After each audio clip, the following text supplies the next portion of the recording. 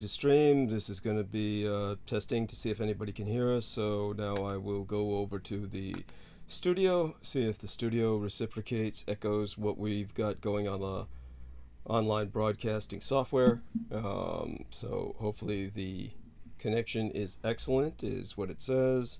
And then what we can do is check our Skype, which thank God came on earlier. So and that was they upgraded, by the way, so hopefully everyone else is in sync, or or it synchronizes well enough. So let me see now. We start with Peter Moon, of course. Give him a call and press that dial button. We're gonna hear that. Okay, that's good news. I hear that. There we are, good sir. So I'll call MARINA SEREN in but a moment. I told her I'd be calling within minutes, and we'll live up to that promise. We are live. Is she going to be with us? As far as I know, yes. She said she was certainly going to try. We will. But it hasn't been confirmed. Well, I will find out, right? Well, the answer is no, it hasn't been confirmed. But it's okay. I guess, yeah. Okay.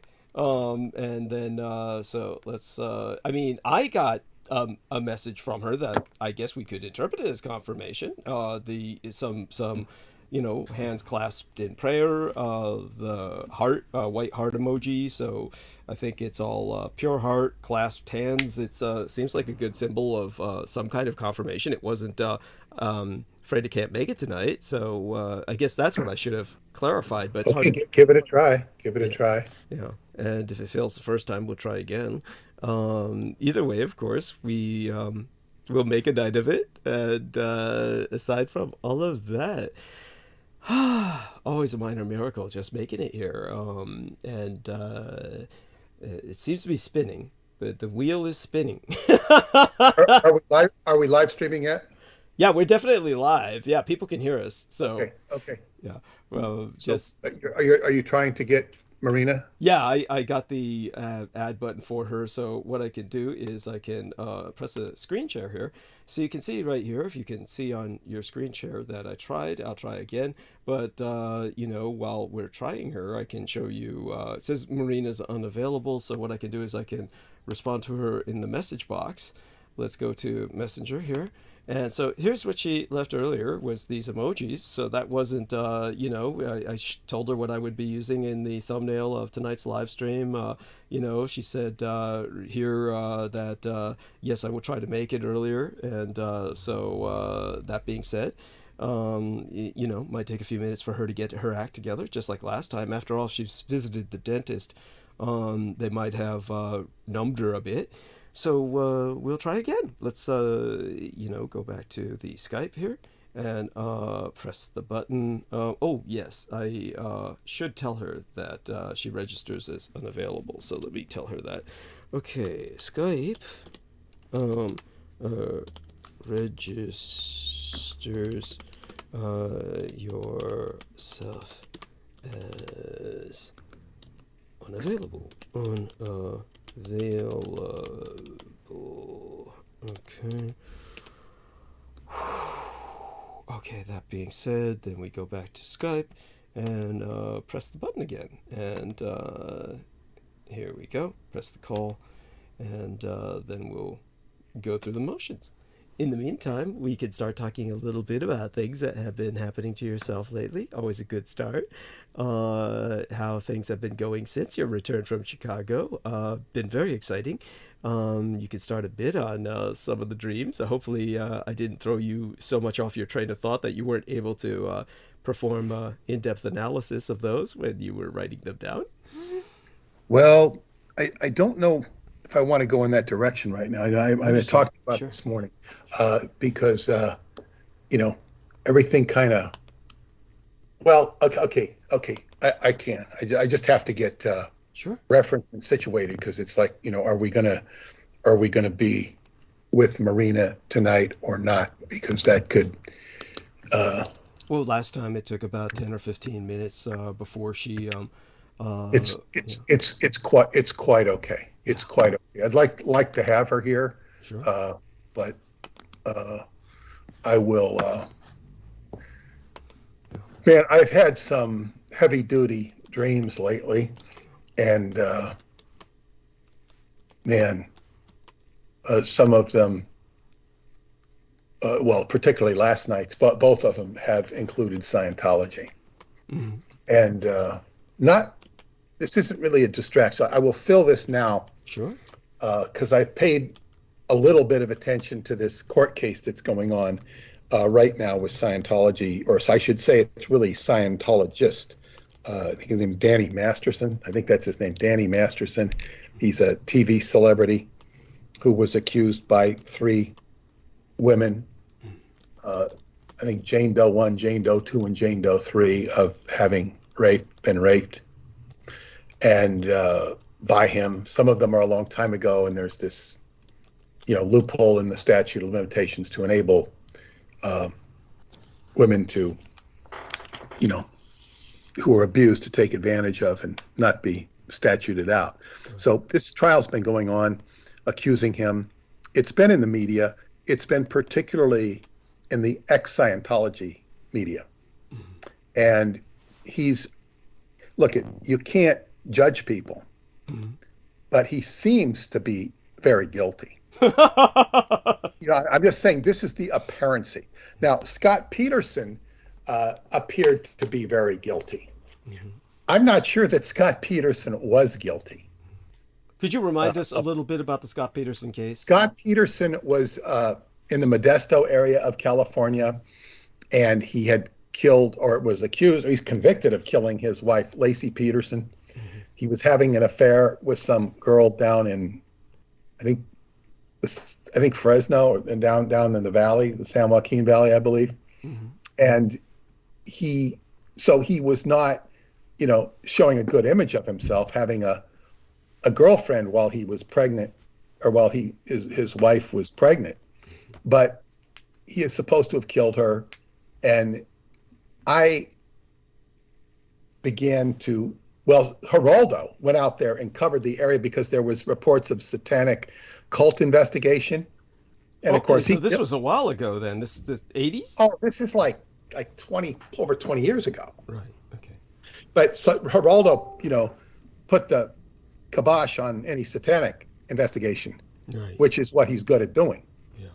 Yeah. Covering it up. Yes, of course. He covers it up. Yes. Go on. Yeah, so that in itself was suspect. In addition to there is such an occult presence in that area of Modesto.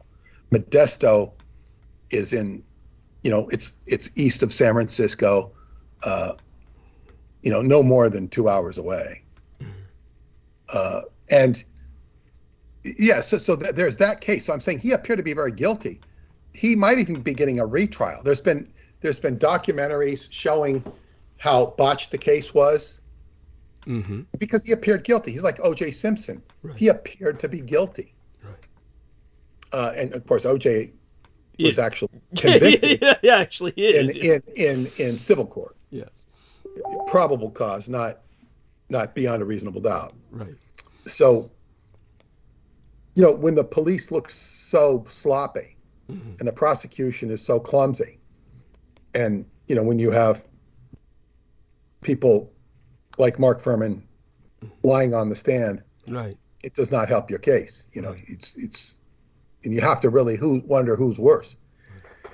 But be that as it may, with the Danny Masterson case, I'm just saying he appears to be guilty. Now, but see, what's really on trial here for so many of the ex-Scientologists is Scientology itself, yet Scientology is not being tried. And one of the problems in the case is that when these girls went to Scientology to complain about it while they were Scientologists, or at least one of them, they said, don't use the word rape. It's not rape if you're married. And they were steered into they wouldn't take it to court. In other words, Scientology was enabling him as a abuser and criminal. Mm-hmm. Okay, they were abusing him institutionally. Right. I believe Lisa Marie Presley was involved in the data trail, and she was supposed to testify. I think I think she was given immunity. I might have her confused with somebody else, but I think she was given immunity for anything she may have done to enable the overall situation, not participating in the rape, of course, but helping to mollify it, or saying, oh, well, don't do this. But I think she might have been protesting at the time too. I'm not going to speak for her because I just haven't followed it that closely. What's relevant is that, I guess, if he is found guilty, he will spend a lot of time incarcerated. Right. And it impugns the character of the role of the church in hiding or enabling criminality. I don't know how that gets prosecuted or if it's going to be prosecuted. Scientology seems to have the LAPD and various prosecutors in their back pocket, so to speak. This is considered an outrage by many. Yes. As I say, I don't follow these things closely or carefully. I have other things to do. Yes. Arguably much better things to do. But so what it's interesting is, and if he is convicted, now the jury's out right now, and the jury has asked for a rereading of certain testimony that was done, because the jury is reported to be working very hard and conscientiously, and they don't want to make a mistake. They don't want to say, this guy is guilty, but we have to be sure beyond a reasonable doubt.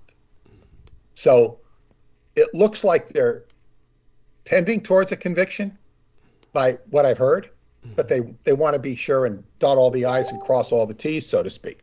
They're reported to be conscientiously working towards a, vote. And of course, Scientology tries to, the lawyers for Danny Masterson try to, and then there's people representing Scientology there. I don't think the church is being accused of anything in a legal sense reference frame. Yeah. Now, if this conviction does go through, they might be more vulnerable to that. I don't really know, for enabling something, conspiracy to hide evidence or something. Right. And even that would amount, I think, to a slap on the wrist. See, what anti-Scientologists want is to invade the domain, the temple, the inner sanctum. Well, of Scientology not using a religious shield. They call it religious cloaking. Right. And people signing their rights away and stuff, and not being able to, have recourse or stuff like that. They'll never sue Scientology. I don't think they get them to sign something saying, if we ever commit a crime against you, you won't participate in whatever. I'm sure it's interpreted in that prosecution, way. Or you won't testify against us. Right. They don't do that, but it's like you literally sign your not just your life away, but your rights away. Yes. Yes. And I think I understood. I didn't have to. I mean, I might have signed stuff not to sue or something like that. I don't even remember. But it was very clear to me I wasn't going to be suing them, right. Nor would I want to sue them. Mm-hmm. That wasn't really the game. They kind of made it clear, this is not the game you're playing, right, to sue us. Right. And of course, I didn't have a contentious relationship for the most part. Well, it was a much different time and place when you... Well, but they still had a lot of laws. If you crossed them, like I think it was, I don't want to confuse this guy with was Jefferson Airplane guy Paul Krasner? I can't remember. Or some guy who wrote, I think Paul Cantor. There was a journalist who worked with MAID. Okay. And he ended up writing some articles on Scientology, and he thought he was that's right. Vaguely remember that, but go on. Yeah. Yeah, he was very, very snot-nosed about Scientology, yeah. And boy, did he get raked over the coals. It was a big mistake on his part. He was not I guess what you'd say, very well educated on the subject. Right. Nor was he educated on the ramifications. Right. So that notification bell was just the hyperlink that I sent you right now. Thank you. So go on. To get back to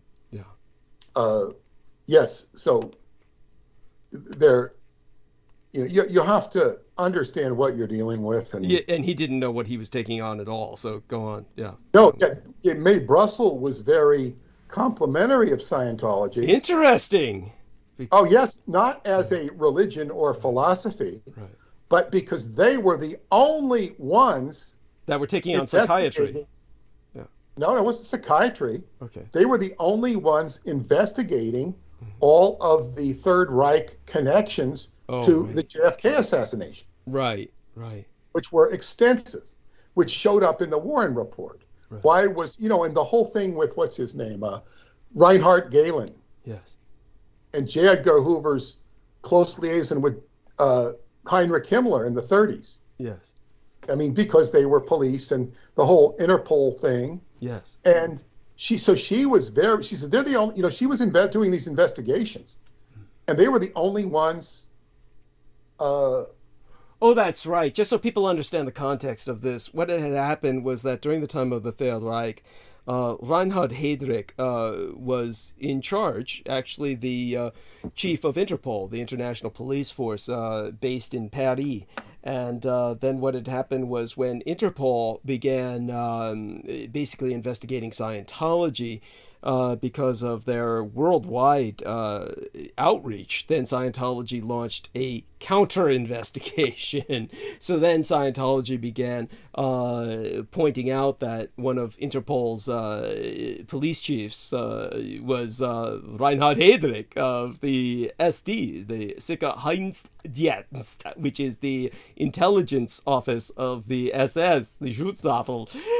So that's what the context is behind what Peter is talking about. This was obviously something that would have been known to May Brussels, so she was complimentary of Scientology for that. And she it was much more involved than that, because where it happened was I was on the ship in 1972, 1973, and Hubbard had just been forced. Well, the ship and Hubbard. Well, the ship was forced to get out of Morocco, right? Which is a whole other story. And then he was being pursued.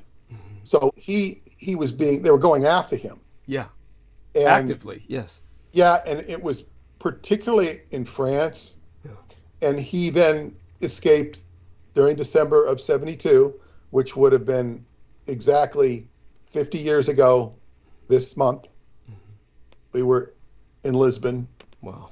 Everybody came up to, from who was left in Morocco at the, in the Tangiers Reception Center, it was called. They moved up to Morocco, or to Lisbon, which is about like, going from California to San Francisco. It's about the same distance. Right. I was 5 years old. Go on.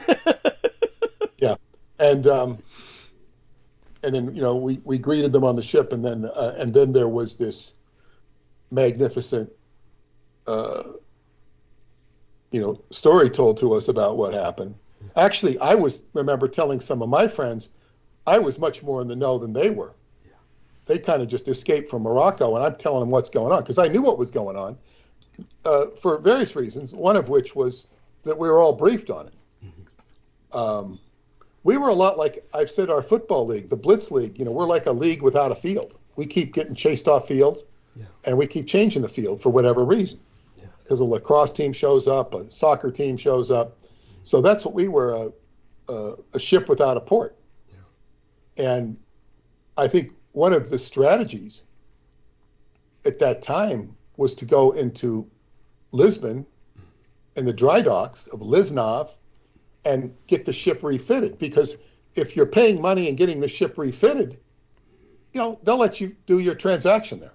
Yeah. They're not going to kick you out because they're making money off of you. Right. A lot of money. Yeah. To refit a ship. Yeah. So it was kind of like, okay, let's get the ship refitted, Now, it needed refitting too, needed badly. So it all worked out. And we actually stayed in Lisbon a pretty long time. But at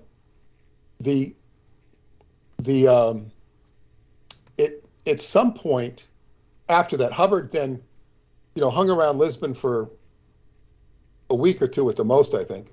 Mm-hmm. And then he flew off to New York. And he stayed in New York for about 9 months. How was his health at that point? His health was, I guess, okay. He had, the first thing I learned when I got to the ship in 1972, I was told that we stayed in warm waters because of his lungs. Yeah. He needed to be in warm climate. Right. So we hung out mainly in Morocco and Portugal. We did not go into the Mediterranean because I was told that once you go into the Mediterranean through the Pillars of Hercules, mm-hmm. which is between Morocco and the Rock of Gibraltar, yeah, there is you're trapped. You can't get out. That's right. So effectively, course, yeah. Yeah, in other words, so if you're on the other side, you have the whole Atlantic Ocean to, but I don't know how much that was because later Italy was looked at as a prospective place to go. Interesting. It was not chosen, but it was a prospective place to go. So I don't know. But the ship was never in the Mediterranean when I was there. And but Hubbard, wanted warm climates for his lungs. Right. His lungs were sensitive. So his lungs, he smoked a lot. So did he ever stop? Yeah, he did stop. He stopped, probably the last 5 years of his life or more because he just, he just couldn't do it. Right. He just couldn't do it. There's a certain point when people absolutely have to stop. Yeah. This is what I was told. Right.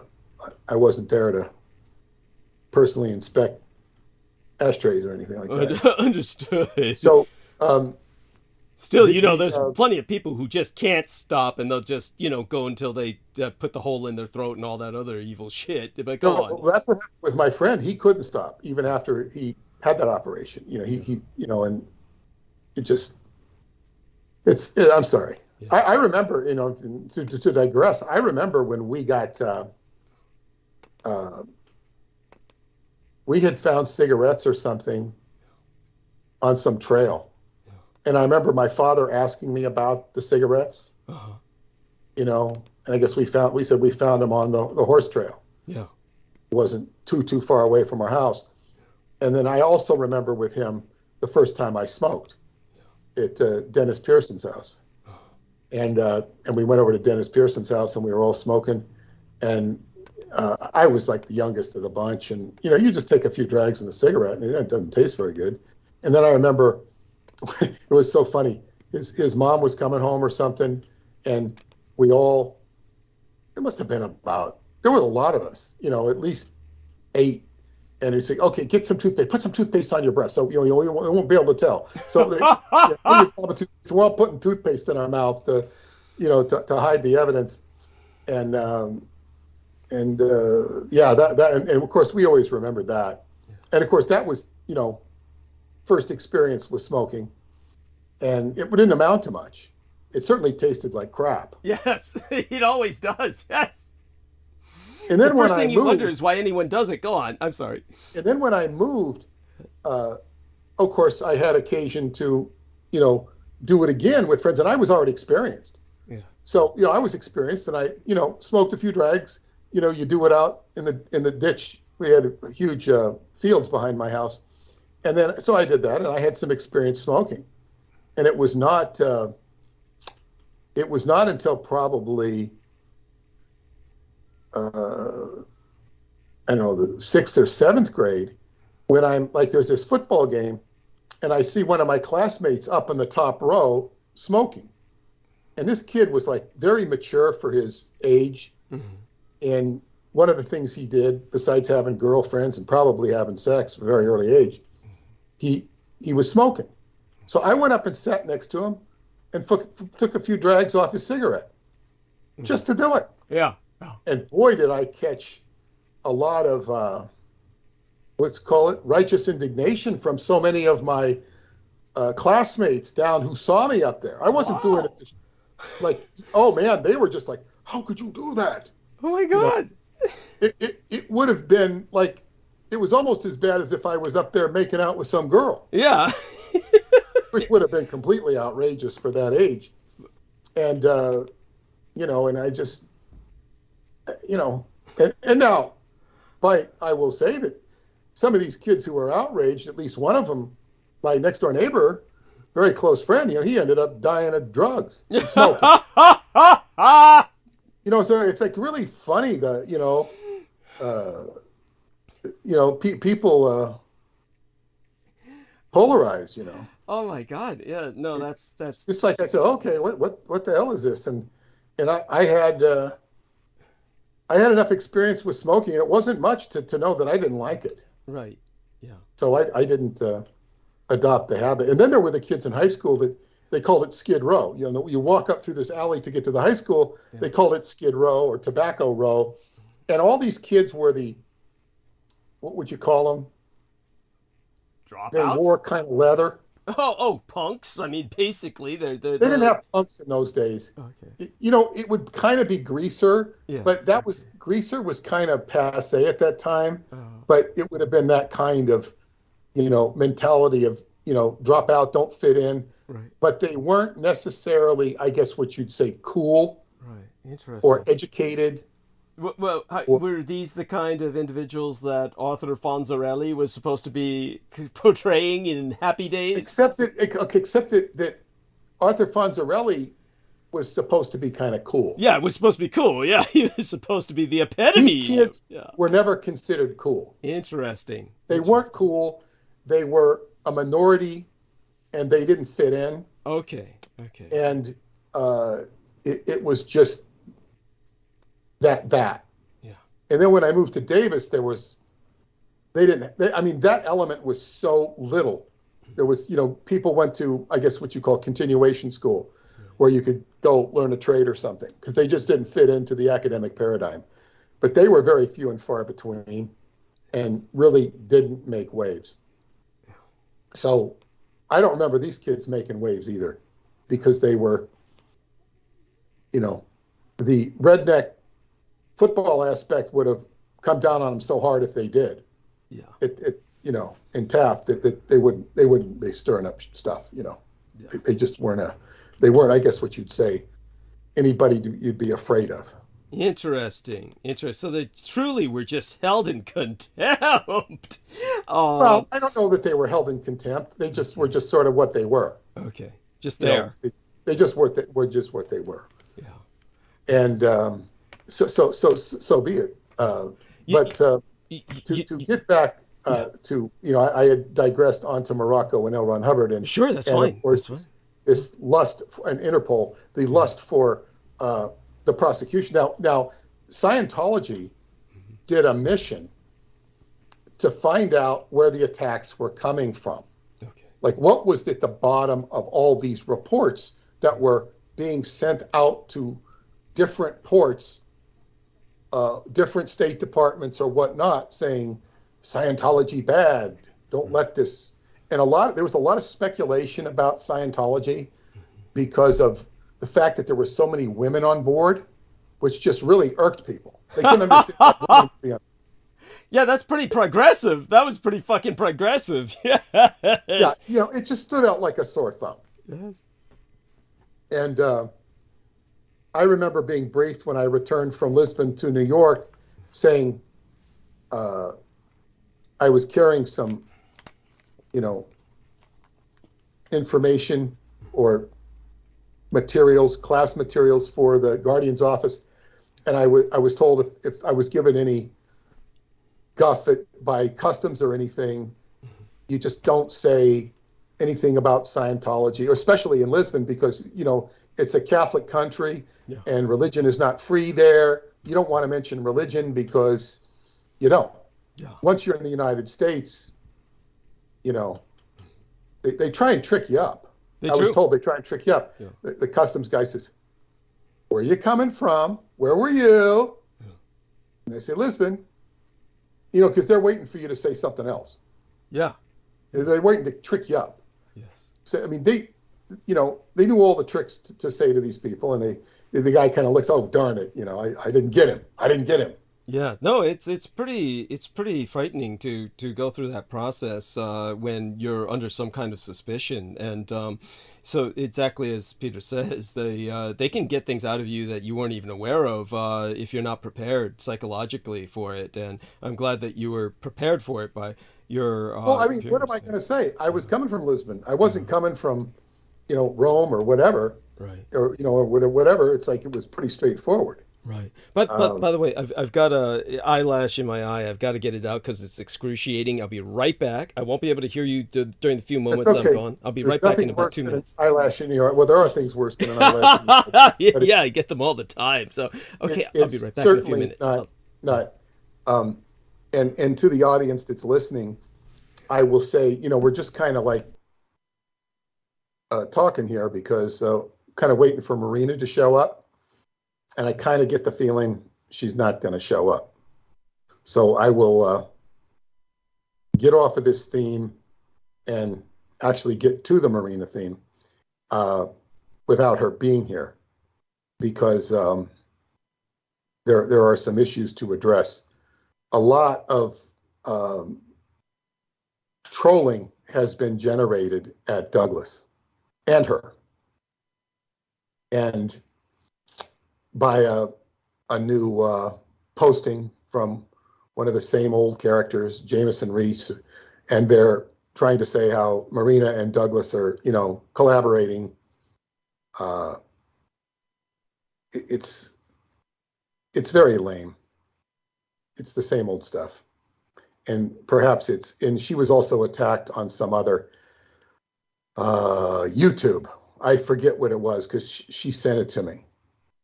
And she sent both of these links to me. And it's just basically to assassinate her character. And she's vulnerable because of her affiliation with the Vril, which is associated with the Third Reich, and other choice issues they choose to take aim at her. And we'll be addressing some of this.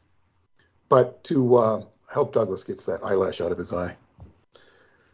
But to get back to the theme of Scientology is what I was talking about.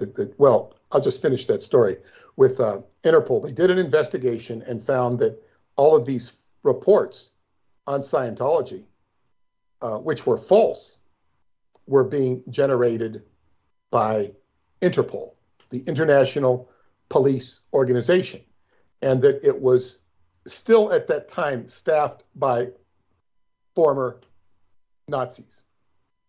And they had a big role. It wasn't just the Reinhard Heydrich, it was current stuff.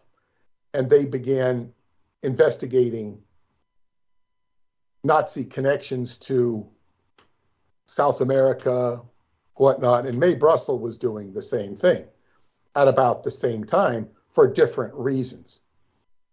Ronald Reagan had a secretary in California, Helen von Dahm, who was, he called her his little Nazi. She was, had been a secretary for, I think, some guy named Otto von Bolschwing, who was at a big, what was the name of that, technical something in San Luis Obispo area. It was a whole computer network. This is in the 60s. So there was an extensive connections to the Third Reich, and she was investigating these. And that's where she had a collaboration with Scientology on a professional level. Yes. So I'm back, and, just so you know. Yeah, and so anyway, now Scientology did this investigation. Yeah. It was conducted, in fact, it was connected by Leon Steinberg, really nice guy from New York, technical person, high-class auditor, and Norman Starkey, who had one time been the captain of the Apollo. I think he was the captain of the Apollo at the time he did the investigation, but he was, and he, of course, was notorious in that Anderson Cooper interview. He was there, and then he was eventually, I guess, put in diapers and assigned a condition of baby by David Miscavige, completely humiliated.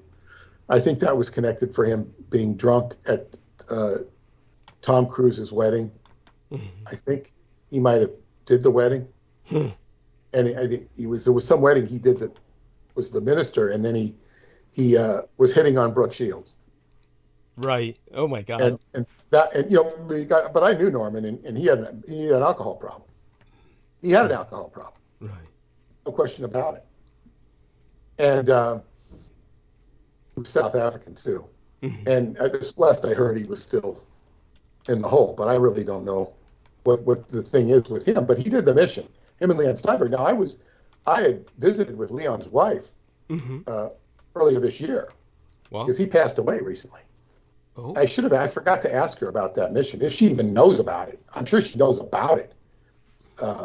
But if he ever talked about it, because years later, when I had access to every mission that had ever been done by the Sea Organization, by rights of my position, I went and looked for that mission. I was curious, and it was not in the files. It had been taken out and was probably in the province of the Guardian's office. So okay. I wanted to see, what really, I was personally curious. But it was not to be, because it was highly sensitive information that didn't need to be in management files. Management files were, of course, highly confidential, but here we're dealing with the Guardian's office, which is the highly sensitive dirty tricks department. Dirty tricks against or for. So I did not have access to those files. But nevertheless, I was briefed on the mission as was the entire crew who wanted to show up, and we were told that, and this was not to be circulated with the public necessarily, it wasn't that, it was just they let us in on a lot of things because, it was okay to know that, but that Hubbard was being, and Scientology the ship particularly was being false reported on by Interpol. And when we were gone, I said that the Interpol officers of that day still had very strong Third Reich ties. They were former Third Reich people. Right. And that was considered outrageous and egregious for the time, that they were controlling the information flow in between countries on police, because it was a quasi legal organization. It wasn't, it had no official policing authority. It was like a security force that all the police departments kind of liaised with and respected. So if you wanted to, extradite somebody or catch somebody and get them to another constabulary in Europe in particular, they would be the facilitators. Mm-hmm. And so that was anyway. Now, what's particularly relevant, I was trying to, for whatever reason, I don't remember, but I was very interested in listening to MAID Brussels to find out her exact relationship and connection to Scientology, particularly with regard to the liaison between J. Edgar Hoover and Himmler. Right. And I was listening to her tapes because they were now all on YouTube. And okay. As I listened to those tapes, I kept listening. I got interested, and I kept listening to all of them. Right. Until I reached the end, yes, in which she was investigating Michael Aquino. That's and right. I said, man, something happened here when she investigated Aquino. I think this is what led to her death. And when I reached the end of those tapes, this is when I got the message in my email with a direct link to Douglas Dietrich. And that's how I discovered Douglas Dietrich. Yes. This is the exact, every morning I'd listen to a different MAID Brussels tape. Right. Until there were no more. Right. And then I wrote to my friend and I made some comment, and he gave me a direct link to Douglas Dietrich, which he does not remember, which I think was the Artelect stepping in. Yes, quite possibly. And making whatever, the universe made the connection. Yes. And so that's how I discovered who Douglas Dietrich was. He was the data, he picked up where the data trail left off. And the May-Brussels data trail is fascinating. Mm-hmm. But the Douglas Dietrich data trail is even more fascinating. Thank you. Yeah, it is. And it's not to minimize hers, because she is the mother of conspiracy. And she's ignored, not acknowledged. Instead, we have Brad Metzler and people of this ilk that are doing official investigations for the History Channel or whatnot.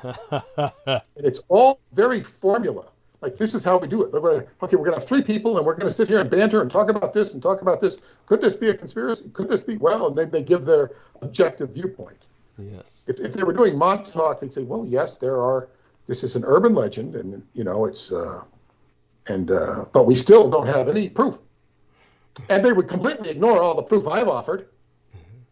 Yeah. Well, of probably course. They would.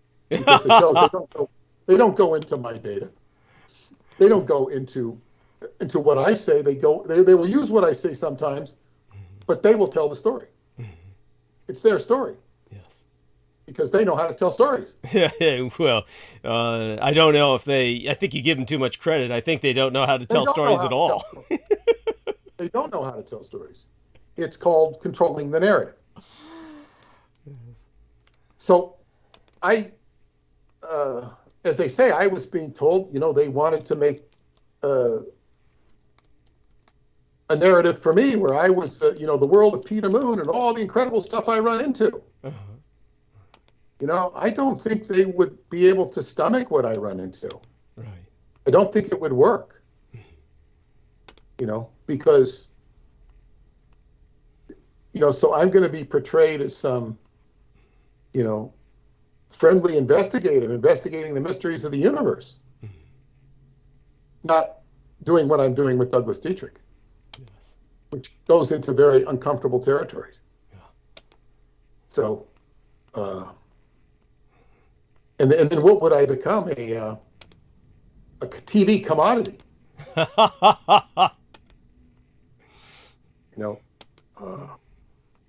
Like sort of a less disingenuous version of Michio Kaku. That's because, okay, well, and even to the point where David Childress says there's articles written on him showing a change of position, because he was very not really into this alien stuff. He has his own viewpoint, and they want him to sound more alien positive. Right. So anyway, to get back to Danny Masterson, mm-hmm, it's like he is on trial. Mm-hmm. Scientology is not on trial. Mm-hmm. Officially, mm-hmm, legally. Their character is being impugned, mm-hmm, by the prosecution, mm-hmm, deservedly so. Mm-hmm. I don't know whether that impugnation of character delineates actual criminal behavior that is prosecutable. Mm-hmm. It could well, but that's beyond my specific knowledge. And of course, people would love to see that. So the anti-Scientologists are rooting for a conviction. Right. And it's quite probable there will be a conviction. And the question is, what is the fallout of that conviction? And then that will be a whole subject of it in and of itself. Yeah. That and to tell you the truth, it would be progressive in the name of justice for there be a rollback on certain things like that. Mm-hmm.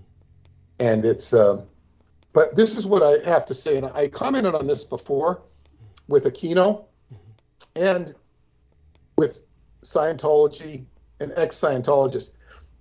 They're in a battle. Mm-hmm. And I have to, and this applies to the situation with MARINA as well. Mm-hmm. It's these fights, these battles. Now, Aquino, in his Bebelsberg working, his report on it wasn't the Bebelsberg working. Mm-hmm. I think it was I think maybe it's the Coming Forth by Night. Yes, the book of Coming Forth by Night. Yes. And I would point out to the audience that title is actually an inversion of the Egyptian Book of the Dead. Yes. The Egyptian Book of the Dead is misnomered. It should really be called the Book of the Coming Forth by Day, yes, which is Horus. So the opposite of Horus in Egyptian mythology is Set. So, he's, okay, you wrote the book Coming Forth by Day, well, I'm coming forth by night. Right. And maybe it was the Beatles were working, but he's talking about this iterations he writes, he channels, where he's the archdemon, Satan. Yes. Now I point out, he points out archdemon. That's not Satan. Right. That's the archdemon, Satan. The arch of Satan. Satan just means adversary. Yes. I mean, if you want to take the etymology of it, or and so arch Satan is like, as high as you can get. Mm-hmm. And he's basically polarizing against God as it's been rendered in the Bible. Yes. And the arguments he makes are certainly understandable, if not correct. Mm-hmm. The problem is he's polarizing into the anti-God, because God is bad. God didn't do this, God didn't do that, God's at fault. Right. It's kind of like, what if you moved into the neighborhood and made a lot of mistakes, did a lot of wrong things, and instead of giving you a chance to correct them and talk to you about them, everybody, comes at you as an enemy. Mm-hmm. And then you get in this polarization, rather than working out the differences between the two sides, right, and removing yourself from the fight. So this is where, to me, Aquino went off the rails as a sentient being. Yes. Against God, builds a whole philosophy and okay, you're off of that. Yeah. Oh, well, it might be Skype, but you seem to be glitching out just a little bit with your last few words. Yes. Yeah, seem to be glitching out now. So let's hear it from everybody else, whether they hear that or not. I'm sure they do. So let's see if we can get that back on the rails. It's about energetic. Okay, it must be energetic. Well, believe me, we are under assault. I could be wrong. Okay, you might be stabilizing now. Say a full sentence, please. I will say a full sentence, please. Excellent. Okay, we could hear that clearly. Yeah. Okay. We were definitely under assault. I'll tell you about that in just a matter of moments. Whenever you're ready, I'll describe to you what was going on from my end. But what was going on my end definitely was separate from what was attacking you on your end. That was technical, as opposed to mine was dealing with trolls attacking in the chat room. I can give you a screenshot of that later, within moments if you wish. You let me finish just one sentence, but do go on. Well, okay, can you hear me now, Douglas? Quite clearly. Okay, quite clear. Yes, because, okay, I'm basically talking about Aquino polarizing, going into polarization, the fighting. Yes. This is the exact opposite of the doctrine of Wu Wei in Taoism. Action through non-action. Right. Like, let these things resolve themselves. If you're having hassles with people, don't engage in the pushback. Right. That doesn't mean you don't stand up for yourself. Right. But you don't get into this, like, slinging, shit at the other party. Yeah. Just let them sling, catch it, and just, and then let things, stand up for yourself when you have to. Put them in jail or threaten them with jail when you have to, as Douglas did with some of these characters. Yeah. And they wound up with both. They were either threatened with jail, and one of them is in federal prison and will be for quite some time. Go on, yes. Well, yeah. In other words, there's a time to take action, but to get involved in the emotional slinging is not healthy. Right. And it's actually to your disadvantage. Yes. So as I say, Aquino starts fighting God. fighting God, and he fought that to his last day on Earth. Yes. You know, he's in the battle, and of course he gets a lot of, I guess, what you call emotional amplification from doing that. You know, and that was what he did, and he was very good at what he did. So with Scientology, which is a very powerful, you know, we talked about this in the last transmission. It's about power. It's, you know, it's actually teaching you that you have all of this incredible power if you can access your native state as a spirit. Yes. Now, it's moving you in the direction of power. The whole Sea organization, he called it the organization of power. And that organization also offered people the opportunity to be somebody that they maybe couldn't be in regular life. They'd have authority over people, and they could boss people, and boss them in a way you could never boss people in a regular company. Right. Because now that sort of position never appealed to me. Mm-hmm. I was not, I have natural leadership abilities, but, you know, I shied away from those positions because, to me, I was there for a very specific reason. I was there to learn what I could. And, you know, and one of them was not to be important. That just, you know, one person who, you know, later, who remembered me and saw my career now, she said, you know, you were so, I think, low profile. Like I was. Yeah. Because I had no desire to be high profile. Mm-hmm. It's just, what for? I just wanted to learn what I could learn. I wanted to learn the technology of Scientology. Mm-hmm. I was very interested in it, which I thought of as the technology of life. And I learned a lot about life. I learned as much as I could and was very happy and went on my way because there was something there to learn. And once you pretty much exhaust the mystery, then you're done. Life takes us on pathways, graduations. I mean, you know, Jojo went through prison. Mm-hmm. My dear friend, Jojo Mikołajczyk, who I talked to yesterday, a lovely talk with her. Oh, wonderful. I just really love that woman. Yes. And she did I come up at all? Just have to ask. Did you come up? Oh, yes. Just curious. Yes. Oh, wonderful. But I was telling her what important work I was doing with you. Thank you. And but he, you know, she's going to be with me in Shasta, and I invite people to check out Living Truth Summit 2, Roman numeral 2. Jonathan Shalimar has organized, and Jojo's going to be speaking with me. Going to be Jojo and Joan Roth, transformational healer, Heather Anderson, David Anderson's wife, and Dennis Adams. Mm-hmm. Dennis Adams is incredible. But those 3 women I mentioned, Joan, Heather, and Jojo, will all be with me in Romania next summer. Mm-hmm. And that's going to be a team, a dream team, because the theme of this is dreams. I will also be accompanied by Stephanie South. Mm-hmm. And actually,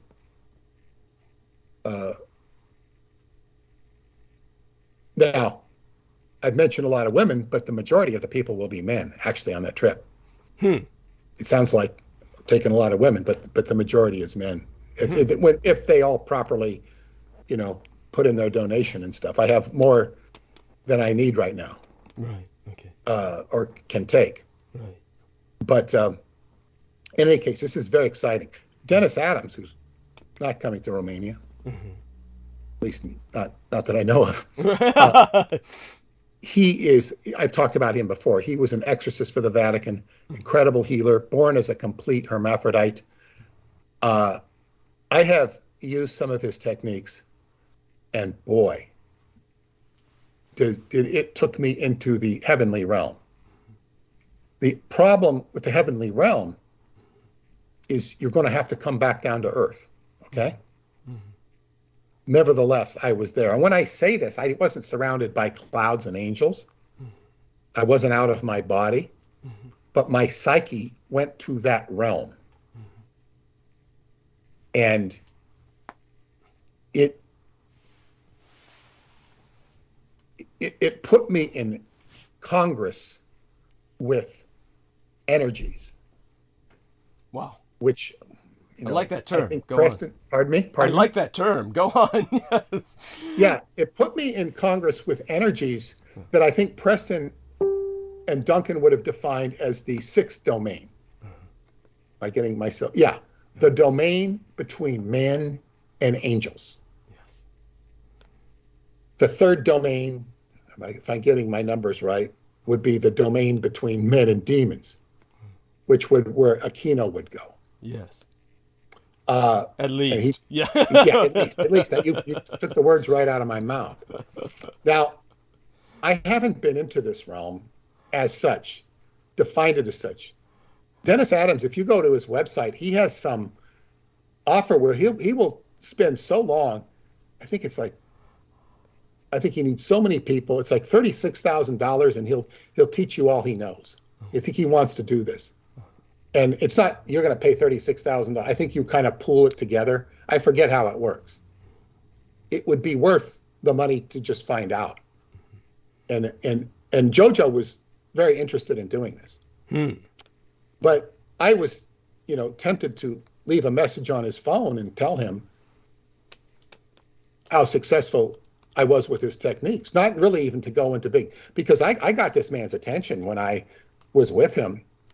First by telling him he looked like Sean Connery. I didn't know who the hell he was. Right. And such is my nature to tell somebody something like that. He took it good, Yeah. It's kind of a compliment. Yeah. He interfaced with the miraculous. I think he said he even had a PhD. Yes. That something about walking through walls. I think he did this in front of some professors in Berkeley, and he actually got a degree or something. Wow. In walking through walls. Holy shit. I'm not to say that he could go perform that for you. Right. But he interfaces with the miraculous. He's about 77 years old, and they say he was an exorcist for the Vatican. And of course, then he was eventually excommunicated because he wouldn't do what they wanted him to do. What was it they wanted him to do? Who the hell knows? You can imagine. He had integrity. Okay. And he could have some very interesting stories to tell. But he's going to be with us in Shasta. Wonderful. JoJo had at least one healing session from him. Right. And so did her delightful friend, Jen. Yes. Whose life just transformed like crazy. Both of their lives transformed after Shasta. Yes. I know I became very busy. Yeah. It was very positive. And this time I will have Joan Roth with me. And Joan, she has similar connections to the divine. Yes. And I want to do this on a podcast. I just haven't gotten around to it because I've been so busy with Douglas podcasts. Yeah. But I want to do this where she had this whole divine interaction in Lourdes. Yeah. She was actually being dogged by black robes. Interesting. They were going to kill her right there because she had had all this attention at the United Nations, which her girlfriend was very connected to. I know her girlfriend and her girlfriend's mother. Right. And I'm sorry, who is this again? It's not JoJo you're talking about, right? No, Joan. Joan, okay. See, Joan and JoJo are both addiction counselors. Right. They're both very close friends of mine, and they were both introduced to me by Alan Steinfeld, who also introduced MARINA SEREN to me. Right. And they both have a similar, very good friend who knows them both, but they don't know each other. Right. They only know of each other through this friend and through me. Right. And so they will... By the way, because of all the accusations of Judeophobia against MARINA SEREN, it's important to point out that Mr. Steinfeld, who introduced her to you, is Jewish, yes? Yes, very much so. Thank you. A New York Jew. Yes. There's something special about New York Jews, I got to say. Yes, indeed. I mean, I know many of them. So was Phil Gruber, who was also on the panel with Serena and I, yes. Marina and I. Thank you. And Marina, Alan, and Phil Gruber. Yeah. And Phil is, of course, Jewish, and he's, he was pushing this whole Black Sun thing because he understands it. He's Thank you. Super into esoterics, and yes. When I had last seen him in New York City, I was discussing his fallout with the OTO that he'd had. It was kind of a healing talk session, part of it. Right. So, yes. Well, do let him know I'm open to be on his program if he ever wants to go there. Phil is in Singapore. He has a wife that's in Singapore, and he's tried to get me to do webcasts and stuff. I just, just haven't done it. Finally, Alan got me to do the podcast with him and Marina. Yes, and that worked out I didn't know who the hell Marina was. At that time, yes. Somebody that was connected to Vril. Right. And they considered me an expert on the Vril, which I declined to accept expertise on the Vril. I do not claim that because I've written about it. They consider that I have a degree of expertise in it. I have some familiarity with it. I wouldn't dare call myself an expert on it. If I was an expert, I could, do some of the stuff Superman could do. Yes, good point. And you should tell them that. I would be, or as my Qigong teacher would say, I would be the head student. Yes. So anyway, I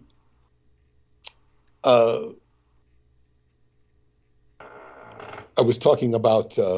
But by the way, if you come into any blankness of thought, I can help you. So don't worry about that. No, what was my train of thought? I was talking about. I went off onto the Vril and to Phil, and you had mentioned that the Jewish. It had been a Jewish person that had introduced me to Marina and whatnot. Yes, important stuff. And I was talking about the duality. Yes, you're talking about the polarity that Aquino was thriving off of, basically the conflict of a polarity, and that this is very different from Wu Wei. Yes, no, I've got my train of thought back, and this is what happens in Scientology. Yes. People get sold on this dream, and because it delivers so much, and it delivers. It's like if you're a primitive person and there's no cars, and somebody comes up and explains the whole theory of a car to you, and you say, that sounds incredible. I don't believe that. Right. And then they bring you a Model T. Say, we drive this. We can get from LA. We're going to LA to New York. We can get to Las Vegas in this Model T. And so you get to Las Vegas, and then you say, "Okay, here's a can't even. I don't know the cars. Here's a Buick. And then we drive this Buick. We can get to St. Louis, and now, we get up. Okay, here's a Cadillac from 1955. We can get all the way, Chicago, and then here's an Impala from 1960. We can get to New York. Okay, so you get to New York. Wow. Now, the idea is once you get to New York, there's the rocket ship to the moon. Well, or maybe a car that could take you to the moon, sort of like a shuttle. That's why Scientology works. Yeah. Because you can get all the way to New York. Yes. But then can you get to the moon? Yeah. Well, the technology's there to get to the moon. It's all theoretical. Yes. But, Jeff Bezos made it into outer space, but he didn't make it into the moon. Yeah. So, maybe you can go up and get a shot like, somebody, Alan Shepard on the first shot into space. Maybe you can do that. And see, that's kind of where Scientology cuts off. Because you got all the way to New York, and maybe even into the first step of outer space, but you can't get to the moon. But that's not to say you can't get to the moon. because we know we can get to the moon. There will be people on the moon if there are not already. So this is sort of a crude metaphor for what happens. So this is why people hold on to it. We can get to the moon. Right. And I guess in my own world, to use another crude metaphor, I got to the moon. Yes. And I took on the name, Peter Moon. So yeah, it's great. I'm at the moon. I'm on the moon. But not necessarily with the power to, control everything that's on the moon or do everything. It's just I found my destiny. And I didn't intend for that metaphor to go into the direction of my name, but it's certainly applicable. But then what happens is, people get to New York and they can't, and then the game becomes not about getting to the moon. The game begins about getting more people to New York and getting more money and building bigger skyscrapers. Yeah. Instead of focusing on building a rocket ship to get to the moon and teaching people how to get to the moon. Right. So it kind of shifts the emphasis. And then you have to consider that this is all, done with a reference to power and not empowering individuals, but trapping them and exploiting them. Yes. And then people get disillusioned. Yes.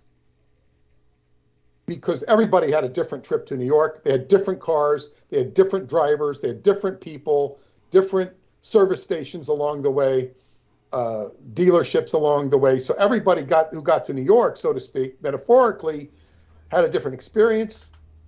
And I was very fortunate to have had a lot of positive experience. Not exclusively positive experience, but a lot of good experience. And so then what happens is people get disappointed, feel cheated, and they start fighting back. So they're now into polarity against Scientology. Right. And they will stick in that polarity perhaps for the rest of their lives. Sadly. And perhaps they made some big mistakes along the way where they sold out their children and did a crime against their children in their own heart. This is not me judging them. And they feel that if they weren't in Scientology and they weren't deluded by Hubbard's dreams, they wouldn't have done that. So they blame Hubbard or blame Scientology. Not everybody does that. But this is what happens is you get into a polarity against Scientology and you're spending decades in that polarity. And I think for me, that's non-constructive. Because there's so many other ways to work on your own self-development. So true. Oh my God. And yeah, what are you going to learn? Just like one of my friends and co-students in Qigong, he's learning and teaching his students to learn other disciplines than what my teacher taught him, which is very open. He says, most of my old fellow students do not do that. They won't look into other disciplines. And that's fine. He thinks they're closed-minded.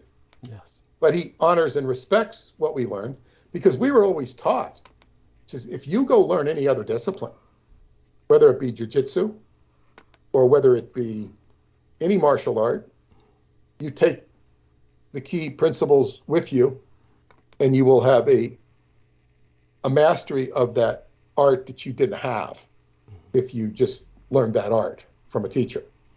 So that's what we were taught.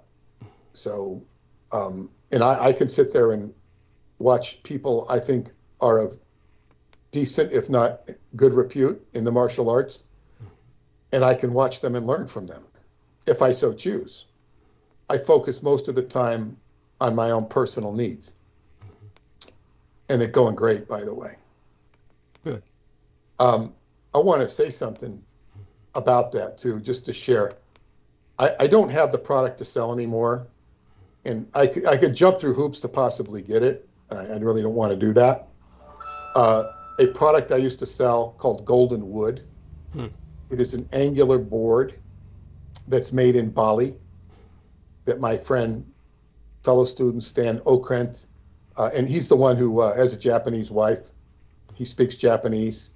He's black, and he he spent time in Bali, and he, got this connection to get, and I used to buy them from him and sell them to other people. I didn't sell a lot of them. And then you'd have I think I used to sell them for like $200. Mm-hmm. And I got one myself. Mm-hmm. He brought them to the class and asked for permission to sell them to the class from my teacher. And he said, sure. And I bought one. That's how I got it. Mm-hmm. And you're basically, I don't want to say the angle's 45 degrees, but it's pretty up. There's two levels. So you stand in this position with your toes pointed up. And then there'll be the shrewd person that will look at it and say, well, I could make that myself. And they start, looking at how they could save money by, getting out their carpentry set and and certainly they could. And there's nothing wrong with that. But they don't do it. It's not that hard to do. You need the right hinges. But they do it, Anyway, you sit with this, 15 minutes a day. Now, if the average person goes to do this, they're going to need to put their back up against the wall, because I had to do that. My teacher had to do that when he first did it, because you're not used to doing this. But after a while, you can do it. And I can even do it after not having done it for, a couple years. But I'm going back to it, because you can sit there and turn on YouTube or turn on the TV, and you can just sit there for 15 minutes, and you're stretching out your entire legs. It's making your spine point straight up, and 15 minutes a day. It just does wonders for your entire health. One person who bought it, he was in Switzerland. He bought it, and he had this long-term problem with his knee, and it sorted out his problem with his knee. He was just ecstatic. I couldn't quite figure out how it relieved his knee. But boy, it did, because it was putting all the tendons and fascia in place. Wow. Now, I had an issue with my meniscus last time I saw JoJo. Not this time. I didn't get it this time. And I really needed a lot of rest. And I got a remarkable healing from one of my friends connected to my mother-in-law's school.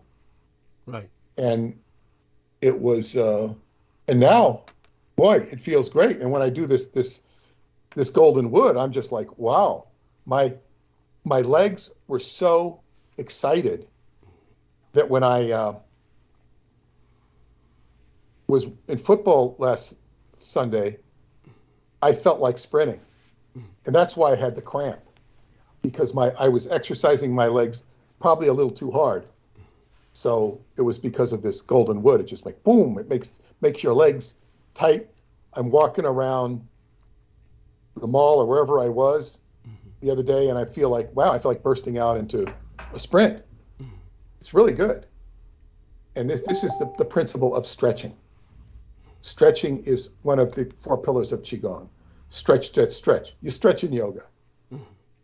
And now a video popped up which is teaching me how to run faster. No, seriously, these guys, guys have analyzed to death the procedures of running. The procedure. There's so many things you can learn. Now, these exercises are pretty extensive. I haven't learned how to do them. He says it'll take, like say, if you run a 4.5/40, which is very fast, you'll be able to run a 4.4. Maybe even a 4.35. I hate to think how fast I'd run a 40. In fact, I should get myself timed. Yeah. But it probably would be respectable. But what really kills me on the football field are these guys that can just move like their fast twitch fibers are so fast they can move. Yeah. Just boom. I can't move that fast. It's just lightning quick. I'd say that there was a time when I could have done that, or certainly close to it. And that's what I want to do. So, little bit, do the turtle, little bit at a time. And I say that to anybody in the audience who is saying, well, I want to be more healthy.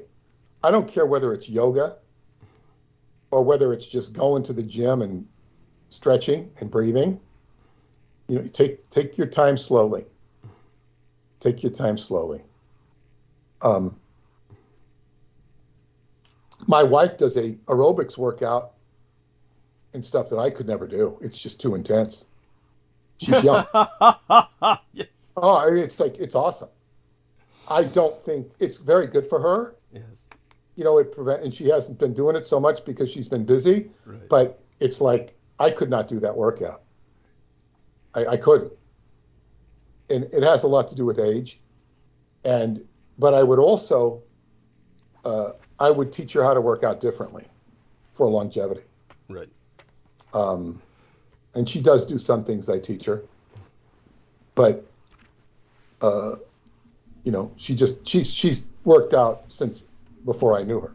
Right. Very adamant about it, but it's a different workout. But yes, stretching is very important. So that was a digression. And I was talking about, you know, polarizing from, you know, people being in Scientology. So I'm going to wrap up Scientology now. Yeah. And it looks very certain that Marina's not going to be with us tonight, which I really didn't expect her to, because she did say she was having a minor dental procedure and it would affect her mouth and her speaking ability. Yeah. So she's definitely got her heart set on coming back next week. Yeah. And I think, Douglas, we should now address the attacks. Yes. The attacks. And let me lead here, because we've been pretty, in fact, I don't know that Douglas and I would be being all that seriously trolled, or Douglas in particular. He's the troll magnet. Yes, I'm a flypaper for demons. Go on. The what? Flypaper for demons. I'm a flypaper for demons. Yes, go on. Yeah, well, that's how we catch them, and that's not a bad thing. But you know, yeah, stick them, because look, I'm learning. I said a few weeks ago that I'm basically dealing with demons, and I don't want to polarize. I don't want to polarize. But I've had to indulge in listening to a Christian minister who gave very good insights to dealing with demons. He says, anytime there's strife, you know, life is strife, you have strife, and it's just too much. I mean, we're not talking about, you know, having to dig a ditch in the backyard to put in a sprinkler or something like that. That'll cause some strife, but that's just work. When, you know, you go to dig the ditch and weird things start happening, you know, and it becomes just too weird, and everything from the building inspector to your neighbors to, you know, raccoons throwing shit at you, you know. I mean, then you're dealing with demons. When you go to deal with anything in a legal reference frame where you have to file papers and you might have to go back, like say when we did policy immigration, you got to follow the gatekeepers. Yes. The gatekeepers are sometimes similar to demons, and sometimes you can have demons at the gatekeepers, but you got to follow the protocol.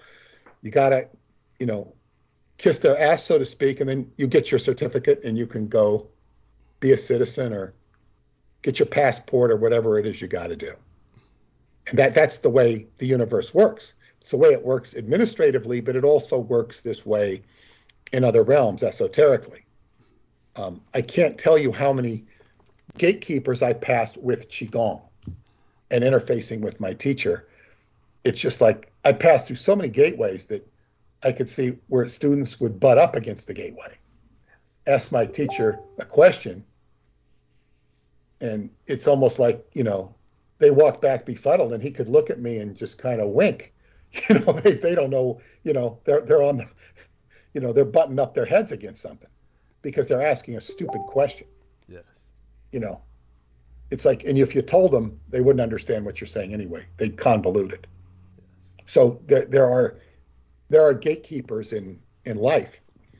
Now, and I want to relay a story from my early days. my first trip to psychotronics, where I met Preston Nichols. And my friend, who I called Ken Arthur, was there, and he was talking about this great war in the heavens. But he was talking about the Greys. Mm-hmm. He might have mentioned the reptilians, and this was before all the David Icke stuff. Right.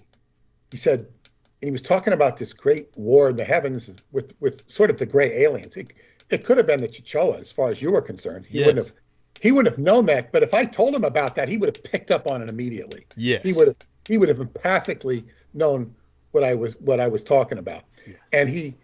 And he's talking about this great war, and I just looked at him. This is me, completely new to psychotronics. And I looked at him, I said, well, what about the Tao? And it was like I kind of caught him with his pants down, because the Tao was the answer. And of course, I then proceeded to have a whole career out of all that material. And he ran from that material. Ken, that was the last meeting he ever attended. I think I might have had him speak to the group one time, years later, maybe 6 months later. But he was completely polarized against Preston, because somebody that he followed, a channeler, said that Preston was the scientist who destroyed Atlantis. And then it all made sense to him. He recognized that as true. Now, whether or not that's true, it's a pretty heavy judgment to lay on somebody. To say the least, yes. And even if it is true, I didn't really care about what had been done in the past. You know, I was working with Preston to find out more. And he was very disturbed by my involvement with Preston. In a lot of ways, he was very disturbed with me. Very highly sensitive man. He worked with, you know, law enforcement on cults and stuff like that. He was very gifted. He helped me a lot. But he, and even when he, what's to say, I got involved with his Keys of Enoch group, which was very interesting, because this was my first exposure to, I guess what you'd say, esoteric Christianity, and the synthesis of Christianity with Judaism, which J.J. Hertog had done very extensively, if not eloquently, in his book, The Keys of Enoch. It's a pretty heavy bunch of information to digest. But but I saw how the two religions could be synthesized. And that was very educational to me. And I began to, you know, kind of grip on both religions in my own way. I don't claim to be an expert on Judaism, but I can certainly hold my own with Hasidics when I get into conversations with them at airports, and I know what I'm talking about. I can't go in because I have a much different, I have a very live take on it rather than a doctrinal take. And I've had a lot of fun with those two religions, neither of which I particularly have a great affection for, in terms of, you know, being a Christian or something like that. It's just, I can't relate to that, because the Christians don't operate on this wavelength. They operate on a very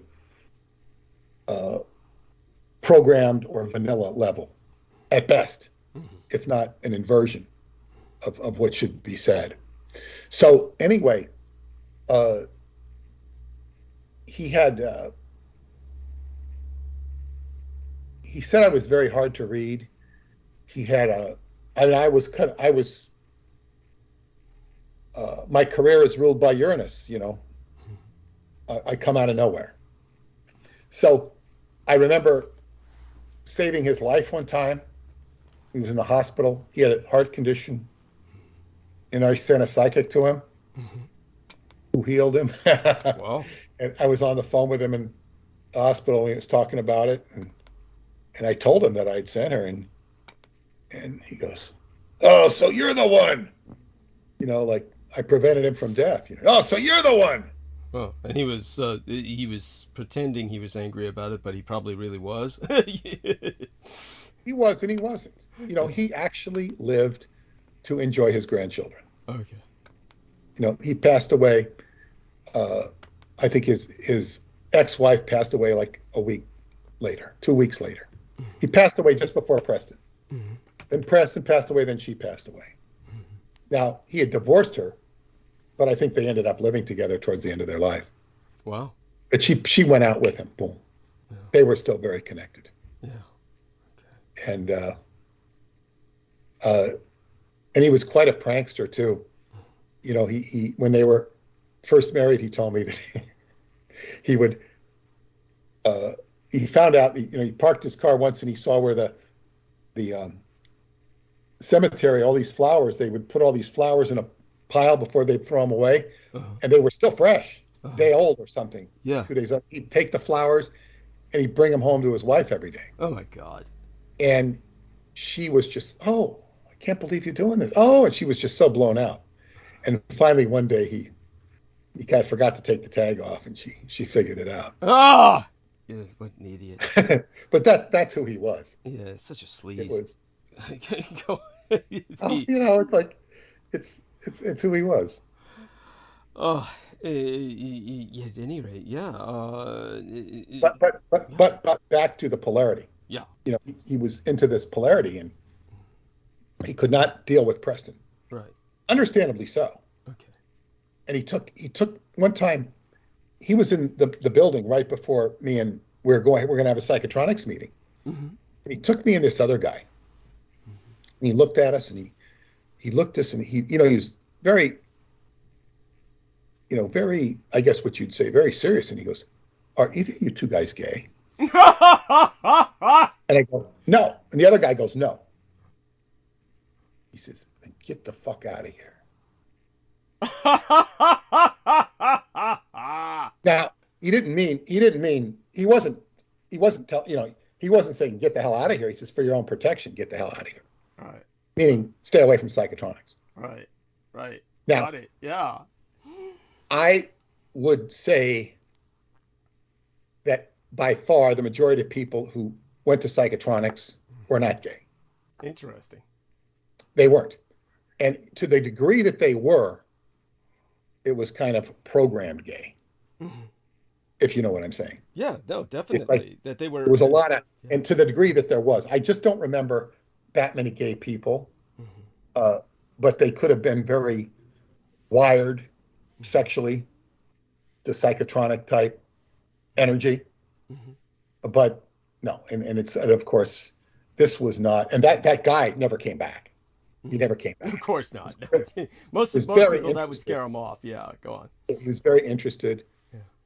But then he didn't come back. And of course, I didn't scare away because, I was interested in, the time travel and all that sort of thing. Right. That was key.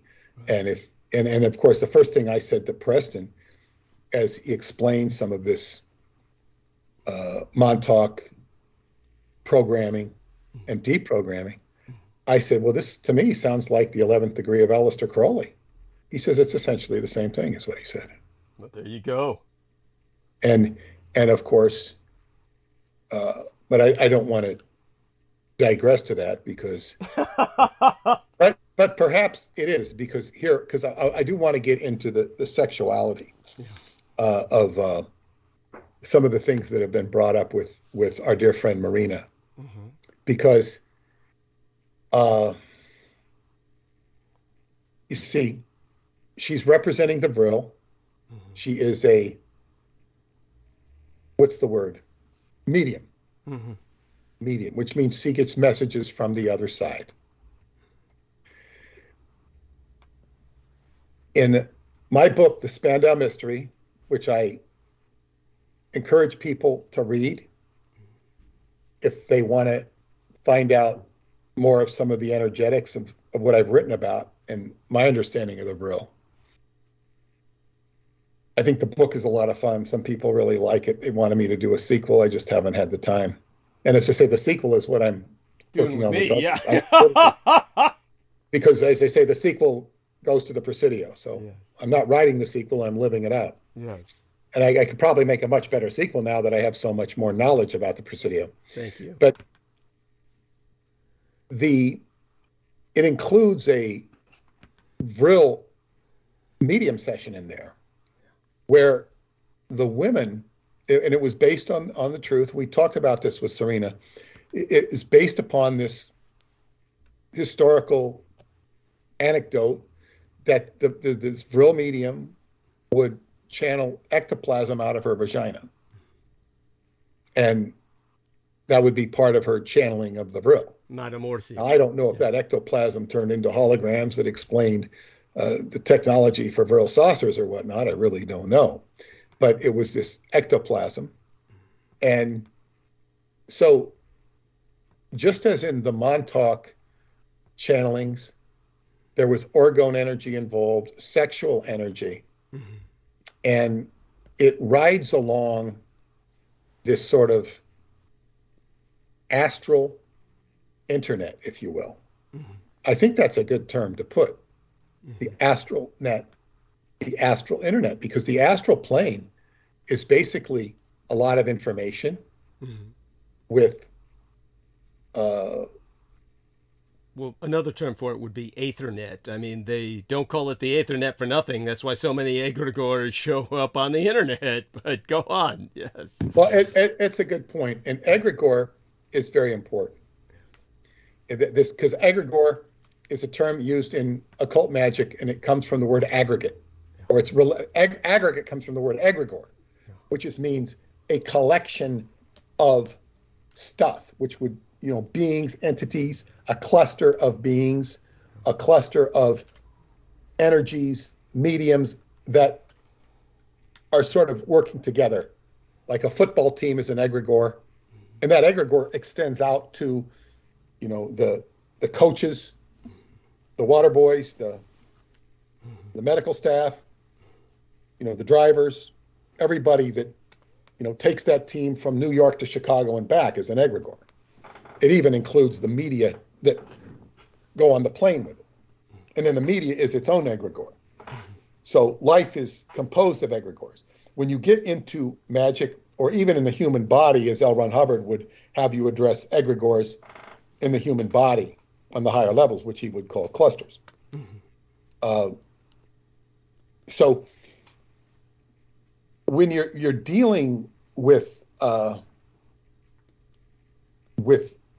magic, or let's say Vril, because listen, what is the Vril is you're getting medium, you're getting information.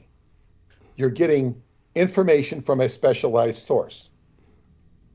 It's not what we would call ordinary or normal human communication. And humanity has been directed and led by these processes throughout its history, even including gifted mediums who all of a sudden know the properties of herbs, that know the property, and they start affecting healings. The whole science of acupuncture. It wasn't like somebody went to an acupuncture college and then wrote a book. It came out of the morphogenetic grid itself, or morphogenic grid, as Douglas corrects me on. Thank you. But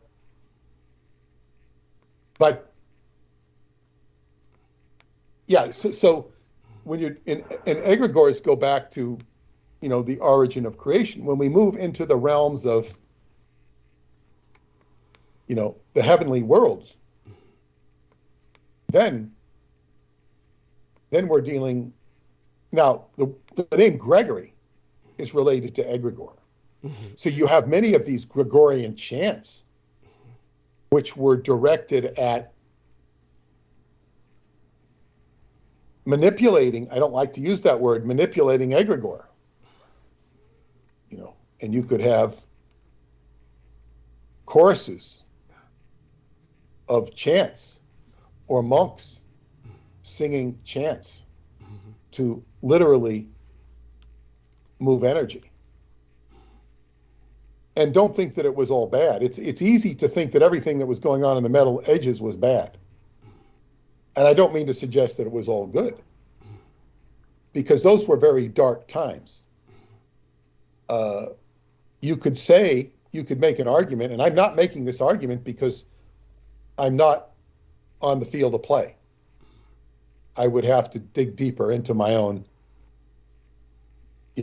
collective unconscious conduit to be able to make a more accurate description. But back in those times, you could make an argument that they were balancing out the evil of the dark times by doing Gregorian chants and keeping some of the evil crap that went on at bay. Because the people in the monastery that weren't engaged in chicanery were working with different planes of existence where they gave up the bodily interface with the earth to work on the higher planes, and the body, so that they would have a very simple life, so that their life would not interfere with their work on the higher planes. And that's a great sacrifice to the human life, and it dehumanizes them. It dehumanizes them to the degree they're not living a human life. It doesn't mean they can't interact with you, but if you were to take them to a ball game or a bullfight, and they're watching all this stuff go, from even the, kids getting excited to eat popcorn and hot dogs or whatever, that's, it soils them. It's not something they're meant to be a part of. And that's not taking away from the fun of the ball game or the popcorn. It's like, that's not what they're here to do. So it's dehumanizing in a normal human sense. And that was one thing that you kind of learn in Scientology, is you didn't have to give that stuff up. And you could aspire to a quote unquote monastic life, not necessarily in the same context as that. In other words, you didn't have to go into a denial. Unfortunately, most people do go into a denial, right, and a controlled life.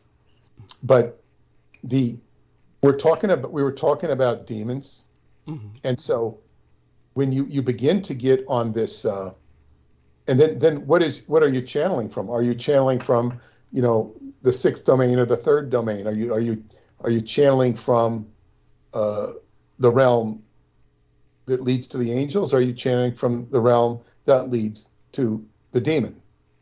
And then, as Michael Aquino so astutely taught Douglas, who relayed this to me, and quite correctly, he's not the first one to say this, is that demons lie their ass off. Yes. And the same can be said for these people that channel spirit in New Age. And there's tons of them on YouTube. Mm-hmm. And MARINA just has dissected and recognized them. Yes. She's very good at detecting bullshit. Yes. Very good. Yes. And I've been very impressed. She's very young, got a young mind. Yes. And then she's got her own challenges. So she's being attacked, and part of what gets attacked is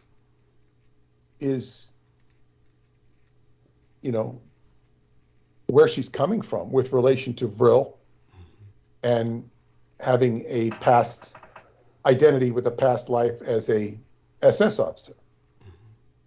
Now, this is a great vulnerability if you're going to be talking about that subject, because when you start talking about Zionism, anti-Semitism, you have all of these guardians watching every word that you say.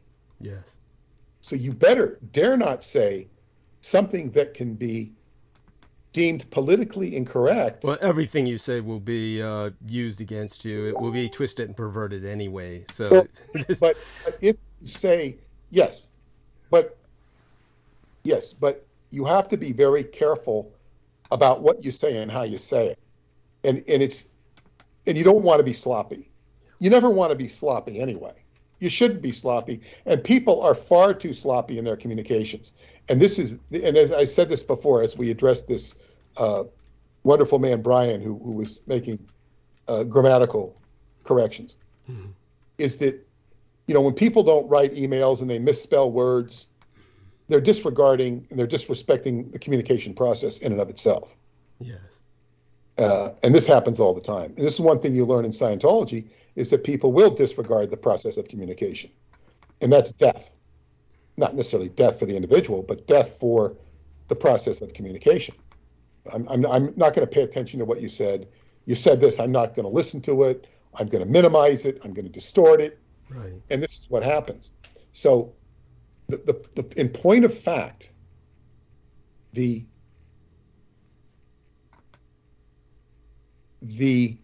subject of Judaism, especially as it applies to the Third Reich, is so loaded with highly charged incidents and highly charged egregore that you have to be exceptionally careful. And this is a component of the book that we're working on. Yes. Now, I do not have any fear or reservation about saying what we're going to say, because first off, things are pretty clear, but they have to be contextually explained. Yes. Because number one, we're not saying the Holocaust did not occur. We're not saying Jews are evil, quite the contrary. We're saying that the enemies of the Jews, and I'm going to even clarify this, the enemy of the Jews, which would be the kings of Edom, they are not as much the problem as the cult of the kings of Edom. Yes. Who identify with the kings of Edom, who were, in fact, the enemies of the Jewish people. See, if I parse those words very clearly, okay, the kings of Edom are traditionally the enemies of the Jewish people and were polarized against the Jewish people and eventually took over the management of the Jewish religion. Yes. In the name of Herod, who built the Second Temple. Yes. So therefore you are the kings of Edom. Now, without overlooking the foibles of Herod or his ancestors or descendants, without overlooking that, I'm not giving him a clean bill of health. There is a cult of the kings of Edom as delineated by H.P. Lovecraft, which is either a later day egregore related to that, that's identifying with that, or is the same egregore. Who the hell, you can't trace the history of the egregore. So, certainly in historical you can relate to it. You can, make a domino chain back and equate all this.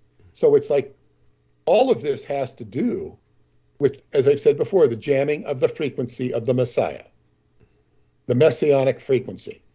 And it becomes less important who is the Messiah rather than the messianic frequency itself. Because here, when you reduce it into three-dimensional human terms, you're already reduced into a three-dimension. We are already in the quote-unquote devil's world, so to speak, which is symbolized by Capricorn in the zodiac, or the devil card in the tarot. It's, this is Earth, the upside down pentacle, because it's coming from heaven down, and we're down on the earth, Malkuth.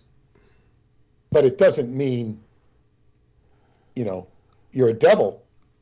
It means that you're walking around in a human body and that you have a connection because you came down from the high energy. So this is the quote unquote delightful challenge we all have to face in this world. Mm-hmm. But to get back to the challenges this frequency would, to get, the kings, and also all this has to be delineated. Mm-hmm. Now, MARINA's channeling certain energies, and these people that are attacking, it's like she's holding up certain flashcards that say SS Officer Vril, and other things about her presentation which she identifies with, that she's being attacked. And then when we put her together with Douglas, they're already waiting to troll him. So they consider, this is, we stopped attacking him, but now he's got this new quote unquote wife. And I'm not suggesting that she's Douglas's wife, but she's his, female person that's on the show with us. And because there are some affinities with the Third Reich, it's considered a weak point. So we can throw shit at the swastika. We can throw shit at the Vril. We can throw shit at the, uniform she wears, or whatever, because it's a weak target. But really, how weak is it? How weak is it? And why is she here in the first place? Why are these men? She's not here to, kill Jews. She's not here to be anti-Semitic. I don't know if she has sympathies in that direction, anti-Semitic sympathies. But I would point out that most of Europe, traditionally, and it's even worse historically, had strong anti-Semitic sympathies. And I certainly got a taste of them when I was in Germany 15 years ago. Because it's built into their culture. And this is independent of the Hitler years, because it's, as I say, Bavaria is very Catholic, and the Catholic don't like the Jews because the Jews were blamed for killing Christ. And this is just a blame game. Where does all that hate come from? Now, at this point, Douglas, I think I can share my dream. Yeah. I had been doing some work that Dennis Adams had shared with me, and this is where, man, I was given a dream where I was, first I was in there were notes, there were a posting going back and forth between my brother and somebody who was a listener, and it was in German. My brother was writing in German. Well, the German, obviously, the brother represents somebody who's close to me, because I doubt very seriously my real brother was listening to any of this. I'd really get a kick out of it if he was and not telling me. It's possible, but I think he'd be curious as hell. I mean, he'd be interested as hell, and he wouldn't say anything. But it's okay. I think he's got other things to do. But in any case, he's writing in German and he's talking. So this German symbolizes this people talking about me vis-a-vis German, but it's Germany. It's not. There's no Jewishness involved here.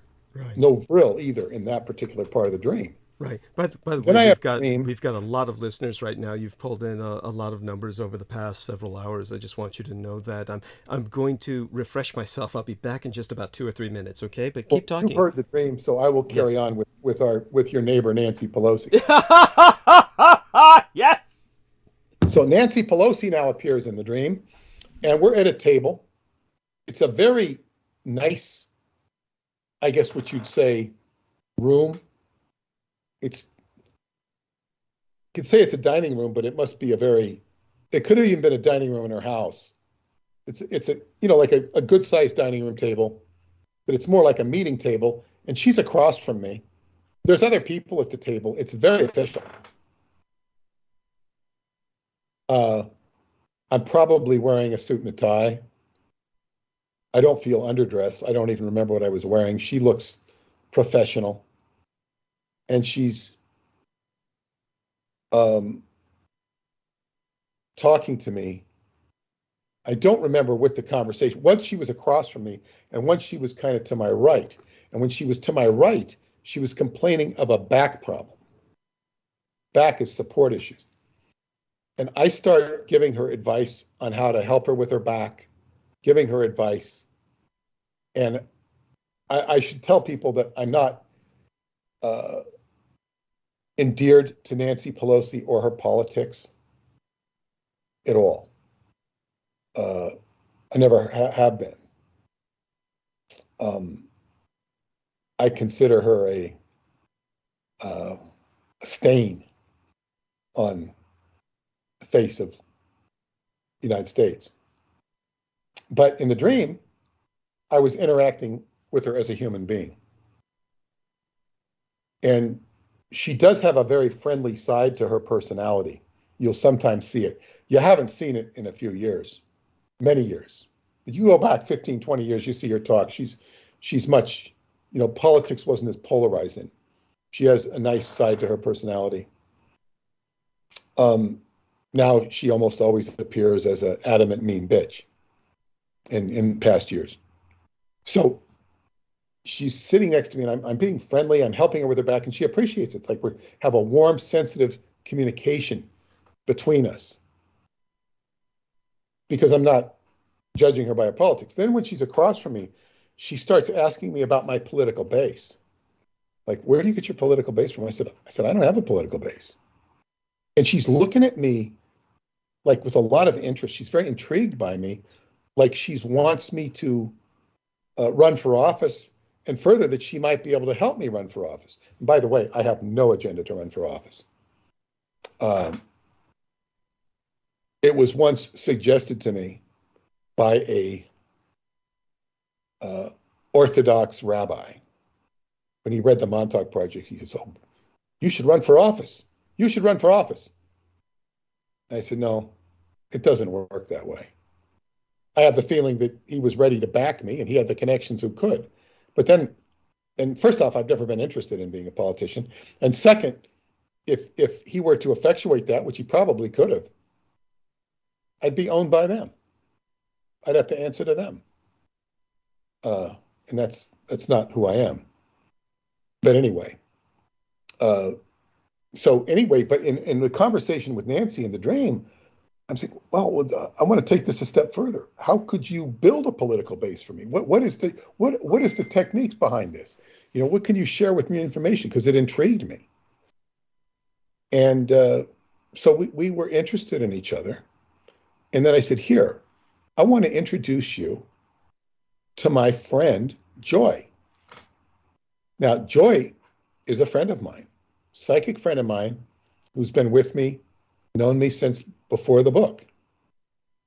And she watched all this unfold. And Joy happens to be Jewish.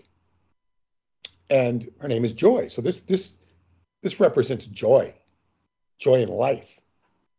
And I said, I want you to meet my friend Joy. And then I make this joke. I say, here I am introducing a Catholic to a Jewish person. And I think that I'm funny. Like, oh, here's the Jewish and here's the Catholic, two opposing forces. I think that I'm so funny in the dream. I don't think that's funny in life. But I was looking at the irony.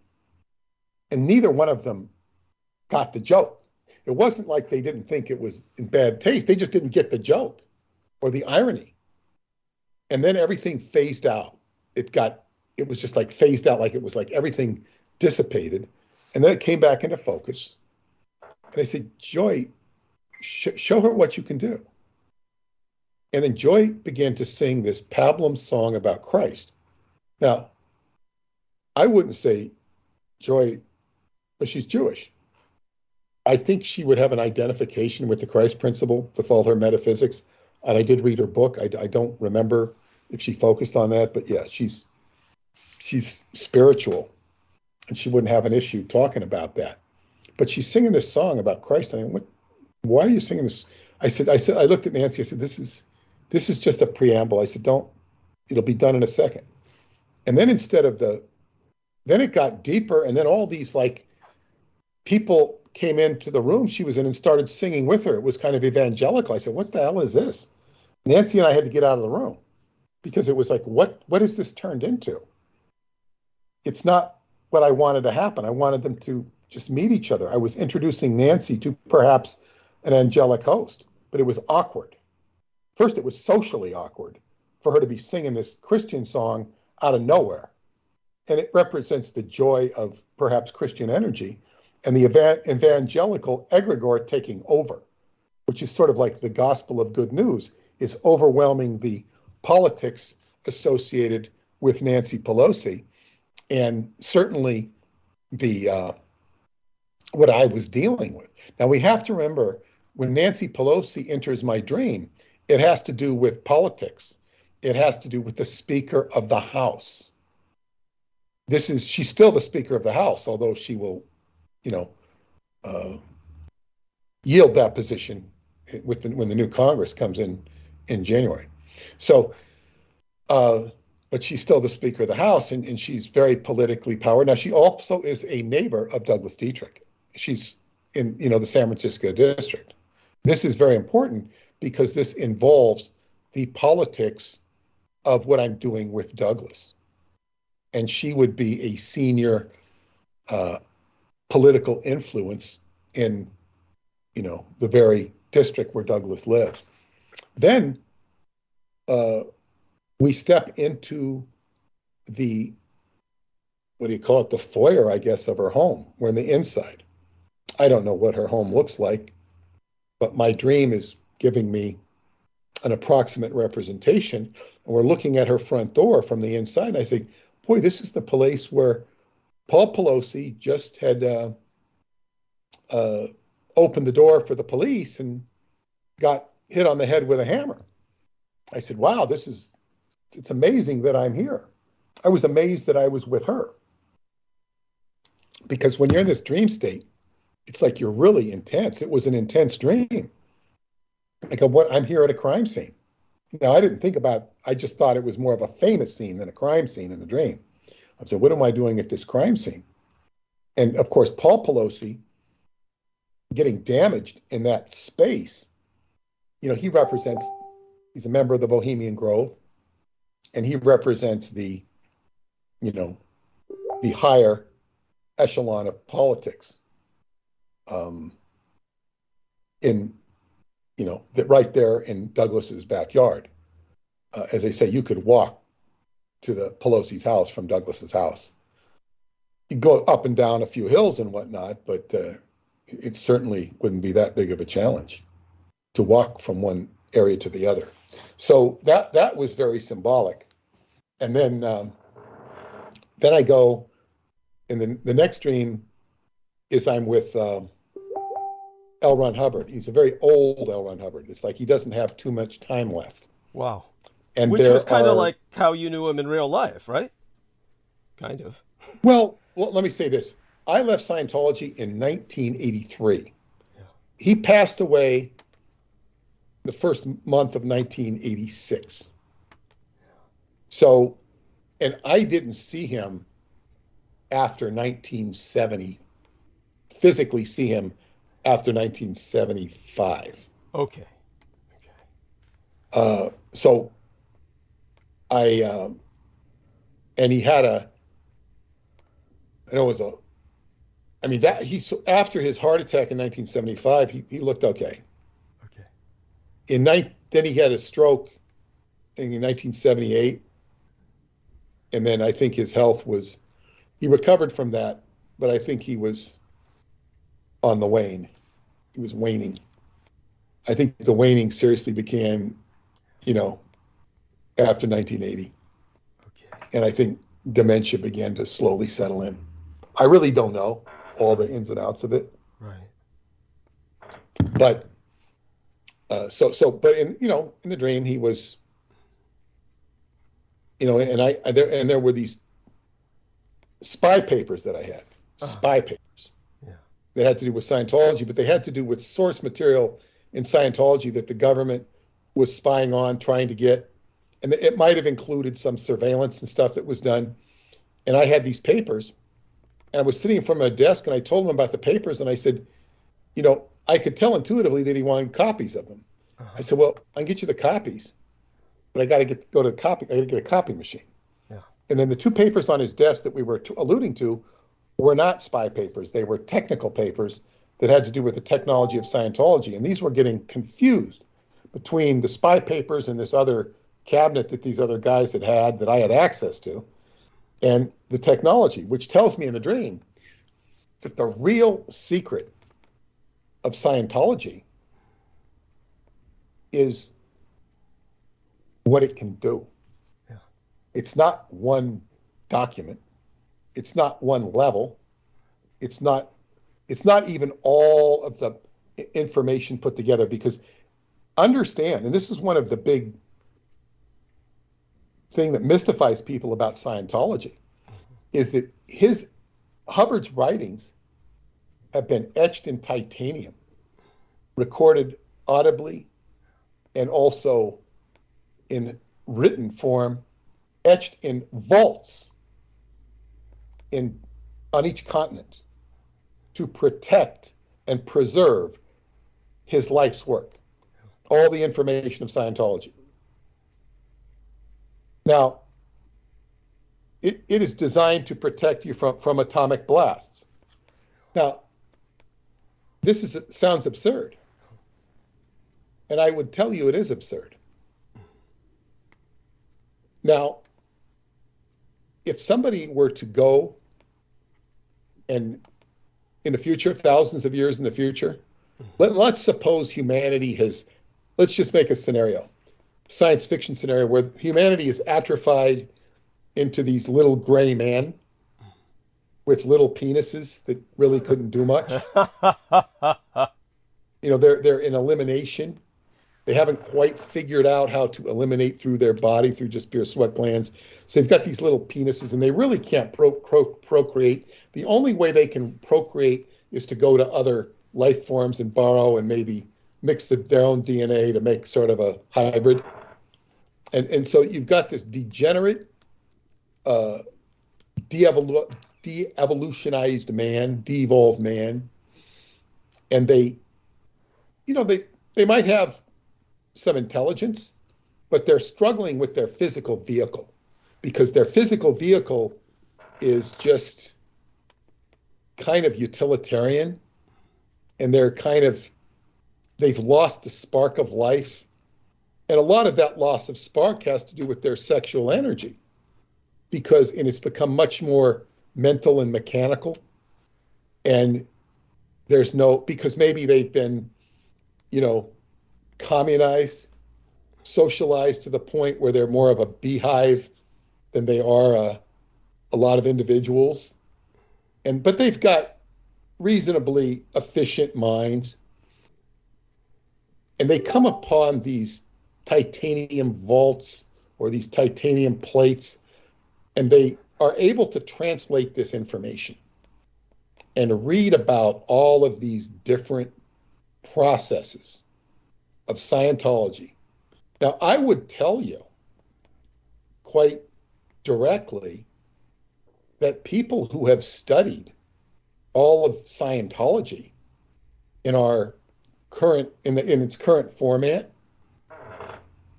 well, do these people have the answers to life? In one sense, they do, because they have familiarity and they've got the rhyme and rhythm of it, in one sense, but they don't have the power or the resources or the wherewithal to do anything with it beyond a very small sphere of reference. And certainly not on the grandiose level that Hubbard did or wanted. So if you have these atrophied humans in the future, and with reasonably good mental skills, they're reading all of this material and saying, well, how could Humpty Dumpty, be put back together again? And I will tell you where the most challenging aspect of it would be in the emotions, because Scientology processes the emotions. It's all about what Hubbard called the emotional tone scale. The whole purpose of auditing, he said, was to raise you on the emotional tone scale. We could have a lot of fun talking about this in particular diatribe some night, and how you're raising the person up into the levels from, fear, apathy, fear, anger, antagonism, boredom, conservatism, mild interest, strong interest, enthusiasm, exhilaration, action, games, means fun, and finally, postulates, ideas, and then serenity of beingness. And there's a downscale to that too. But the whole idea is to bring people up so life is fun, life is enthusiastic. It's not with the amygdala pointed downward. It's not depressed. Let's make life fun. And that takes a certain amount of resourcefulness inside of being, but it's your emotions. It's your emotions. And an atrophied being, like I've been being described in the future, he's going to have to process his emotions. And it's kind of like, I kind of, Douglas, think, how Japanese can appear emotionless? Yes. If you think of two, Japanese sitting across from each other, trying to cheer each other up. Now, I'm not saying that the Japanese can't do that, but that's just sort of a stereotypical, they can look very just plain matter of fact. Yes. But I'm not talking about Japanese. I'm talking about diminutive or diminished beings in the future that aren't operating on a lot of emotion. It's like, what's the spirit? Are they going to figure this stuff out? Now let's say that you had some upbeat people in the future. Well, if they're too upbeat, they're not going to really need it. But it's like, what are they trying to figure out? They find this, they're in a pretty good mood most of the time. And then they're going to figure this stuff out. And these are the answers for humanity. And like, what answers? What humanity? Where are they living? It's like, does it really? This is not to minimize his work, because I have had a great gift of his work. But the real gift is life itself. And we can even argue about life being a gift, because life is, you're born into the trail of tears and samsara. Life has its challenges. So it's like, wow. And as I say, as I'm older, I look at the end of life much more soberly or matter-factually than maybe I did 10 years ago. Because you see, when I'm 60, I don't feel like I'm that close to death. When I turn 70 in January, it's like, well, let's not kid each other here. It's not as far away. It's much closer than it was 10 years ago. I don't find it frightening. But then you think of like, well, how do these people live out the last 5 years of their life? I see the lady next door. I don't even see her. She's 92. Yeah. I admire her for not going into a home. She's still slugging it out. Yeah. She doesn't want to go into a home. I hope for her sake she dies in her own home. Wow. And not in a rest home. I've heard of what happens with people go into these homes. Yes. It's not pleasant. Yeah. I do have, I could call him a friend, I suppose, more of an acquaintance than a friend, but he was a friend. And he's in a rest home in Florida, which was arranged by another friend of mine who was closer to him than I was. She stepped in and just and he was his parents were Holocaust survivors. Wow. I never knew that. Hell, I don't even think I knew he was Jewish. But you know, he was a physicist, and he read the Montauk Project for me, and one of my readers. He used to do a lot of what he called out-of-body stuff. He did classes on out of the body or something, I don't know. He was eccentric. He had a house full of cats. But she found him a nice place in Florida through Medicare or whatnot. And he's living a nice life. I guess he suffers from some dementia, but not totally demented, you know, by far. And he's been living like this for 10 years. So, you know, everybody has a different ending. I know your parents suffered greatly towards the end, and you're trying everything you can do to keep them alive. Yeah. Which is, you know, there's a lot of conflict there. Yes. There's a lot of conflict. Because what is the trajectory? The trajectory is towards death, and you're keeping them alive. Understandably, it's humane in a sense. And then I have a dear friend whose husband was dying on her for 2 years. And I think she felt a great deal of relief when he died. Right. But she's been grieving ever since. Right. And it took her a year to get rid of all his stuff. Wow. I mean, some people never get rid of the deceased, the dissidents stuff. Well, you know. She had to move. She had to move, and you know, her kids helped her, and it's kind of like, wow. I mean, it's like, you know, some people, you know, lose their, you know, we all everybody dies in different ways. They lose their loved ones in different ways. It's like, you know, it's so varied. And this poor woman, she's actually doing okay, but it's like she just misses the hell out of him. Yeah. Yeah. And by the way, just so people, to clarify for any new listeners, because Peter was speaking there with kind of a present tense, so I do want people to know both of my parents are dead. so do go on, Peter. Oh, but Douglas, they're not. They're hovering over us now as an egregore to help us with this book. That's true too. I mean, you know, there's that. Yes. Because I've been writing in the newsletter. I'm referring to your dad as George Dietrich. I'm calling him George Dietrich. Yeah. Not George Joseph Henry Dietrich. That's too complicated. But I'm actually calling him George Dietrich. Thank you. So it's like he's getting life through this book, through my newsletter. He is. Of course, I mentioned his full name in the other book, but in the book. Yes. But it's like, okay, you know, it's like they're with us. Yes. They're with us, and they're getting life. And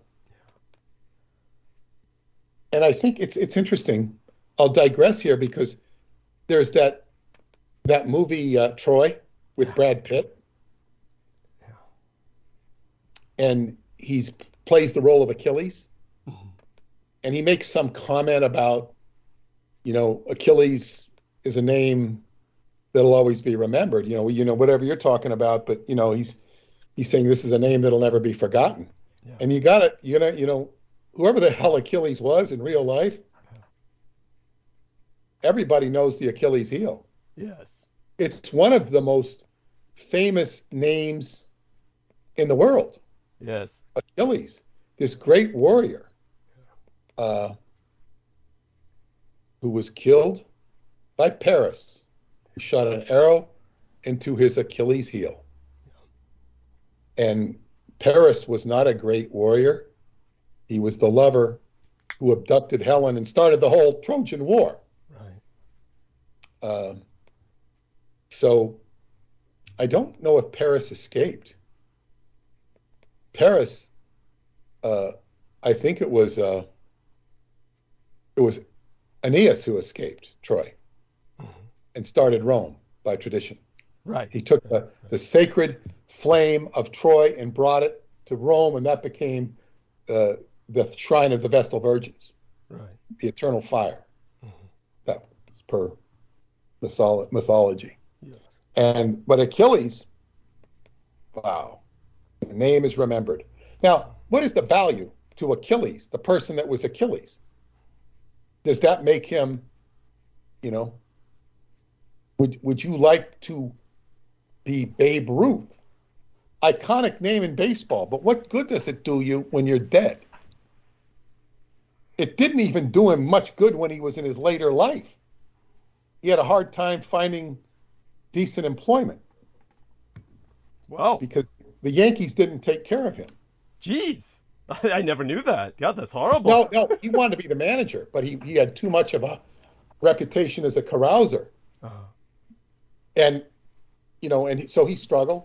You know, I know if you believe the movies, he refereed some wrestling and Jesus. You know, and that's like really a low. You really say, yeah, God, I'm sorry to hear that. Go on. Well, I mean, you know, but he had a tough life after baseball. I mean, look, if you were that,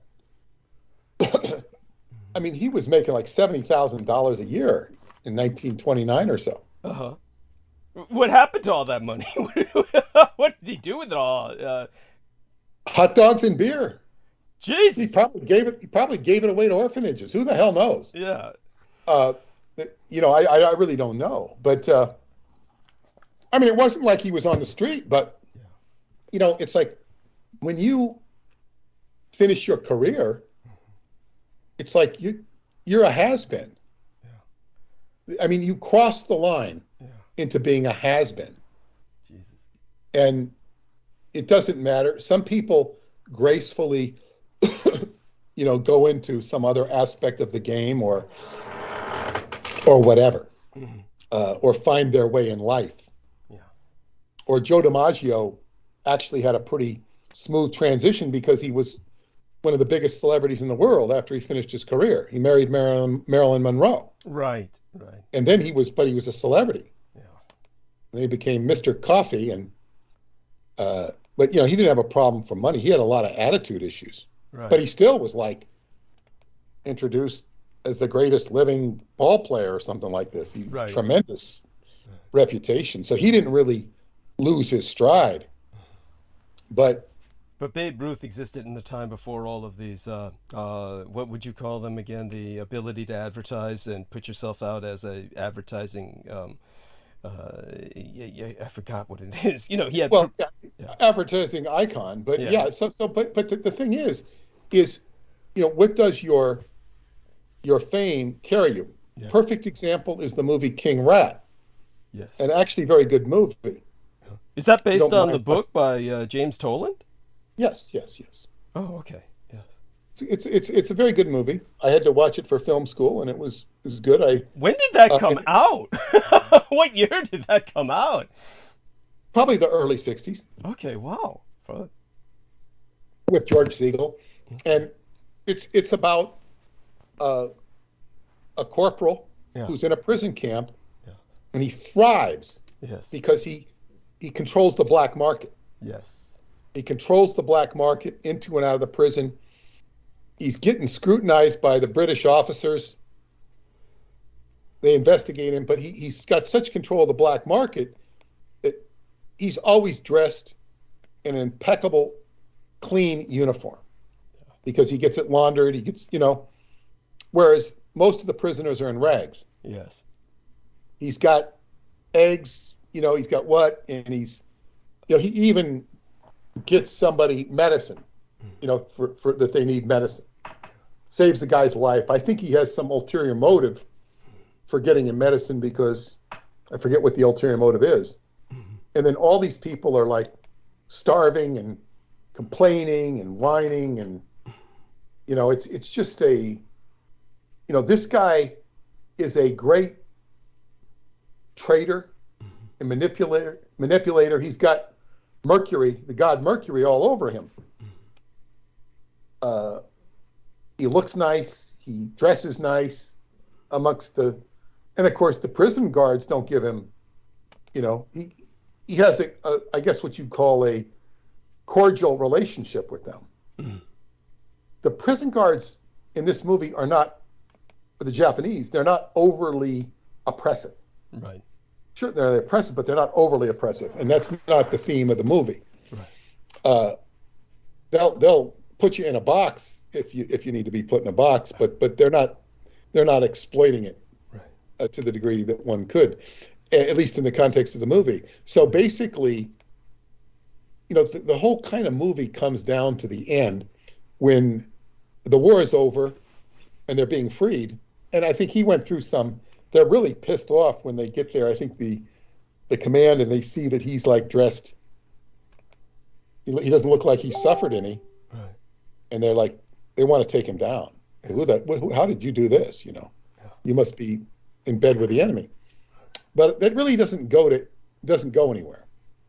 And then the last part of the movie is they're getting in a big truck to go off and I guess be shipped back home, and he's just one of everybody else.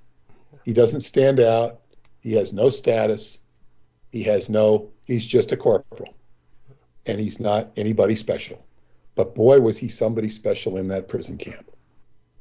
I'm surprised that it didn't end with his being lynched. Yeah, I had always assumed that would be the end. Oh my God. No, it was a better ending this way. Right. Because it showed that while he was thriving in a horrible situation, when it comes back, to regular life, he was just a nobody. Yes. And, he was probably going to have to go back to the United States and get a regular job where he probably, obviously somebody like this would do better dealing with the underworld. Yes. He's basically a career criminal. At this point, if he doesn't go into crime, there's not much of a future for him. Maybe politics. Yeah. Yeah, no, this guy would have had Pluto in his chart, and he was he was very good at it. He was very good at it. I went off on that thread on King Rat. Where was I going? What was I talking about? Well, we were talking about my being a flypaper for demons originally. Then we were talking about basically the polarity, of course, and but I was just on some theme of.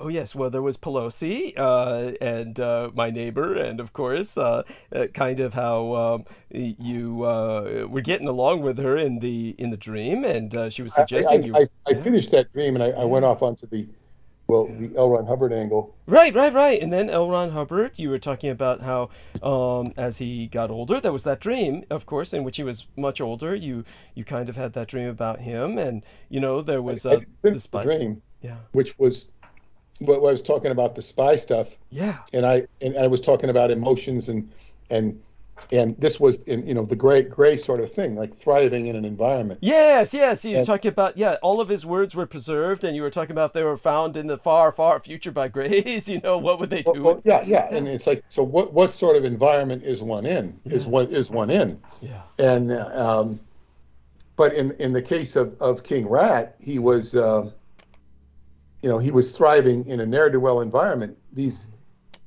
aliens of the future are not going to be able to relate to, the Scientology information, in my opinion. Right. But what I was going to say go back to the dream. In the dream, I'm looking across from L. Ron Hubbard, and he's kind of done.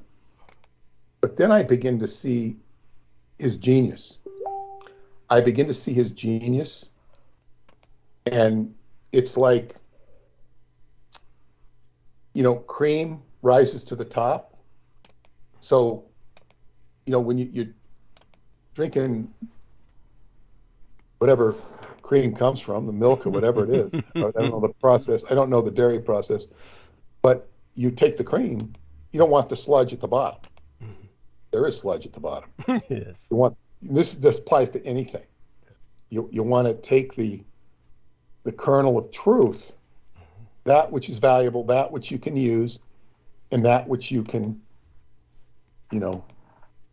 take. As my Qigong teacher would say, he says, look, I put a smorgasbord in front of you. Even if you wanted to, there's no way you can do everything that I teach you. It's just too much. And you're gonna take off the smorgasbord what I give you. And That's basically what life is. That's what any subject is. So if you read a book on any subject, what can you extract from it and take and use? In Scientology, you can take that which is good, that which is cream. And there was another dream I had of this woman who was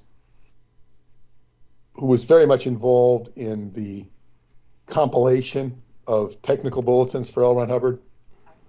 And I read her write-up after I dreamt about her. And I was giving her an assist after an injury in the dream, which represented the technology of Scientology. And I read her write-up. I went on, I'd read it a long time ago, but I read it again. And she's talking about how fantastic Scientology was when she got into it, how it was just remarkable. She says it didn't do exactly maybe the way you expected it, but it was so fantastic it didn't matter. And it just got better and better and better. So, and she's not the only one that could relate to that. Many people could relate to that. It gets, we got all the way from Los Angeles to New York. It's fantastic. And then she says, and so she worked with Hubbard. She had mixed feelings about him. My interactions with her, however, I was not impressed with her, but that's beside the point. That's my own vantage point. I had a different interaction with Hubbard than she did, and I don't deny her experiences, which were much more harsh than mine were. But nevertheless, the point was, I guess she had too much of a negative, well, I wouldn't say too much, she had a negative experience. She says it got to the point where, it wasn't working, or, it's like it took her to New York, but it wouldn't take her to the moon. And she ran into the failure of the organization. She was incarcerated and threatened to be incarcerated by the law, by Scientology. That I don't think they would ever put her in there. They threatened her with going to the pokey, as she put it. And she escaped. And, Scientology's behind her. But yeah, it's like whatever happened is, yeah, she couldn't, you couldn't get through the final push. You couldn't get through the final door. Okay, so Scientology at its upper levels basically teaches you how to deal with what they call body thetans, which are in effect demons, which are influencing your body or your consciousness. And they could be in bigger clusters. They could be called clusters. And these are things that if you're actually doing the process, they show up. They show up and you see them, feel them, smell them, hear them, whatever it is. You perceive them. And you proceed to disperse them, send them away, banish them, basically through communication and through processing their own issues. One of the most underappreciated and overlooked secrets, they weren't called, well, I call them secrets, principles of the upper levels of Scientology, is that you could take any quote unquote body thetan, call it a demon, and you could use any Scientology process that he ever discovered, invented, borrowed, shared, offered, and use that process on that demon. You could do that. I wanted to do this in my own auditing, and I wrote up to my case supervisor because this was a formal, and she wouldn't acknowledge it. She wouldn't do it. She was in effect acting like a demon herself. I know this woman. She's still active in Scientology today. God. Running the technical procedures of an organization in a major city. Wow. What were you going to say? I was just impressed. I mean, at her age, I mean, she must, and she's probably still a bitch. Yeah, holding people up. Go on. Well, she wasn't all bitch, but, you know, but I'm saying is, see, this is what you get when you're dealing with demons. Don't be surprised to see the demon manifest right in front of you. You know, well, this woman's supposed to be helping you deal with it. She did the opposite. Here's another interesting story. I met with another woman who used to supervise the auditing on the upper levels. And of course, this woman had a falling out, not only with the Sea Org and the Scientology. She kind of like didn't really believe it anymore, or kind of didn't accept it. Had a much polarization. She's not spending her life fighting it or anything. But I once had occasion to meet with her and a common friend. And what was very interesting is I said to our common friend afterwards, who was rather neutral, I said, do you notice how, even though she doesn't believe in any of this stuff anymore, that she's acting out the drama of it by reason of the phenomena going on in her life? And she says, oh yeah, exactly. You're right. Mm-hmm. You're right. She's acting it out. It was fascinating, because here she's processing all of these demons, or helping these people process these demons, doesn't really, thinks it's all a bunch of bullshit. But then you can see all of this demon shit processing in her own life. I thought that was fascinating. Yeah. I thought that was fascinating. And then one of my, favorite experiences, which kind of demonstrated the phenomena, because as Aleister Crowley says, when you're dealing with magic, you're trying to inculcate phenomena, stuff, strange stuff that happens. And I'm sitting there, and my friend, she was a girlfriend, talking about this cat. She said, that cat, look at the problems with that. The cat is hanging around that Hubbard Guidance Center, which is where they did the upper levels. Mm-hmm. He's like, the cat is like, and I said, that cat is taking on all the energy of all that stuff that goes on there, all that auditing and processing that goes on there. I said, watch this. Watch what I'm going to do with this cat. And I went to the cat. I didn't go up in the cat's face. It was sitting, I think, indoors, in an auditorium, as I recall. Wow. And I began to address the cat silently, and I began to address the entities in the cat. Mm-hmm. And I was, running it through the incidents that are so ridiculed about Hubbard. And I was addressing the beings that were in the cat, and boy, she could see that cat just kind of like jerk its head, and just boom, it just cleared out. Wow. I mean, the cat stood there, and it was like you saw just this huge auric change in the cat. Yeah. Unmistakable. And this woman noticed it. Wow. She had never done the upper levels, but she was watching me, and wow, boom, boom, boom. Mm-hmm. Changed the cat, freed the cat of whatever it was accumulating. So I didn't do that thing a lot, but it was just like one of those things that happen, and you feel like you can give it a go, and it just worked. Wow. So the whole point is dealing with demons. Mm-hmm. They are a part of the eco structure of our world. Yes. And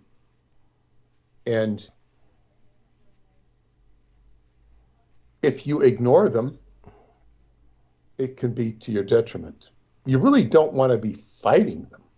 Mm-hmm. you want to be counseling them, talking to them, banishing them if necessary, because they have issues to deal with. And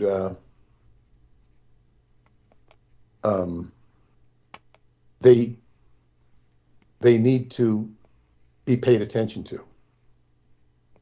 Paid attention to, and I suppose you could say honored in a way. Honor is kind of a funny word, but you're honoring their presence and acknowledging them. And then, you know, what are you doing here? Why are you here? You know,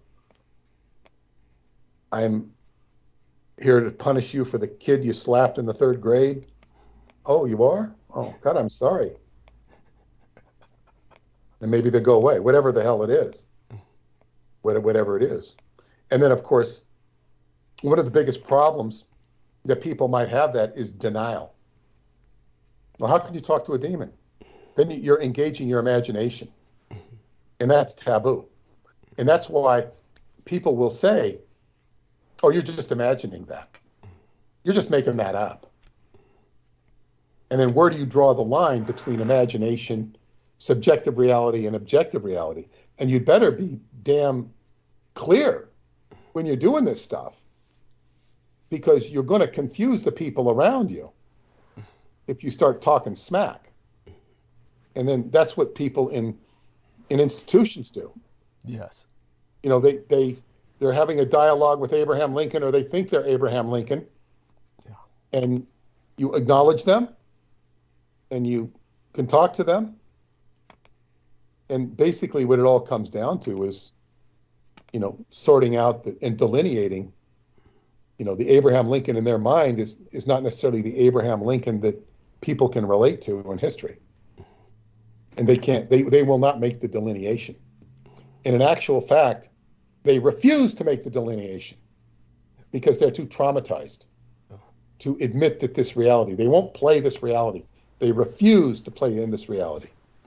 They know this reality, but they're not playing that game. So it's a choice that they make because they're withdrawing.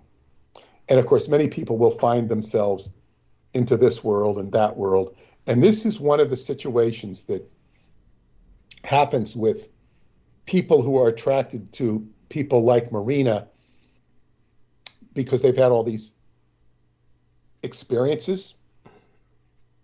Maybe they're ET experiences, maybe they're called abduction experiences. And people go into a realm where they're having all this stuff happen to them. And we don't even have to blame it on the Chichewa.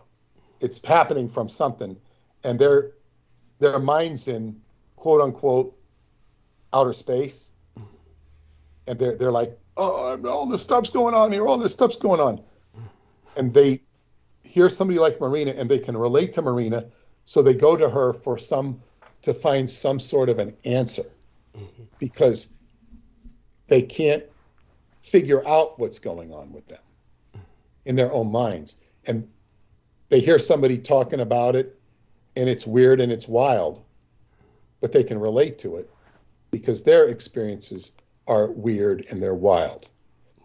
And the only reason somebody goes for that is because they want to find an answer. But most of the time, the answer is a refusal to see what's in front of them in the physical universe. And this is one reason Hubbard did objective processes on people, which could involve walking over to a wall, touching it, you know, walking back, touching the wall, doing all these objective processes, they were called. There were many different objective processes to put you into the physical universe. Right, to ground you. Pardon me? To ground you, yes, go on. Yes. Put you into present time. Yeah. Because all of that stuff, you're not in present time. And I saw so many people go through these processes, and while certainly they will bring you into present time, they didn't necessarily appreciate the full gift of what they had to offer. Yes. Because it was only after I did them for probably hundreds of hours that I began to get the game. I began to see the game. And, you know, you're just, I began to get downright joyful because I would see that when I'm doing all this stuff, you start processing emotions. And it was also from seeing the other people react. Because normally when you would do a session like this, in most normal Scientology sessions, you'd be by yourself with the auditor. But because of the conditions we were in, we would be surrounded, we would be doing this around other people, and often in the garage. So you were doing things in a context that wasn't typical, wasn't necessarily taboo, but I saw how other people reacted. And they might not have reacted this way if I was auditing them personally, because I never saw it when I was auditing somebody. Maybe I did a little bit, but when you see these just goofy dramatizations that people would have, you know, walk over and touch that wall. I can't touch that wall. Oh, fuck, I go crazy. You know, they're starting to act like Dennis Hopper in a erotic scene. I go, what the hell is this? These people were really just acting out. And it really taught me something. It taught me a lot. This was this was when I was in the Rehabilitation Project Force, which I said sort of the gulag for Scientology. And I'm watching these people overreact, reacting it was just completely emotional. And I thought it was extremely theatrical. And maybe it was theatrical. So this made me respond theatrically, where I was actually, you know, telegraphing into the other sessions that were going on and making a spectacle out of myself and doing it in a humorous way. I was just trying to be funny, but I could do it because there was no rule against it, you know. Right.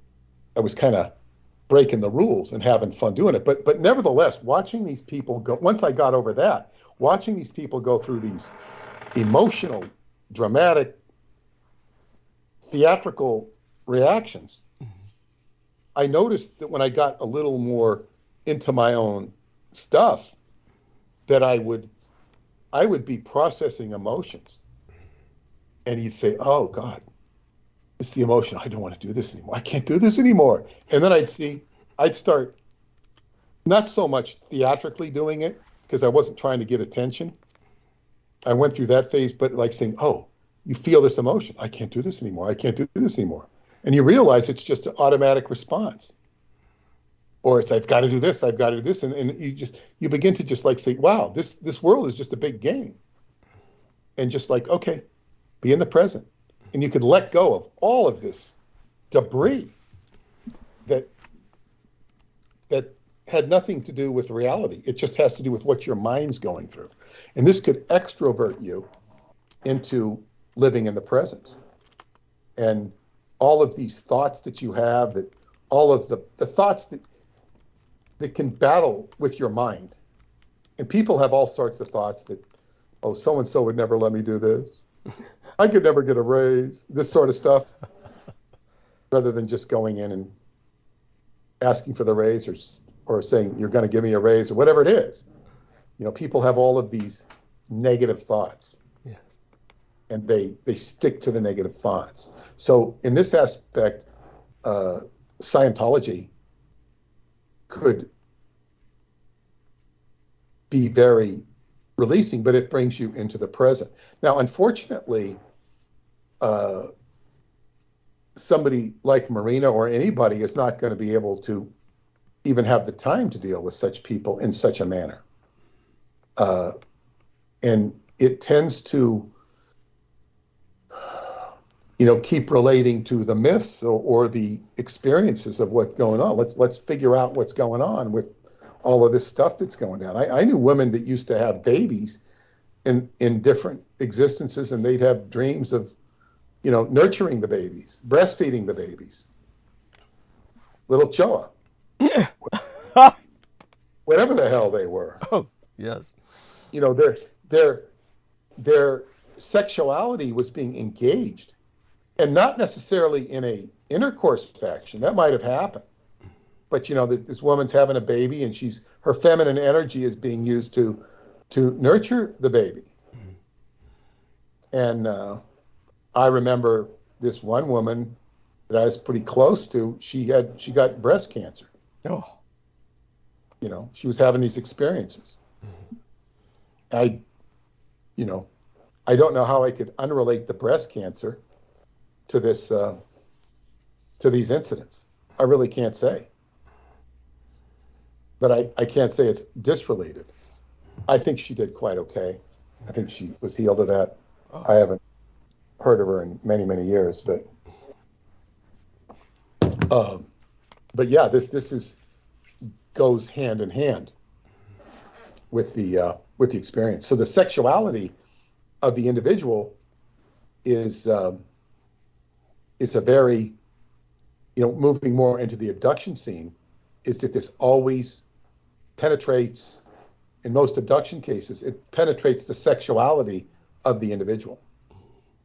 And this becomes a very sensitive, if not problematic, issue, because you have spirits or demons wanting to incarnate. And they're expressing themselves in ways that are, I guess, less than optimum, if you will. So when it comes to the process of giving birth, it's a big deal. I have a feeling that when any person is incarnated into this world, there's a birth, that there's a whole station of angels, spiritual beings, and demons that are kind of like ordaining this birth that takes place, for better or for worse. In the case of the story of the New Testament, you have a very grandiose birth with, like, the whole Magi and the heavenly realm lining up, to acknowledge, what do they call it?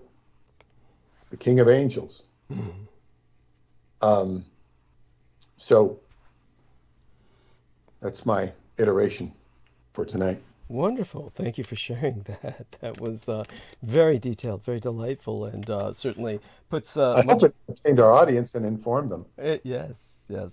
Certainly has done that. And in terms of, shall we say, what that... So let's bring some things to your attention, and we can kind of take it from there.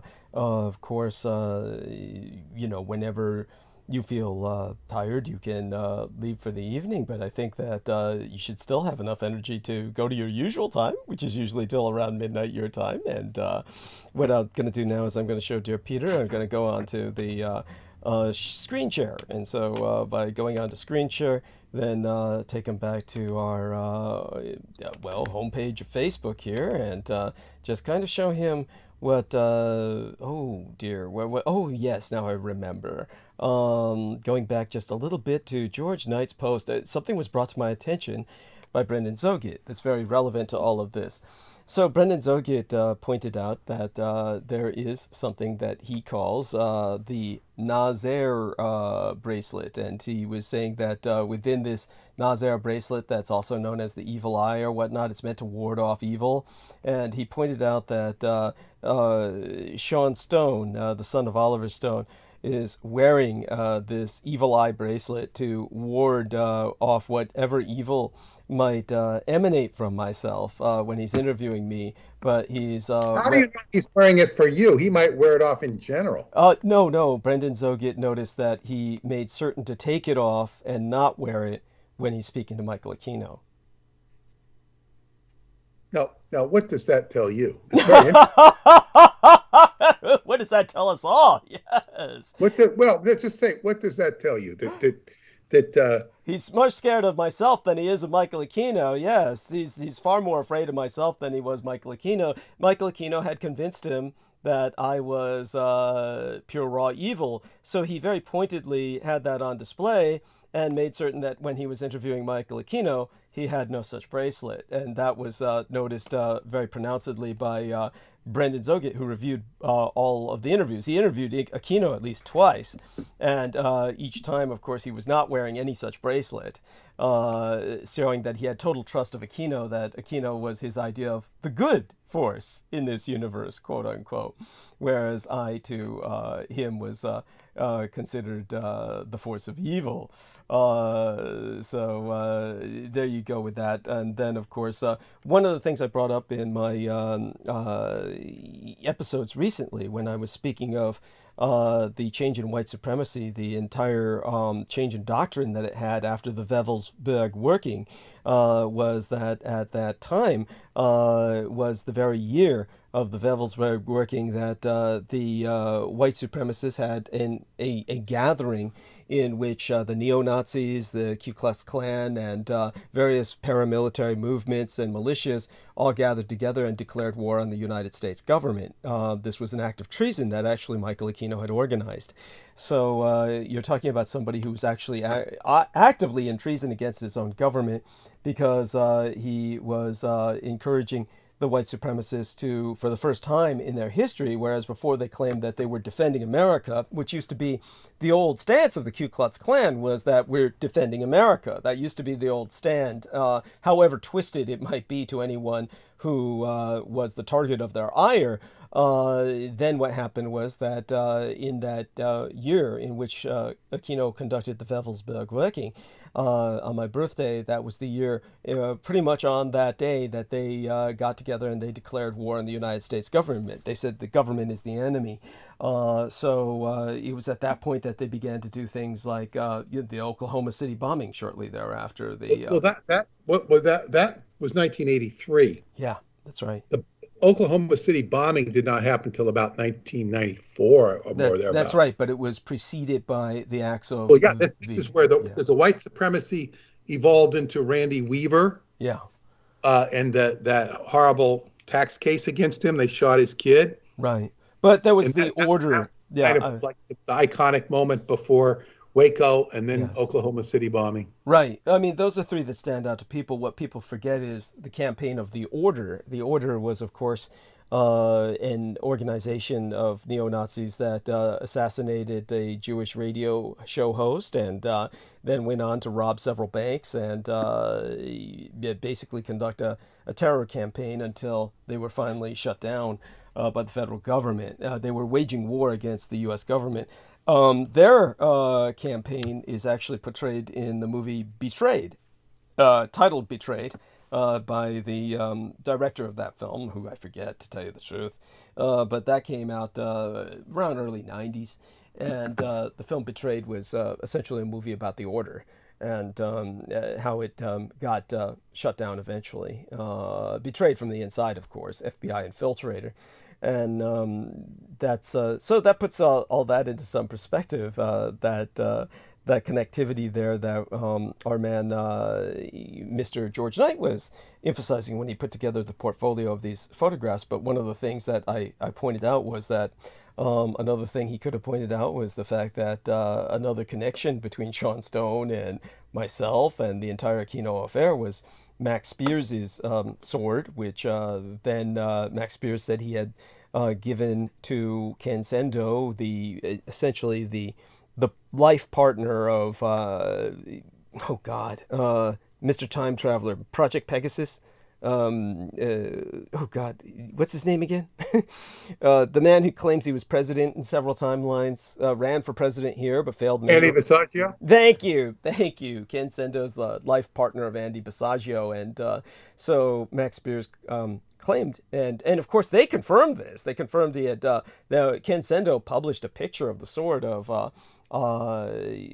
Max Spears and said, oh, Max Spears had given this to myself for safekeeping, and then said I returned it later. Of course, he made a point of claiming that. Of course, Max Spears, till the day he died, claimed it was never returned, and that it was, stolen, essentially. And then later on, we had a photograph provided by Crystal River of Sean Stone basically holding that sword. So apparently he purchased it or was gifted it by Andrew Basiago and Ken Zendo. So Max Spears never got it back, and now it's a property of Sean Stone, and this is after the murder of Max Spears. All of this is quite suspect, but it makes sense considering the connections between Sean Stone and Michael Aquino, and Michael Aquino's connections with Max Spears. Aside from that, of course, I did send our dear Peter a screenshot of what was going on in the chat room and what I had to contend with there. And so I was holding a number of people off. I'll have to put into context with him exactly what was going on. Talking about the PM message you just sent me? Yeah, there was a PM message I sent you earlier. Yeah, it was a screenshot of what was going on in the chat room. Both these individuals involved, we don't need to name them. I mean, the names might come out organically just when I'm trying to describe what they were doing, but they were definitely following up on the attack of MARINA SEREN. And the interesting thing was that there was no real big spillover from the shit show that they were holding, where they were just waging this character assassination campaign against herself and myself. And it wasn't like a lot of people came over here curious to see what was going on this show. It's whoever, they have, of course, hundreds of people over there who were just shouting like a maddened crowd that go to some lynch mob and they want to see somebody hanged. And so what are we talking about? I've lost you. Oh, we're talking about the attacks on MARINA SEREN and myself yesterday. I don't know if that was very clear that we were talking about that, and I want to make that clear to the audience. Okay. Just a second. There have been, in case anybody didn't quite get it, there were attacks on Marina and Douglas, as he just said. Yeah. And I had alluded to early in the broadcast. Yeah. Yeah. So, but then it's this chat room thing you sent me from Elizabeth is saying that. Yes, who has a channel that's completely empty, as with Ghost Art. These are just channels that are completely empty. But what I'm saying is she's writing incoherent stuff. There's a coherency to it in context of their attacks that they were carrying out on the other program. Was she carrying out the attack, Elizabeth? One of many people. I mean, hundreds. Okay, well, I didn't know she was an attacker because she's making somewhat innocuous comments on what you sent me. Yeah. I thought what she said about tackling me on the football field was playful rather than hostile. It's she may be trying to get on your good side. They view you as ultimately one of theirs. They do consider you. Yeah, but more to the point here, she's not making any sense. Oh. It's like miscarriage will fall. She calls it miscarriage, and Danny Masterclass almost got taken out by Sean Ono Lennon. Like, what the hell is that? Yeah. What does Sean Ono Lennon have to do with Danny Masterson? I have no idea. It would be nice if she explained that. Marina was shredded by Stephen Cameron last night. Well, Stephen Cameron's the guy who was basically character assassinating her. Yes. You should say she got character assassinated, and that's not very good. And then, have we ever denied the Holocaust? This is the premise of the criticism from other pockets. Well, none of us have. I've never denied the Holocaust. Okay? I haven't. So what's this talking about? She said that's the premise. It defeats the argument of the premise of the criticism. They're denying the Holocaust. It's so stupid because we're not denying the Holocaust. Well, the interesting thing is, of course, the entire show is credited to Richard K. Colt Jr. I mean, his name is on the screen of the other show, not the screenshot that I sent you, of course. But his name was across the other show that was attacking.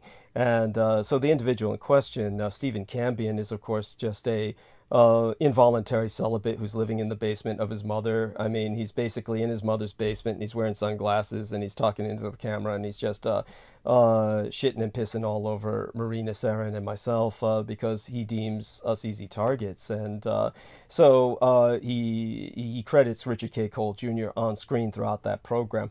So in terms of all of this, this is Richard K. Cole Jr. as ghost art, which is the brown eye, which symbolizes both an anus, that's what it symbolizes, as well as we're always watching you. So that's, by the way, that's what Aquino used to use, was the brown eye to symbolize just that. So he's the one who basically taught me that symbol, and he said he would apply it to people he was terrorizing. So it was just a mark that it represents the anus, the brown eye, and we're always watching you, and we're always shitting on you. And so he would leave that. It's kind of powerless when you just start making comments and that you start saying nothing. It's like it's no great power. Well, the idea, I understand what you're saying. The idea, of course, is to character assassinate by suggestion. So what they're suggesting is that we deny the Holocaust, which, ironically enough, just so people understand this, Richard K. Cole Jr. is a career Holocaust denier. So the idea is to project everything onto us that he is about. MARINA, SEREN, and myself have never denied the Holocaust. We're not into Holocaust denial. That's not our trip. If anything, I've always emphasized the fact that the Holocaust killed far more Jews, twice as many as the Jews will admit, because of their own sense of exclusivity. They will not count the people who the Nazis count as Jews. In other words, to the Nazis, by the Nuremberg racial laws, if you have a drop of Jewish blood, you're a Jew. It's not like, it's basically the idea is that you can put a drop of wine into a sewer and it's going to stay sewage. But if you put a drop of sewage into a vat of wine, well, that doesn't turn into anything else but sewage at that point. In other words, it's just shit so long as Jews are involved. That was the Nazi perspective. So it was basically, if you have a single drop of Jewish blood in you, that doesn't dilute it, you're Jewish, you're sewage. And so their idea was kill them all. Except the Jews didn't count those that died who were not of the matrilineal inheritance of their Jewishness. They didn't count them as Jews. So they will insist that the number killed is 6 million, when if you look at all the Nazi records, which the Allies stole aplenty and the Allies had in abundance, the Nazis of the Third Reich claim they killed 12 million Jews. But the Jews themselves will cut it down by half because of their own sense of... Well, I mean, it's like, this is just wasting our time. I mean, I agree with you, but it's like they're just so full of, they're defeating themselves. Thank you. I mean, I would hope that they would give us free really advertising. Interested into hearing these people make fools of themselves. It's not that they don't even do it, with any gusto. Yes. They just make fools of themselves to the point where they're boring about it. Yeah, thank you. Well, they're very monofocal, and that's part of the madness. So the good news is that YouTube now allows someone to go back to the original channel, so I can actually block them, which YouTube was actually not allowing for the longest time. So YouTube reintroduced that, so that's a plus. The other thing to emphasize is that, yes, when it comes to these attacks, one of the things that this individual was suggesting was that MARINA did not appear tonight because she was shredded. And that is not the case at all. Just so people understand, she said that when Peter Moon was bringing up the fact that she had a dental appointment. Definitely MARINA wants to be here whenever she can. There are always mitigating circumstances that often come up for a person of her age. And that, of course, includes where she's not comfortable talking if she's been to a dentist and is numbed and unable to speak very well. At times, it would just be no point in her showing up when she's not feeling up to it. And this is one of those nights. She was going to do her best, but it simply wasn't to be because of the dental work that she had earlier had in the day, which we had known of for quite some time. She did forewarn us this attack was going to take place. We learned of that from her because she received a personal harassment from the individual involved, who was basically nothing but a gang stalker, because he sent her basically messages that were very offensive and taunting her. And this was before he launched into his attack. So this is basically a terrorist campaign. So everyone do understand it to be such.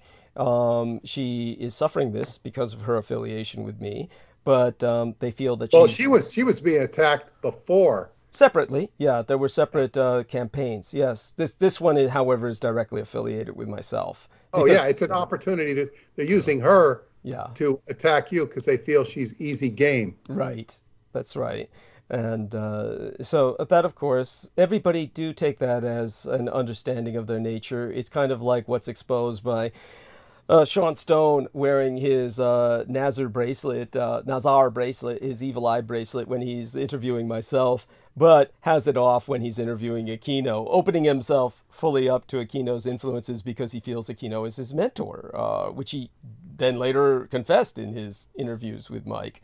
So with Mike? Well, yeah, with Mike Aquino? Yeah, with Mikey, as he called him, yes, which is what the kids used to have to call him when he was raping him. He was calling him that voluntarily, Uncle Mikey. So it's... He called him Uncle Mikey in an interview? He did, yes, at one point, yes. That was... I would love to hear that. It was either there on one of his interviews. They eventually got rid of him off of many of the platforms he was on. Sean, that is. So Sean developed this onus about him because of his affiliation with Michael Aquino. And of course, all of these other individuals are involved with this same kind of energy. So everybody do understand that the campaign goes on. The ironic thing is that whereas I used to have, say, for instance, in the days when I had to work through that horrible Amber Rose Dio, I had something like 25,000 subscriptions. And that was, of course, back when people knew of me from Coast to Coast AM. Now, once she scrubbed that entire channel because I severed with her, and then I had to start over again, and then got scrubbed, and then started over again. With all the repeated scrubbings, of course, less and less people were able to find me. And now, of course, this individual who's attacking MARINA has far more subscriptions than either she has or I have, and far more listeners. And of course, is monetizing his own channel. So he's actually getting money all the while he's attacking us. So this is a person who's being paid for his terrorism by a public who is just joining in on this. And the irony is that they're attacking somebody who demographically, statistically, in both cases, MARINA or myself, effectively no one has ever heard of. So do understand, of course, the thing that needs to be pointed out is that the individual involved, and since he attacks us by name, he has to be named himself, Stephen Cambian, surname spelled Cambian, is an Edomite. He is a cultist of the kings of Edom, and we can conclude this definitively because no sane individual would attack people they don't even know for simple fear of lawsuits. Just simple fear of legal repercussions. You wouldn't send, like what he did to MARINA, a personal taunting message, which he was able to screenshot and use as evidence to share with the police or the authorities. He's counting on the fact that perhaps because she's in Spain, that there will be legal problems in trying to pursue him. But I live here. And so it's important to understand that he's basically a terrorist. He's terrorizing people, and that he's doing this because Richard K. Cole Jr. has convinced him he has legal immunity, that he will be backed up for all his legal expenses by the cult. But everyone else was abandoned. Ironically enough, Jameson Reese is acting as a cheerleader in their little chat room. And Jameson Reese is, of course, somebody who himself was abandoned by the cult. He was rendered homeless because he was proven to be holding both of his parents prisoner and basically extorting money from them on a daily basis to buy himself expensive Asus computers manufactured in Taiwan. the most expensive gaming computers available with money he extracted from his parents through physical torture. So he was investigated by the police and Adult Protective Services. And now this guy is acting as a cheerleader, the man who always said he wanted all whites dead, in particular, before everyone else on Earth, kill the whites first. But here he is in his little cheerleader outfit, baring his caramel-colored butt cheeks for Stephen Campion, the white boy in his mother's basement, and Richard K. Cole Jr., the man who lives by himself with his chickens.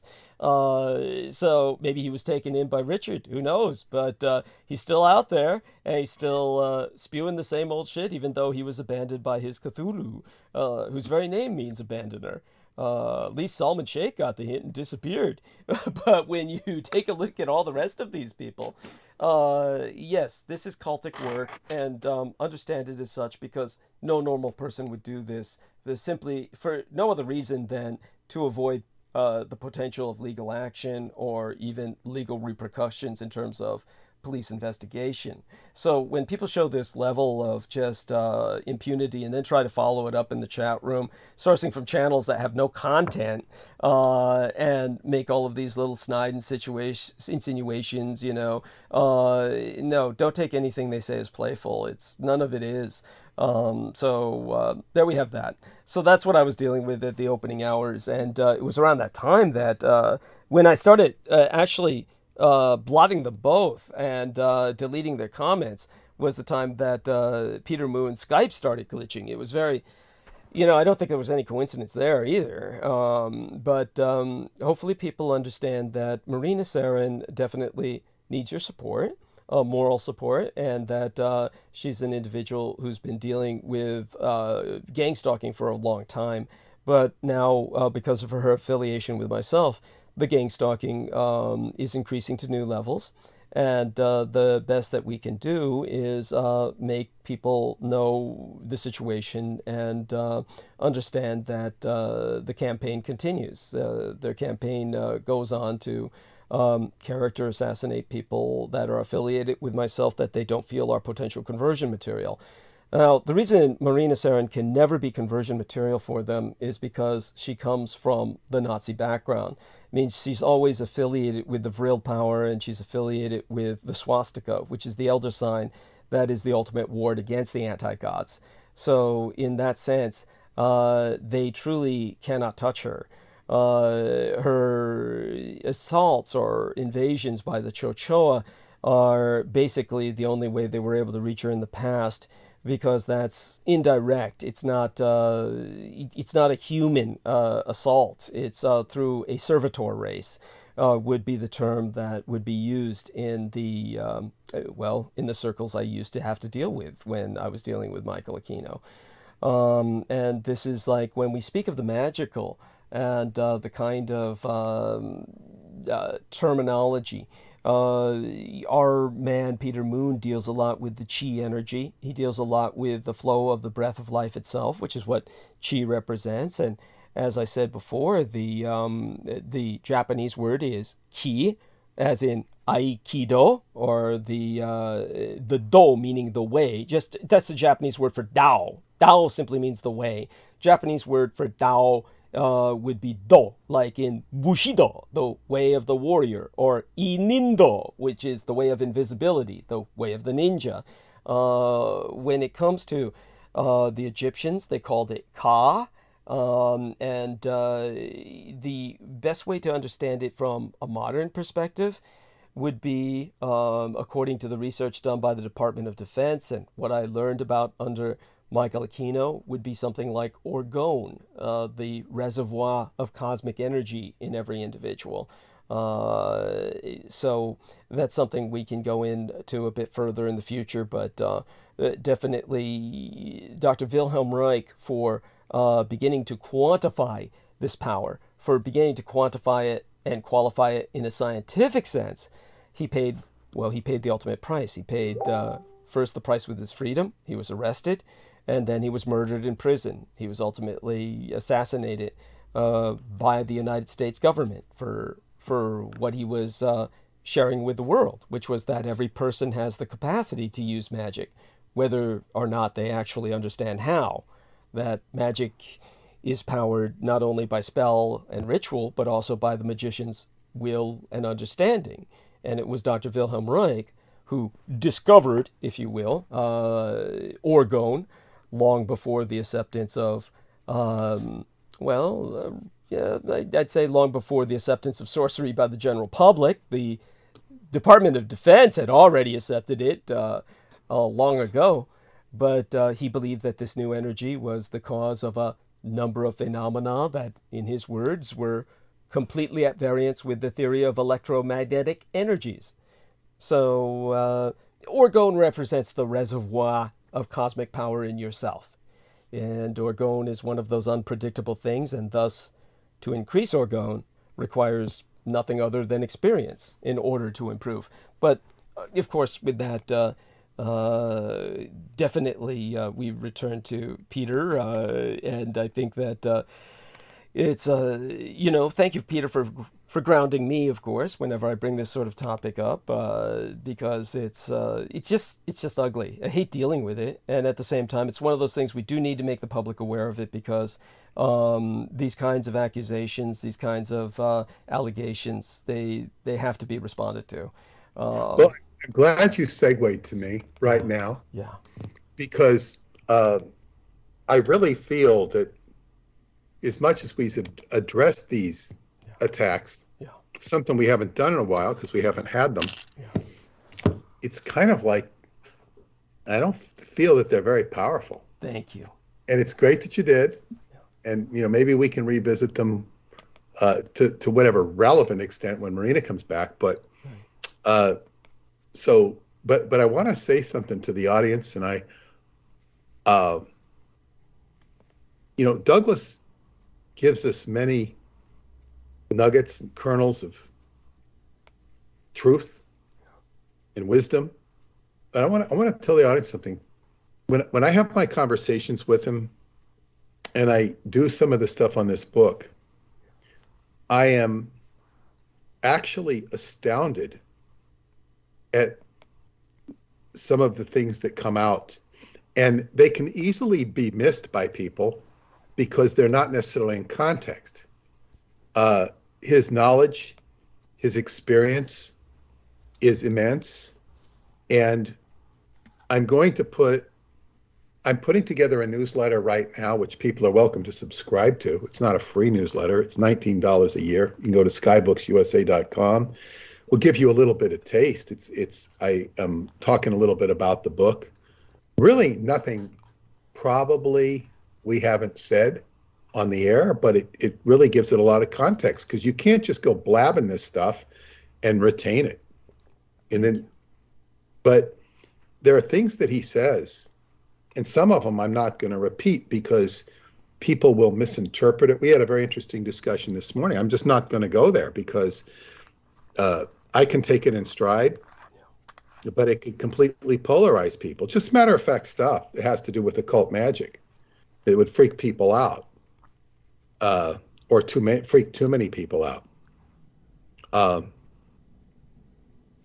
And it's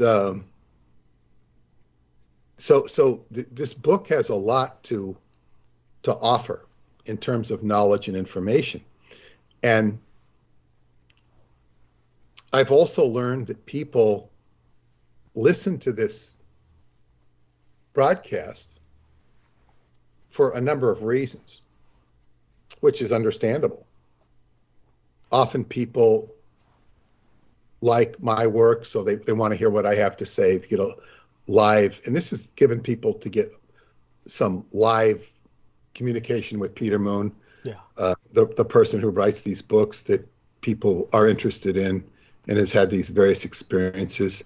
And I will say one thing. I will quote from, I think it's Synchronicity in the Seventh Seal, what Marjorie Cameron said about me once on the phone. I wrote it down. She says, your life is laced with synchronicity, and synchronicity is the language of magic. She was acknowledging me. Yes. And this synchronicity becomes very important. And I have to thank Jonathan Shalimar for bringing me to Shasta.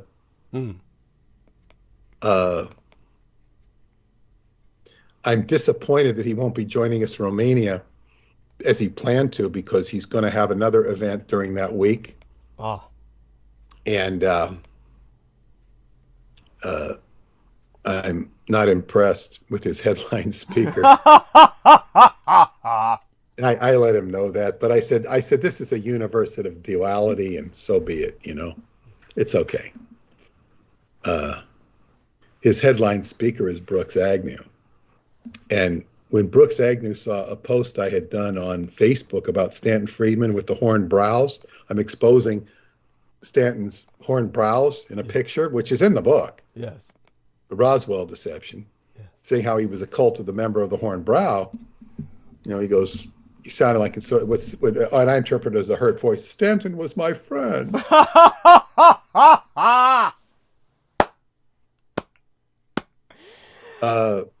Choose your friends better. Yeah, go. Stanton was my friend. I was very friendly with Stanton when I met him twice. At Mary Sutherland Sci-Fi Cafe in Burlington, Wisconsin, and now you met him personally twice, up close and personal. He looks like a troglodytic troll. He must have. Yeah, but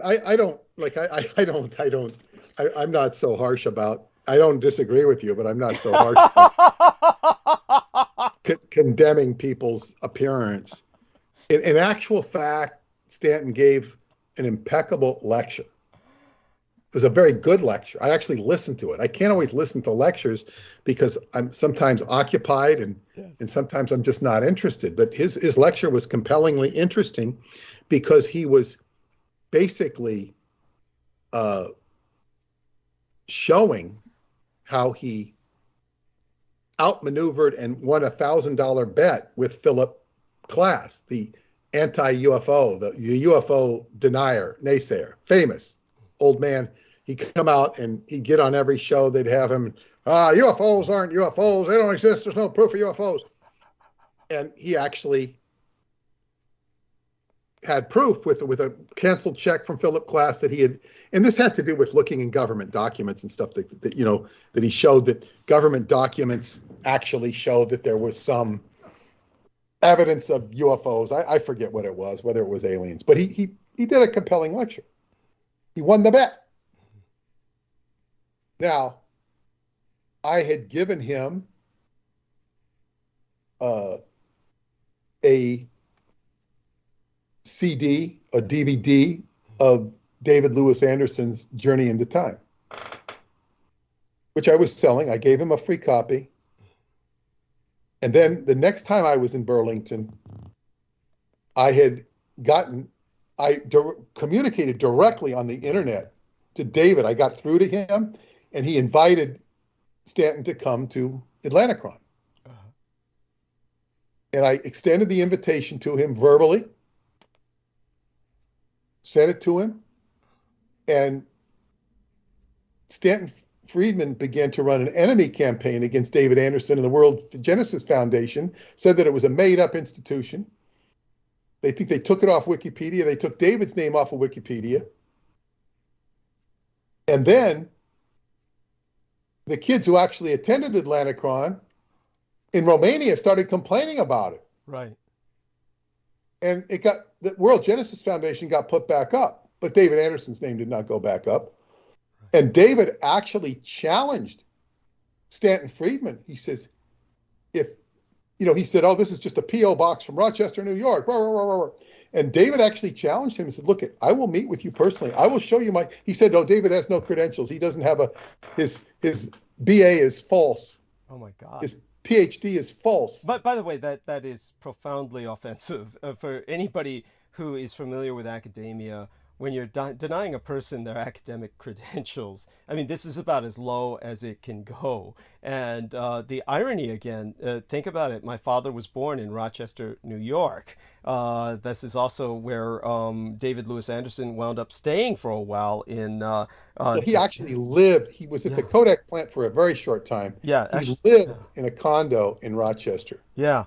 Yeah, so Stanton's claiming that basically he's got like a PO box there, and that this is kind of like a false address, like a false front for, or a dead letter drop box kind of for a false organization. I mean, but obviously he was put up to do this by Michael Aquino, who definitely always considered for the longest period of time David Lewis Anderson to be like a belligerent in terms of their competition for black budget allocations, and so yes, please go on, Peter. I mean, it's well, yes, and so he said, David said, look, I will meet you in person, and I will prove my credentials to you.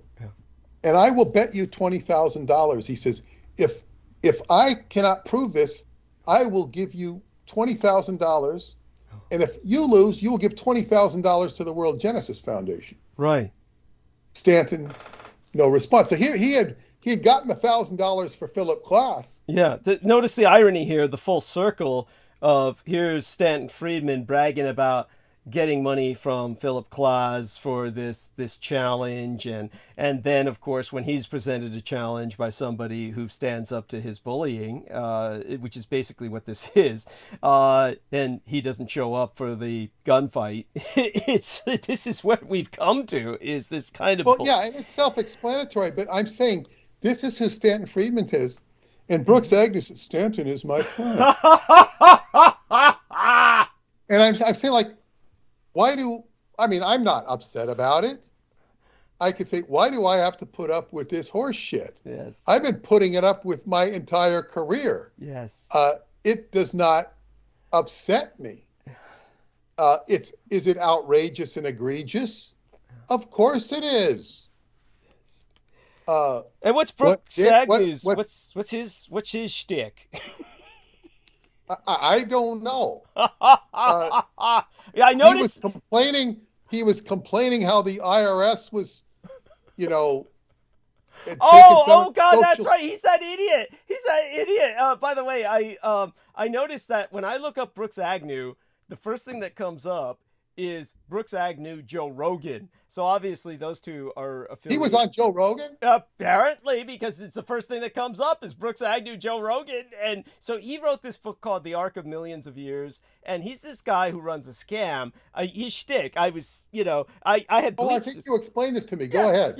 Yeah, his shtick, his scam is that basically he claimed that he had access to a Russian nuclear icebreaker, and that if people gave him enough money, basically like $1 million each passenger, he was going to take them on this Russian nuclear icebreaker over the edge of the world, through the hole at the pole, and go into the hollow earth with them. That he was going to take everybody on a cruise into the hollow earth, but they needed $1 million each passenger of course, this is just, this never happened. He's just taking. This is exposable on the net. He was doing this on Coast to Coast AM. It's got to be. It was on Coast to Coast AM. He presented this offer repeatedly. He was like, in all due diligence or due course of respect, I should let Jonathan know this. Just let him know that and say, because Brooks is a bookable speaker. Yeah. What I'm saying is, and I will say this about Romania and Sarmazija and Transylvania. This is rarefied country. Yeah. And look, I know people tell me all the time they wanting to go and doing it, two different things, and going there and surviving it. And I don't mean you're going to die. It's a whole different thing. It's heavy duty initiation. Yeah. Sometimes you might feel like you're going to die, but go on. I never felt that, but I've had my challenges for certain. And well, some people aren't. You have a bit more resiliency than some.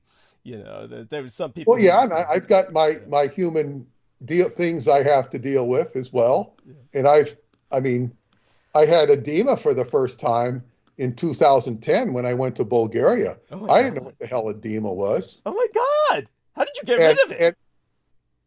Well, what happened was,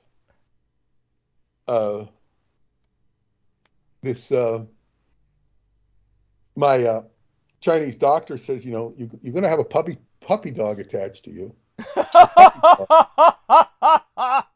This was a young woman who befriended me. She befriended me in Romania. She was Romanian, and and she said, "This is a puppy dog. She's going to befriend you." She says, just like, she hung around with me, and I was, and my ankles began to swell up. I'd never, and I finally, you kind of ignore it. Yeah, what is this? What is this? And she looked at me. The puppy dog looked at me. Very cute little girl, and she says, that's edema. She knew what it was. Oh my God. So how old was she? What edema is when your ankles swell up. Yeah. When you're for the airplane. Yeah.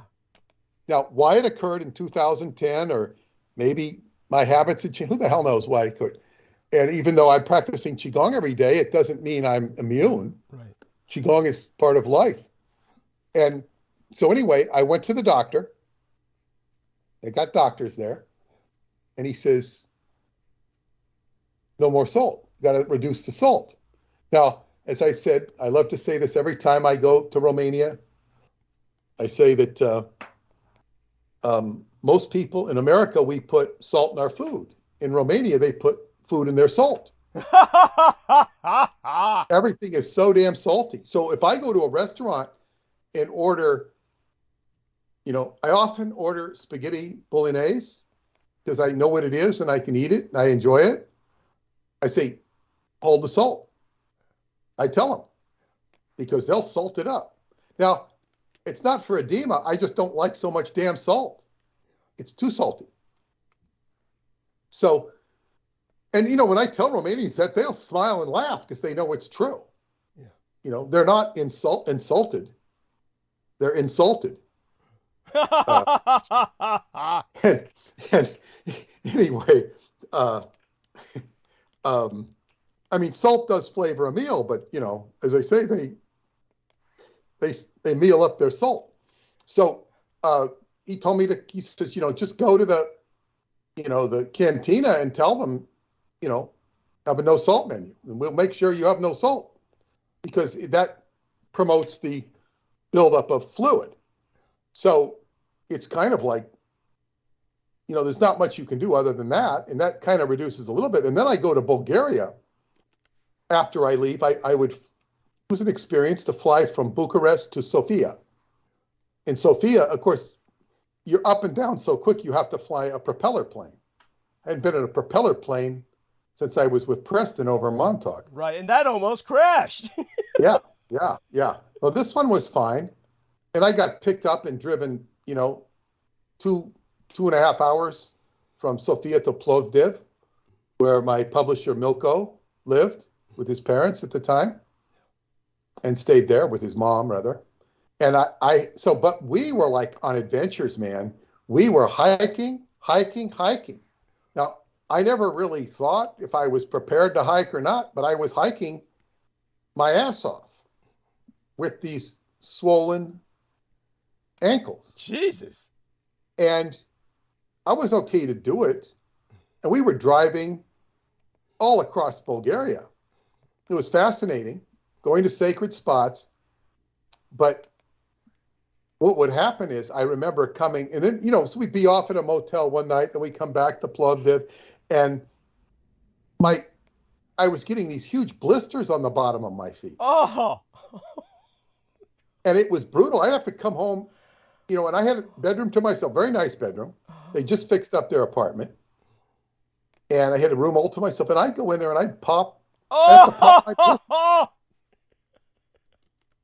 his mother, very nice lady, she was a physical therapist. And she gave me a whole big jar of this German product called Perfetti Balsam, P-F-E-R-D-E, I think it's Perfetti Balsam. And this is a balm. It looks like sort of like Jello a little bit. And it's for horses. They put it on humans in Europe, and it would soothe the bottom of my feet. So every night I'd come home, when we walk, I'd be popping the blisters, and I took this with me when we went to the tomb of Bastet and whatnot. I took it with me, and I'd pop my blisters every night. They were big, and I'd put this Perfetti balsam on it, and I'd go out hiking. I had no choice. Oh, I had a choice, and I finally, when I got back to the United States, they do not sell it in the United States. I bought some once, and I bought it from Canada as a veterinary supply. Oh my God. To buy it as veterinary supply, but I could not buy, just like you can buy DMSO as veterinary supply. This is pure DMSO, or very high concentrate. So, and I think you have to swear you're going to use it on a horse. They don't follow it up. No, of course not. Did you use this on a horse? So yeah, that was, so anyway, I was talking about, we were talking about Brooks Agnew and Jonathan Shalimar. So, he didn't, apparently he's not going to make the trip to Romania, but certainly I'm so thankful that he brought me to Shasta, and I really like Jonathan. Right. And, but this thing with Brooks, it's like see, this is the thing. When you're dealing with sacred energy, it's an initiation. Yes. And it's not all unicorns and rainbows, as Andrew Bartzies used to like to say. Yes, yes. And he's the only one I've ever heard use the term unicorns and rainbows. Right. Actually, he used the term unicorn shitting rainbows, is what he used to say. I didn't hear him say that. But anyway, and as I explained in my special edition newsletter from last summer, and did say on the show, unicorns and rainbows go together because according to the Bible, the unicorn had 6-colored coat of many colors, the rainbow skin. Unicorns were not white like you see. They were rainbow colored, their skin. And they were killed by the unicorn who ate their bellies on the ark, Noah's Ark. And the bellies is, of course, the chi of the unicorn. And the unicorn skins were saved and used to cover the Ark of the Covenant and the Holy of Holies. So this is, and of course, the unicorn is the symbol, the hidden symbol for Capricorn. It represents time. And the spiral of the unicorn horn coming out of the third eye of the horse's head. The hor, H-O-R, representing horology, time. So anyway, that's just a comment on the unicorn. But as they say, the trip to Romania or any sacred spot is not all unicorns and rainbows. And of course, Shasta is no different. Shasta is a magnificent energy. And I was able to meet Dennis Adams there, who I just, he created such a strong impact in my life that, I just, as they say, put me into the angelic reference frame. And I suppose it's perhaps very appropriate because this involves our work. Mm-hmm. One of the most, I guess what you'd say, penetrating synchronicities that I still haven't come to full cognition with was in my Montauk Book of the Living, whereby I go into the experiences of the olive and how the olive had all these synchronicities connect to it. Feel like I should do a whole show on this and revisit it, because the olive was first encountered by me when my friend Ken Arthur, who I spoke of earlier, had given me a playbill. He walked into Lori Saluzzi's house and he had a package for me. He said, "This is for you." Like, what the fuck? He doesn't give me gifts. And I open it and it says, it's a playbill, framed. It says, "This is the new Montauk Theater." Like, what's this? Where'd you get this? At an antique shop? Something like that, he goes. And he says, it had your signature on it. Here it is. Oh. And the new Montauk Theater. It was a playbill. And it was a play about a comedy that included a parody of William Howard Taft, Teddy Roosevelt, and Kaiser Wilhelm. I researched all these. I could make no sense of it. I said, this is a synchronicity, but, Kaiser Wilhelm was related to Montauk for, the Pan-Germanica project, building tunnels out there. Teddy Roosevelt was related to Montauk because his Rough Riders came to Montauk after the charge up San Juan Hill, after the Spanish-American War. And, of course, William Howard Taft, who was both a president and a Supreme Court justice, was the namesake of the town I lived in, Taft, California. It was named after he visited there, after him, previously being called Moron, appropriately called Moron, and which is the subject of the Robin Williams movie, The Best of Times. They do a whole satire on that town, which I cannot disagree. Although it's satirical, it's a damn good satire. And I really enjoyed my time there, I must say. It was a lot of fun. And the kids that were with me, they fondly remember me taking them into the underground of the high school and college, penetrating the underground boiler rooms. We'd sneak in there. It was so much fun. Oh my God. What to do on a wintry night. Sneak into the boiler room. And one of my friends says, "Oh, we gotta watch out for the mole men." I go, "What are the mole men?" He goes, "There's mole men down here," meaning the workers who worked in the boiler room. They were never down there, not during the nighttime when we go. Of course not. The boiler room was an extensive thing. It was astounding. Look, it reminded me of some of those scenes in the Starship Enterprise. Okay.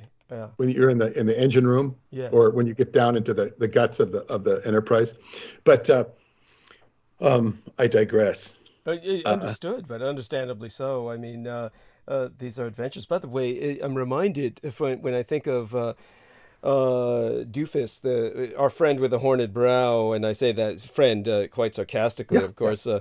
Fuck, what's his name again? Thank you. When I bleach these people from my mind That's truly. Good. That's good. I know, it's true. It is. It's good for my psychological health. But it reminds me of James Randi. I remember that there was this one guy who, for lack of a better word, was kind of like a faith healer. His name was Gene Egidio. I was impressed enough by him where I kind of had him work over the telephone with both my parents at one time. And but Gene Egidio, he said, that James Randi, he says he's got $1 million locked away in a safe that he'll give to anyone who can prove their psychic powers. And he says, that guy's a fucking phantom. I've been trying to contact him every way imaginable so I can get the $1 million. And that guy, for all intents and purposes, doesn't exist. Or if he does exist, you can't reach him. But I don't know if you remember James Randi, the amazing Randi. Of course I do. Of course I do. Yeah. I just saw something on him today that him and Ingo Swann had a nice conversation or something. But who the hell? Yeah, well, they're both dead now. I mean, yeah. I know who James Randi was. Yes, yeah. There you go. It was James Randi was a lot like the Class guy. And claiming that, certain things don't exist that basically the majority of us intuitively know exist. Just so people understand, Peter Moon. He was a denier. Yeah, just a pathological denier. It gets to a point where it's unhealthy. There is such a thing as unhealthy skepticism. And believe me, actually, the reality is this is the horrible paradox of where we're at. We're in this world where, as I said, say for instance, again, this is inescapable. Don't take me too far off my olive thread. Oh yeah, good point. Go back to your olive thread. I'll get back to it later. Yeah, I'll get back to the other stuff later. So go back to the olive thread. Because so I was talking about the this playbill I had with the that I could go nowhere with it, and it sat on the bottom of my desk for a year until the Montauk psychic Duncan Cameron was at my house for dinner. He would come over frequently at that time, and he enjoyed having a family around him. And I was talking to him, and I said, Duncan, who's your favorite politician? He goes, I don't know. Who's yours? And I said, Teddy Roosevelt. I said, not because Teddy Roosevelt I didn't think he was good or anything, but because when he was running for vice president, he was shot. And the bullet went through this thick paper that was his speech, went into his heart. But the paper slowed down the bullet enough so it didn't go all the way through his heart. It lodged in his heart. He was bleeding. They got him a new shirt. He says, I'm going to finish my speech. So instead of doing a 45-minute speech, he did a 20-minute speech. Then they rushed him to the hospital, took out the bullet, and he survived. But he gave his speech after getting shot in the heart. Jesus. And he wanted to look at the face of the assassin, the man who shot him. And I said, look, I don't care,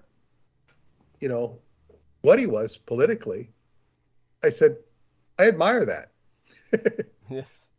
He was an amazing character, despite his flaws. And I said, for that reason, he's my favorite politician. And the reason I knew this is because I studied Teddy Roosevelt, because I got that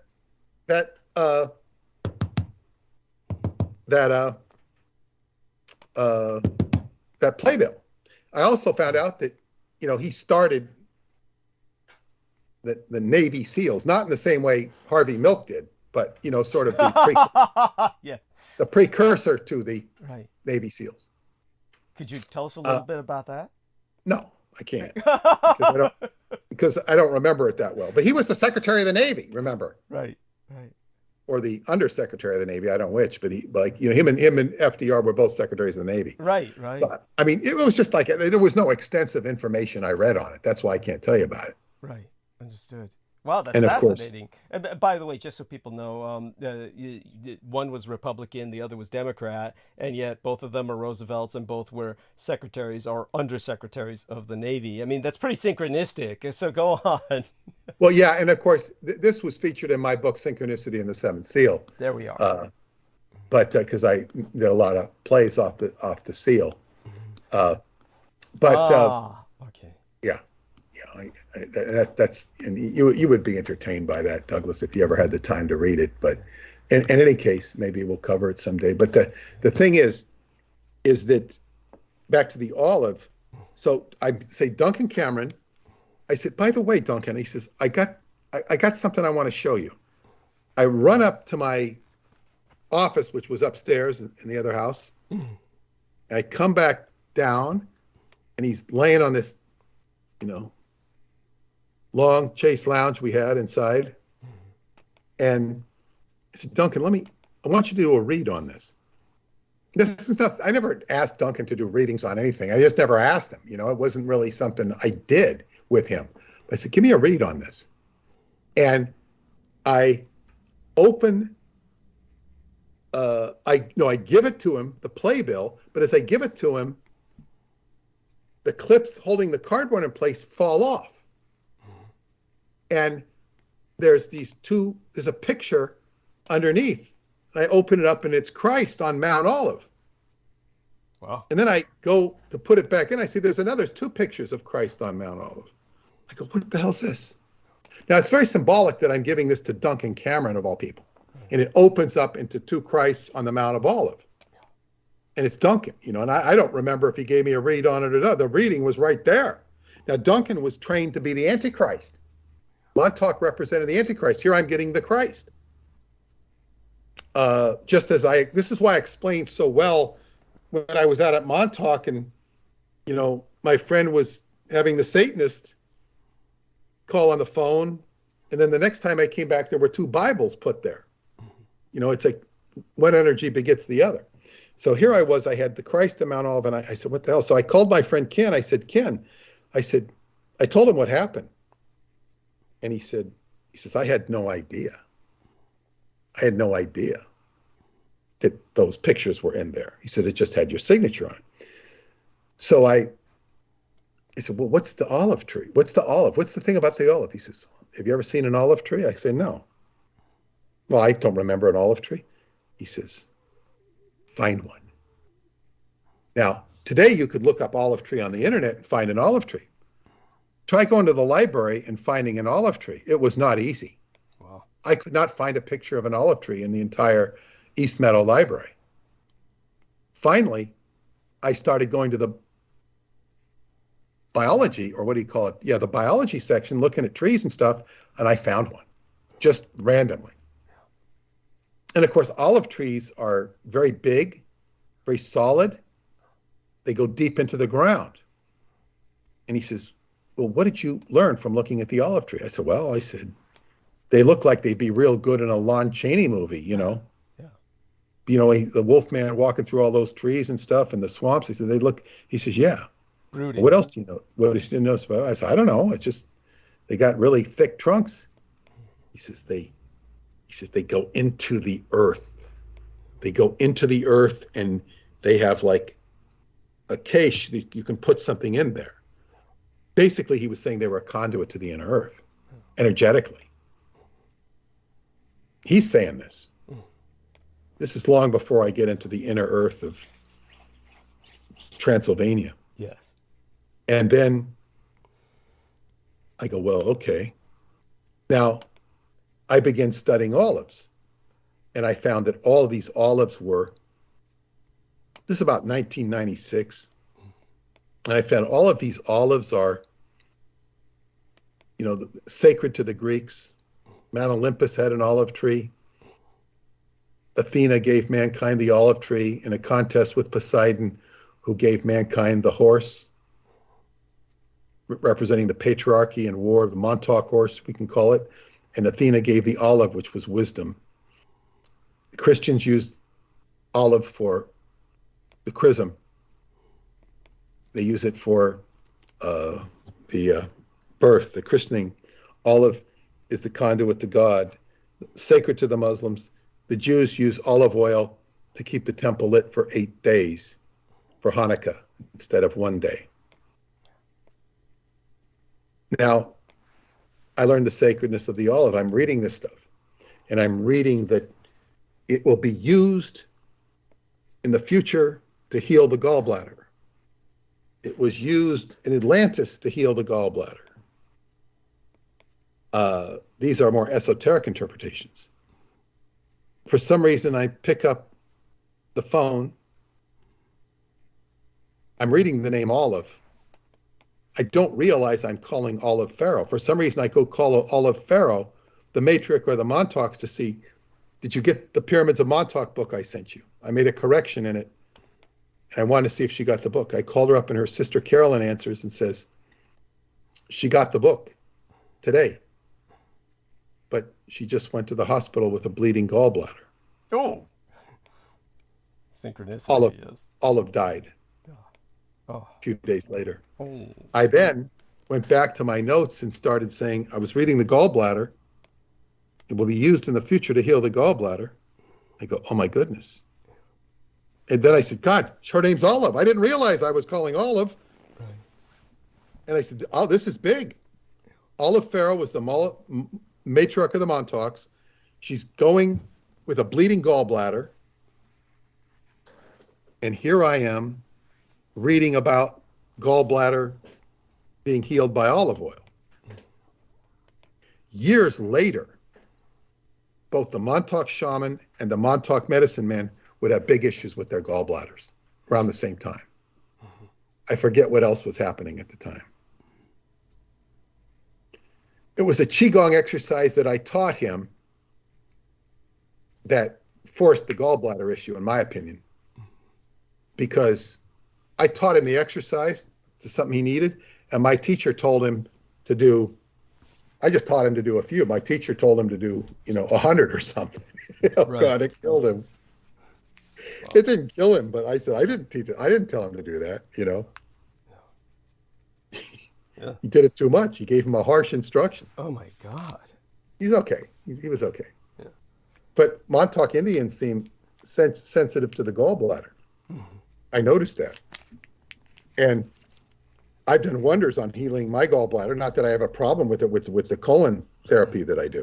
Right. It's, you know, she says she sees gallstones coming out all the time. Gallstones I don't even know I have because it loosens them. Wow. And so anyway, this thing with the olive is big. It's major. I go, wow, now I got a book on my hands. I wasn't expecting this. Mm-hmm. And even so, I have other projects to do.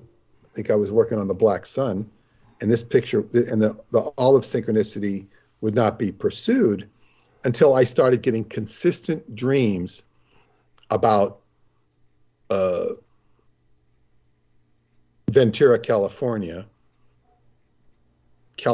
Street, the turnoff, and it was all these incredible spirals of the off-ramp. It was Ventura is a pretty town, but it was much more, it looked much more like Hawaii in exotic in the dream than Ventura actually is. It's, you know, where my parents lived.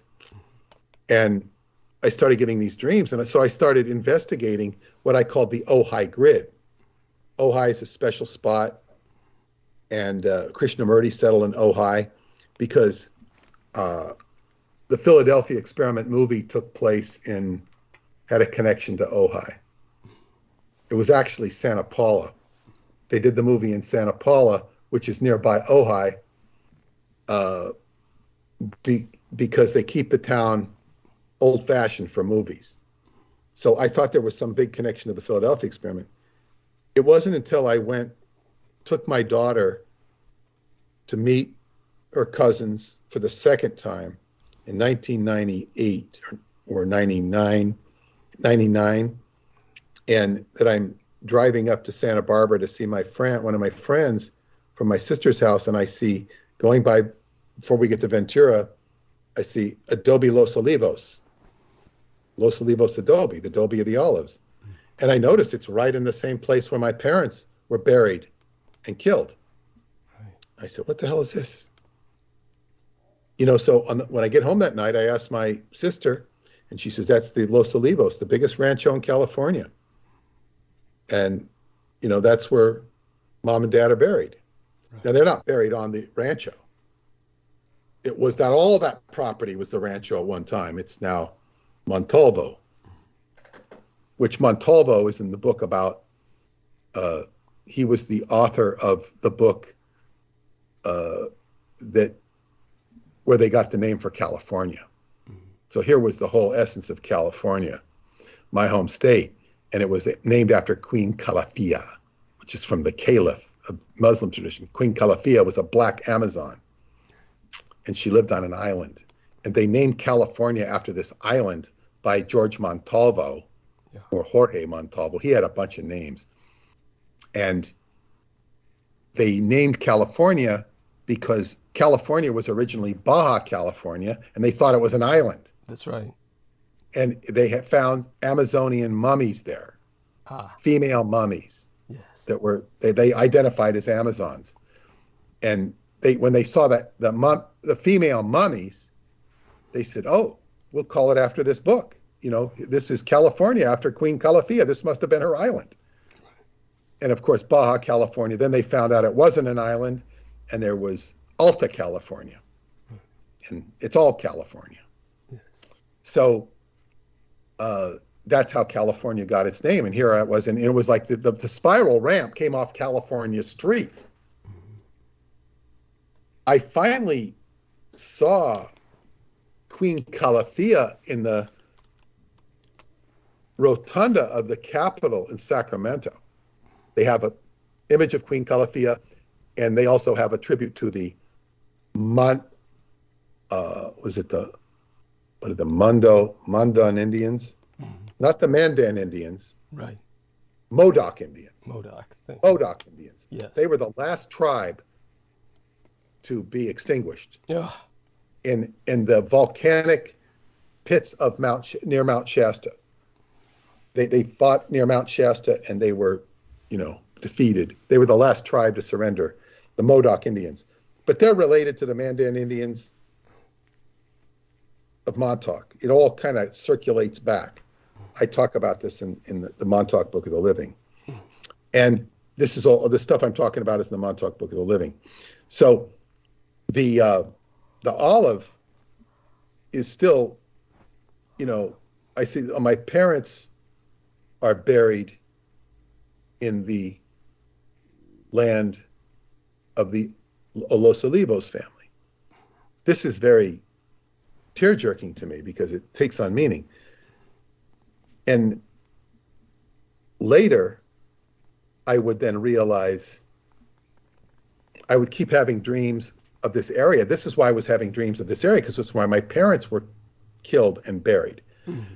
Then I kept having dreams that would take me up to Davis, in the Scientology Center in Davis, which I would then realize that was on Olive Drive. Oh. Olive Drive. So I said, this is not a joke. Olive Drive. And it's like, wow. So I have to, so what is the olive?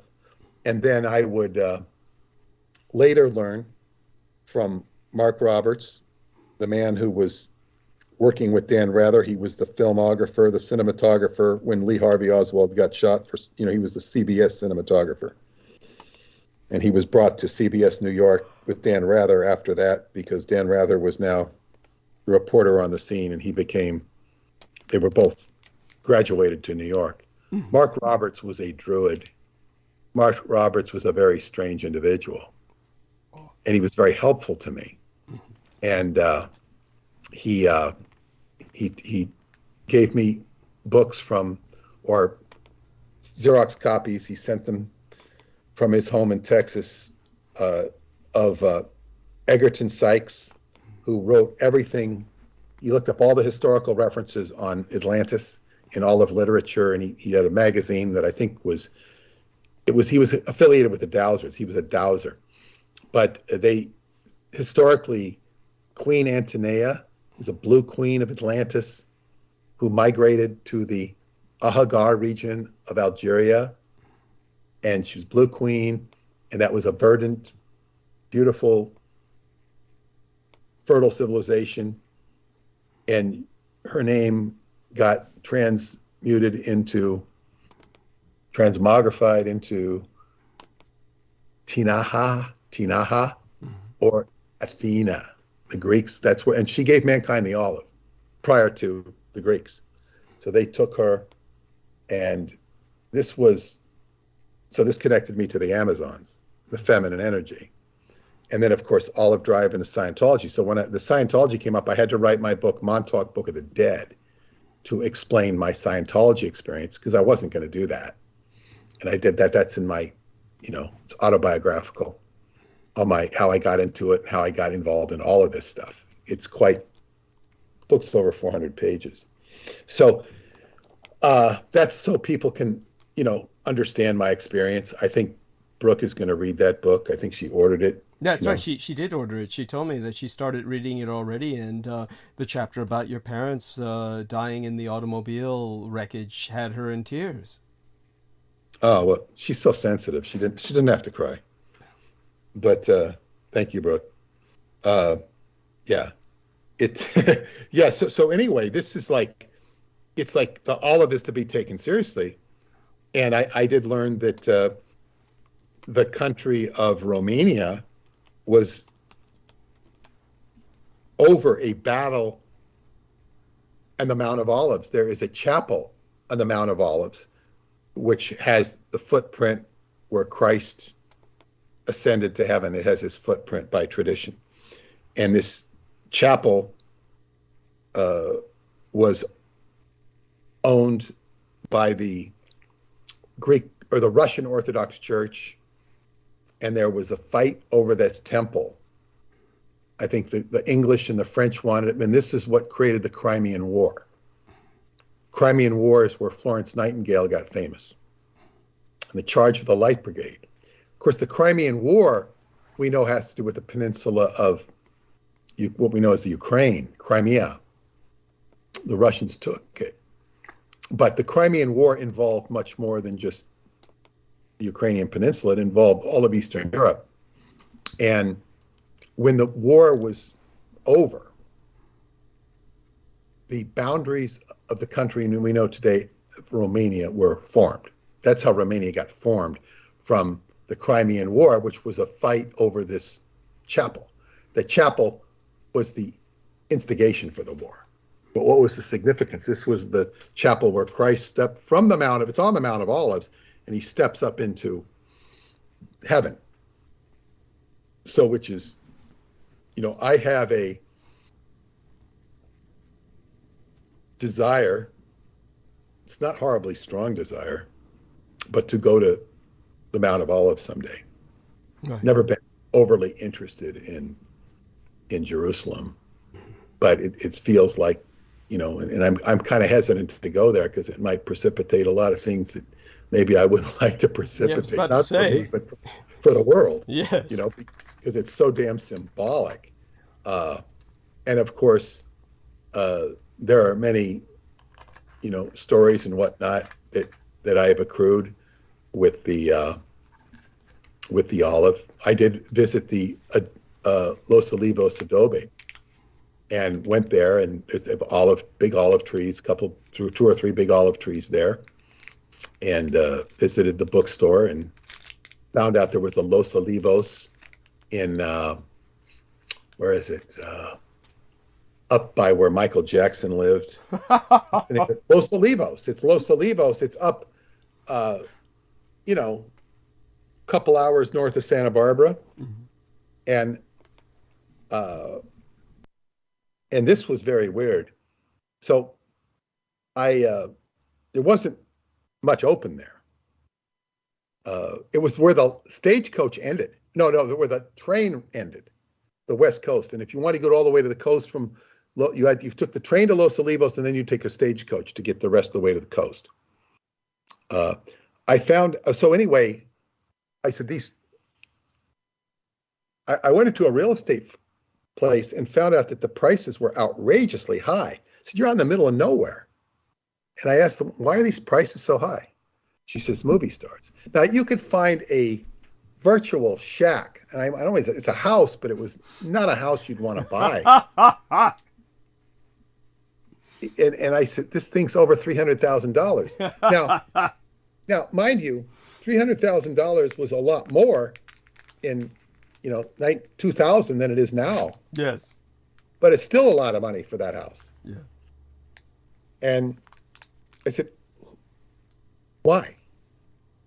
And she says, movie stars. Now, of course, movie stars aren't going to buy that house. But all the property goes up. She says, they come up here, they fly up here, and they own second homes up here. They come up here to get away from the maddening crowd.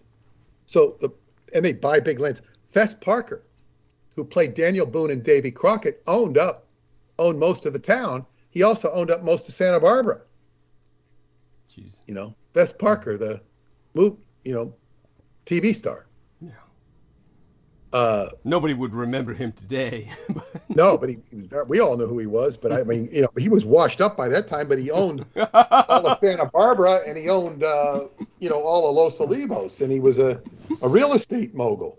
And but the celebrities that come, they take their plane up there. They'd be up there in 20 minutes and be in their ranch paradise or whatever it was.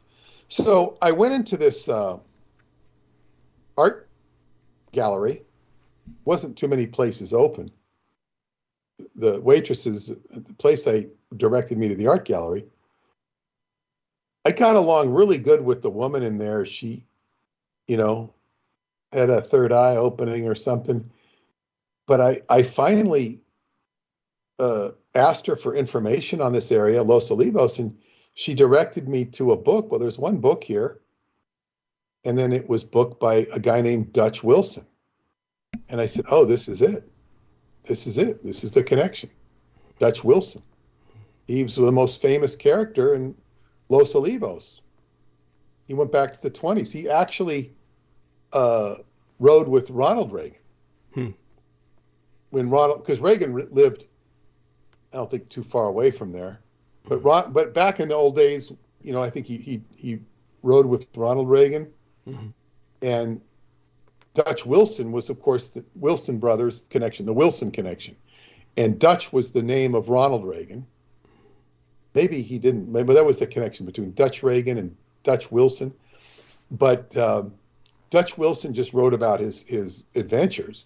He didn't seem, but just the name Wilson was so ironic. And there's a whole Dutch connection to Montauk,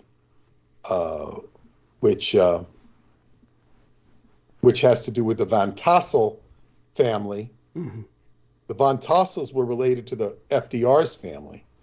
And the Van Tassels married the Indians, the Montauk Pharaohs, forcibly. The Van Tassel clan. And the Van Tassels took the Montauks and resettled them in Sleepy Hollow. Sleepy Hollow, which is right next to Tarrytown, New York. Sleepy Hollow's famous. It was written by Washington Irving, who was Dutch, and the Dutch settled there.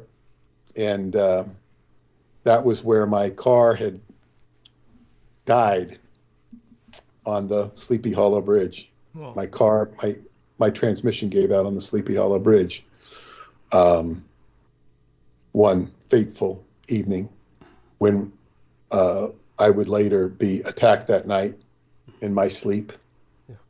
Yeah. And my teacher had told me we were being attacked. Wow. Only time that ever happened, because he was going to be doing a seminar on the West Coast with Madeline. What was and the attack really spooked Madeline, yeah. And that was the end of it was basically the end of mine and Madeline's association for all practical purposes. But what was the attack like? The OTO showed up in my dreams. Mm-hmm. And of course, first I had the car go down. Now the car, and it's funny, it must have cost $2,700 to repair the transmission, which was too high of a price. Yeah. But I was stranded. I had no choice. There was only one guy I could go to, and he didn't do me any favors except that he fixed the car. Mm-hmm. And then it was when my friend, the one who had directed me to you, mm-hmm. had given me the link to Douglas Dietrich, the one who I'd helped with a satanic situation. Yeah. In his own generosity. And he was not rich. He sent me $1,500. Mm-hmm. I didn't ask him for it. Wow. He sent it to me. He believed in my work. He used to send contributions to Kathy O'Brien as well. Wow. And he was the one who gave me the link to you. Right. And I remember another one of the ladies I had just seen in Michigan, because I was coming back from Michigan, and she said she called me up to get something, and I told her about it, so she sent me some money too. And it wasn't anywhere near that much, but she just did it out of her own, and it really helped the blow of $2,700. Yeah. I think the transmission only lasted another year or two. No. Didn't last very long. Yeah. And I think I had to get it repaired again at about half the price. But be that as it may, it was or maybe I got a new car, I don't remember, but the transmission didn't last that long. But so the Van Tassels were the Dutch connection. I was going back to Dutch Wilson and the olives. So the olive has been a sacred theme. So when we talk about the messianic energy of whether it be the Jews or the Christians, of course, Mount Olive was sacred to Jews before Christ ever got involved. It was his favorite spot. It was where Solomon made sacrifices to Moloch. I have a whole series of books. I forget the guy's name. They were just a publication. They were nothing that would have been sold on the olives. These were given to me by an astrologer friend of mine, which went into all sorts of prediction of the next pope. The predictions were wrong on the pope, but all had to do with the glory of the olive tree. And, there was olive wood that was in I think the cherubs in the Holy of Holies were made of olive wood. Part of the Ark of the Covenant, I think, included olive forget all the associations, but it is a direct conduit to the Most High. Yeah. And I was told that when you have these weeping pictures of Mary on a statue or a picture, and there's just like they're weeping, yeah. They analyze the weep, the tears, yeah. And they're like, I think 80% olive oil, and they can't determine what the other 20% is when they chemically analyze them. Wow. So the olive is not only a conduit to the inner earth, it is a conduit to Kether, or the heavenly realm. Yes. And it causes me to take this very seriously, especially, it's my parents who birthed me, and their death really helped me leave Scientology with a soft landing. Right. Because I'd inherited money, so I was not, it was not intimidating to leave. Right. And have nothing. Right. So it made a soft landing. It was still a hard landing psychologically. Right. But it was a lot better than staying there. Yeah.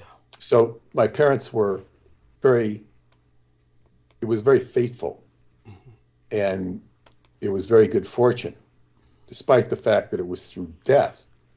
And I had originally, the Montauk Book of the Dead was going to be about my adventures with the olive synchronicities until it included my parents. And then that had to be the Montauk Book of the Dead because it included their death. So I had this other book I called, instead of calling it the Book of the Dead, I called the Book of the Living. Yes. Because, of course, death begets life. And olive, it's a very powerful element. It's very good for people who are exhausted. Essential oil, olive leaf extract. It's all good for if you're feeling really exhausted. It's good for caregivers who are replete with exhaustion from giving care. Wow. Olive. So how do you use it? You put it in tea? I'm not sure. I mean, you just like with an essential oil, you put I think it's like olive leaf extract. Uh-huh. But if you look up olive leaf extract, if you're a caregiver, I hope you never have to be a caregiver again. Yeah, God, I hope not. Yes. No, I'd rather die. And that was the funny thing when I, years after, I mean, it'd been years when I saw my sister, we were just talking about, and she mentioned to me, she says, after they died, she says, I realized, I felt some sort of relief that I'd never have to take care of them as old people. Right. And I said, I had the same thought. I thought of that very early on. I said, I'm not going to have to take care of these people. Yeah. Now, I was 21 years old when they died. Yeah. And why would I be thinking of that? You wouldn't think a 21-year-old thing. And I never thought, I'm going to have to take care of my parents when they're old. I never even thought like that. But when they were dead, it's like, wow, I felt the relief of not having to take care of them in old age. Why would I feel that way? She had the same thought. Yeah. I mean, their being taken from you was very definitely a blessing of a sort, and many sorts. I mean, you were truly gifted by divine grace. Not that now, by the way, people. It is true, yeah. and I remember when I was first told by my father's cousin. It was actually told by my father's cousin's husband, Tommy. Who I knew because we used to go to his house for New Year's Day in San Pedro or Palos Verdes, I think it was. And he grabs me by the arms and he says, son, your parents were killed in a crash last night. And the first thought that went through my head, I knew it. Now, I never thought they were going to die in a crash, but that was the first thought that went through my head. I knew it. So it's almost as if it didn't surprise me. Right. And, and it was weird because I had to go up and I had to be the man on the spot because my brother was in the car crash. He was in the hospital. He did survive. My sister was fit to be tied. You know, she was, you know, still in high school, and we sent her out to the ranch where she had a horse, and they took care of her there. And she was crying so hard the first night we were alone together. I said, no, this can't go. I had to, you know, so we put her out of the environment. So I was there by myself. But then when everybody came, I had to do everything. And I was like a public relations character because I had to meet and greet all of my relatives. And it was so incredible to have all of my relatives in the same room. Yeah. I remember sitting there with, on my mother's and father's side, all the people I'd heard about when I was a kid, and who, most of them who I'd met at one time or another. It was like a reunion of joy, even though it was over a very sad situation. It was like incredible. Like all these people show up. And I think, I don't know which night, but then I began to dream of ancestors. Like I felt like what Chinese ancestor worship was about for the first time. Yes. I saw these Chinese lanterns because I would wake up and relieve grief, but I would, you know, just by myself. And I was able to process it. I knew how to process grief from I was counseling all the time. Mm-hmm. I was a counselor. Mm-hmm. So I knew how to process my own grief very well. Mm-hmm. It was really, really good that I could do that. And somebody, an astrologer once looked at my chart and he saw this stuff in my chart. He said, I would be able to calmly handle this stuff, which I did. And I could not give the eulogy, though. I refused to do that. That was too much for me. But you delivered the eulogy at a different funeral years later, right? Well, that was my best friend, and that was, you know, it's was pretty heavy duty. But because I felt closer to his family than I did to my own. Right. Not that I didn't feel close to my own family, but I could just identify with that. And but yeah, so the olive is a, you know, it hasn't escaped me. Now, when we move into your book and the Christ energy and the messianic frequency, well, the olive is a messianic frequency. This is like, and Preston had always taught me at Montauk, it's the antithesis of the Christ versus the Antichrist.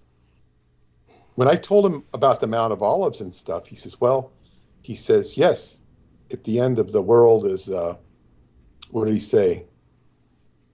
I think he said, he made an analogy to the Mount of Olives, because he knew the Bible backwards and forward. Mm-hmm. He knew it as good as Aleister Crowley did. And he says, you know, well, he says I think he equated space-time labs and to the temple, and because there's this big conflict between the temple and the Mount of Olives in the Bible. Mm-hmm. Sort of like the, you know, it's kind of the corridor of the final judgment, and it's also the abyss. Now, if we want to say what's the temple, would be the sacred spot. I think he said that was space-time labs, and the Mount of Olives would be the Mount of Olives. But the Mount of Olives, of course, is a what's the word? Not a mausoleum, a necropolis. Mm-hmm. All sorts of dead bodies buried under there. Yes. And so, you know, that's the death, and the temple is, of course, the conduit to the Most High. So it's like this conflict. It represents the Armageddon or the apocalypse. So you have these two, and of course that's where Solomon sacrificed children to Moloch. Mm-hmm. So it would, and then you have the temple, bop, bop, bop, bop, bop, and it's all a great deal of symbolism.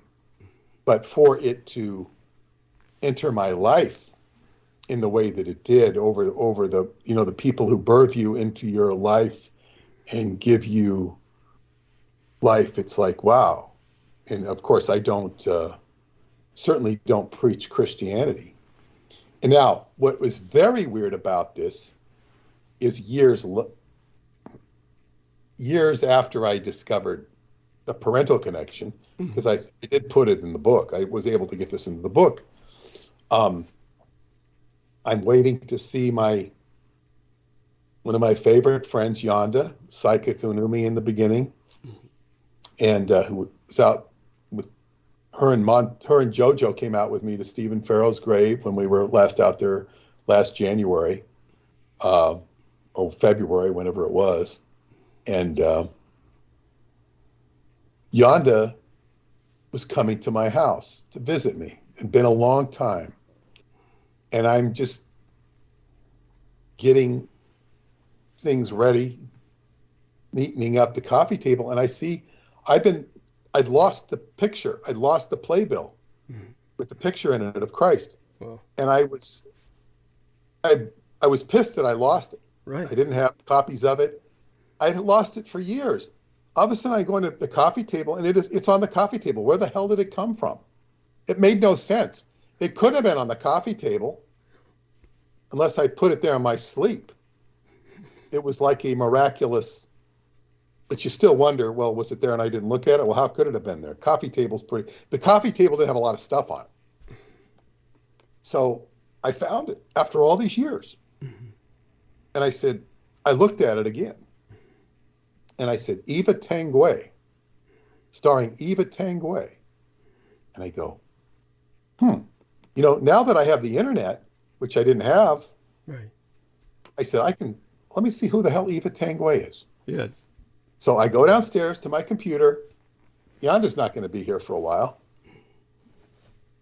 I type in Eva Tanguay, and I see a review, a critique of her work. She was the most famous vaudeville performer, highest paid vaudeville performer, and a review on her work by Aleister Crowley. Wow. I go, oh my God. Yes. She was a high priestess for Aleister Crowley. Ah. And he regretted he didn't do very good work with her. He was not proud of his work that he did with her. But nevertheless, she was a priestess of Aleister Crowley. She was right in that playbill. Eva Tanguay. Her name was headlined, but I didn't. Who the hell did I know who she was? Right.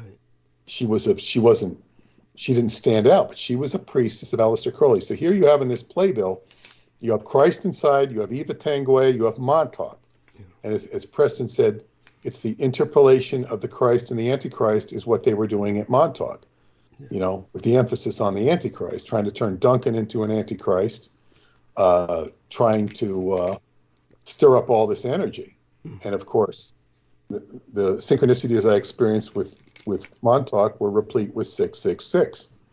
And of course, all of Montauk was generated by my interest in Aleister Crowley, which was generated by my experience with L. Ron Hubbard. And all of this led me to conclude, and Hubbard was a Wilson, just as Marjorie Cameron was, all of which led me to conclude that Hubbard comes from a messianic gene pool. I've said this before, and this would be part of the feature of the book I would do on the Babylon working if I ever do it.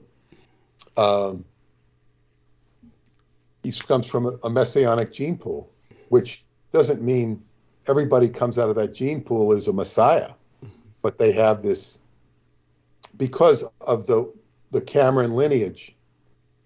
And Cameron, which I learned from a Celtic shaman named Cameron, said that it came from Amran.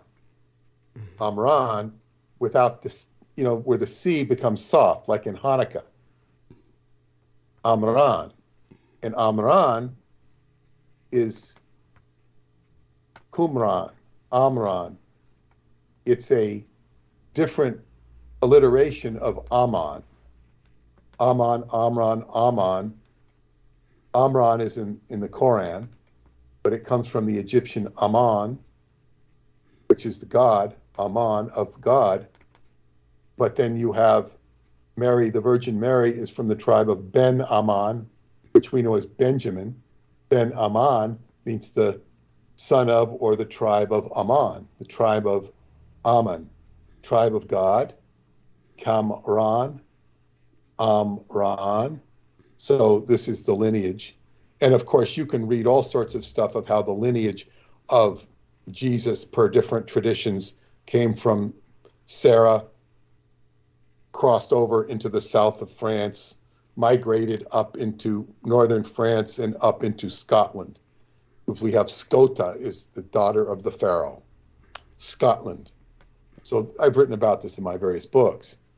And this is just the lineage of a messianic lineage, which you can tie into Merovingians or whatever you want to say. But the red hair is sometimes attributed to that. So, as I say, as we move into disambiguation of various factors of Judaism and messiahs and Christianity, this is part of the paradigm we're dealing with the new book. And I've given a lot of iterations here from my own experiences, and these are not going to be in the new book, but they are part of the experience and data trail that leads me to the new book, which we have a different lens on all of this stuff. I suppose you could say it makes me predisposed, if not qualified, to deal with this subject. Yes. And it's dealing with the sacred energies. And as I say, I don't necessarily, it's not my favorite topic. It's professional interest and personal interest, but I would much rather approach this from the angle of Taoism and Shambhala than I would the traditional Christian paradigm. You know, and perhaps because I wasn't raised in Christianity or indoctrinated in it, it might make me better suited to write about it without invoking all the standard bullshit and belief. You know, it's so I take it from an experiential reference frame, and instead of like, you know, hallelujah, brother, you know. And you know, my friend, the Montauk shaman, who I just spoke to last week, I spoke to her on Thanksgiving. She was having a party, and she talked to me. We have to get back together. I needed to call her, and because she's a Christian minister, in addition to being a shaman, when I say things, she'll sometimes bust out in hallelujah. It doesn't bother me because she's exalting of what she hears from me. Yes, she hears things. A very beautiful woman, very beautiful woman. I'm you know, just very beautiful woman. You know, I would just beautiful woman. But yeah, I need to talk to her about you. It's almost like, in kind of a way, it's, you know, I don't have to, but I feel I should talk to her about it. It's almost like reporting to your mentor. Yes. Although she's not my mentor, in some ways she is. It's almost as if she shamanically looks out after me. Yes. Because she knows that my adventures are way beyond anybody she's dealing with, yes, or even that she would deal with. But it doesn't matter because it's almost like she can see me out there on the shamanic plane. Yes. And it's like, will always be my friend. It's a very, I mean, there's one part of her that's a minister that deals with people. There's one part of her that's a counselor that deals with people. I think she's retired now because she's legally blind. She can see, but, you know, and, you know, but there's nobody like me in her life. It doesn't matter, though, because she can see me. She can see what I do. And just, it's really wonderful. I would like to, you know, she doesn't know where the medicine man is. Would like to get back in touch with him he'll surface when he's supposed to, I suppose. Yes. But yeah, so all of this is highly relevant to to the and we can't forget that the medicine man is half Chinese. Yes. Must not forget that. This is all the precursor to the book we're working on. Yes. And the Jewish apocalypse, which is the chapter I'm currently working on. Yes. And have to finish. We're going to have a lot of fun in this book. Yes. Because it's going to, and then, when we get into the Artilect, and before I go, because it's well past my time to go, but theoretically, I should get some sleep tonight. God knows what I'm going to dream of. And I think I'll be delivered something interesting. But this China is being, I mentioned earlier, did I say that to you? I think I said it to you privately about Fox News. Yes. Is now, it was just Fox News showing that China was bringing tanks in to crush the protesters. Now all the networks are showing that because they have to, because Fox showed it. Because they weren't admitting it. Everybody's enabling China, Apple. They don't want to admit that China's not so good.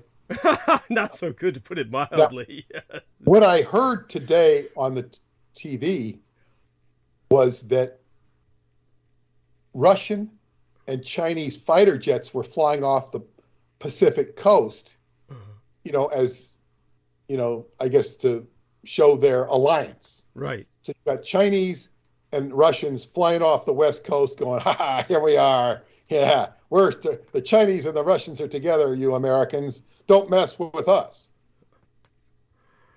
What kind of nonsense is this? Pathetic. Oh, yeah, it's like, look, we're badasses. We can't even win a war in Russia. Yes. So we're going to show you, how bad we are. And then the Chinese have got a lot of nerve, too, because they're not much better than the Russians. Yes. They've got domestic issues. Yes. This is just like Putin, who started making war outside to take attention off of his crumbling empire within. Yes. And then winds up crumbling everything. Yes. Oh, yeah. I mean, this is like, Hitler has been accused of self-destruction, but not like this. Not like this. And then, so the Chinese president is now going to do the same thing, thinking like, and they might say that he thinks he's going to show up what Putin couldn't do, but I think he's just as scared as Putin and is having to, he said, well, if Putin did that to distract his internal problems, maybe I can do that too. Yes. If he, oh God, I only shudder to think, I mean, just the insanity of these individuals. And by the way, so for those of you who don't know, Jiang Zemin just died, and Jiang Zemin was the former president. He's not to be confused with Hu Jintao, who is also the former president of Communist China, who was escorted out of the Politburo. They're swearing in of Xi Jinping for life. That's where Hu Jintao cut loose on him, and then for his troubles was escorted out of the Politburo by security. So Hu Jintao is more of the sharp, eagle-faced, very sharp-faced individual, whereas Jiang Zemin was more of a flat-faced, kind of Frankenstein top individual who just died. Might have been murdered because, in Xi Jinping's world, it's a lot like Vlad Putin's. Anyone he thinks might stand up against him, and that includes the former presidents, will probably be taken out. So these are extraordinarily paranoid, dysfunctional regimes, and therefore they have a recourse in war like they always had. I mean, today's date, we're not anywhere near midnight on the Pacific coast, and so today's date is still the 83rd anniversary of the Soviet Union invading Finland. And there was an example of asininity and imperial overreach on the part of the communists. And of course, Peter Moon had seen a video or listened to a video that I had linked to him just the other day about the Freikorps preventing this communist takeover of Germany, and how the communists... Excellent video. Excellent video. Thank you. Yes. Yeah. And the communists almost killed Hitler at that point. And where this becomes relevant for the new book is, and I can't put all that stuff in the new book. Right. It's too lengthy. Yeah.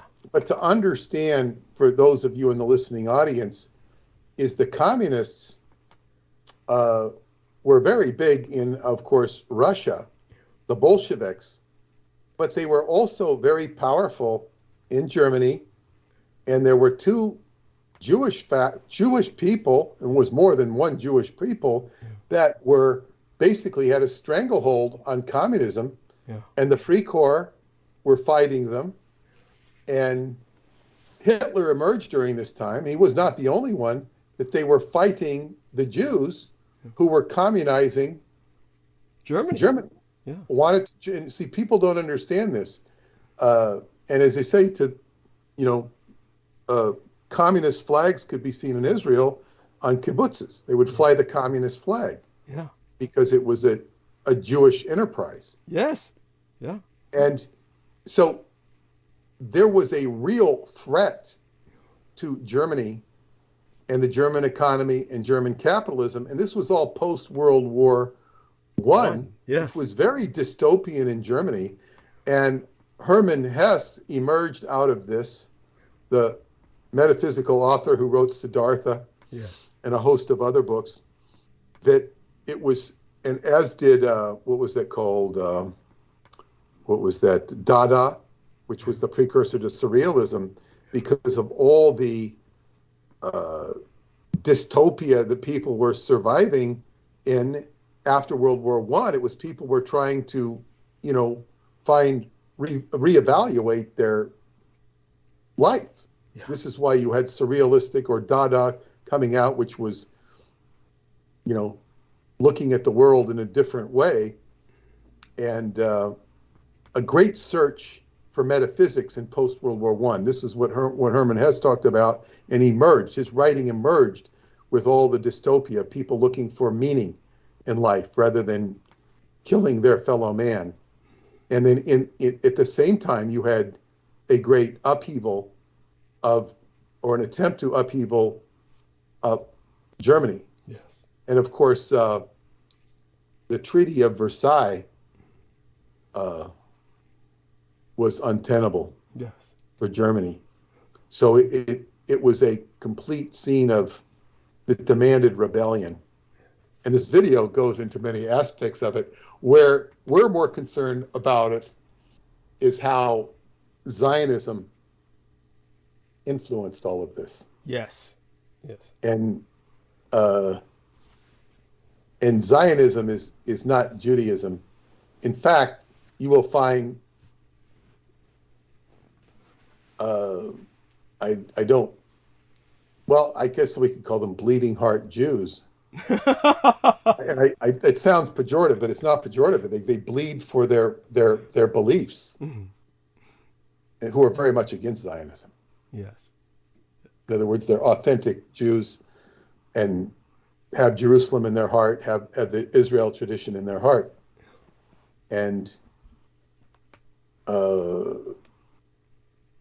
I think, by tradition, Jesus himself was he understood Judaism backwards. He understood it so well, he impressed the rabbis. Yes. Because he could talk with them. He understood it because he was the Word. Yes. And of course, and I also like the tradition of Jesus was also identified as the rejected stone, meaning the rejected capstone, which crowns the pyramid, completes the pyramid. And when you complete the pyramid, you have what's that word? Not a cradle. it's a cauldron. Yes. It becomes the cauldron for the fire in the middle of the pyramid. The pyramid, middle in the fire, becomes the cauldron. It's upside down in your qua area. That's the fire. Yes. The fire that you cultivate and refine and rises up your spine and goes up to blossom as a 1,000-petaled lotus, if you are so enlightened. There, yes. And that is a good place to end. Yes. So today is, I'm hoping that this Sunday, when I'm back with you, yes, that I will have got my program approved officially by the World Genesis Foundation to make my galactic dream workshop an official project of the World Genesis Foundation for August. I don't have to have their endorsement to do the project. I anticipate to get the endorsement, but at that which time I will be, soliciting the people who are supposed to go, who have pledged to go, and letting them know we're going to do it, and seeking out their contribution to do it. So I'm very excited about that. That's this Sunday. Hopefully I will accomplish that. Yes. And finishing the newsletter, Douglas. Yes. And it's a very exciting newsletter to me. To us all. And then we will, hopefully I'll be able to report that I have that approved, and we'll go on Sunday. And then hopefully we'll have MARINA back on Wednesday. Yes. I think, in some ways, I think it's good that she didn't have to deal with this stuff today. I agree. Gets her rest. Yes. Gets her rest. Yes. And recovers from her minor procedure. Yes. And I hope she will be nice and healthy and enthusiastic. Yeah. And, I also feel like, these trolls have no importance here. It's like when you talk about the demons the way we have, and let me tell the audience, Douglas has a lot of expertise in this area. We work very well as a team, Douglas. Yes. Extraordinarily so. And from, just different perspectives. He has plenty of Eastern perspective, but I have some Eastern perspective too from my Qigong. That's right. And Taoism. So it's like, we complement each other very well. And it's very important work. And we'll see where this all goes. Well, definitely I do want you to know that Marina SEREN has just now opened her messages from me, the latest messages when I said, we were trying to contact you, just let us know if or when you become available at all tonight. And of course, she didn't during the night. It's about 6:45 a.m. where she is right now in Spain. Maybe she's getting up. Maybe she can come on. Yeah, that's only if she wants. It's possible. Who the hell knows? Maybe she went to bed early. Who knows? Yeah, she went to bed early. Probably, I'm sure she did. Was probably pretty knocked for a loop by Novocaine. She, if she wants to come on now, I'd let her. But she's, I'm not going to bother her about it. I'm not going to probe. Well, if she Facebook messages you or something. Oh yeah, I'd be happy to respond. No, I just see that she's opened the messages. That's all. But I'll let her take the initiative on this for right now. It's like you said. This is like probably best to wait till next week and it's like I said. If she says something, I'll be happy to bring her on. But I don't think I'm not going to risk saying something right now. I just don't feel like I vote for rest for her, but she can change that if she wants. Yeah. And aside from that, I'm glad that you told people about the book, which is essentially your biography. Do tell people what that book is again, so they know which book. Yeah, well, unfortunately, the Montauk book is out of print. You can get it on Kindle. Okay. I have a few copies at Sky Books, not too many, probably a dozen at the most, if anybody wants the hard copy. It will be reprinted on a print-on-demand title. But yes, that's the story. It's basically my life experiences with Scientology. And I really felt, you go through different things as an author, but I felt at that point when I had all these dreams and stuff that I felt my audience was entitled to have a more complete explanation of who I was and how I got involved in all of this stuff. I don't know that, that's as important as it was at the time I wrote it. That was all pre-Romanian and even pre-David Anderson to a certain extent. David Anderson was in my life then, but not to the extent he became. So, yeah, people want to explain understand where I'm coming from, and of course this is you're welcome to read it. The Montauk Book of the Dead, which is actually the precursor to the Montauk Book of the Living. It's like, if I wrote this all should have been one book, but it would be like 900 pages. Yes. And it is. The two books together are 900 pages. Wow. And the only warning I'd give is one of my Moorish friends in D.C. once said, he says, I really love your books, but he says, I have to stop reading them because I walk around for 8 days thinking of nothing else but your books. Wow. And it's really a compliment, but I have complete sympathy for, he says, I got to stay away. It's a compliment. Yes. But it really, gets people to think and stuff. Yeah. And that's what you want to do is make people think. Yes. Unless you come from another side of the tracks in which you want people to be stupid. Yes, well, there's plenty of people who want that. That includes all of our enemies and gang stalkers and those who attack us relentlessly. That's, of course, their objective. And with all too many people, they succeed. So that being said, you were with us for almost 5 hours. So about 10 minutes bordering on 5 hours. That's incredible. So you have... Yeah, well, it was organic. And look, if I go to bed an hour ago, I probably wouldn't be going to bed till now anyway.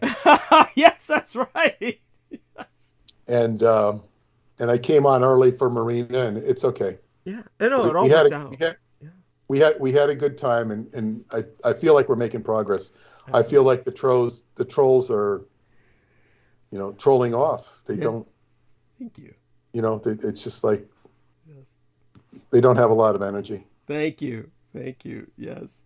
Well, bless you. Okay. And maybe, who knows? Maybe I'll even greet you in the morning. Yes. You never know. Yeah, you're welcome to. And share our love with Paula. Okay.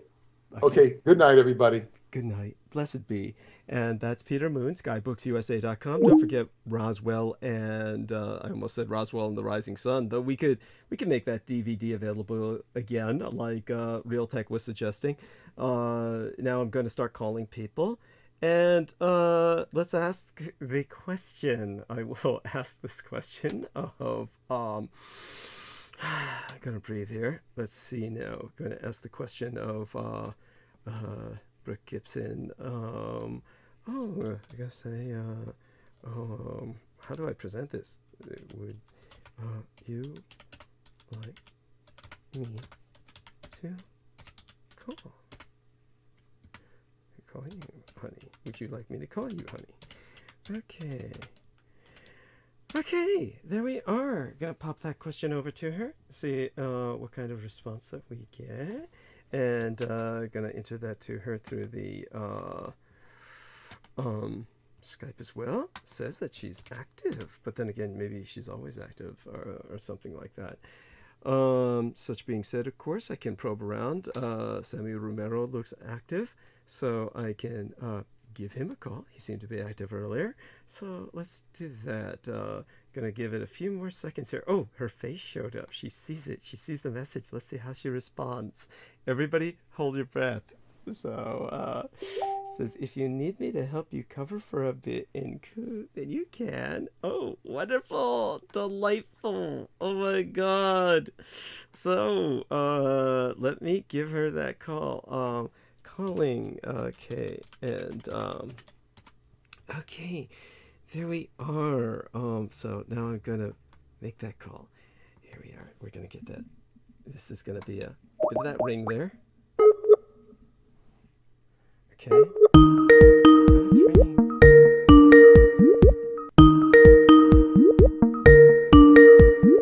Hello. Hey, honey. So we're live, and of course, your voice sounds just so thrilling. I mean, my pulse quickens. I mean, my heart beats so much faster, and I just it's just so exciting. There's no way to express myself. Oh, I kiss the ground on which you walk.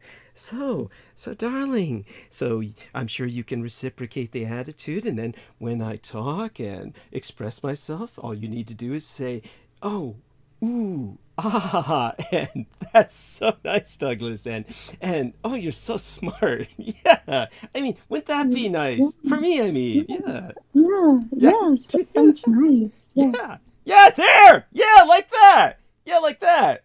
Can you do that all night? No, unfortunately, I have to get some rest later, but Yeah, I mean, understood. I know. Yes, we need to set some boundaries. Need to set some boundaries. Yeah. So do you? Is there something you want to say before I try to bring some other people on? They can hold the stage with you while I refresh myself a bit. Maybe grab a few snacks. no, I think I'm good. You think you're good? Yeah. Yeah. Okay. So then let's do some calls. Let's see. We'll do the screen share here so you can see what I'm doing as usual, and then maybe even have a few suggestions. Let me see now. What do we do? Oh yes. First thing we do is I try to get the text boxes up because we're establishing a new call, and so here we are. We're gonna add participants. And let's see, we'll try the usual suspects, George Knight, and Brain Dancer, who is Mirthling, who is Deanne Fraser. And again, a shout out to Deanne Fraser for those wonderful things that she darned for me, or knitted for me. She knitted some wonderful things. Sammy Romero, of course. And one of them is, whether she says they're totes. She says they're totes, but they're kind of uniquely shaped. So I thought one was for my head and the other one might be a cock cozy. But yeah, at any rate. That sounds so sweet. Yes, doesn't it? Yes, well, she's such a nice lady. And of course, Brianna Rond, who is also Viviana Sanchez. And oh yeah, so I guess that's about it. Let's press these add buttons and see who shows up now. For Joe Tai, of course, I don't know. Maybe I should, maybe I shouldn't. I mean, let's not do it for now. I'm sorry, Eddie. I'm happy with whoever you want to add, of course. Did you hear me talking with Peter Moon earlier when he did bring up the book, and he said, "Oh yeah, and Brooke ordered a copy of this book," and I says, "Yes, your description of your parents dying in the automotive crash brought her to tears," and he said, "Oh, she didn't need to cry." I mean, basically said what I told you. Yeah, basically what he said was, "Oh, you don't need to cry. I got money out of the deal." Yeah, that's pretty much how it He came. didn't say that. Hey, it's pretty much what he said. I mean, believe it or not, I'm not always warping what everybody says. People can listen to that, of course, but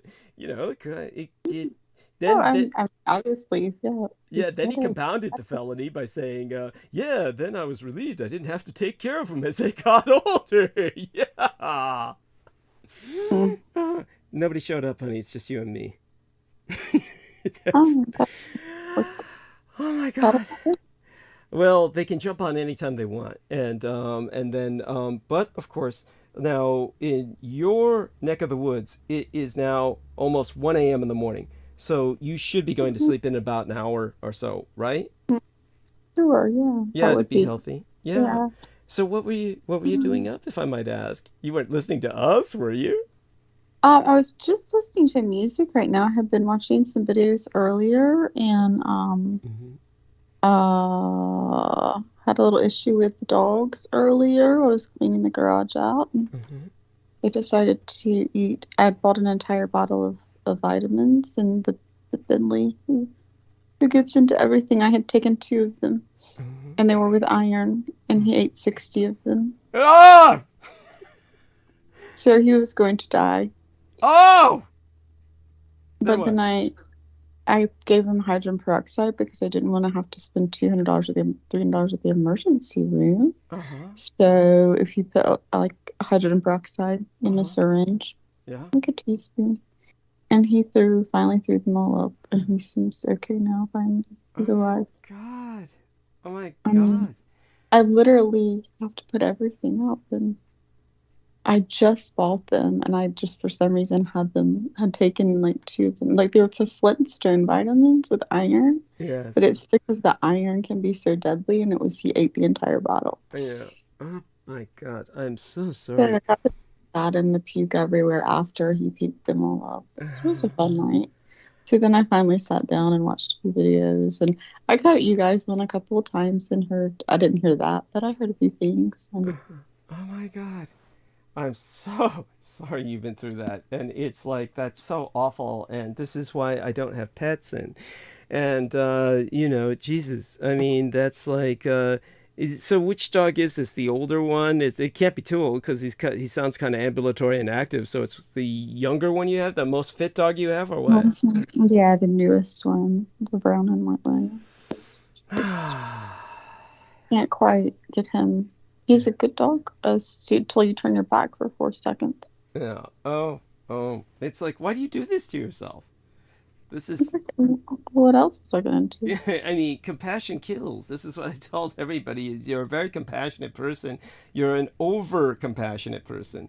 Oh, my God. Of course... I wasn't going to leave him running around to get hit or killed. He didn't have family. He was covered in fleas. Yeah, yes, I know. You pick these things up, these dogs, and you give them homes. I mean, you're an overly compassionate person. Oh, my God. Adopt out. Like it's easier to adopt the smaller ones out. I kept him because I just had one pass, and I know my other 3 are older, so it was kind of weird that he came into my life at a weird kind of time. I had just had one pass that week that was white, similar to him, so I kind of felt like he was sent to me. Okay. And sent to me in a way apparently to still drive me fucking crazy. Right. Well, I've got an idea. You can tell everybody about how bad the football game went for you. About how I don't know what you mean. The football game, the football game of the weekend. You and your son. You were both screaming every time your team scored. Oh! Wait a minute. Oh, you think you're talking to Brooke? This is Anna, Brooke's sister. Don't scare me.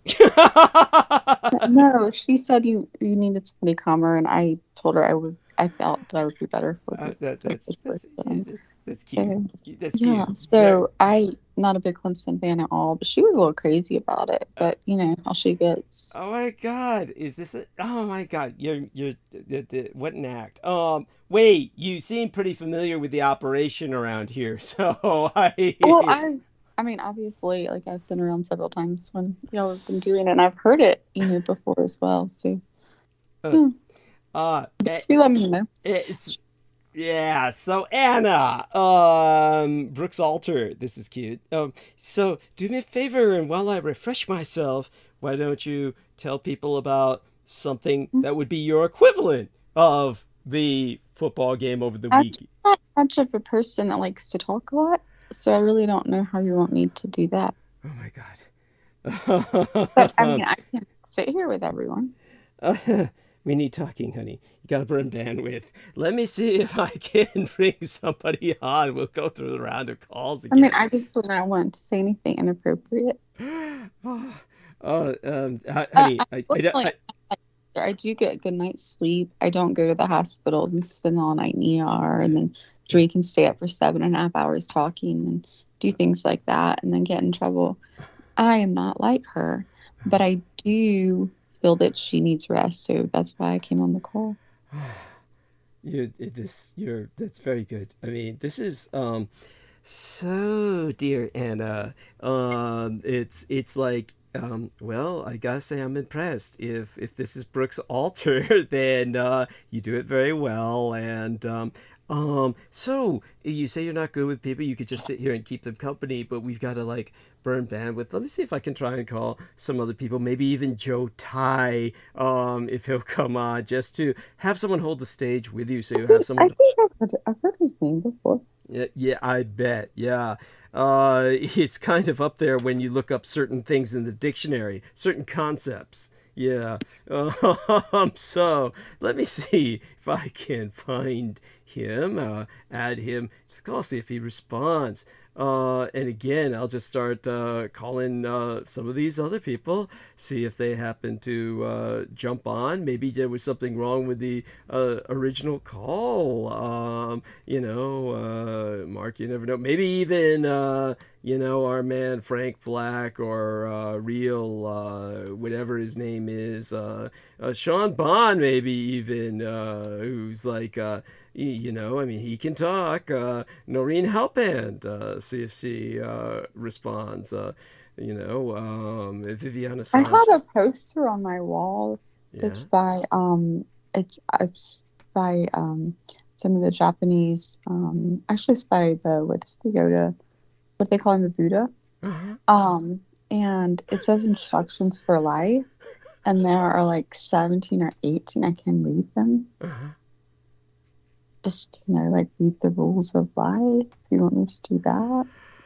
Oh my god. So let's see if we can find somebody else. I actually called them instructions. I'm sorry, I interrupted. Go ahead. No. That's fine. That's fine. Oh, thank God. Oh, thank God.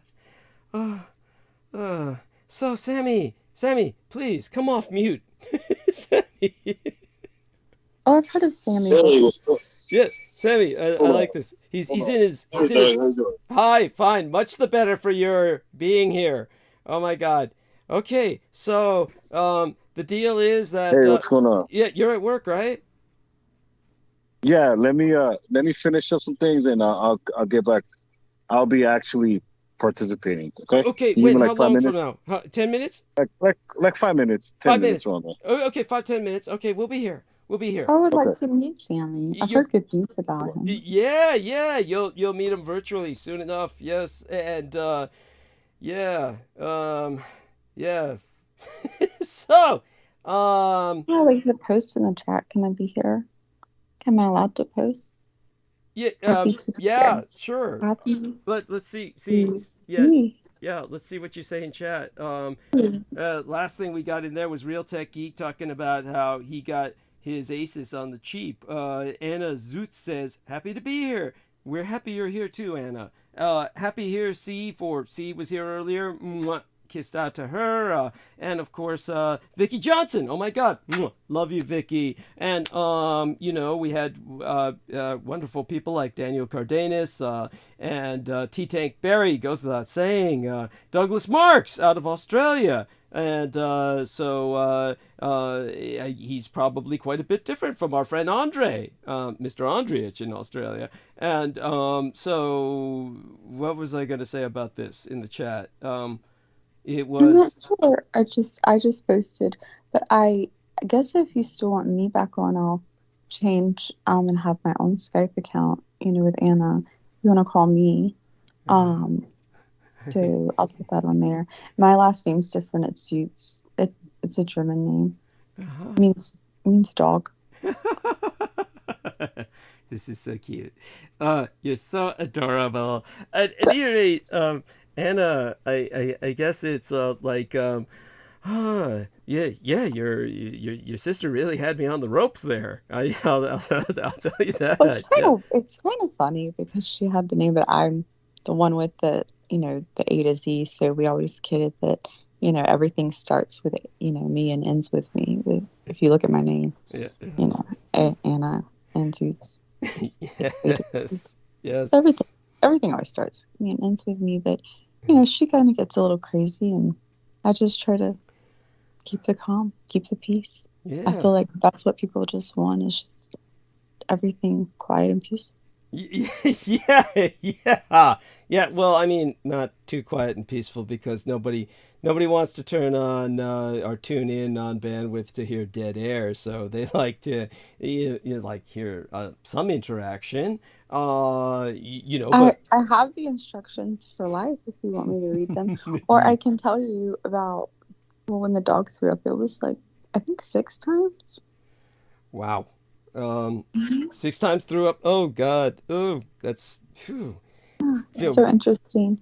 I tried to make the other dog throw up because I wasn't sure if he got any, the other one that was bad, but sometimes. So he had it too. The hydrogen peroxide. But then he just threw up his food. Oh. Yeah, thanks, honey. That's so. Do your kids ever try and help with this, or they just kind of like leave mom? Oh, I cleaned out my garage. My son was supposed to help, and I called him, but he was taking a nap, and he said to give him 30 minutes. So I just did it all myself because I had already been working for an hour. Yeah, you should disown him. You should disown him. I would say, okay, now that I've cleaned up the garage all by myself, you get to sleep there. How's that for an idea? Tell him that. Tell him Douglas Dietrich said so. I just gave him $21 to go get food in my car. God, I hope he spends it on the life.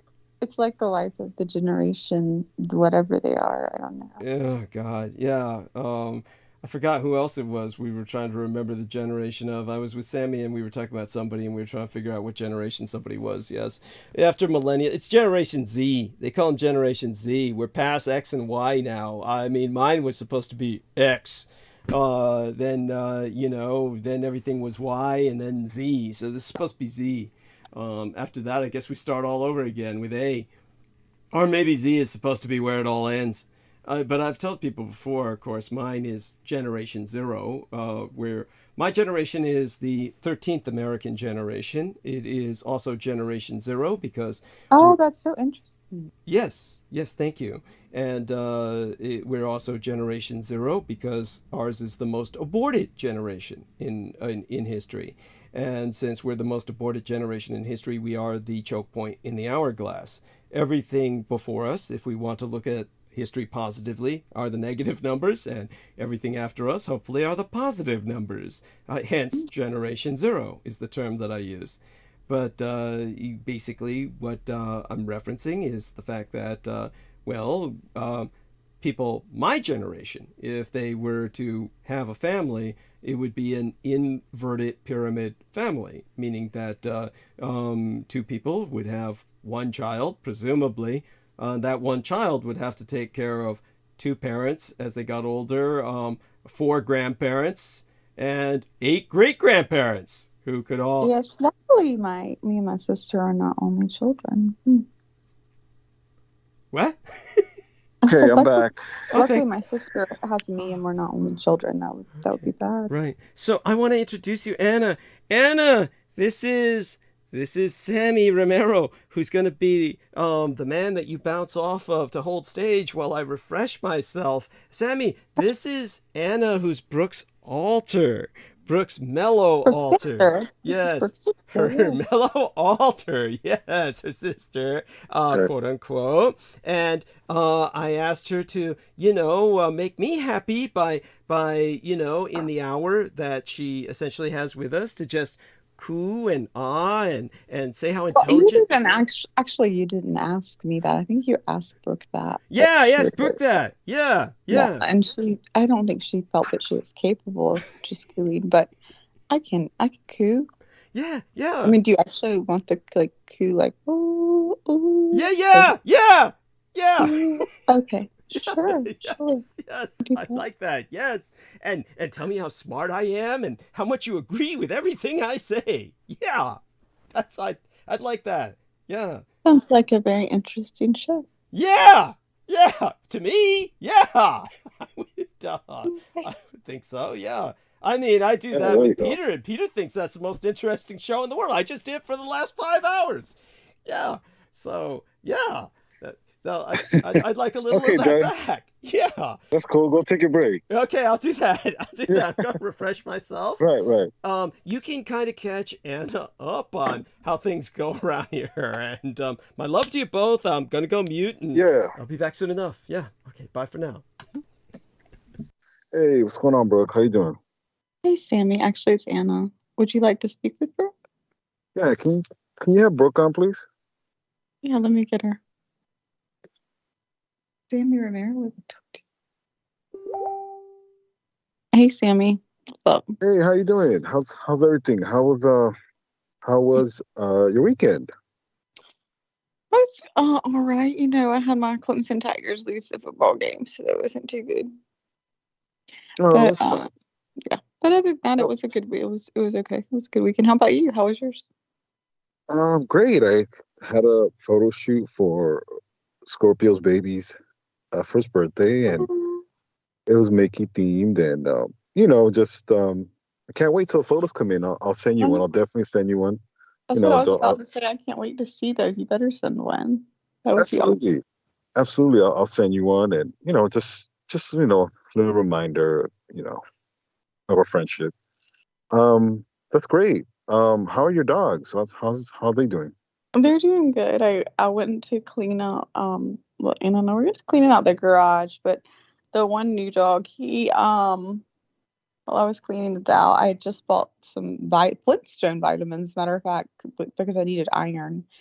Right. And so they were the ones with iron, and they were a bottle of 60, and I'd taken 2, and I came in the house, and there was one left. So he ate 57 of them, which was fatal with the iron dosage. I knew that, and I looked it up to be sure. So, but luckily, I've dealt with dogs enough that before I rushed him to the emergency clinic and paid $300, I knew that I could probably get him to throw up, since it had only been, within that 45 minutes to hour. So I just take a syringe, kind of like what you use for a baby, like the little syringe, like that goes up to 1 milliliter or whatever. And I just fill it up with hydrogen peroxide, as long as the hydrogen peroxide's fresh, like has had a lid on it, as long as it'll bubble.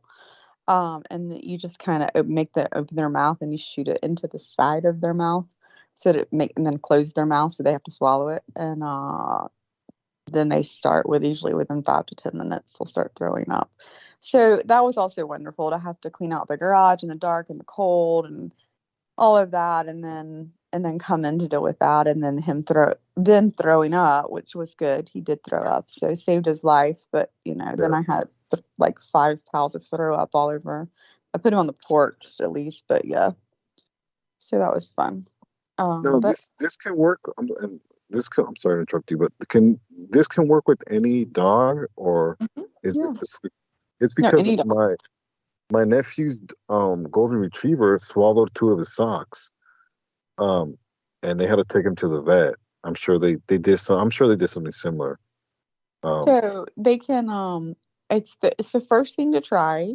It's before, if you want to try it before you take them to the vet.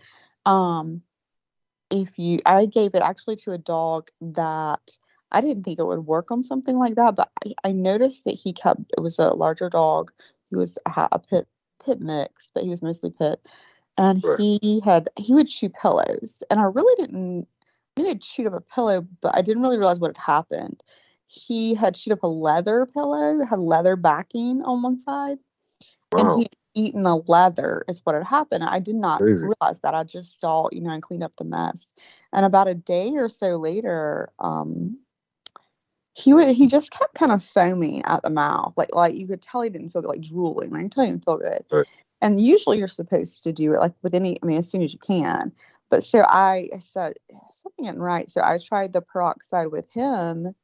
And then I just figured I was taking him to the vet because something was wrong with him. And then he started throwing up. Like sometimes you have to give a second syringe full, depending on the size of the dog. But you give one and wait about 5 or 10. Give another. Usually don't want to give more than 3. 2 to 3, but you make sure it gets it all down their side. And he started throwing up black leather. Oh wow! And he ended up being perfectly fine. I didn't have to take him and spend, because the emergency vet, just even going there, it's $300. So it's always something you can try. Just keep hydrogen peroxide, like fresh bottle, closed. I had it one time where like it had been open for a while, so I always say fresh, just meaning it didn't have a lid on it good, or it had been sitting there a long time. And I had a dog eat something and it didn't quite work out well. But other than that, it was for any dog. And you just have to, as long as you can get their mouth open, and then, like I said, the best way is to kind of just aim to the one side of the mouth or the other, and then just squirt it in as quick as you can, and then close their jaw and hold it shut till they swallow. And then you'll see them start walking around, and they'll just keep walking, and they'll start, Yeah. I have another question though. This is mostly for small breeds. Well, my girls are multi-poos. Because I'm kind of, obviously I'm in charge because my girl's taking care of Scorpio baby, so I have to kind of take over the maintenance with them. How often should I shower? So should I bathe them? Because the one thing I've noticed is they do get a little bit of dandruff, and is that partly the reason why they have BO because of that? How often are you bathing them right now? I would say maybe twice a month. Okay. It's one of two things. I mean, so I had a pug when he was my original baby, and I used to put him in the shower every day with me, and I had, I didn't do it every day, but there was a period where I did, and I had no problem. Someone told me, which this was an ex-boyfriend, who just really was mad because he didn't want the dog in the shower because it was a shower. But he said you shouldn't shower him all the time because it'll dry out his skin. There is some legitimacy to that. You can, if you bathe them too much, you can dry out their skin. So if you're seeing dander, it could be they're bathing them too much. Okay. So but then again, they could have allergies, which means they need more, like an allergy type shampoo. So I would look for something like that as well. Like a natural something for allergies and something like that, the store. But yeah, I would try probably doing it. I would do it once a month is usually the most I would go, unless you have a dog that's just gotten out and gotten really dirty. Once a month should be good, unless they're like, if you think they're smelling, I mean, once a month, the dog shouldn't smell unless it's been in the rain. Of course, you'll smell a dog. And I'll tell you a secret I learned from someone. I thought it was the coolest thing. I never thought of it. I was over at their house, and that's the only time really you'll smell a dog is if they go out in the rain, and they get wet and they come in, and they haven't had a bath, in the last week or two. So if you're that and you've got people coming over just for you, can take a dryer sheet. Okay. And you just take the regular dryer sheet, and they would just run it down the dog's back, just kind of run it up and down, because the dryer sheet gets the smell, because they're already damp, if they're damp from the rain, and it kind of takes away that smell. And I never had any allergy or problem with it, and so that was a good. Interesting. That's a good tip. I'm gonna try that. No, they're very good dogs. It's just the smaller one, unfortunately, I think I spoiled her too much, and she doesn't want to go out in the cold and do her business, and she ends up peeing on because we have our doggy door out in the kitchen, the tile and stuff, and she ends up peeing on the tile. She doesn't go outside. Well, some dogs are. I had a dog that, I have male dogs all now. I always kept, not always. I've had females. I've had several females, but once I started doing rescue and had a lot, I kept the females that I had, but I only then started keeping males just because one sex was easier. Males are worse because they can mark, meaning even not just being lazy. Like sometimes they can come in, even if you have to get them fixed as early as possible. If you do, you should be able to cut off that marking. But if they've already learned to mark, if you get a dog that's already learned at 4 or 5, and like a male, he is going to, even if he gets fixed, he may very well mark. And the smaller the dog, usually the bigger the problem, because you don't notice it as much. You don't notice as fast as they're getting away with it. Little dog, little chihuahua. Like they don't mark, sometimes they'll mark. But a dog like that, I was trying to get into a Schnauzer, and she would never go out in the rain. She was a miniature Schnauzer. Yeah. And she hated it. And she would go out her dog door. I would push her out when I was could be sprinkling. Right. And she would literally stand there I would watch her through the window because the windows were set there. And she would stand there. She wouldn't move. She wouldn't pee. And she would stand there because I would close the dog door, scream in, and she would hold one paw in the air. Like she was determined, well, that one front paw was not going to get wet. Wow. And she would stand there. And I mean, I finally just had to give up. Like, you're not going to be outside when it's raining, like for whatever reason. So at that point, it's just, and especially if you have a dog that she's not a marker, so she's not looking for somewhere just to mark. So if she has an area that she goes and you put the puppy pads down, right, the little pads, I mean, they're easy to clean up. I know a lot of people that use them, and I've used them many of times, and have some right now for when I need them. But yeah, have you bought any puppy pads? I have earlier when she was a puppy because they're small dogs, but that's the thing. I didn't commit to it, and I think I'm kind of stuck with it now. She understands, but at the same time, she has her habits already, and that's the one thing about it. I think she's already set in her ways. Well, so wherever she's already going is where you need to put the puppy pad down, number one. And so dogs are taught by reward, the best way, not by punishment. So when she goes on the puppy pad, if you see her go, it's like, oh, good girl, good girl. Because if you know she's not going to go outside, then the next easiest thing is to do the puppy pads. You can order them, you can order large. See, a lot of people think they're puppy pads. They're not. Now, I had a friend that had 2 huskies and another large dog. And she was a nurse, and so she worked a lot. And then also one of her dogs had seizures, so she had to use the big pads, especially for the one with seizures, because she would go. But she had trained them, and she would put down, like, especially when she had to work a 12-hour shift, she'd put down like 6 or 7 of the big pads, not like the little puppy. They were the large ones. And they would all usually go on the pads. They knew that area was where they would all go. And so then all she had to do was come home, and you just grab them up and put them in a trash can, So it makes it a lot easier. So yeah, I would definitely look at it. And I think there is a spray. There may be a spray if she won't go on them. You can spray to kind of get her to go. But yeah. Have you ever adopted any pregnant dogs, like by accident? Maybe they're pregnant. I adopted a dog that no, I haven't. I had a dog that had literally just been fixed. That actually, the dog in my lap, he had just been fixed. He's the 19-year-old Chihuahua pug, and got another one. It looked almost just like him. I swear, like they're a family. And she was so funny. I wanted to keep her, but I didn't do females, and she did have a good rescue to go to. I knew she'd get a good home. She was so cute. She would look in the mirror. She was tiny. She would go look in the mirror, and same thing like the dog outside. She was tiny. She would, when she saw herself in a mirror, that's why I wanted to keep this dog.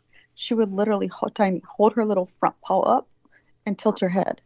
I mean, like it was like, I'm pretty. I've never in my life still had a dog do that.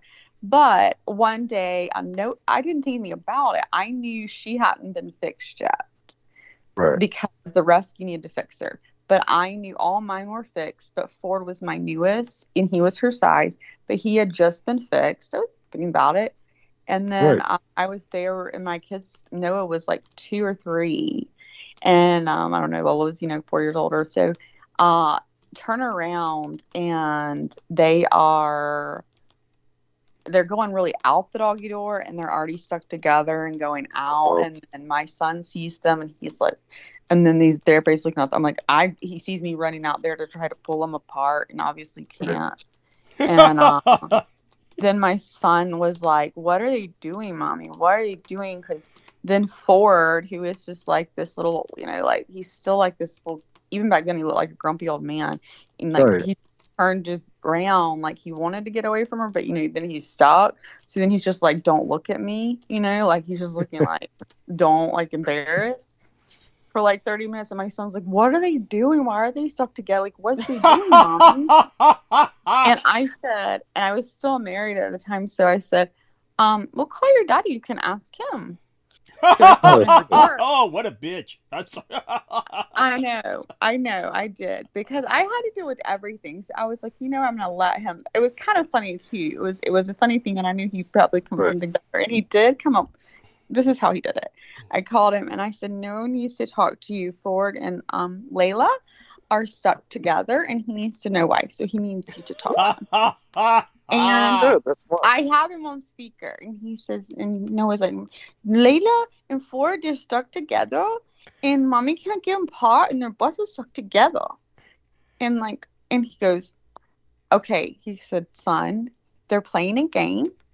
Ford is playing hide the winky, and so they're playing hide the winky. It's just a game that dogs play. Oh my God. And my son was like, oh, okay. He's playing hide the winky. That's what dogs do. That is so. He was young enough fucking that it wasn't lame. like. That is so fucking lame. I mean, he was kind of cute though, because he was like 2.5. Like, he was not old enough to get sex or understand like anything other than maybe he has winky, but like there was no way to explain sexual education at that point. He just wanted to know why the dogs were like mom couldn't pull them apart. So it was just. Got it. Like, I'll give him even credit for that. Like, I don't know what I can't come up with. I mean, I could have had a sex talk with him. He would not have understood any of it. Like, at that point, my daughter, on the other hand, didn't ask the question because she had already had a sex talk. She was only 4.5 years older, but she knew what they were doing, and she was like, "Oh," even she didn't want to answer the question when my son's asking. I'm like, "I'm gonna call Daddy." Let him answer. Oh gosh. Yeah. So, funny story here, has nothing to do with anything, and then we'll bring George Knight on so he can relay his dark story. By the way, you do notice that I noticed that George Knight is in our call, and I didn't melt down and go into cooing as your sister Brooke would insist that I do. Her sister this Brooke. Is Brooke, actually. This is Brooke, yeah. Oh, we're back to Brooke. Oh, yes. Oh, my gosh. Yeah, but I'm going to get Anna. Sammy just wanted to talk to Brooke for a minute. I'm going to go back and get Anna. Oh, no. It's too creepy. The altar. She has an altar now. Anna, the altar. Well, I don't think Brooke, I'll just be honest, Brooke's not going to be a good cure. She's probably going to need to get Anna for that, okay? I get it. So if you have to go into altar mode to do that, then yeah, that's okay too. But yeah, then let me get Anna. Bye, Sammy. It was good to talk to you. We'd like to talk to you. Yeah. Okay. Yeah. Anna. It's like, is this Anna? Anna. Yeah. We need you. Anna. Yeah. Oh, hey. Yeah. I'm sorry. I was taking a break. Yeah, your sister Brooke would insist that every time George showed up, my voice would go multiple octaves higher because of my excitement. That's what she would insist. Yeah. Well, she told me that. I thought she was being a little hard on you. Yeah, I did listen. Yeah, I don't think she should have pointed it out. I mean, obviously, I did listen to the show as well. And, I mean, it does sometimes do that. I just don't think she should have pointed it out. At any rate, well, George. I mean, I just think that it's probably because George is, so intelligent, and also his British accent, and he also agrees with everything that you say. Yeah, I wish your sister would. Yeah, that would be nice. That'd be nice. I've always wished that about her too. Most people have, but it doesn't seem to be something that'll ever happen. Yeah, but maybe you can do that for me, and then you and I might have a future together. That's if you just a very boring very boring future. But yeah. Everyone in my round says I'm the boring one, but I think I'm fun. I told you. Did I tell you Did I tell you about my instructions for life? Oh no. Yeah, I can read those later. No. It's good. There's 19. They're from the Buddha. Yes. I have a big poster that I frame. Mm-hmm. That's adorable. So, George, yes, tell us. You must have a dog story. I mean, I don't know. Do you still have a dog now? George. You scared him away. You're too creepy on. Hello, Douglas. Good evening. Yes, good evening. Good morning. Can you hear me all right? Yes. Was that my voice going high right there? No, it was, beg your pardon, it was my signal dropped off, my reception dropped off for a moment. It went all quiet my end. So yeah, no, I'm glad to be on. Yes. Glad you can hear me fine. Yes. Thank you. And yeah, I actually do have a little, I can vouch everything Brooke was saying about her miniature nostalgia, because R1, he passed away earlier on this February this year, and he never used to like going out in the rain. He used to just refuse to leave the house to go out for his to do his business if it was raining. He would always refuse to go out. Yep. Could you hear me? Can you hear me? Yeah, we perfect. That's exactly Thank how you. she was. So what did you do about it? Did you use patch like Brooke was saying? Yeah. No, it was just literally you just have to wait for the rain to stop. Oh wow. Yeah. In England it does. It's like it fluctuates between raining and stop raining. It goes to drizzle, and there's fine rain. It alters so quickly. Yeah, you might as well just wait for it to just ease off, and then that's the opportunity to take. Yeah, so that was it. That's the only dog story I actually to vouch everything that Brooke was saying. Wow. I mean, that's there you go. And so was that the last dog you've had? It's like you don't have dogs right now? No dogs at the moment. No, we just got the 2 cats, a Maine Coon and a half-breed Maine Coon. Maine Coons are beautiful cats. Yeah, gorgeous. Yeah, absolutely gorgeous. And my mum has just got herself a Maine Coon cat as well. She is what is she? She is like a cross between a European and Russian Maine Coon. Gorgeous, pure white, big stick-out ears. Like the pointy bat ears. Yeah, they're beautiful. They are so beautiful. Dinky little face. Yeah, absolutely gorgeous. Yeah, but that's all we have at the moment. Wow. Yeah. And so, yeah, Douglas, I do have to apologise for the last time I appeared on the show. Yeah. I was deprived of so much sleep. My brain was not functioning properly. That day, I couldn't even remember 4 of my PIN codes, my numbers. My brain was just fried. So I was not coherent with anything I was saying. You're fine. I do have to apologise. Yeah, no, Thank you. I appreciate that. Yeah, and with PIN codes, your numbers, you're talking about something you needed for work? Are these like codes that are necessary for work? Yeah, one of them was my access code to, these restricted areas, my access codes, my Basel codes, and then the other ones were my bank codes, my bank card codes. I couldn't remember them. My PIN, my personal identification number, couldn't remember them. I was like, oh my God. So what did you do?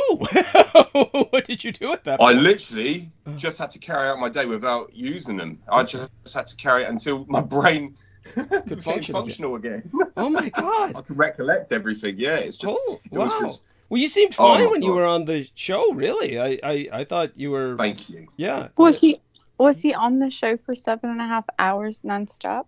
No, it was only 20 minutes. No, like 20 minutes, half an hour. Yeah. No, honey. I mean, look, honey. Oh, no, I was just saying that's what Brooke had told me she wasn't. I told her she was stupid for staying on there that long. Well, it was my fault. I exploited her. I'm just, yes, I don't say things that you don't believe, baby boy.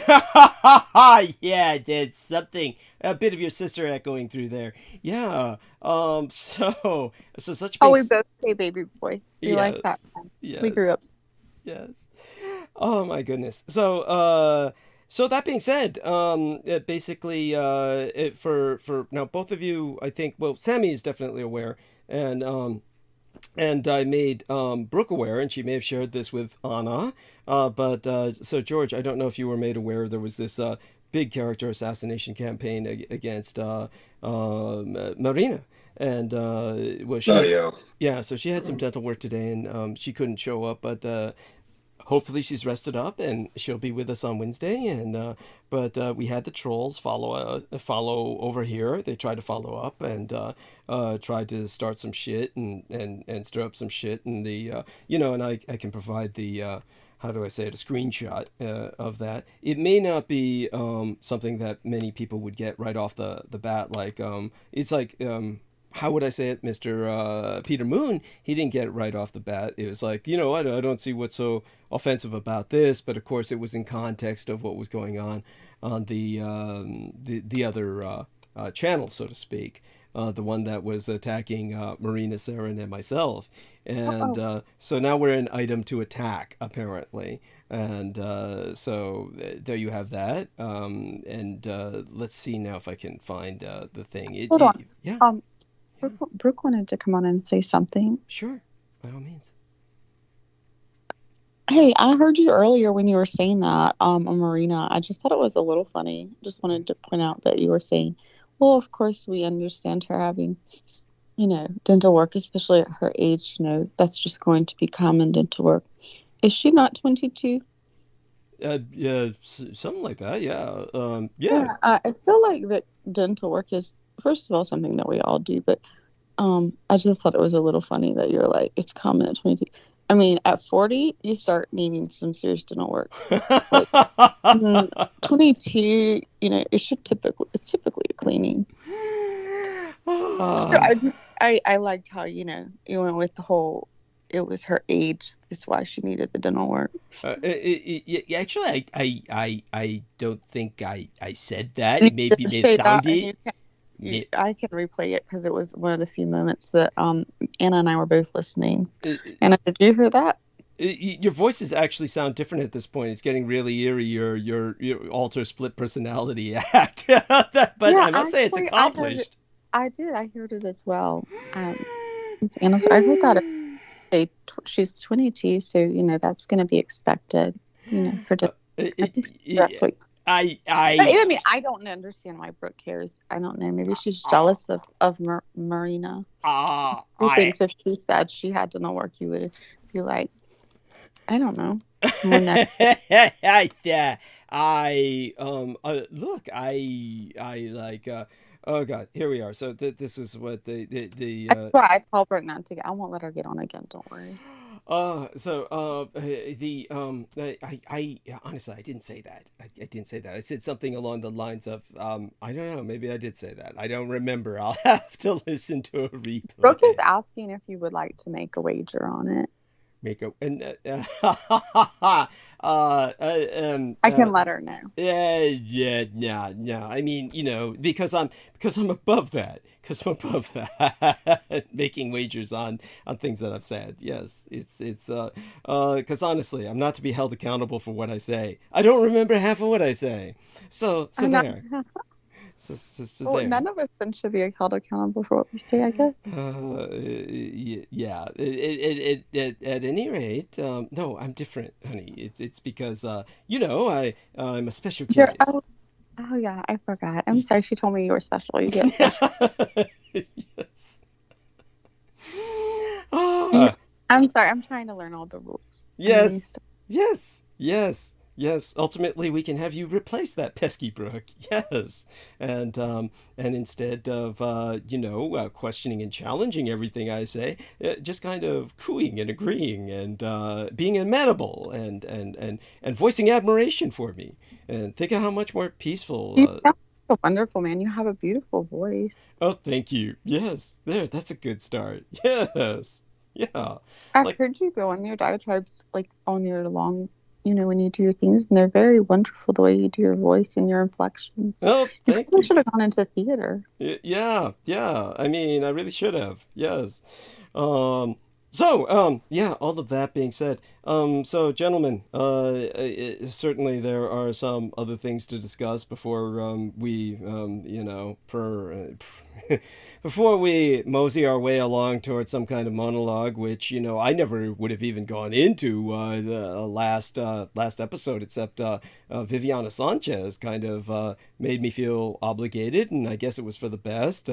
But anyhow, so Sammy was hearing parts of that, and George, I don't know if you've caught up on any of that, or what with everything else you've been busy with, but feel free to share what came to your mind.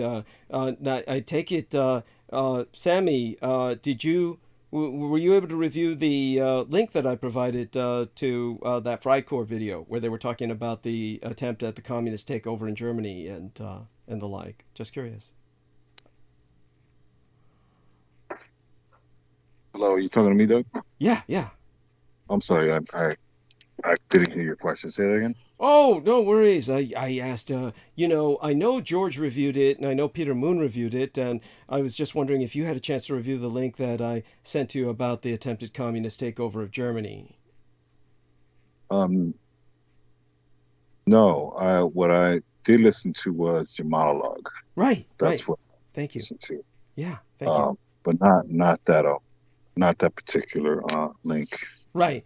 Just review it later when you get a chance. It's not that long. So I'd like to hear your feedback on that. And it was right after I sent that to you that you asked me for my address. And then, oh, yes. So I got a new microphone. I got a new microphone from Sammy Romero, whose brother Isaac chipped in with him, and they knew it was Cyber Monday, and they said, you know, we're going to handle this. We're going to take care of this. And then they got me my new microphone.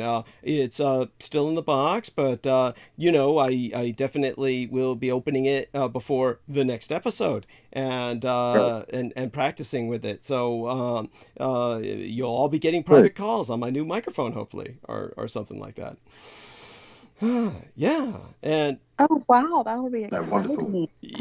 That's a great thing. Yes. Sammy, you're such a wonderful person. That's awesome that you did that, really. Yeah. Oh, no problem. Just trying to be a good friend and support Doug and his platform, and it makes for a backup, and just make sure he's prepared for his livelihood. So at least I can do. Thank you. Yeah. That was awesome, and that you came through like that. Yes. No problem. Yeah. No problem. Thank you. Yeah. And so George, what's on your mind? Tell us a bit about what's come up during the week that you can share with us. Oh yeah, thank you, Douglas. I've got a few things to actually bring up. Last Friday I was actually I was over.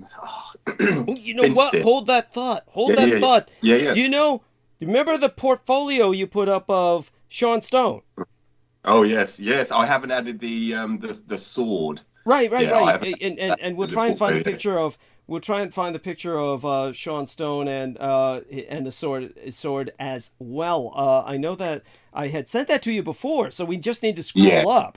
So if you scroll up on your messages, you'll find it. And I'll try.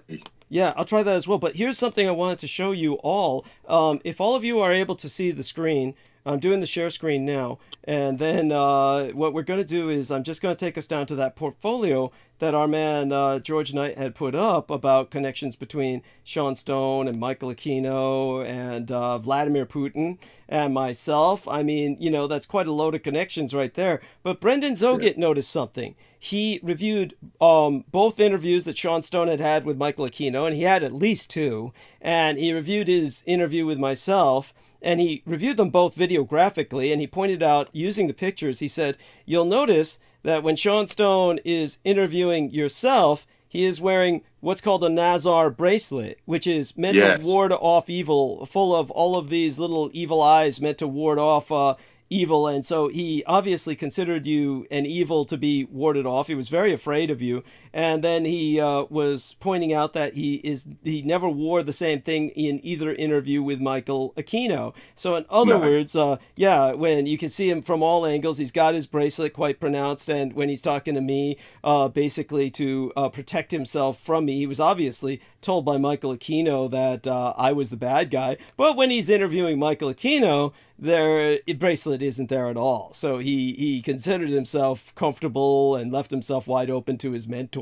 And I think that tells us everything we need to know. So just needed to point that out to everybody who's with us, able to see that right now. And it shows us quite a bit about those two and the relationship they had, as well as the relationship they had going with his sleazo alcoholic dad and Vladimir Putin and all the rest. So all that being said, if you have anything to say about that, either one of you, any Doug, of you, I noticed though, Mikey, he doesn't look so good in this interview. He looks, it looks like he looks very beat down in the sense of maybe the fanatophage thing is catching up. But no, he doesn't look so good. I noticed compared to the Oprah interview where he was, Oh God, yeah, universe of difference. A universe of difference. If you take a look at the Oprah interview, he still had black hair. And if you take a look at him in this interview with Sean Stone, it's obvious that he's bloated. As you said, he's bloated. He's kind of like the hair has gone all white. This is after his intestinal cancer, really. This is really after he was dealing with intestinal cancer. And so he's been impacted health-wise at that point. And he only had, a few more years to live. I'm sorry, who? That's not Aquino, is it? Yeah, that's Michael Aquino, honey. Yeah. I thought he's dead.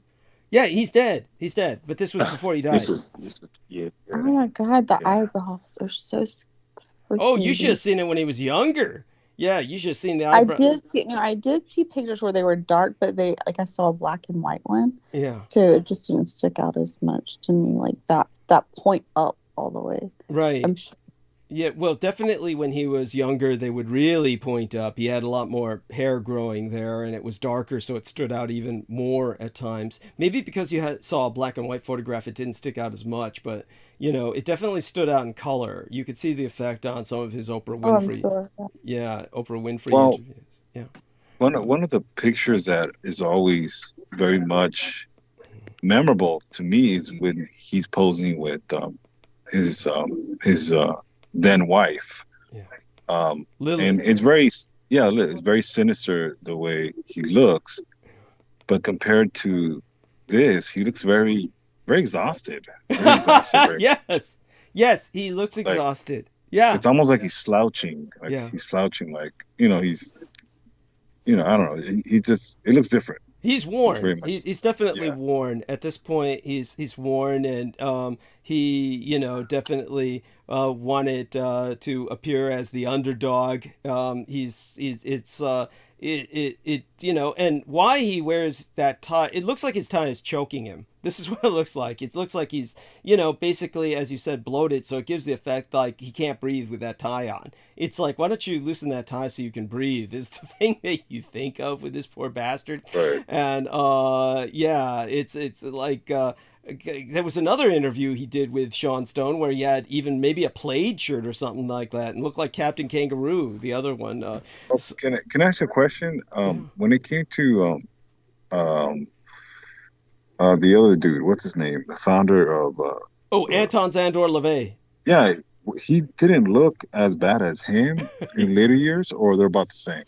I think he looked better in his later years than Aquino did. Aquino definitely was starting to show his age. And, I wouldn't say it was that bad. It's bad enough, but, he's definitely aged, and it's just, you look at him and he's like a pale shadow of what he used to be. It's like he's literally, the hair's getting white, and in his sense, it's not so much dignified as it is just like it's enervated, like the energy's gone. So it's like his aura is all bleached out. His aura is all bleached out at this point. And so he's just like, at this point, just kind of like trying to, I don't know, hold rear guard almost and stuff like that. And but you wonder, what do these people like Sean Stone see in him? It's like, what is it that, you take off your Nazar bracelet, you get comfortable with, Uncle Fester over here, just kind of like, and yet with me, he's definitely much more loose with Aquino. He's like sitting back, but with me, he has that much more that tense look on his face. This is what Brendan was bringing up. Brendan was looking at the body language, and he says, with you, it's like, oh yeah, he's like all tense. He's like all like definitely.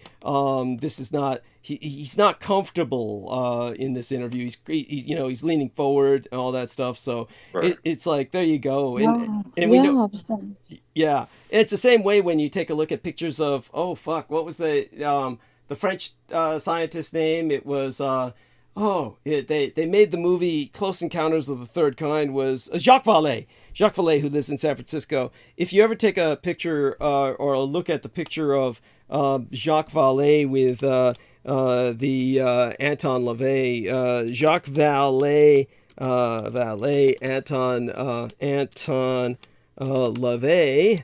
They're in a picture together, and they look very comfortable. They look like, the besties and shit. See if we can find a picture of them loose on the internet. I'd have to dig it up.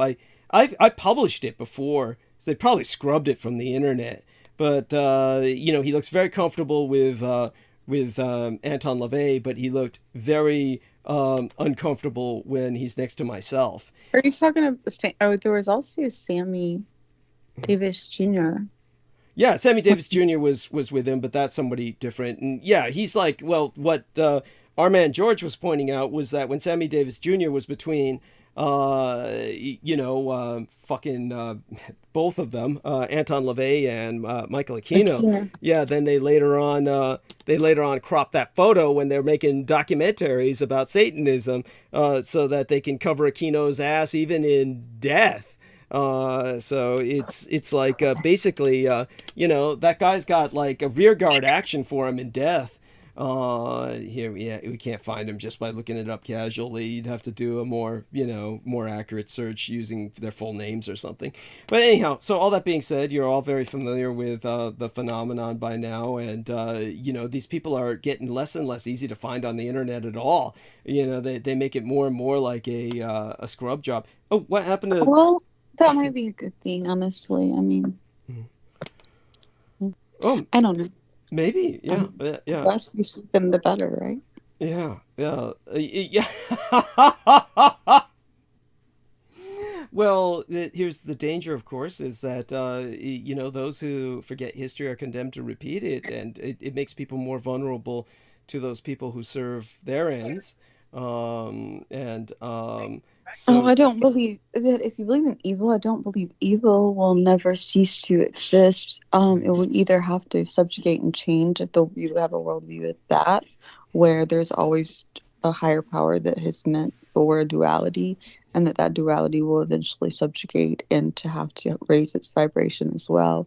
Or there will always be evil. So, I mean, you might as well just give up the fight, right? No, nobody's suggesting that, darling. I'm just saying that there'll always be a new Aquino or a reborn Aquino. You'll find a new picture. Yeah, in a sense, maybe. Or, yeah, I know what you're saying. In a sense, of course, every character in history is sui generis, are, unique in their own way. Or certainly someone like him is, to a great degree. But no, I think you have a point, Doug, in the sense that as much as we can think like that, I think in his case, and you got to respect someone, even like him, in the sense of his ability. And I mean, the man did have a lot of hand to play in what we see now at present day. Are you referring to Aquino? Yes. Yes. Yeah. In the sense of what he accomplished. Obviously having the resources he did. Right. What Sammy is saying is he's not effusing. He's not saying this is great. He's saying there's the begrudging respect that you would have for the devil, basically. It's the begrudging respect you have for the devil, in the sense that what Aquino pulled off is so profoundly impacting us today that even though he had enormous resources at his disposal, the fact that he maneuvered himself into the position where he had them and then used them to cause the chaos that we're inflicted with today. It's, as I point out in that last episode, where I'm talking about when, and this is important to point out to George and Anna, and certainly Sammy's probably heard this by now, but when we were talking about the Wewelsburg working, this was conducted in 1982, 83, that range of time, 83 really. And during 1983, that was when this Wewelsburg working, where he was basically trying to suppress true Nazism. He was also trying to take the neo-Nazis in America and basically change the direction of their objective. And as I say in the episode before the last, when I was talking about white supremacy, it was at this time white supremacy completely changed direction. Whereas before, it was something where the Klan and various other white supremacist groups would identify as patriots and quote-unquote pro-American. We're defending America against the quote-unquote invaders, immigrants and the like. Then they turned towards their enemy being the U.S. government, and basically saying our enemy is the U.S. government. At that point, Michael Aquino truly became a traitor, basically treasonous, because he the Vevelsbergwerking, aside from a binding ritual involving myself, it was a multi-purpose ritual. But one of the things that he certainly told me was to bind myself. But other than that was also to impact the entire white supremacist movement. And what they did that year was they changed their entire objective, where the enemy was now the federal government, that they were at war with the federal government. And I had to explain to Peter Moon, who didn't remember The Order. If you ever see the movie titled Betrayed, it's really a movie about The Order, which was this neo-Nazi organization that went on a campaign of bank robberies and assassinations across the United States. And basically, The Order was the epitome of what this entire movement had become because of the binding ritual of Michael Aquino. He changed their entire direction into a civil war, towards a war footing against the U.S. government. So this was basically the beginning of the next American Civil War, the Civil War that we're still living through today. So when Sammy Romero says begrudging respect for somebody who can cause that level of chaos, this is what we're speaking about. And so I went in depth into that in my monologue on the episode before last. Yeah. I mean, I have respect for evil. Respect for evil. Well, I have respect for duality. I don't think you can appreciate evil. I do have respect for it, because you can't appreciate good without it, right? So if you believe in a creator, an almighty creator, that we sourced from one, which is truly what I believe, I don't have a religion, then I would say the creator knew what he was creating, and he knew that he knew that he could have taken out evil if he wanted to. I don't think that, but those are my beliefs. I don't know that they're right. That's just my beliefs. I believe that, you can't experience to know good without evil, and you can't experience, the appreciation for life without death, or love without losing it. Yes. And pain, and suffering cause you to, know when you're not. All true. All those are dualities, and so it's respect for all of those. And yes, he is a individual. He took the power of evil to ultimate extreme, but at the same time, it's a respect for that. That's what he believed. That's what he did. He will eventually suffer those repercussions and have to either raise his vibration one way or another, or spend another million years, here doing it. But that's my belief. Thank you. Deeply appreciated.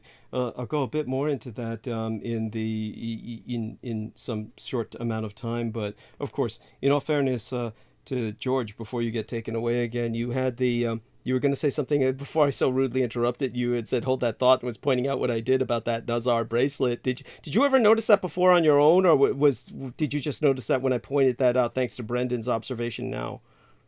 No, yeah, absolutely. I noted what he was wearing, because he's always got that on display, because of course he was more like leaning his head into that wrist the entire time of that interview. He responded at the end of the third part of the video when you mentioned about one of the reasons for the Holocaust, how the SS saw it. Yeah. Of course, there are different reasons why the Holocaust took place in the first place, and we can go into that, which will take us hours to do. Starting off in 1933, with the exception of when Adolf Hitler came into the chancellery as in the coalition government with the Conservatives. We could go into that in great detail another time. But I noted that he was always having that wrist on display the entire time. He was leaning into it, listening to you. But the way he responded to that is so they could usher in their Nordic gods. And so they used their sacrifice. As you went into, they looked at the SS, basically like, excuse me, I'm jumping ahead here, with the berserker tribes of the berserker tribes of the Vikings. They would conduct their own self-sacrifices of their own families, their own people. As well, the SS were also Nordic pagan in their belief system, so they considered themselves, we cannot sacrifice, we cannot make that risk or sacrifice in our own. So they start to take the Roma and the Juden they used, they took the quantity as opposed to the quality of their sacrifices. So this is why they started using them. So they ultimately killed in their own documents, their own admission, 12 million. They ultimately sacrificed through what they call holocaustos, which is Greek for sacrifice by fire. Yes. So this is how they ushered in. They were able to cause a rip or open up a veil in the space-time continuum to usher in their Nordic gods like Odin or Thor, Freya. And when you presented that to Sean Stone, he immediately shut it down. He literally he looked down at the ground. He didn't know what to say, and he ahed. He went, "Oh my God!" He was an ahhing, and you can note that. That's what I noticed, and that must have put hairs on the back of his neck. That must have raised every hair on his body, when he heard that. And you can see the reaction. Yeah. And he's constantly having that wrist visible. It was kind of like somebody holding up a cross to a vampire. It's basically thank you. There was a ward. Absolutely, Douglas. And thank you for sharing that. I did note that, but also I did not as Brandon Zoga is absolutely right, I did not notice that he had that removed with Michael Aquino, because of course I reviewed Michael Aquino's interview years ago. I've not reviewed that recently, but I knew he went into obfuscate. He went into divert the question, because he presented him with the question, but obviously that was discussed prior to the interview. He was obviously told the questions that were going to be presented to Aquino, and he brought up the Weserberg working, but of course Aquino told him, do not mention Douglas, and so Douglas's name is completely not mentioned at all during that interview. But he was bringing up the same questions, he was alluding to the same questions he was asking Douglas, but they were obviously, the whole point of it was to discombobulate the whole entire reality, the whole narrative. So it's when you listen to Douglas's interview, it's completely different to Michael Aquino's, and that was done completely deliberately. That was the reason why I thought it was so important to share that. Thank you. Because, and it's all presented there in the photographic evidence. It's all presented there. But what I was going to, it was important that I'm glad that Brendan Zoga actually said that. That on display. One more thing to remind people of, because he did interview Aquino twice, unless they've scrubbed it from the internet. I distinctly remember, maybe it was the second interview, or it might have been, at one of those interviews, they did agree to bring me up, because that's when Sean Stone brought up Douglas Dietrich, and Michael Aquino just, I never met Douglas Dietrich, and kind of puts his fist down, only he's older and he's weaker and he's more enervated, so he's not doing it emphatically as you and I would do it. He's just more like his fist is just kind of symbolically hitting the table, I never met Douglas Dietrich. And now, do you remember that at all? No, Douglas, okay. I've not seen that interview at all. I didn't know that existed. I've only ever known of that one interview. I do beg your pardon. Okay, so that's very important. I'll see what dig up. See what you can dig up, because I remember that distinctly, but they might have scrubbed it, because I know he did interview him twice. I know that for a fact. And then so with these people, sometimes they'll bring something up and then they'll try and erase it, like they find out it's so by all means, please, with my apologies, go on to what you were going to say before I brought us down that tangent. No, not at all, Douglas. No, thank you very much. I really appreciate that. And I was just going to mention, we just recently had, the last few weeks, Remembrance Sunday. Yes. And last Friday I was over at Binstead, which is, I was actually working next door. It was called the Holy Vicarage Cottage at the Binstead churchyard. And my father, excuse me, my voice is going at the moment. I do apologise. No worries. My father told me years ago that was where Bernard Montgomery was buried, up at Binstead churchyard. So going back during the lockdown restriction time, when we were in lockdown, we used to go for strolls and walks, which is what the only thing you're allowed to do back in times of restrictions. And so we used to go up Binstead and we went for a walk, and I found his grave. But last Friday I was over there working next door to the churchyard, and I went there to pray, give him my respects. I went to go honor him and in his good name. He was let me present it in the chat box. I've taken photographs on my phone of his actual gravestone, and he was obviously recognized as a field marshal, the highest ranking official in the British Army. So was Emperor Hirohito, and they were both Knights of the Garter. They were both titled Knights of the Garter. So this is why I went to go pay my respects to him. And he used to fight, in the Northern Africa, against the Africa Corps in Northern Africa against Omar Rommel's, his troops in Northern Africa during the Second World War. So that's what he was most recognised for. But there's no wreaths or anything on his headstone, which I'm about to show you. This is a photo of a photo on my iPhone, as you can see. That's his gravestone. I was born 100 years after he was born. Oh wow! He was born in 1887. I was born in 1987. Yeah, yes. But that's his gravestone. So I just wanted to bring that up. I went to go honour him. Wow! And pay my respects to him. Yes. So thank you for sharing that. That's his headstone. Yeah. And as you can see, I can see one little poppy that's in between both headstones. And but when 2 years ago he was covered in wreaths, it was covered. But this year, nothing. Wow. So sad. It's amazing. Yeah, it's really sad. So sad. Oh my God. And it's also sad that he doesn't have a standing headstone. Why does this man not have a standing headstone? Why does he have a marker instead? Yeah. I remember, my father told me that. He goes, he was buried up at Binstead Churchyard. So I knew he was there somewhere, but 2 years ago I found it. It was just obvious. They buried him right next to the path you go for a walk along the fields. Wow. So it's not like he was... They did it deliberately, so his headstone, because of course it's not raised, it's just flat on the ground. So unless you actually walked over it, you wouldn't see the name at all. So, but why did they do that?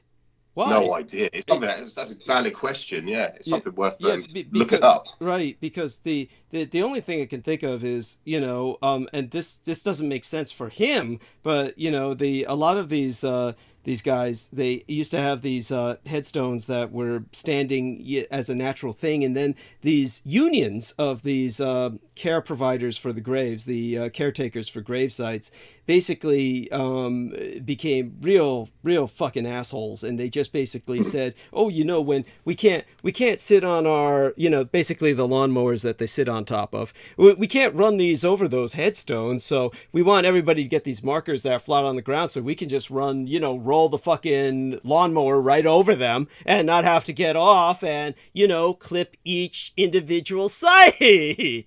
And so that's how they forced everyone to get, who's entering a modern cemetery, to get these flat stones so that they could just roll over them all with their stupid rollers. And it's disgusting.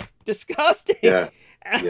And that of course is not cemeteries. Of course, people want an ambience, and that the standing stones give you an ambience because it's like an entire ecosystem. Each one becomes like an ecosystem into themselves because, different flowers and different things and weeds and whatnot grow up around each headstone. And, but, now people are into perfect manicuring. Oh my God. But don't you think? Yeah. He's got every Godzilla and Gamera. Oh, lovely. Sorry. Yeah.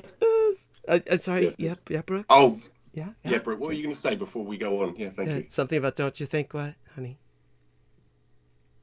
I was just going to say, don't you think that sometimes things need to change? And while they may have done it for running over the grass, I think that maybe, we put too much emphasis on the body like we have in the past as a religion, and looking at the fact that the body is somewhere where we go to see the person. And yes, it's nice to be able to go somewhere, especially for history, like what George is talking about when it's that old.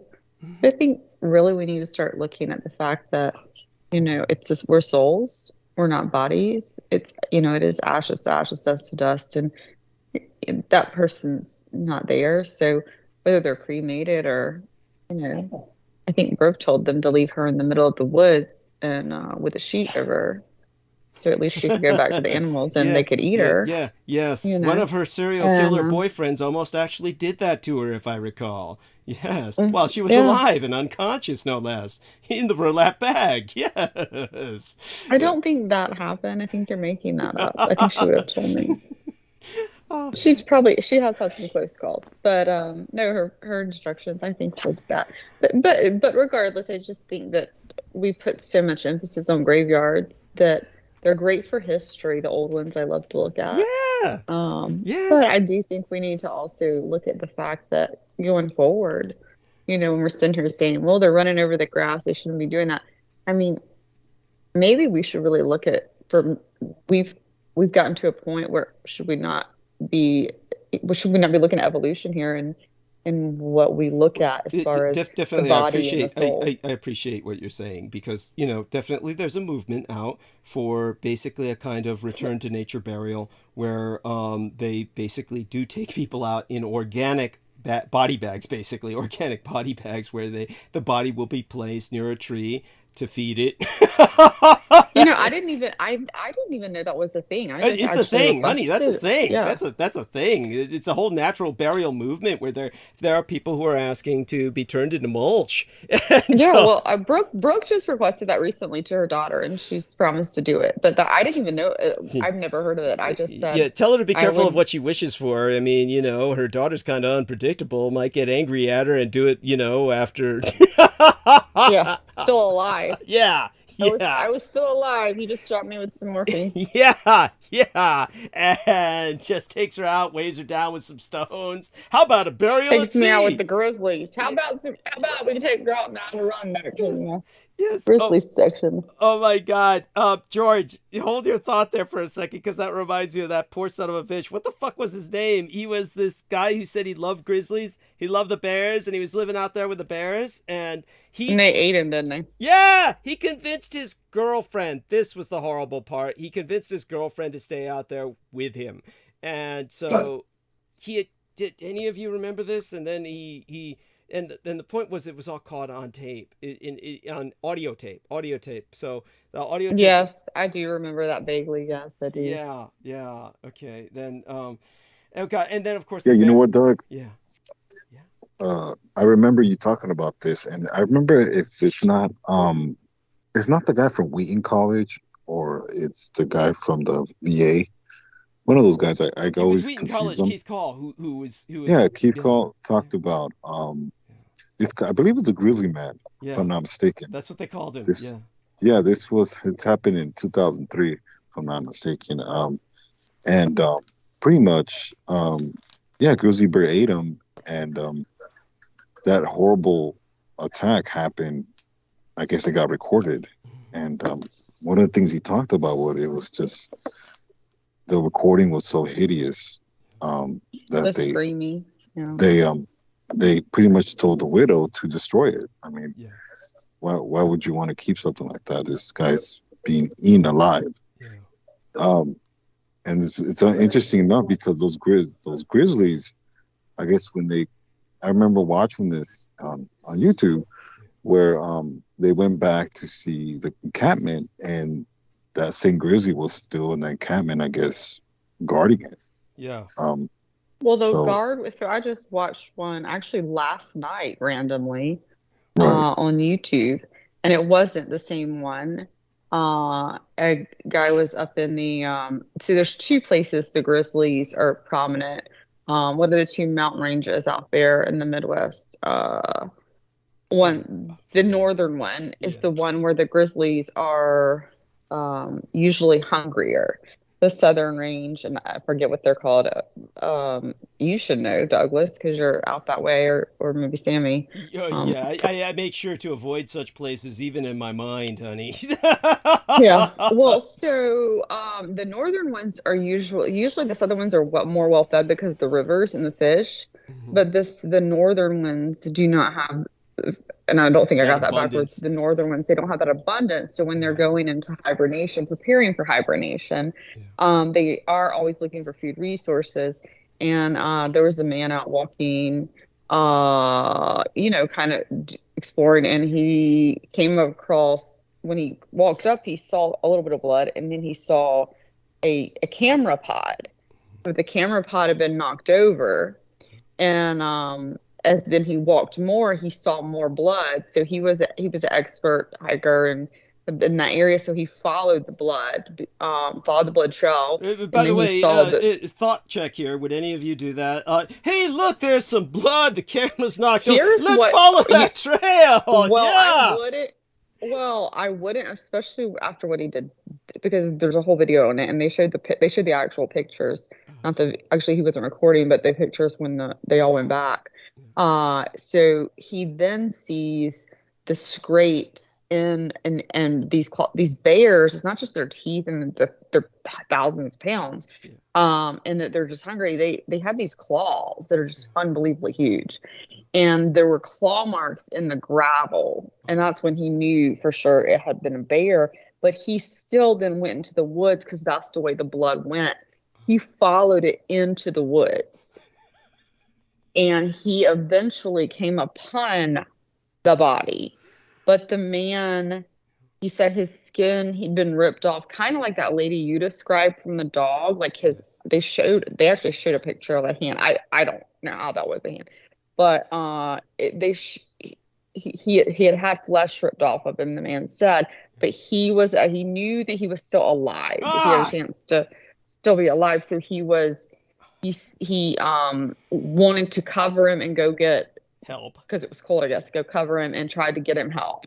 So he ran back to get cover. There were people coming their way up the trail. He told them to turn around and to go back. He needed rangers, and basically when he went back and showed the rangers where he was, his body had already been driven off further. Yes. And when they got there, the man was obviously dead at that point. They had eaten more of it turned out to be a mother bear. Right. And apparently what had happened was he had just happened to stumble taking pictures on, she had cubs. Yeah.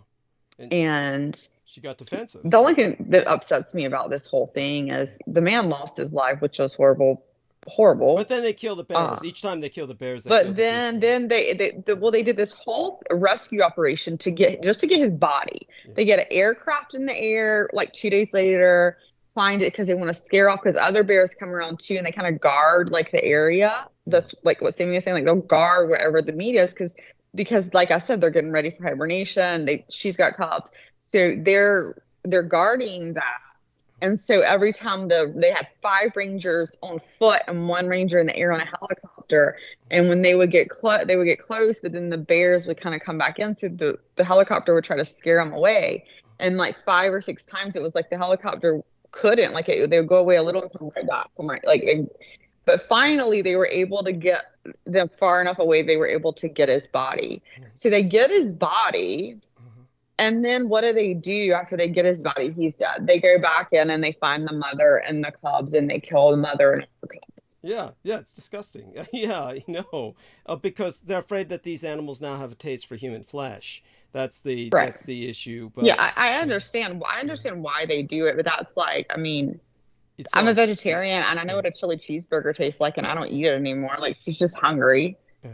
And if you've got cubs, I mean, and you're a stupid enough idiot to go out where grizzly bears are. Thank you. Maybe you just deserve to die. Thank you. This is what I'm sorry, Brooke came back on the phone for a minute.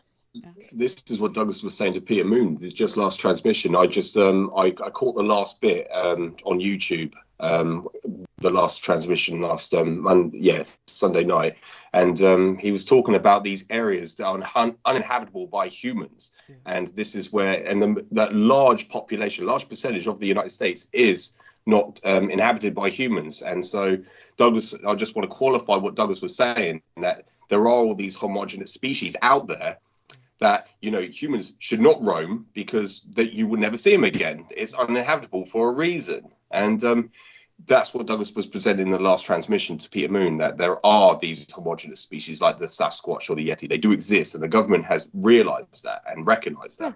So this is what he was saying, and it just goes to show it's the same principle with the bears. And they're in the same area, a lot of those same areas. Yeah, they're basically the same areas. A lot of them are. Yeah. And in a sense, they eat the same things. They're kind of like not necessarily competitors, but obviously these Sasquatch and hominoids or primatoids, they're not scared of the bears, but they just eat they're omnivorous. They eat like berries, whatever's available. They eat whatever they can to stay alive. Yeah, they're omnivores. Yeah, they're omnivores. Yeah.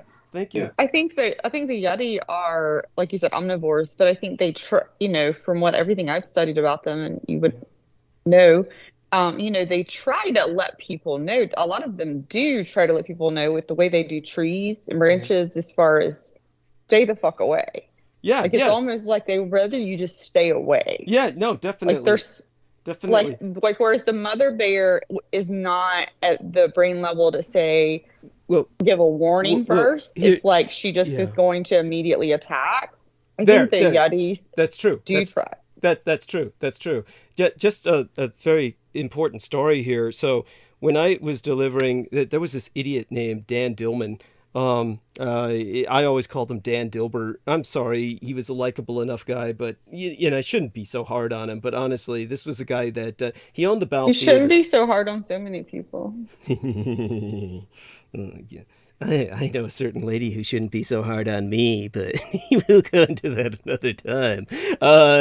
Such being said, the owner of the Bell Theater, which is kind of like in this horrible area, the whole story there. But anyhow, I did a presentation there, and then the guy who was preceding me was a man who was a researcher into these hominoids and primatoids.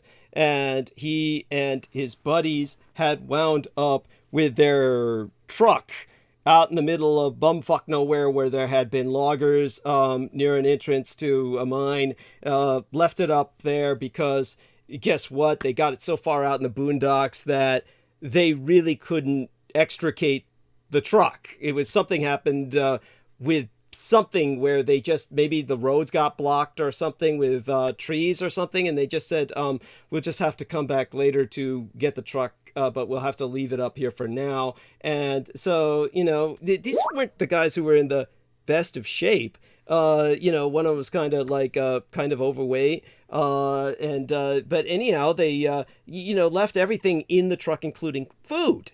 And then they took off to go down several miles down the road and just basically come back later. And when they came back, there had been these primatoids all over the truck. They knew this because they left snot prints, because basically these nostrils, they were pressing their nostrils up against the window of the truck. So their nostrils were imprinted on the windows of the truck by all their snot. And so they actually, when they recovered the truck, they basically brought it to the shop so they could remove all the windows. So they had these snot prints, and they measured them, took them to anthropologists and primatologists, and they measured them, and they said, oh, this is definitely not a bear nose. This is the imprint of the nose of some kind of ape. And they said, well, please take a DNA test. And then they said, oh, well, where did you get this? On African safari? They said, no, right here in the American Northwest. And they said, no, we can't take a DNA test. Like that was a standing order. Yeah, they wouldn't do it. Yeah. And then, but the point was that when it came to that, they said, a bear will just dismantle the vehicle to get the food, because they left all this sausage and all this shit in there, and the bear will just dismantle it because they can smell that shit. But these primatoids didn't take any of the food. They didn't take any of the food. And so that when I got up there after he was finished speaking, I said, this is how you know that these primates are intelligent. You see, they saw all this shit processed sausage, and since they said the primate nostrils match that of a large male, a large female, and a child, I said, see, the parents told the kid, see what it did to those hairless white primates? They're all fat and ugly, and they're out of shape, and they breathe hard when they walk. You don't want to grow up like that. Your hair will fall out if you eat that shit, and you'll get fat like that. And so I said, that's how you know these are intelligent primates. Yes. I thought that was pretty funny myself. At any rate, Sammy's back. Brooke sent a photo. Oh, right. So there was the photo here. She said, oh, that's, hey, wow. Yes. Oh, that's lovely. Oh, my God. How did you do that? Oh, delightful. Oh, we'll talk about that privately later. Mwah. Can you read it? Yeah. I love you more than yesterday. Yesterday you got on my nerves. That's delightful. I figure we both felt that way. Yes. I thought I did a good job with the picture. You did. You did. Oh my God, that's beautiful. That's you're fabulous. That's incredible. Yes, I'm gonna download that. I'll download them both. So there we are. So you missed the funny part, Sammy, where I was talking about how we know Bigfoot was intelligent because they wouldn't steal any of the white man's food that they found in the truck that was left up in the middle of bumfuck nowhere. So that being said, aside from all of that, so what direction were you taking it in, George? You had these collections of Godzilla and Gamera. Was that when you were younger, right? Yeah. Oh, this was just the other day. I went to I was attending an assist with my colleague Eric, and I was in the customer's premise, and I noted all this Godzilla merchandise like everywhere, and I saw these I saw on the shelf these VHS tapes, and as you can see, it's got Godzilla classics and it's got Showa. Yeah. I was like, oh my God, yes. That's amazing. I said, Eric, I'm going to just tell you about this quickly. Just look, it's Showa, as in after Showa, Emperor Hirohito, who was named as Emperor Showa. Yeah. And I said the whole purpose behind Godzilla was to show that they won the Second World War. Yeah. The whole purpose of that series. Yeah. This was back, the originals were, I said it was a man in a rubberized suit. It was presented it was westernized. It was targeting the Western audience just to show, it was a propaganda series to show that they won the Second World War. I mean, I said to him, look, you look at the Japanese Imperial military, the army. If you look at the Americans will present that they enforced gun laws in Japan. Yeah. They enforced that they demilitarized their military. And I said, look, in the classic series of Godzilla, you will see that the Japanese Imperial Army were fighting against Godzilla, and they have the rising sun symbol on all the aircraft. Yeah. And I said, look at Godzilla. He was a result collateral to atomic weapons detonations or experiments, or just conducted these above ground nuclear tests, or they were.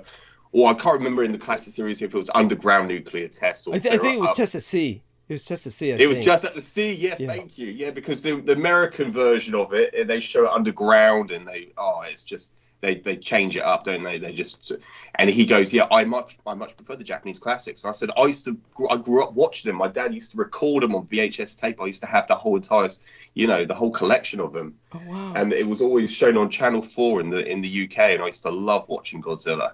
Yeah. And it's just amazing when you grow up and then you realize the whole point of it. Yes. And it was just wonderful. Did you like the new series, the new franchise where they're trying to modernize it, and what did you think of that whole series? I mean, both of you gentlemen, you probably both saw it. The recent ones. Yeah, the recent ones. Yeah, I love the 2014 one. Okay. Yeah. So Sammy, have you got like you're at work? Is there like a echo in the background there? Yeah, sorry. Oh yeah. I'll go on mute. Okay, yeah. But when you're ready to talk, go off mute so you can share with us your own experience with this or what you think of the film franchise. So my joke was yeah. Oh, with the experience with Bigfoot, you said? No, we were talking about Godzilla and King Kong, the new one. I'm not really familiar with Godzilla. Godzilla wasn't that really. Okay. I didn't really gravitate to it. Okay. The only one I saw was the one in, I believe, '98. Okay. But all the classic ones, they just never got my attention. So, wow. But what I do find interesting though is the stuff that you talk about, where it's almost like all these. Japanese movies allude to history in the sense of it, supposedly it happened with, nuclear experiment, I guess, either bombings of Hiroshima, Nagasaki. Yeah. And, it talks about, obviously Godzilla, but, you also talk about, and sorry if I mess this up again, or Genghis Island. Yes, Genghis Island. That's right. That's right. Right, and all these things that happened during history, it's the Japanese are kind of alluding to this through their film. Yes. One of the interesting things I remember you talking about though is how dedicated these soldiers were, where these were, there were still military soldiers that were still on guard in some of these South Pacific islands, and I remember one of these soldiers that was pretty much told, and this happened in the 70s. It had to be around the 70s, early 70s, maybe like 60s, where, by the way, if the background noise is too bad, I can probably get up and, but anyways, it's good. Yeah. Okay, we'll say that. I can talk about what happened is this soldier ended up returning back to Japan, and also in the process he actually went on this expedition to encounter a Yeti. Yeah. I have to get the soldier's name. Right. It was a Japanese man who was hunting for the Yeti and also trying to recover one of the stragglers is one of the names for these soldiers that stayed. Yeah. And he was a famous Japanese explorer. And so, I'd have to look the name up as well. Yes, his name escapes me. Yes.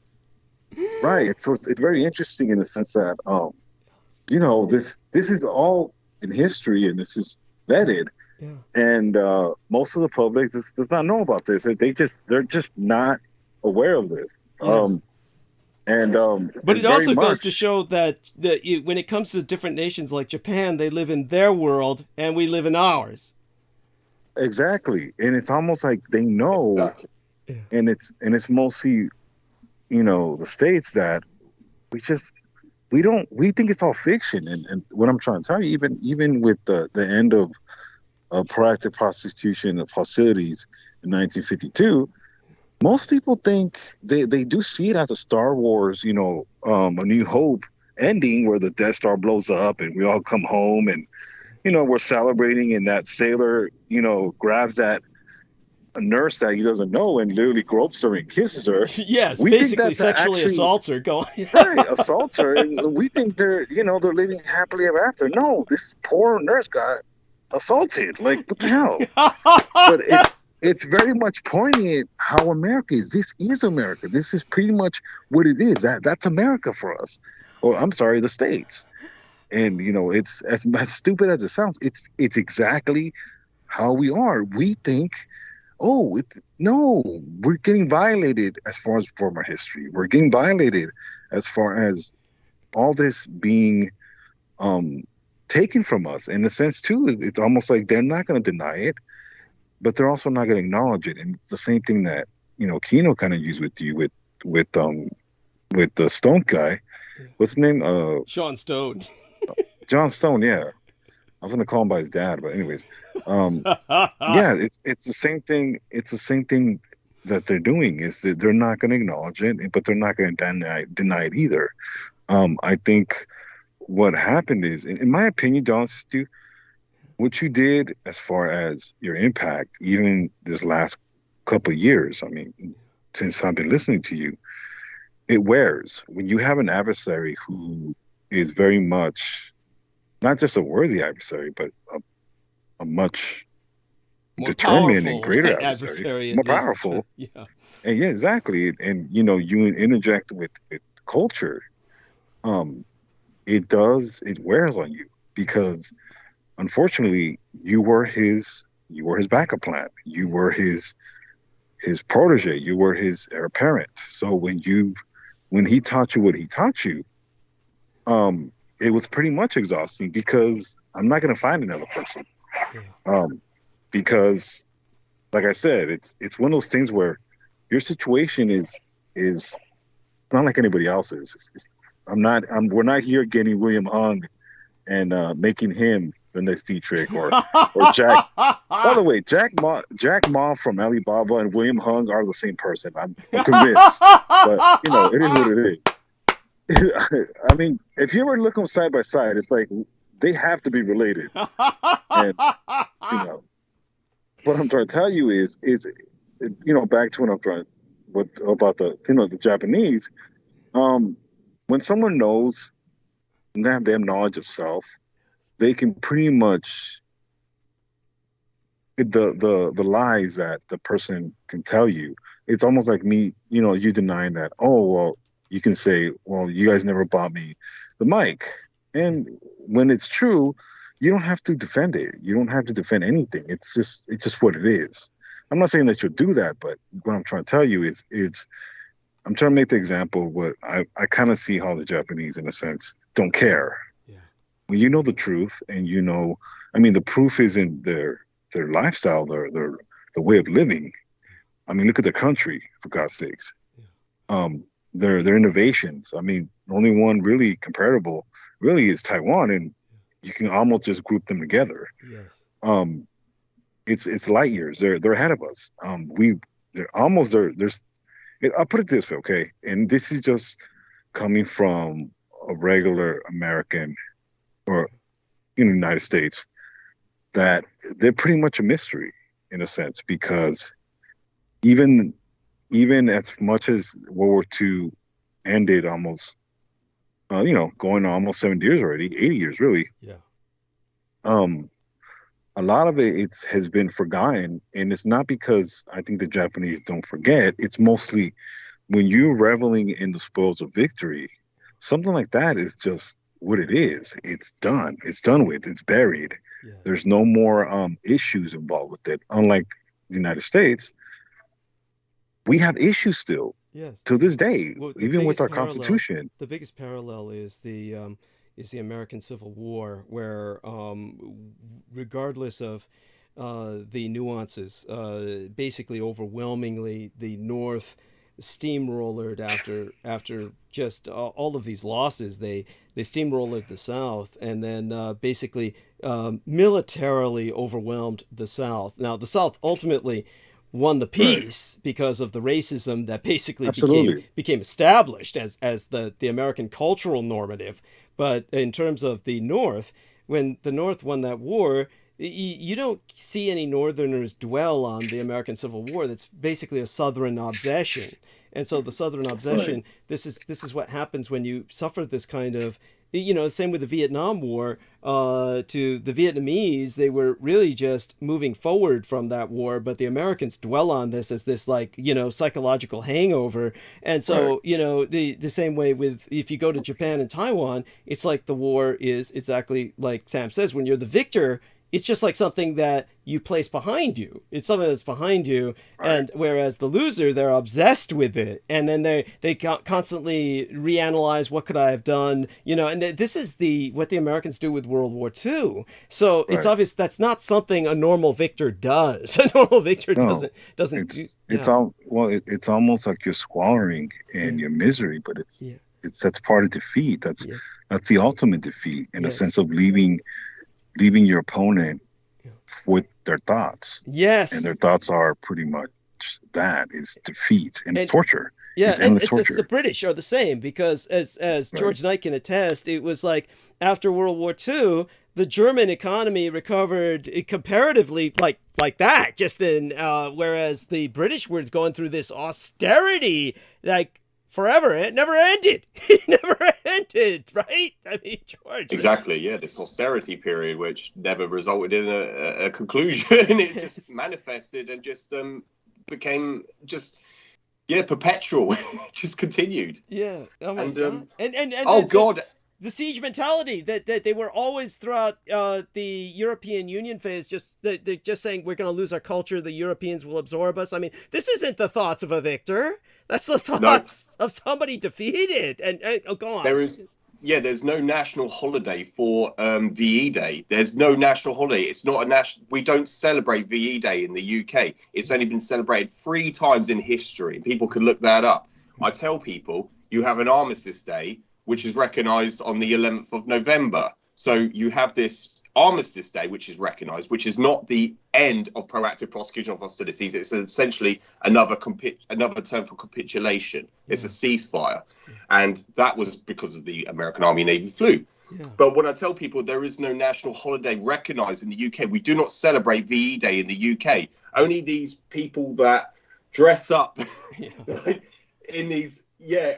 Oh my God, it's just essentially another cosplay, basically. Right. Like what my family do. Yeah. I've got actors. Yeah. They reenact this. Oh my God, this it's maddening, and it's just really offensive. Which relative of it is yours that drives around in the American Jeep? Yeah, in the American Jeep. Yeah, they dress up and it's quite. I just don't understand it. I don't really want to. It is pathetic. Yeah, exactly. They don't respond to anything I post on Facebook because they can't, because they're living in a fantasy matrix. Yes. But there's no national holiday recognised in the UK for VE Day. It's not recognised as any. It's not a national holiday. We've had 3 bank holidays on that day, which are just they go, oh, let's celebrate as VE Day, but it's not recognised every single year. Right. Whereas with the Remembrance Sunday and Armistice Day is recognised, but it's not a national holiday either.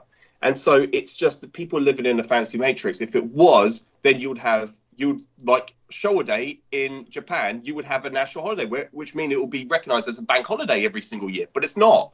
Thank you. And in Showa Day, it is a national holiday, and it's Emperor Hirohito is the only emperor in the 2,600-year Yamamoto dynasty which is recognized as a national holiday. He was the only emperor to be given a national holiday day dedicated after himself. Yes. And in Japan on the 28th of, is it 28th? No, it's the 29th. Of April? 29th of April. Yes. It's Showa Day. Yeah. His birthday. Yeah, his birthday. It's on his birthday. Thank you. Yeah, it's his birthday.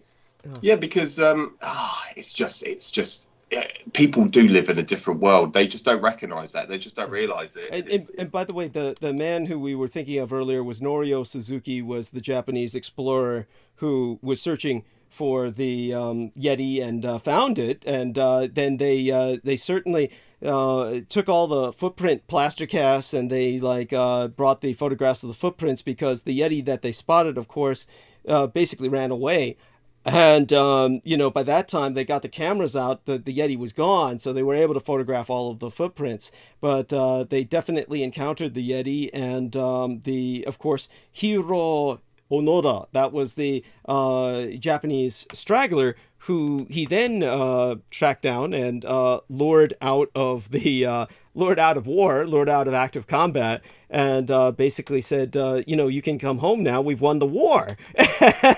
And so, but by the way, for those who don't remember, I used to tell people, because my father was such an old sailor and had so much experience in Asia, there were several times my father was brought on these kinds of trips where they would send soldiers onto islands to use the bullhorns and with Japanese translators say that we're here in peace, the war is over, and please come out. And of course, they didn't always get responses. It was very seldom that they did. But my dad said there were a few times that the soldiers' women or children would come out, and the soldiers would say, if what they say is true, because they have Japanese translators, you can go back to Japan and get educated. But by that time, many of them were going to stay, and then it took other Japanese men to coax them out years later. But definitely, this is a very long and complicated story, and these soldiers were, of course, all over Asia, because you had just a million-man army that was well beyond a million at the end of World War II, and they were all over Asia. So many of them never got the news, and so they just stayed patrolling and fighting what they perceived as the enemy, and some of them were decisive. If you ever take a look at the island of New Guinea, it's divided neatly in half. Now, what happened was Indonesia, it's basically, as a matter of fact, if I were to just show you a map here, because this is actually important, and it's something that people should be educated about. So just let me share a screen here and bring this to everybody's attention. Make sure I got the map up before I do that. And let me see, do a screen share here for both of you. And so if both of you can see this, because this is something that really should be brought up. If you ever take a look at Indonesia, as I mentioned, is the largest archipelago in the world. And basically, when the Dutch were forced to leave Indonesia, this was Indonesia. Was this crescent. This was basically Indonesia. It went down to Portuguese Timor, or East Timor, which was Catholic and not Muslim, because they were Portuguese colony. And when the Portuguese withdrew, the Indonesians attempted to take over and exterminate the Catholic culture, but the Catholics defeated them after a long, very painful war. And now they're basically fighting with the Australians over gas rights, where, you know, the Australians were supposed to like kind of provide them extra defense, you know, in exchange for rights to their gas fields. But in terms of the Indonesian archipelago, these Muslim Indonesians were very aggressive, and they began to conquer the rest of the archipelago. So after the Dutch left, this was actually several nations, several different nations. They all got conquered by this aggressive, expansionist, militant, and genocidal Muslim empire. And finally, what happened was that they were stopped here, where this is just cut in half, by a bunch of Japanese stragglers taught the natives how to fight. And it was these Japanese soldiers left over from World War II taught the natives how to fight the Muslims off. And with World War II weapons, they fought off the Muslim empire. And that's why you see this line just drawn right here like that. That's how that happened. And this hangs over Australia like a Damocles sword. This now the largest Muslim nation on earth. There's more Muslims now because the state religion, they forced it on everyone. The state religion is Islam. And so this makes it the largest. It has more Muslims in this nation than all the Arab nations put together. So it's the largest Muslim nation on earth. And, you know, you've got one of the smallest populations on earth in Australia. And this is what they're up against. Eventually, they're going to have to deal with this. This is the enemy of their future. And you know, and this is something that didn't need to happen. The rest of the world just ignored it. Well, and the reason that this matters to me is because what people don't understand is the overwhelming majority of overseas Chinese who live in this part of the world, they're what a British ambassador, a diplomat, once called the Jews of Asia, meaning that they're all the educated people. They're all the doctors, lawyers, attorneys, the dentists, the technicians, the engineers, and they basically run the economy. And everybody hates them. And whenever they can, they kill them. When this one woman, Amy Tan, it wasn't Amy Tan, who was it? I'd have to look up, the book is World on Fire. If I look up the book World on Fire, her father was murdered in the Philippines. And so she wrote this book called World on Fire. And so, oh God, let me see, author, World on Fire, author. No, it's not Amanda Foreman. Jesus Christ. This is just doesn't make sense. Chinese author. Look that up. Chinese author. Amy Chua. And so Amy Chua wrote about when her father was murdered in the Philippines. The police wrote on the death certificate, cause of death, they said, vengeance. Just meaning that because he was Chinese, that the Filipinos were avenging themselves when he was murdered. But the point is that in Indonesia, thousands of Chinese are murdered. They go in these like blood orgies where the Indonesians decide they're going to slaughter all the Chinese, and then at times like that, tens of thousands of Chinese die. And then then more Chinese move in later because they can't run their own economy. I mean, for one thing, Islamic law forbids a certain kind of banking, like loans. They forbid loans, etc. It's shit like that. So they have to have someone come in and then do the business for them because they really aren't allowed to do business in any conventional sense. So it's just like, this is the horror of this part of the world.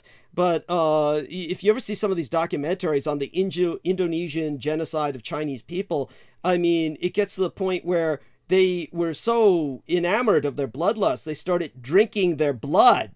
And they started drinking the blood of the Chinese they had slaughtered because they thought that would make them get over their guilt for killing so many people. It's just, you know, you watch these documentaries and it's just crazy when they talk like that. And you begin to understand that this is a place you'd never want to live. But Australians go there for cheap vacations and shit. And so, like, when they were all there in Bali, and then a bomb went off and 200 Australians died, that was their 9/11. Proportionately, as many Australians died there as Americans died in proportionate to the population. As many Australians died there as Americans died on 9/11. Anyhow, so there you go. But back to both of you with that. Just another part of the world that nobody knows about. Yeah, exactly, Douglas. And you took the words out of my mouth. I was going to say the largest Muslim population in the world is in Indonesia. So that's something people aren't aware of. You know, combining all the Arab nations on earth, there are more Muslims in Indonesia than there is in the Arab world. Yeah, no, it's. Sorry, can you hear me all right, Douglas? Yeah, we can. Thank you. There was a little bit of but we heard it. We got every word. Yeah. So when you explained this to Eric about Godzilla and Gamera, what did he say? How do you respond to that? He goes, that makes a lot of sense. He goes, yeah, that makes sense. That was his reaction to it. And I mentioned about Genghis Island, which was, in the Godzilla series, it was representing Monster Island representing Genghis Island, which the Americans were never able to occupy. Right. So representation of behind that in the Godzilla series, and it's just presenting history in a different in a completely different paradigm to what the Americans believe. Right. And so that's Well, what the Americans believe, all the British. What they believe, of course, is a fantasy. As opposed to. So if we look up, let me take a look at Ganges Island map, because this is important. Map Ganges Island. Here we are. So and then we get some shit like this. Okay. Shit like this, yeah. Yeah. Okay, what the fuck? Ganges Island. So there's one on British Columbia. Okay, map Ganges Island, Pacific Ocean. Okay, and we still get shit like this. Okay, great. Yeah. So now we're getting a little bit better, a little bit closer to what we're looking for. So when we take a look at these older maps, if I can find them, because oh Jesus. Okay, so what we'll have to look up is map Ganges Island, Pacific Ocean. Okay. All right, no longer there. No, imaginary is what you'd have to say, because to even get there, this is like just to beat the system. You use their own stupid kind of terminology. Now, this much older map might have it. So this looks like Now, they might have it here. Okay, we'll see how large this gets. And this is like old, not that one maybe. So let me see now. If there we are, son of a bitch. There we are. Yeah. Yeah. So that's Ganges Island. Okay. So just so people know now, when we go down here to this is Wake Island. This is Marcus. Okay. Now notice this. This is Ganges. This is Marcus. Now, Marcus was Minamimori Torishima, which we speak of at great depth in the book, The Roswell Deception. This is what the Americans codenamed Monster Island. To the Japanese, Ganges was Monster Island. So just so people understand the difficulty here or the confusion, Marcus Island, or Minamimori Torishima, which in Japanese means Southern Bird Island, is technically part of Tokyo. So Tokyo, which is not even on this map, stretches all the way out to here, meaning Tokyo's just by far the largest city on Earth, because it just stretches way out miles into the ocean. But this is where on this coral atoll, the coral reef was stone hard. It's like harder than concrete, and it's all like barbed wire, organic barbed wire. And the Americans couldn't invade that. There was no way they could invade that with a beachhead. So the Japanese drilled a tunnel through that to bring in submarines and resupply the tanks and armor on that island. And this is where they were testing out many of their high technology, war-winning technology that would be deployed against the Americans when they forced the Americans into surrender. Ganges Island was where Emperor Hirohito had taken, by the way, Komodo dragons, which, for people who don't know, Komodo dragons breed only on the island of Komodo. And they're very different from monitor lizards. A lot of times people see like monitor lizards, and the monitor lizards are not Komodo dragons. Komodo dragons have this horrible saliva that will disintegrate you, so they can just digest you by swallowing you whole, and their saliva basically melts you. So what Emperor Hirohito did was he took a bunch of them to Ganges Island, where as a marine biologist, he had his men experimenting to crossbreed them with spitting lizards to create very large Komodo dragons that would spit that acid for, like, you know, a very long range and just disintegrate people alive as a weapon. And they became so large and so dangerous that the Japanese just had to abandon the island to them while they cannibalized each other. But obviously the danger was that they would mutate to the point where they could swim potentially to Japan. And so when they were provided Die Glock, the bell bomb, by the Germans, they demonstrated to the Americans the power of the bell bomb by phasing the island into, well, out of the space-time continuum. So it's no longer on the maps. The Marcus Island, what the Americans called Monster Island during World War II, is still there and is now basically the way that the Japanese can lay claim to an enormous mineral bed of rare earth metals that surround it, so that they have a competition with the Chinese in a domination of rare earth metals that can help them in the future. So now, of course, if the Americans had won the war, they would have claimed that. But it's the Japanese who have the total claim over it, not the Americans. And so, you know, the idea that the Americans won the war and are occupying Japan is absurd. But because the Americans have as much need for those metals as anyone else. So anyhow, but then the Germans followed up by demonstrating the bell bomb on La Palma in 1947, 49. And that's when the Americans felt, Jesus, this is, you know, there's more than just one of these weapons, and the one in the Atlantic can cause a tsunami that can end our civilization. And that's what enabled the Third Reich to escape. And by the way, when I mentioned how the Vietnam War could have been won with the last transmission, take a look at this map and you'll see what I was talking about. New South Vietnam is the basis. This is the basis for that idea that I was talking about. Much smaller Vietnam that would have been basically in this area. And it's subdivided here because of reasons I have no idea. That's it's like it's like somebody it's like it must have existed for a short period of time before full colonization. You'll notice Siam stretches way out to here, meaning the Thai Empire, and they were allied with Japan in World War II.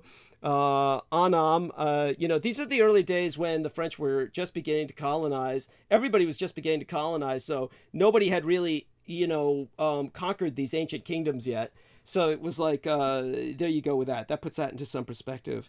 So hopefully that was coherent for both of you and everybody listening. We should like put this map in the link. That's it. Take the link and put this into the chat. So I'll do that now. And so here we are. Ganges. Okay, two monster islands. Monster islands. Ganges, and Marcus. Ganges and Marcus. Okay, then another colon. Then that, and then ta-da. Okay, let's see if this uploads. It worked. Okay. So, both of you gentlemen do pitch in. Thank you. Don't all talk at once. Yes. Oh my God. Hey, whoa. Thank you, Douglas. I'll be right back. Okay, there you go. Just you and me for right now, Sammy. He said I'll be right back too. So, holy shit. I was talking to myself. No, I'm talking to all of you. The lads have left transitionally. So, guess I'd better... Brooke was so sweet. She produced that little thing there. It was so cute. And, I'll stop sharing for now. Confirm stop sharing. Okay. So, that being said... breathe deeply there. Relax for a bit. Yeah, my world of maps, people. I definitely... maps are a living thing to me. And when I look at maps, it really throws me into the situation as it stood at the time that that map was made. And, you know, I think you all know that by now. And so shout out to Chris Collins. Just put something, just indicated he's out there. Okay. So with all of you listening, I guess what I can do until the lads return is kind of talk about, well, decide what direction I'll go in tonight. You know, I always, we have a, how do I express this? Now, I was talking about the draft last time. And, you know, tonight, I guess, what I could go into, since I was talking about last time how the United States could have won the Vietnam War, how we need to reinstate the draft, re-engineer it, social engineer it, so that the top 2% of the United States in terms of income are subject to the draft. In that everyone's subject to the draft, but the top 2% would be the ones that are called up for the draft unless there's a need for real mobilization. So when it's today's situation in terms of say for what else came from Vietnam as a legacy, a legacy that impacts us all to this day. I would say, well, perhaps the war's effect on the Vietnamese land and people. You know, if the lads are taking their time coming back, I can share with you the fact that with the names that were placed upon the wall, and they're only people who died in country, somebody who got injured in Vietnam and then medically evacuated outside of Vietnam to Thailand or Hawaii or Guam and then died, you know, their names were never placed on the wall. They weren't considered to have died in Vietnam. And that, of course, is the horror of the situation. The real lie is that the number of deaths in Vietnam is so much higher than the names that are honored by the wall.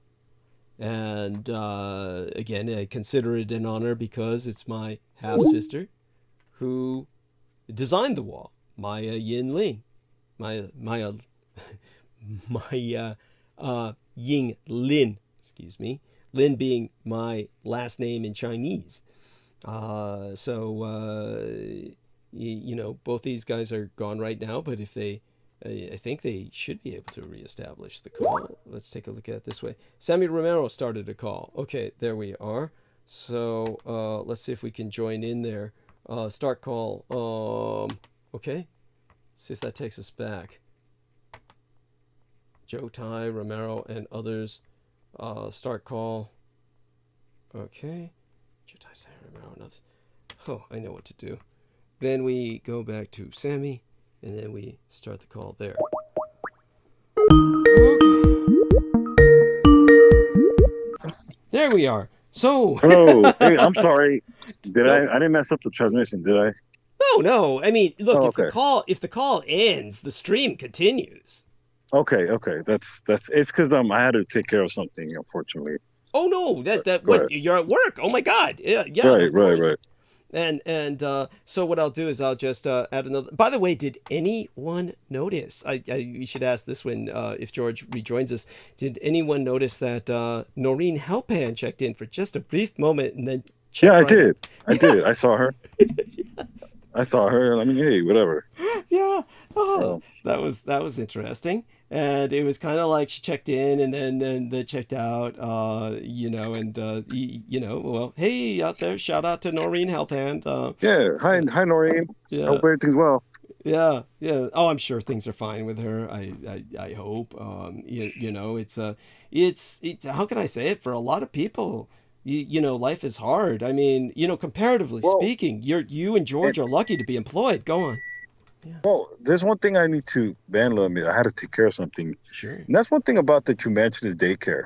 And obviously, you knowing about that and having such a big impact on child daycare, that needs to be acknowledged, obviously, because thank you.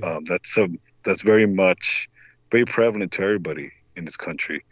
I think when you talked about universal child daycare, it's true, because I think if anybody notices the rich don't have to worry about childcare. They can have children and they have nannies and so on and so forth. And I'm gonna throw a name out there, like someone like Brad Pitt. You know, Brad Pitt does not have to worry about finding a babysitter he can trust. I mean, in theory, yes, obviously, because money. You never know. But go on. You never know. I mean, Ben Affleck, banged his nanny. That's pretty standard. For someone like him. I mean, how did we find out? Did the nanny complain? How did we find out about that? I think Jennifer Gardner either caught them or she found something. But I mean, come on. I mean, if she's hot, what are you gonna do? It is what it is. And I'm not trying to promote infidelity, but when a man's, his private parts are alive, he's brain dead. It's what it is. And I had a friend that told me, if one thing a man's penis wants is a new thing. I mean, we get bored, and I think that's reason too. What my father told me is you really have to love somebody enough to get over that male lust, that youthful lust that every man has, really. One way to look at it is, I can understand with your background that it's looked upon as a spiritual struggle, and there's nothing wrong with that, but in a sense, it almost takes it to a plateau that it doesn't need to be on. I mean, maybe it does need to be on that plateau, but you know what? You're right in the sense of, because my father was unfaithful to my mom. I mean, he had children. He at least had one son out of wedlock. Wow. This was during the marriage. And, it's amazing how my mother. Do you know this individual? No, I don't. I don't. Wow. He probably is in his early 50s now, maybe late 40s. Holy shit. But that's the thing about it is I know how much they loved each other. And see, that's the thing about the Hispanic community, especially the Chicano community. A lot of my friends have half brothers and sisters. I have a coworker of mine where her dad had an entire family on the other side of town. By the way, for what it's worth, that's better than having a lot of brothers and sisters who are morbidly inbred. Oh, yes, obviously, yes. And he had I believe 3 other children with this other marriage he had simultaneously with his brothers and sisters. My coworker has, I believe, there are 7 total. So, simpler times, I guess. You can have an extra family on the side. I guess. Those were the days, right? Money went a lot further. Absolutely. I guess I was born in the wrong decade. It is what it is. But one of my things I had to take care of was my nanny is going out of the country. Oh. And I had to kind of address this with my employer that, hey, I'm going to watch my son because, I can afford to. Yeah. And, it's part of this is just my responsibility as a spouse to take initiative. It's just, I don't mind working, and I don't mind if the thing with me is Maria, I want her to have the luxury of not worrying as a provider. Any man wants to be a provider, as far as it doesn't matter who it is. And the reason I have to say this because it's just ingrained in us. Okay, especially the Chicano community. It's part of it. It's part of what's ingrained in us. At least most of us. Yeah. Obviously, I think each culture has that.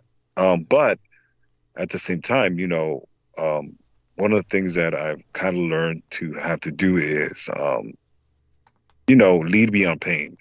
Even at times in my relationship where I have to see past that that threshold of man and woman relationship where it can get frustrating. I'm sure you know what I'm talking about, Doug. And at times, the man you want to check out, and I've been moments where I have, and I have to stab myself into reality in a sense of I love this woman, and part of love is selflessness. And the way I even show it with my friends is I when I can, I try to practice that because it in a sense too it kind of revitalizes me to a sense to continue with the people that I love, because this world does beat you down. And aside from the history, you educate me, and even with culture and spirituality and etc. At the end of the day, we all want to get home. We all want to, you know, lay our heads, whether it's you in your loft or at the estate with your other family. Either way, it's still a victory, right? At the end of the day, these small little victories that we have, we got to kind of count them. And, you know, that's one of the things that I try to center myself, because it is, you try thinking about, you know, what you want to provide. And, you know, I'm at least I'm grateful that I can provide is what I'm trying to say. Yes. I think these times where we living in, the uncertainty, it's part of the mind war, in a sense that people want to escape, and it's understandable. But at the same time, when you have people relying on you, it's a little different in a sense that you have to look at the abyss, and the abyss stares back at you. But it's just part of why we live. One of the things that I like to do that and try to interject that, even with you, Doug, in a sense of helping you with your livelihood, because people that you love and you see them struggle, it hurts. I mean, it's a different type of hurt, but it blesses you to bless someone else. And these little smaller nuances I have to keep my humanity, because I've seen very similar people in my lifestyle, my background, where life does, they go through that meat grinder with no realization, and they cut out that part of identity with relationship with God, Doug, where they really don't believe anything, and these people they're walking is dangerous, is what I'm trying to say. Yes. You leave yourself vulnerable with the idea of, well, there's nothing because I've gone through this trauma. Especially in the church world, and I had to say this because I've had to kind of get out of that mindset where it's not end all be all as far as beliefs. It's a world like any other world, but it's not the end all be all. And I've had to see this through an adult, because I've seen it. I've seen other people know this. They just never want to express it, because it's just something they just don't want. They don't feel comfortable with, because it's you kind of shatter that I guess that mechanism that keeps them sane. And it's okay, but like anybody that listens to you knows there's some stuff you're going to reveal that is very much that it challenges you, and it is not necessarily kills your faith. It just enhances it, in a sense that what anybody that practices the occult or the kings of Edom or the Edomites, they know the other side as well, just like the light, or at least in theory, more like Michael Aquino. Michael Aquino was very astute as far as to the Christianity. I remember hearing his interviews where he even talked about Christianity, was even comfortable in the sense of talking about it. Would I say he bought into it or cared to? No. he's obviously somebody that, just like you, was not necessarily completely human. Yes. But then again, he's not you. Right. But in a sense too, it's even someone like him, knowing you and the friendship y'all had, it's still impacted. You're still human. In a sense too, I have to remind myself too about that. You're still human. And I don't know if I'm rambling on, but it's just part of what I'm trying to put stuff together really to help myself. And but anything that brings up to you, Doug? Oh, I just very much appreciate everything you're saying, and I think that you're quite coherent. You're speaking quite well. I definitely. I don't, yeah. And I don't want to come off as tooty goose shoes. And sometimes I feel like I'm not cookie cutter. I'm not. But what's really kind of impacted me is even strife within my own family. It's one of those things where having a family member still ostracizing you, even though you told them, and not wanting to share their family, that does hurt. I'm part of me if I'm getting personal, but that very much hurts more to me than a gang stalker, in my opinion. And I'm not here to challenge. It's not that. It's just I very much very close with my family. So you have to cope with those things and understand people really are damaged more than you are.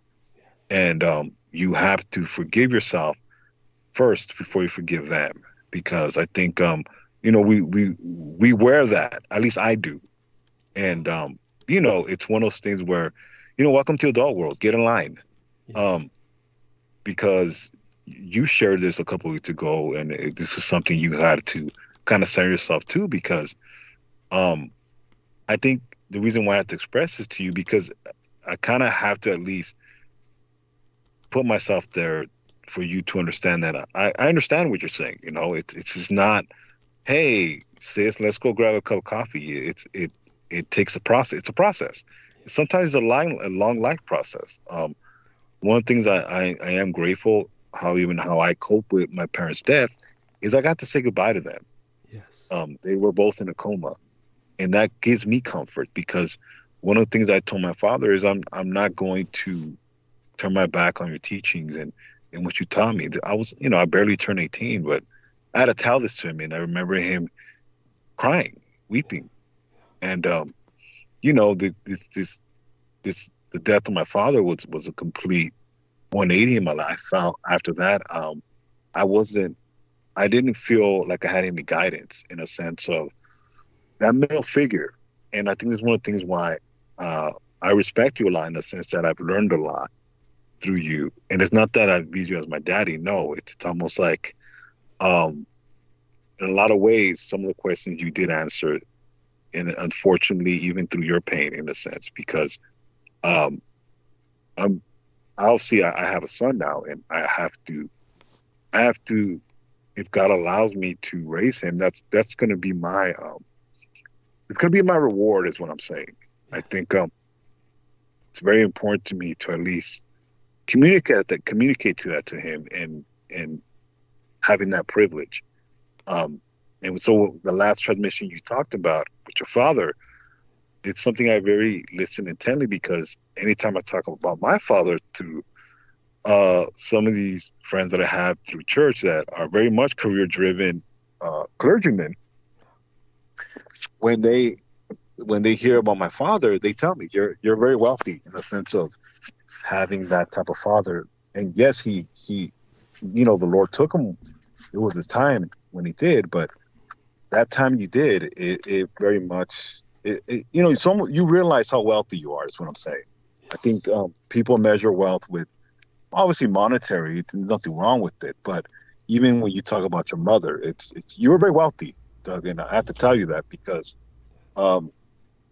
you don't understand when people, especially in this nation, they're just sick. They're even with how we treat our elderly. It's just, you should see how many people are on these convalescent homes that are just lonely, yes, and just need someone to talk to.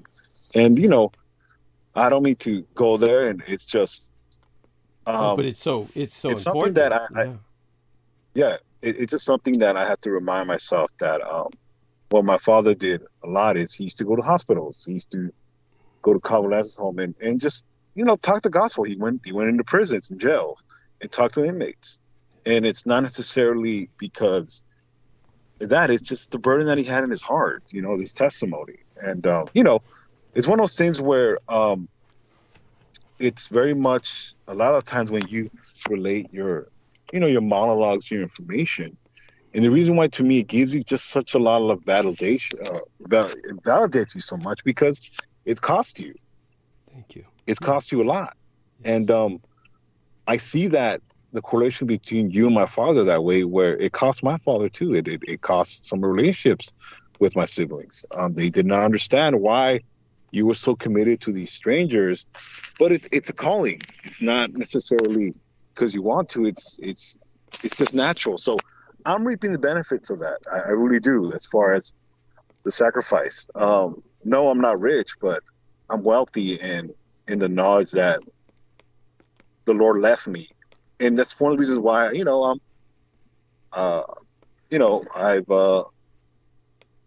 I've continued listening to you and just supporting you because I think the Lord gave me the opportunity to have my father at the right time and the right amount of time. And I'm glad I can say I didn't, have a argument with my father when I was grown, or, it's different. It's different when I say maybe I can't really have words to explain right now, but, I think you get my drift. Of course.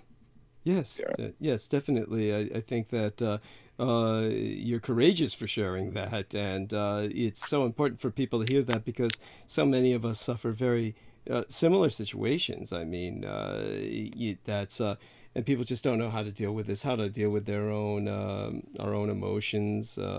It's sad. It's sad that they're just. It is. I mean, I think, you have to look at the bright side in a sense because, like, you can't stay in those moments either. It's great to reflect. Just don't stay there because then you just become stagnant. Yeah. But I don't know. I'm trying to. You have to continually, at least with me, try to at least make sense of this because even like some of your information, it's very much it's tough. It's tough to take. And at times, I can't go back to some of your transmissions you talk about and I know you don't want to talk about certain subjects all the time because it's just draining. Thank you. It's like, come on, man. Like, how many times do you want me to revisit this? Like, but obviously, everything has a moment. It's just, I've had to kind of understand how much I didn't know about quote unquote evil and what really is, and sometimes it's right underneath you in a sense of how people use manipulation, especially in church. I mean, god dang, man, that the devil's right next to you, quote unquote, but it's just it's not that. It's just sometimes someone F you is very much satisfying and it can be healing, but at the same time, it's at times you do empower somebody when you do that. You give them importance that they don't deserve. Yes. And I've kind of learned that and respond mentally instead of emotionally. I think you had plenty of times to go off the rails and do something that you weren't meant to do. So a lot of times, I am impressed by you how you didn't hunt Mikey. Yes. You didn't go after his head in a sense of hunting him down. Thank you. And at the same, it's mind-boggling to me, and it's something to me so obvious, but at the same time, this is where, some things are going to be said at the right time. And when I say I've learned to even respect that individual, is because as much as people want to deny it, maybe even him, you're still in the divine plan. You can't escape that. You're not in complete control. You know what I'm saying? I don't know if. Absolutely. I don't know if, it's like nobody's in control like the creator. Yes. And I think in a lot of ways he knew that. And it is what it is. But at the same time, too, it kind of demystifies somebody, because you can't mystify somebody, because then it's just not healthy, That's right. Anyways, go ahead, Doug. Oh, I mean, I think that you were on a wonderful roll. One of the things that Peter Moon was saying that, oh gosh, it brought to mind what Peter Moon was saying, but he was talking about, of course, Peter sometimes, I think, expresses the fact that he's obviously not Christian. He expresses that sometimes. Yeah, he has a hell of a, he has things to say that are, man, he's not much of a fan, but I can tell this. He knows quite enough to use it even himself. So it is what it is. Yeah. But it's definitely, he could express it in a way that would promote less hostility. That's, I think, that right. He doesn't express it diplomatically, and he'll say something like, "Yeah, that Christian crap." Of course. So sometimes I'm just too, how would I say it? Weary, just kind of emotionally too tired to qualify it for him and say, what Peter Moon means is these kinds of exploitive Christians who are really not practicing Christianity, but just exploiting it to basically, fuck people over or something like that. But go on. Well, here's the thing about it, Doug, is I'm not him. I'm not his culture. Like, I'm not him. Yeah. My parents come from very humble beginnings. My parents worked hard. Yeah. And you need faith. Yeah. Okay? When things are not handed to you socially, your skin is not what the acceptable skin is. Yeah. And you're a beaner. Yeah. And go work in the field and pick my lettuce. Yes. Oh my Someone God. has to pick your lettuce and still not want to kill you. Yes. That's the best way I can put it. Some people, they can eat their tacos in the fields and be happy, love their kids. Their kids get educated. The generations come in. Somebody still has to do it, whether you like it or not. And you need faith. You need hope. And that's the thing about it is stuff like this you can't buy. I would like to see these people work in the fields, picking lettuce. And you may say, well, that's not true no more. No, it very much is. This is the American lifeblood. Immigrants. Yes. The hotel I stayed in San Francisco, downtown, near Market Square, all of my housekeepers, there was one Eastern European lady, was terrible. The rest were either Guatemalan, Honduran, or Mexican, and they were very nice. We treated very well. The only one that wasn't was that Eastern European chick who, I think she was selling ass on the side. I mean, to be honest with you, like shit. I got that vibe from her. Good for her. But it is what it is, It is. But yes. it's just these jobs, unfortunately, they need to be filled. And guess what? I don't think Mike Huckabee's relatives are gonna jump on these jobs, or Nancy Pelosi, or Shoemaker, who's that one, the old bummy, Adam Shoemaker, what's his name? Oh, it doesn't work that way. No, I get it. There's classes, there's levels to this, but at the same time, no, this requires hope and understanding. It's a different paradigm, is what I'm saying.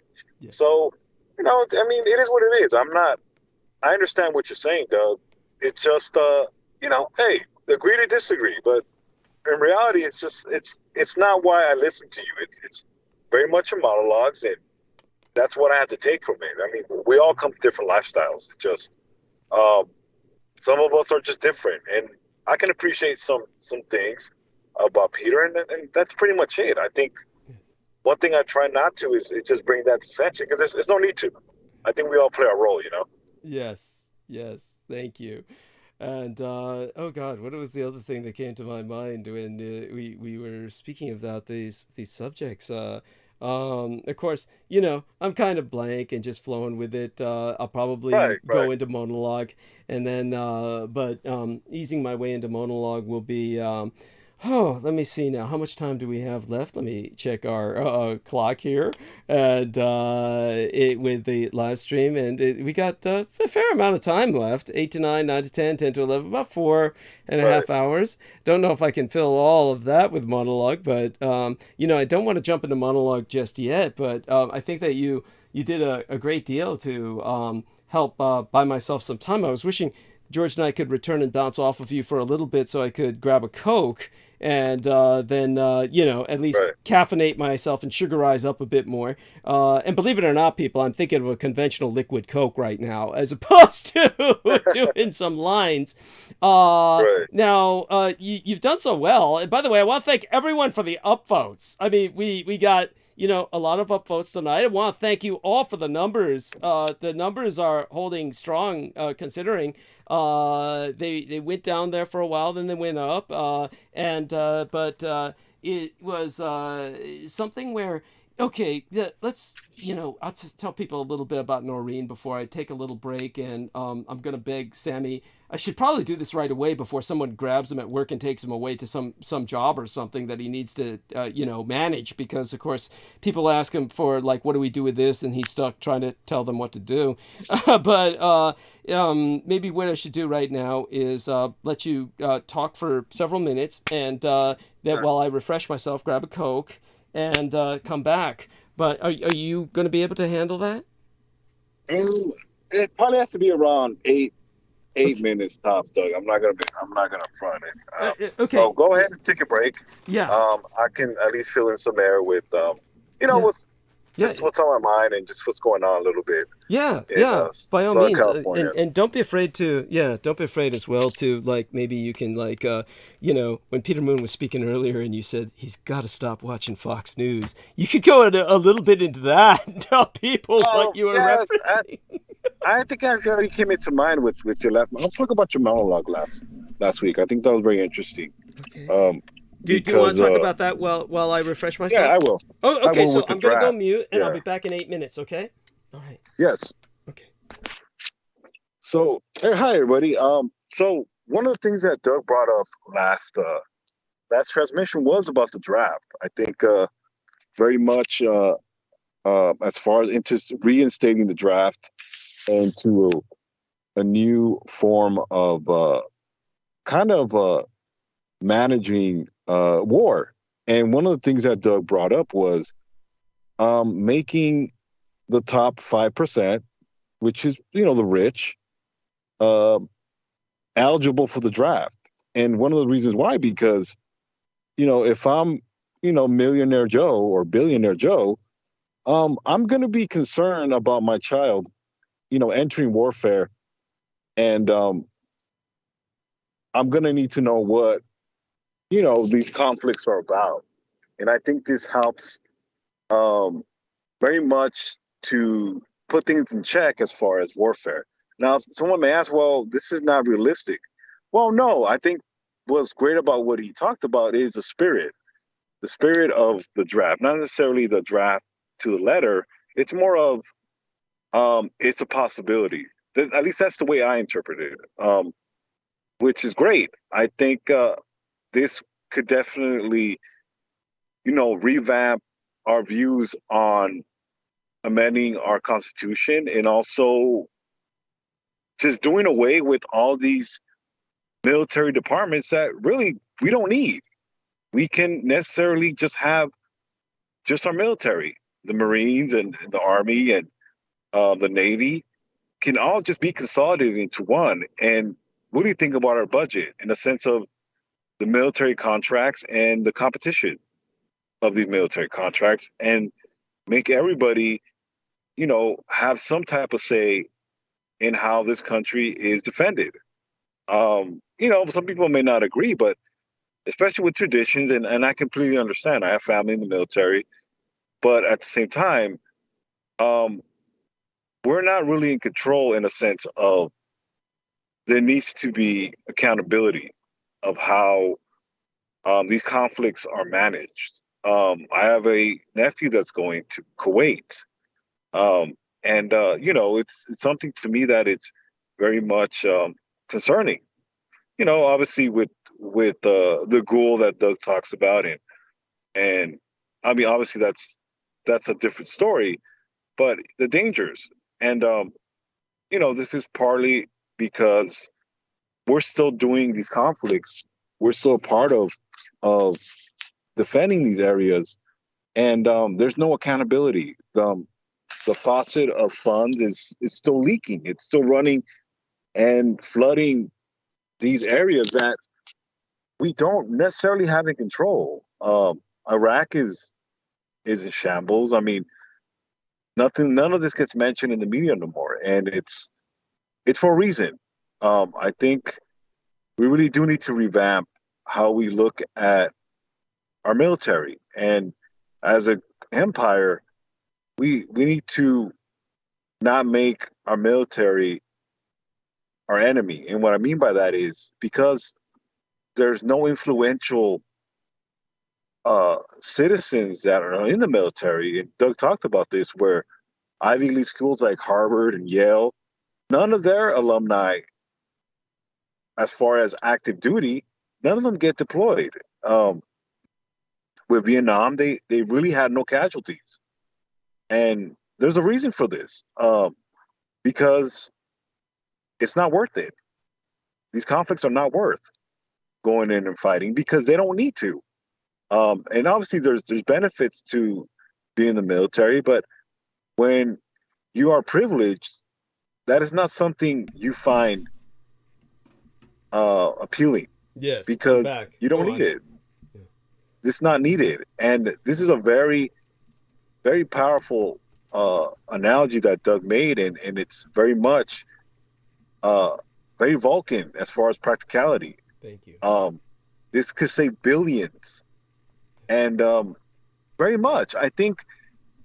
And people don't like the idea. Well, this is social. This is socialism. We should pick our stuff from our bootstraps. Well, no, it's not reality. You don't pick your own lettuce for your burger. You don't raise your own cow for, your pot roast. It's not. And yeah, this might be a bad analogy, but nobody picks themselves by the bootstraps. Yes. This is why we have all these social programs. But I think the American public needs security in the sense of, let's invest in childcare, let's invest in education, because we are a welfare state.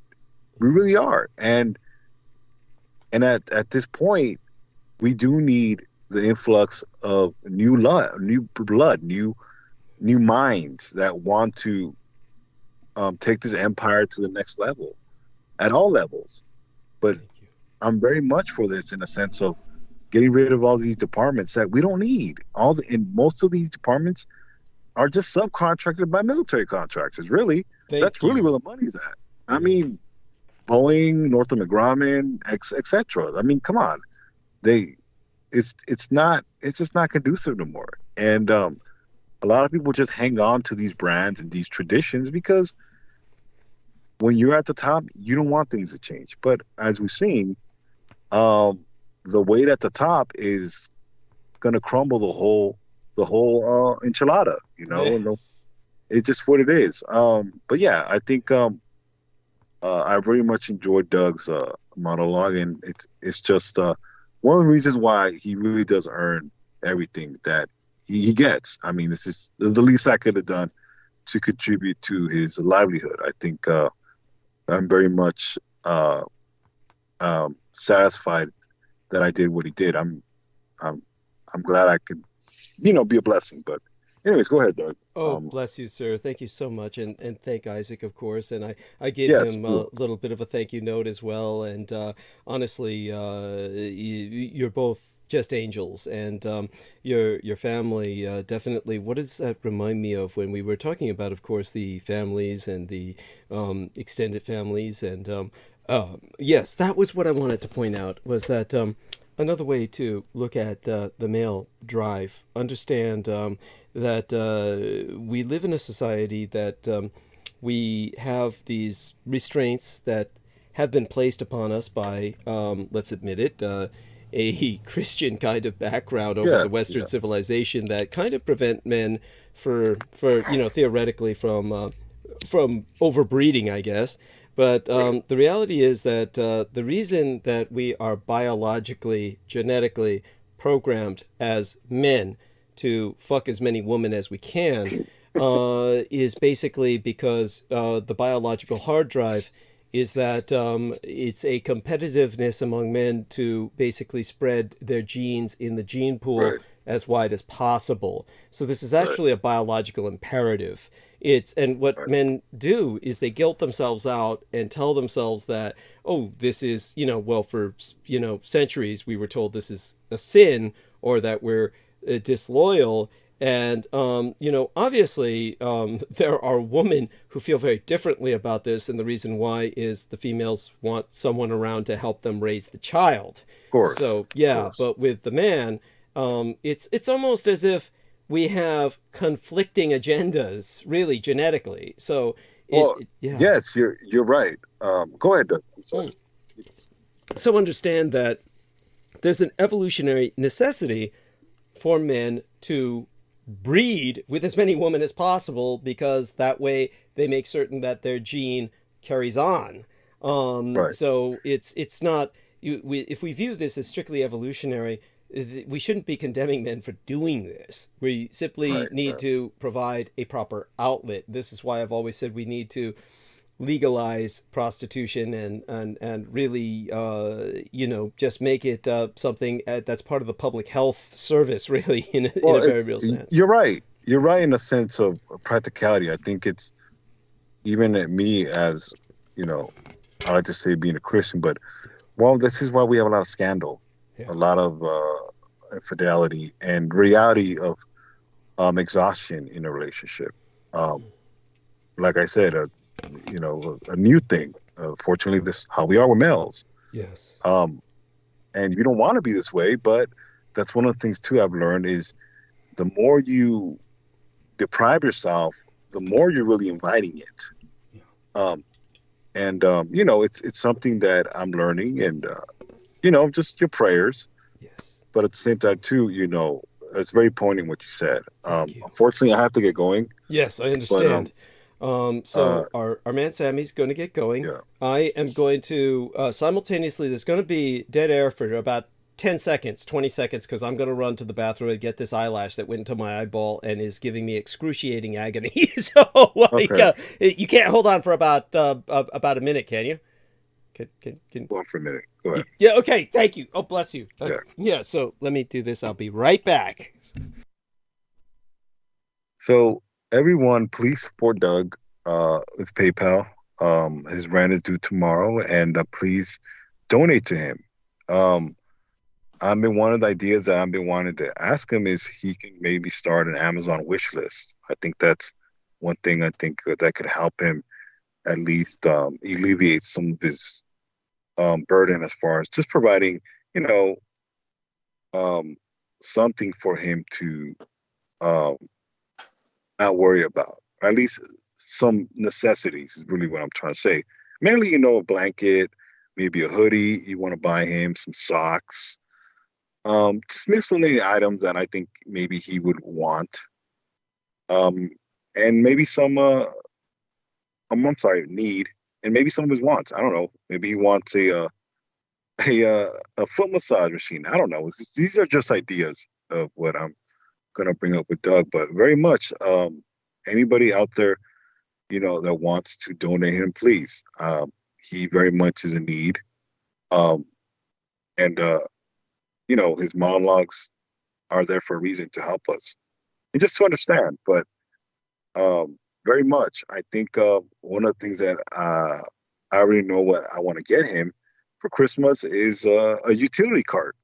He very much needs one, especially walking to the grocery store and getting his items he needs. A utility cart very much would be appreciated. If anybody gets a friend before I do, that's going to be great. But that's something that I want to keep in mind to get him is a utility cart, because, we don't want his back being thrown off. and very much this is his livelihood, and just to make his life easier for him to continue. And eventually, this will probably evolve to something more formatted to be less of a 12-hour. This is always something he's talked about. Very much so. I think Doug needs a utility cart to help him get groceries. I'm going to be working on that, but if anybody wants to beat me to the punch, go right ahead. It's just, I think it's something he probably needs is a utility cart, because we don't want him throwing on his back like last time. And, oh, bless you! Thank you. You're an angel. That magic laser might not work no more. So Thank you so much. Well, God bless you. You're the best of co-hosts, and share our love with Maria and everyone. We'll do. Okay. Good night. Good night. God bless. God bless. So I'll take over from here. If he hangs up, then that's fine. The stream will continue. We will be active now with monologue. And so let me take a look at the live stream. Let's take a look at what's active here. And as he said, personally, I think that the people who listen to me like the 12-hour format. Obviously, it's not the most practical thing in the world, and I have to timestamp the hell out of it.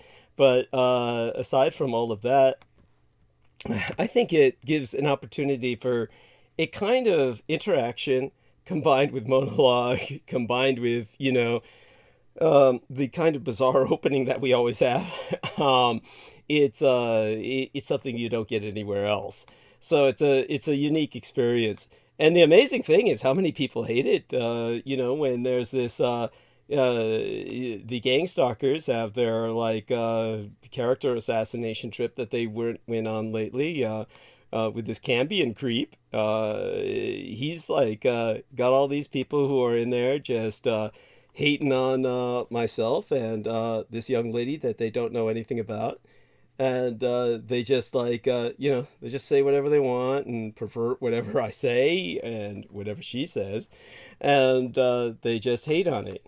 And it's just incredible to me. It's the interesting thing is there was no bleed over where any of them checked this program out at all.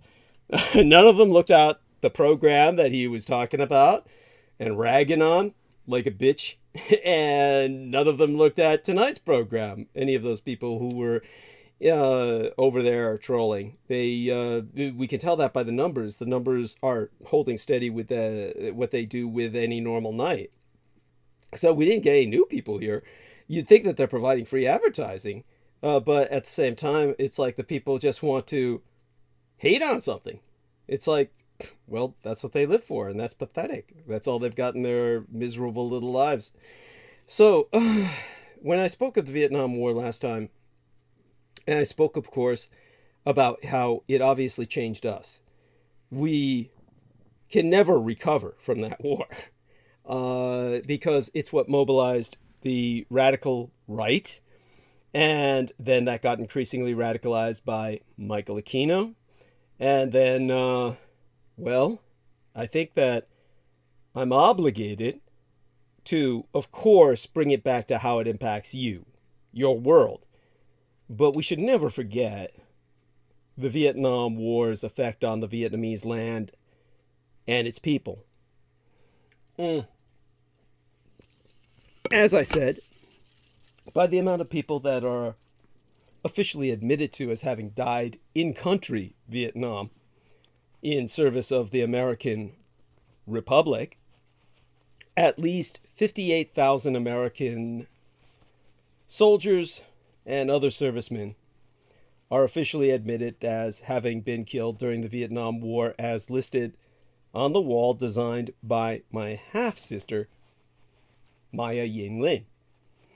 And another 304,000 were recognized as so critically injured as to be disabled the rest of their lives. Without a doubt, the war took a terrible toll on these United States. But since most of the fighting, and I say most quite pointedly, took place in Vietnam, the Vietnamese land and people paid a much heavier price for that war. And despite the fact that South Vietnam was America's ally in the Vietnam War, it suffered severe damage to its land, their people, and the ultimate annihilation of their culture.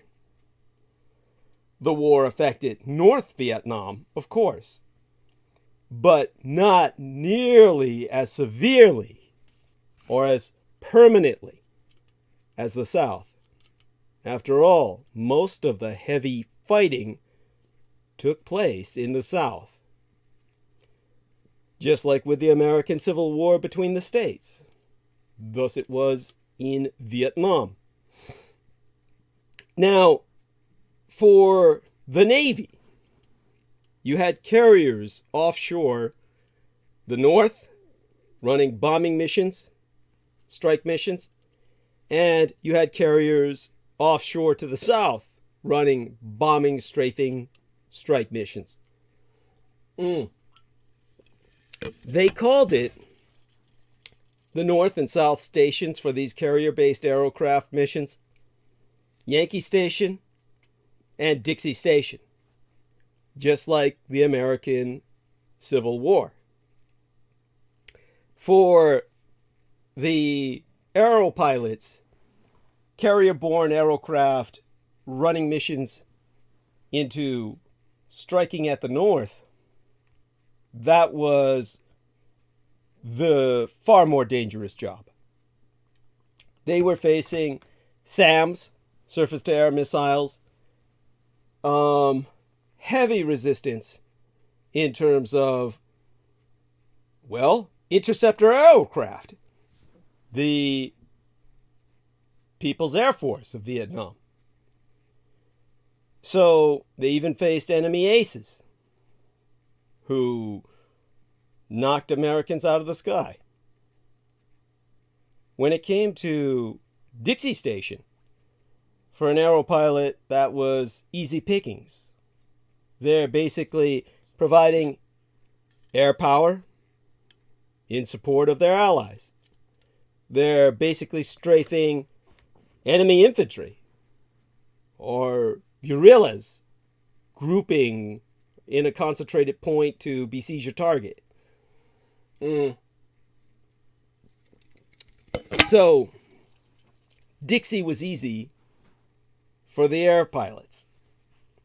When it came to infantry on the ground, combat by helicopter, medevac, medical evacuation, nobody invaded the North. So Dixie was where all the action was at. On the ground, that was where all the casualties and fatalities were felt. And despite the fact that South Vietnam was America's ally, many of them were suspect because they'd been infiltrated so completely by the communists that when Operation Phoenix was initiated as a counter-assassination campaign to assassinate the assassins, without a doubt, there were a lot of innocent people taken down. Collateral damage. That's the reality of war. The United States never launched a full-scale invasion of Vietnam to follow up on all that, because American leaders worried that such an action might provoke neighboring Red China into joining the fight as they had in the Korean War.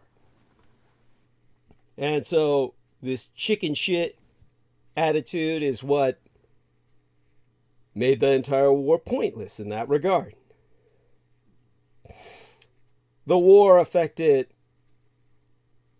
all of us in that fashion, in such a manner that I said the only way to win it would have been to withdraw even further south and concentrate on a new South Vietnam that was much smaller, and therefore more defensible than the original allocation of land had been per the Geneva Peace Accords that led to that demilitarized zone right along the ancient imperial capital of the city of Hue, direct center of Vietnam on the coast. Now, an estimated 4 million Vietnamese were killed or critically injured to point of life disability on both sides of the conflict, including as many as 1.3 million civilians, people not involved in the military, including, of course, women and children, in South Vietnam alone. Much of that death and destruction resulted from bombing. The U.S. military used more than 14 million tons of explosives during the Vietnam War, mostly on the South Vietnamese countryside. This meant that American planes dropped more than twice as many bombs as U.S. forces had used during World War II between 1939 and 1945, accounting for that war as the Europeans would measure it. All on an area about the size of my golden state of California. The U.S. military also sprayed millions of gallons of defoliants, chemical agents that killed or burned crops, forests, and other vegetation on the South Vietnamese landscape throughout that conflict. The widespread destruction of the farms and villages in the South Vietnamese countryside turned enormous numbers of peasants and, well, it turned countless numbers of peasants into homeless refugees. Many of these people fled to the cities, where they made a living any way they could, including through illegal activities. The poverty and desperation of the war years, along with the influence of Americans, resulted in major changes to Vietnamese families, culture, and society. In the book entitled Vietnam, subtitled A History, the author Stanley Carnow concludes, the United States, motivated by the loftiest intentions, did indeed rip South Vietnam's social fabric to shreds. The most obvious that I've articulated from the start, the most obvious way in which they did this, was the same way that they had already done it in World War II. One reason the entire Indo-Chinese population hated Americans and sided with the Japanese voluntarily was because of U.S. bombing, destroying all the farms and forests. In World War II, Vietnam was simply a continuation, a continuity of what became perceived as an American war of extermination. Before the Vietnam War, the South Vietnamese countryside was lush and green. Farmers tended rice paddies, wet fields where rice is grown, in fertile river valleys. The surrounding hillsides were covered with jungles of trees and plants. But when American troops arrived in 1965, the year before I myself was delivered into this sorry world, They learned that the jungles provided ideal hiding places for the communist guerrilla fighters known as the Viet Cong. Guerrillas. The guerrillas are small groups of fighters who launch surprise attacks. They also realized that the rice paddies and rural villages were good sources of food and supplies for the Viet Cong. To eliminate these sources of support for the enemy, the United States military bombed the South Vietnamese countryside using aeroplanes and heavy artillery for many years. Across all of Indochina, the region of Southeast Asia that includes Vietnam, Kampuchea, formerly Cambodia, and Laos, the United States deployed an average of 142 pounds of explosives per acre of land. But most of that bombing was concentrated in South Vietnam, particularly the northern provinces and the area around the capital city of Saigon. That bombing did terrible damage to the land. It destroyed many of the dams and canals that the peasants had installed to irrigate their farmland.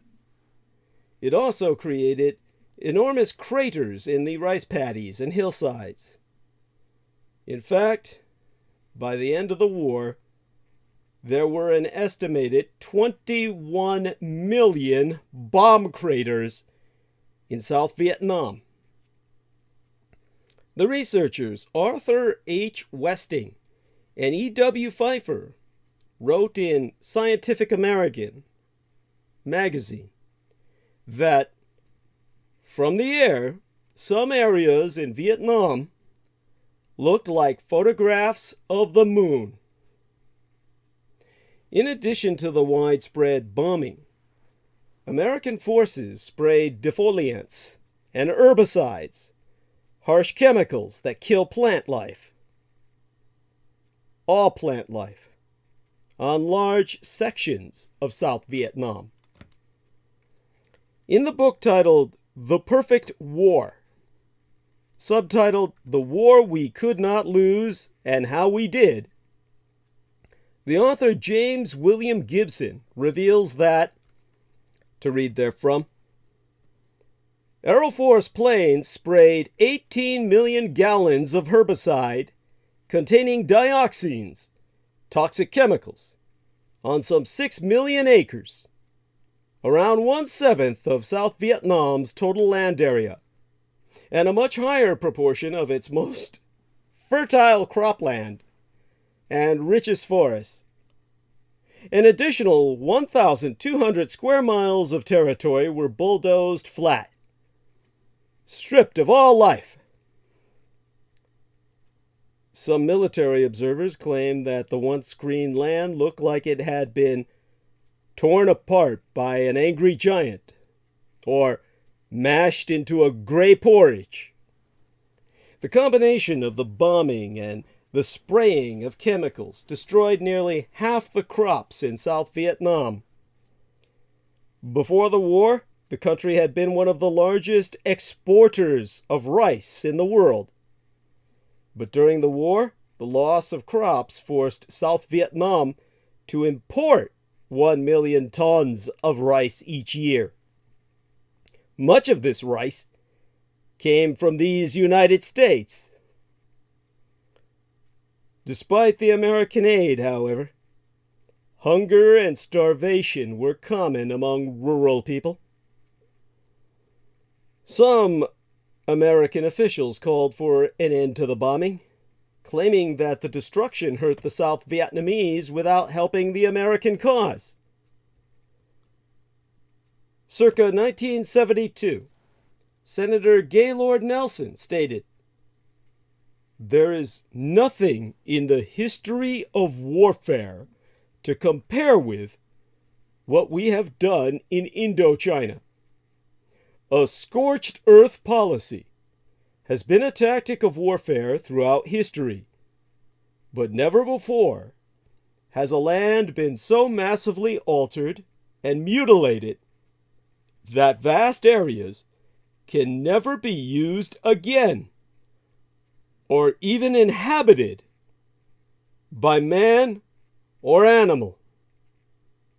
Our program of defoliation, carpet bombing with B-52s, and bulldozing did not protect our soldiers or defeat the enemy, and it has done far greater damage to our ally than to the enemy. That brings us to the transformation of our allied capital, the city of Saigon. The influx of refugees and the presence of Americans brought vast changes to South Vietnamese cities, especially the capital city of Saigon. The population of Saigon tripled during the Vietnam War to reach 3 million come 1970. Most of these new people were refugees whose homes in the countryside had been destroyed. But the city also became the central location for thousands of American military leaders, journalists, aid workers, missionaries, businessmen, and construction workers during the war years. The Americans tended to be quite wealthy compared to the South Vietnamese. They created a new market for luxury goods like cars, motorcycles, televisions, and stereos. The wealth and comfort of the Americans sometimes provided a sad contrast to the poverty and desperation of the local people in Saigon. Exempli Greciae. The twice-a-foresighted reporter Stanley Carnow remembers standing on the terrace of the fancy Continental Palace Hotel where limbless Vietnamese victims of the war would crawl like crabs across the handsome tile floor to accost, that means confront and demand money from, American soldiers, construction workers, journalists, and visitors as they chatted and sipped their drinks under the ceiling fans. Think about what I'm saying. Vietnamese people, women, children, not veteran soldiers, who were simply torsos with heads, having lost all of their limbs to repeated bombing campaigns, squirming across the floor like human worms, begging for food from the Americans who sat and sipped their lattes. Before long, the American influence began to have negative effects on the social structure in Saigon. Beyond that, thousands of Vietnamese found jobs in service industries that sprang up to cater to the Americans. Some worked in hotels, restaurants, or construction sites, but many others became involved in illegal activities. Exempli Greciae, an estimated 500,000 South Vietnamese women became prostitutes during the war. Many of these women were poor peasants who had no other way of feeding their families. There was also an active drug trade in Saigon throughout the war. Drugs like marijuana, opium, and heroin were readily available in the city. In fact, they were sometimes sold by children on street corners. Finally, there was an enormous black market for stolen goods in Saigon. Many of the items for sale came straight from United States military shipments. Many South Vietnamese people found it tempting to become involved in such illegal activities. After all, a young woman who worked as a prostitute could earn more money in a week than her peasant family would ordinarily earn in a year. Some Vietnamese used their newfound wealth to buy luxury goods such as electric rice cookers, bicycles, and televisions. And these people formed a new, privileged urban class that turned the structure of Saigon society upside down. Suddenly, construction workers and drug dealers made much more money than policemen and soldiers in the South Vietnamese army. Over time, people's values changed to reflect the new order in the city. They began to prefer the jobs that would enable them to purchase luxuries, even if these jobs were illegal or immoral. Many of these changes in people's behavior and relationships lasted long after the war ended. Some observers blamed the situation on the American influence. In the pages of Granta, that's spelled Granta, all uppercase, a literary magazine and publisher in the United Kingdom, whose mission centers on its belief in the power and urgency of the story, both in fiction and nonfiction, and the story's supreme ability to describe, illuminate, and make real. Well, with that mission statement in mind, James Fenton wrote in the pages of Granta that Saigon was an addicted city, and we were the drug. The corruption of children, the mutilation of young men, the prostitution of women, the humiliation of the elderly, the division of the family, the division of the country. It had all been done in our name. So the South Vietnamese people became refugees both at home and abroad. America's involvement in the Vietnam War had left millions of Vietnam civilians dead and its land in ruins. A sustained, indiscriminate campaign of bombardment and depopulation led the Right Reverend Dr. Martin Luther King Jr. to observe, cometh 1967, "We have destroyed their two most cherished institutions, the family and the village. We have destroyed their land and their crops. We have corrupted their women and children and killed their men."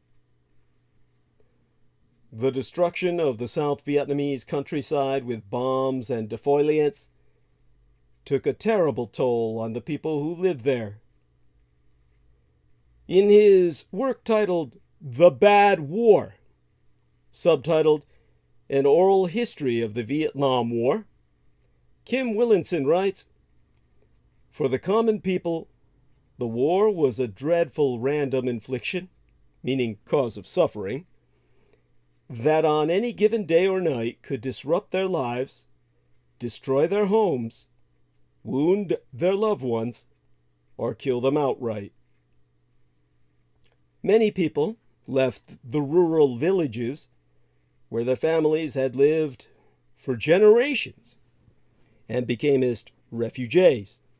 In fact, as many as 4 million Vietnamese, 1/4 of the total population of the South, a full quarter, 25%, fled to the outskirts of cities and towns where they hoped to escape the bombing and find a way to make a living.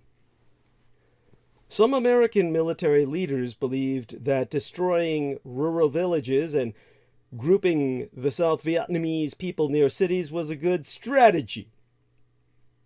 They claimed that it would reduce support and supplies for the Viet Cong guerrillas in this countryside. After areas were bombed, American troops were sent into villages on search and destroy missions. The soldiers would question the local people and look for evidence of Viet Cong activity. But it was often difficult for the Americans to tell whether the villagers were loyal to the South Vietnamese government or whether they supported the communists. This uncertainty caused some soldiers to treat the villagers harshly. Even when the American troops managed to clear a village of enemy agents, the Viet Cong usually returned within a short time. Many South Vietnamese villagers were afraid to cooperate with either the Americans or the Viet Cong. They worried that if they did, the other side would punish them. This created a feeling of hopelessness among many rural South Vietnamese. To quote us John Kerry, a Vietnam veteran who went on to become a U.S. Senator, and, like myself, had his service record completely denied by so-called fellow veterans who tried to claim his service record didn't exist, as they do with myself. He testified at length and verbatim, "Most people didn't even know the difference between communism and democracy. They only wanted to work in rice paddies without helicopters strafing them and bombs with napalm burning their villages and tearing their country apart. They wanted everything to do with a war, particularly with this foreign presence of the United States of America, to leave them alone in peace. And they practiced the art of survival by siding with whichever military force was present at a particular time, be it Viet Cong, North Vietnamese, or American. Stuck in the middle of fights between the Americans and the Viet Cong, and facing the constant threat of bombing, large numbers of South Vietnamese villagers fled to the cities. Before the war, 90% of South Vietnam's population had lived in rural villages in the countryside. But during that war, 60% of the population lived in urban areas. The cities were never equipped to handle the huge number of refugees. In Saigon, many peasants ended up living in makeshift refugee camps. In their work entitled A Collision of Cultures, subtitled Americans in Vietnam, 1957 to 1973, the co-authors, Edward Doyle and Stephen Weiss, have written, and I will quote therefrom, "There were insufficient housing, sanitation, transportation, social services, and jobs to accommodate the tens of thousands of newcomers who settled in each month. In Saigon, this provoked a state of emergency.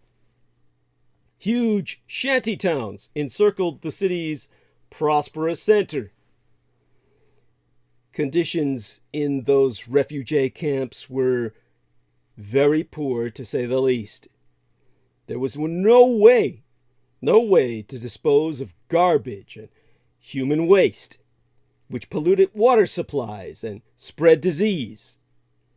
Unable to find jobs, many people went hungry or resorted to begging in the streets.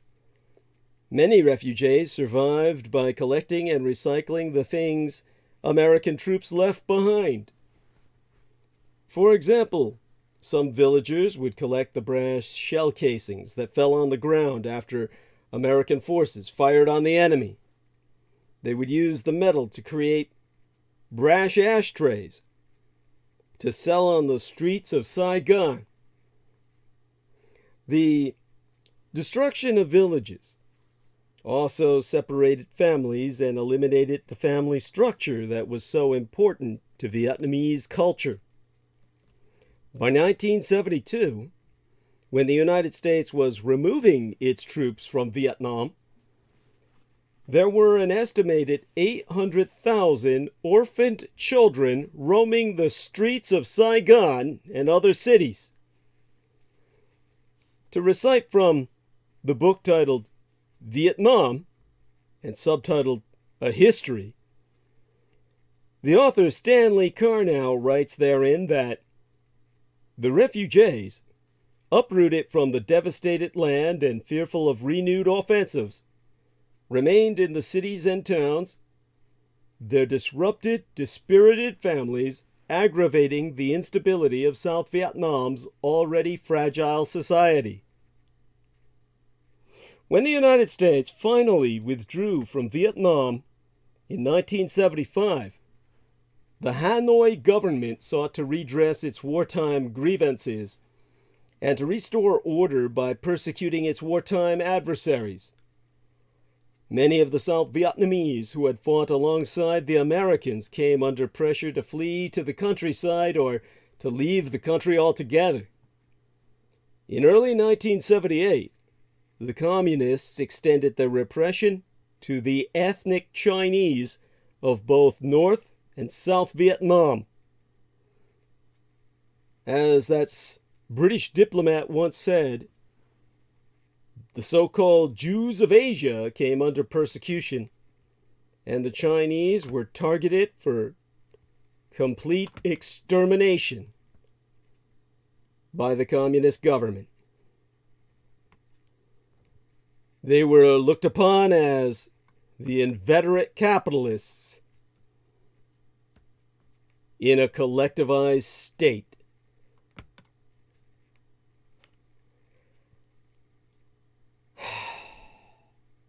Between 1975 and 1983, thousands of Vietnamese refugees crowded into unseaworthy boats bound for Indonesia, Malaysia, Thailand, Hong Kong, and the Philippines, and faced storms, starvation, disease, and open piracy on the high seas of the South China Sea.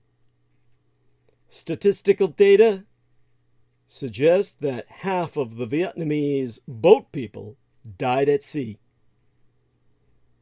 It was referred to as the poor man's gas chamber. At a June 1979 United Nations Conference on the Growing Humanitarian Crises, the United States, Australia, Canada, and France agreed to resettle a total of nearly 700,000 Vietnamese refugees. But that's what brings us to the KKK and the Vietnamese fishermen. You see, in the early 1980s, an unusual legal argument combining civil rights, antitrust, and contract laws persuaded a federal court in Texas to disband a private army of white supremacists and safeguard a vulnerable community of Vietnamese refugees. You see, in these United States, immigration agents asked Congress to scatter the incoming refugees across the country in order to prevent ghettoism. This resettlement policy led to the creation of Vietnamese communities in states such as Texas that had relatively little previous experience with Asian Americans. In Texas, many of the new arrivals, facing language barriers and having little capital, found opportunity in the Gulf Coast shrimping industry. One immigrant explained, "We like the weather, we like the shrimping, we like a chance to start our own businesses." Now, Vietnamese fishermen and their families pooled all their savings and began to buy their own boats. Many white fishermen in the area tried to ward off the competitive threat. Vietnamese shrimpers found that they could purchase their boats only at a considerable premium. An American shrimper even went on record to confess, "They got hustled pretty good." The American fishermen pressured most of the local bait shops to boycott the Vietnamese shrimpers. They also successfully lobbied in the state legislature for restrictions on new shrimp boat licenses. But undeterred, the Vietnamese fishermen thrived in the shrimping industry by working longer and much harder than any of their white counterparts. Another white fisherman was quoted as saying, "They put all their children and aunts and uncles on them boats, and if they make $10 in profit a day, they're ahead." Some whites felt that they were being forced to lower their standard of living to that of the new arrivals. Many presumed, quite falsely, that their Vietnamese competitors were being subsidized by welfare grants from the government. Others considered the Vietnamese fishermen's aggressive practices, such as following their competitors' votes. Well, their competitors' votes were followed to the catch, and then unloading their boats across other boats' decks, to be unethical and unfair. As if what the whites had done to them in the first was not. But the changing economics of shrimping made the competition even fiercer. The increase in fishing activity in Galveston Bay reduced the available catch, while a rise in imports kept wholesale prices low. Faced with this profit squeeze, many longtime shrimpers went out of business. Others tried to compete by streamlining and cutting costs. Some, however, took more drastic measures. Between 1979 and 1981, several Vietnamese-owned shrimp boats were burned in the Galveston Bay area. Fires that arson investigators later determined had been intentionally set. There were also reports of snipers firing shots across the bows of Vietnamese fisher boats. On the night of August 3rd, 1979, in the town of Seadrift, several Vietnamese boats were burned and a vacant Vietnamese house was firebombed. And a fistfight between white and Vietnamese fishermen ended with the fatal shooting of a white crabber. 12 Vietnamese were tried for murder and acquitted on the grounds of self-defense. The incident caused many whites to mistrust the entire Vietnamese community. Some mistook the refugees for the North Vietnamese communists. They had fought and fled. Others understood that the refugees had been America's wartime allies, but still felt that they should be forced to leave the area. A white fisherman declared, "There's too many of them. And there's not enough room for them, and there's going to be lots of hard feelings if they don't get some of them out of here and teach the ones that they leave how to act and how to get along. I think they ought to be put on a reservation somewhere, or in a compound to teach them our laws and our ways, the way we live, our courtesy as a people." You know, like putting on white sheets and burning crosses and shit. Now, on February 14th of 1981, a group of white fishermen organized a rally against the Vietnamese fishermen. And also attending that rally were the aforementioned clan master, Louis Ray Beam, and 13 uniformed members of the clan's military arm, the 2,500-member Texas Emergency Reserve. Beam told the white fishermen that he would give the government until May 15th, the Ides of May, the start of the shrimping season, to remove the Vietnamese fishermen from the area, and that if this was not accomplished, the clan would take laws into our own hands. Later, Beam also demonstrated how to burn a boat and issued an invitation to all those present. "The Ku Klux Klan is more than willing to select out of the ranks of American fishermen some of your more hardy souls and send them through our training camps. And when you come out of that, they'll be ready for the Vietnamese." In other words, to them, Vietnam was always a war of extermination. No Vietnamese were ever intended to survive. And those that were brought here must be exterminated here. And that rally was extensively covered by local news media. The Klan took its message directly to the Vietnamese fishermen on March 15th. A group of armed, hooded Klansmen and Texas Emergency Reserve members, accompanied by a news reporter, conducted a boat parade in the waters near Seabrook, stopping along the way to display their weapons and to make threatening gestures. An effigy of a Vietnamese fisherman was hung from the rear deck. The parade was seen by Vietnamese fishermen and their families on the docks and other boats in the channel.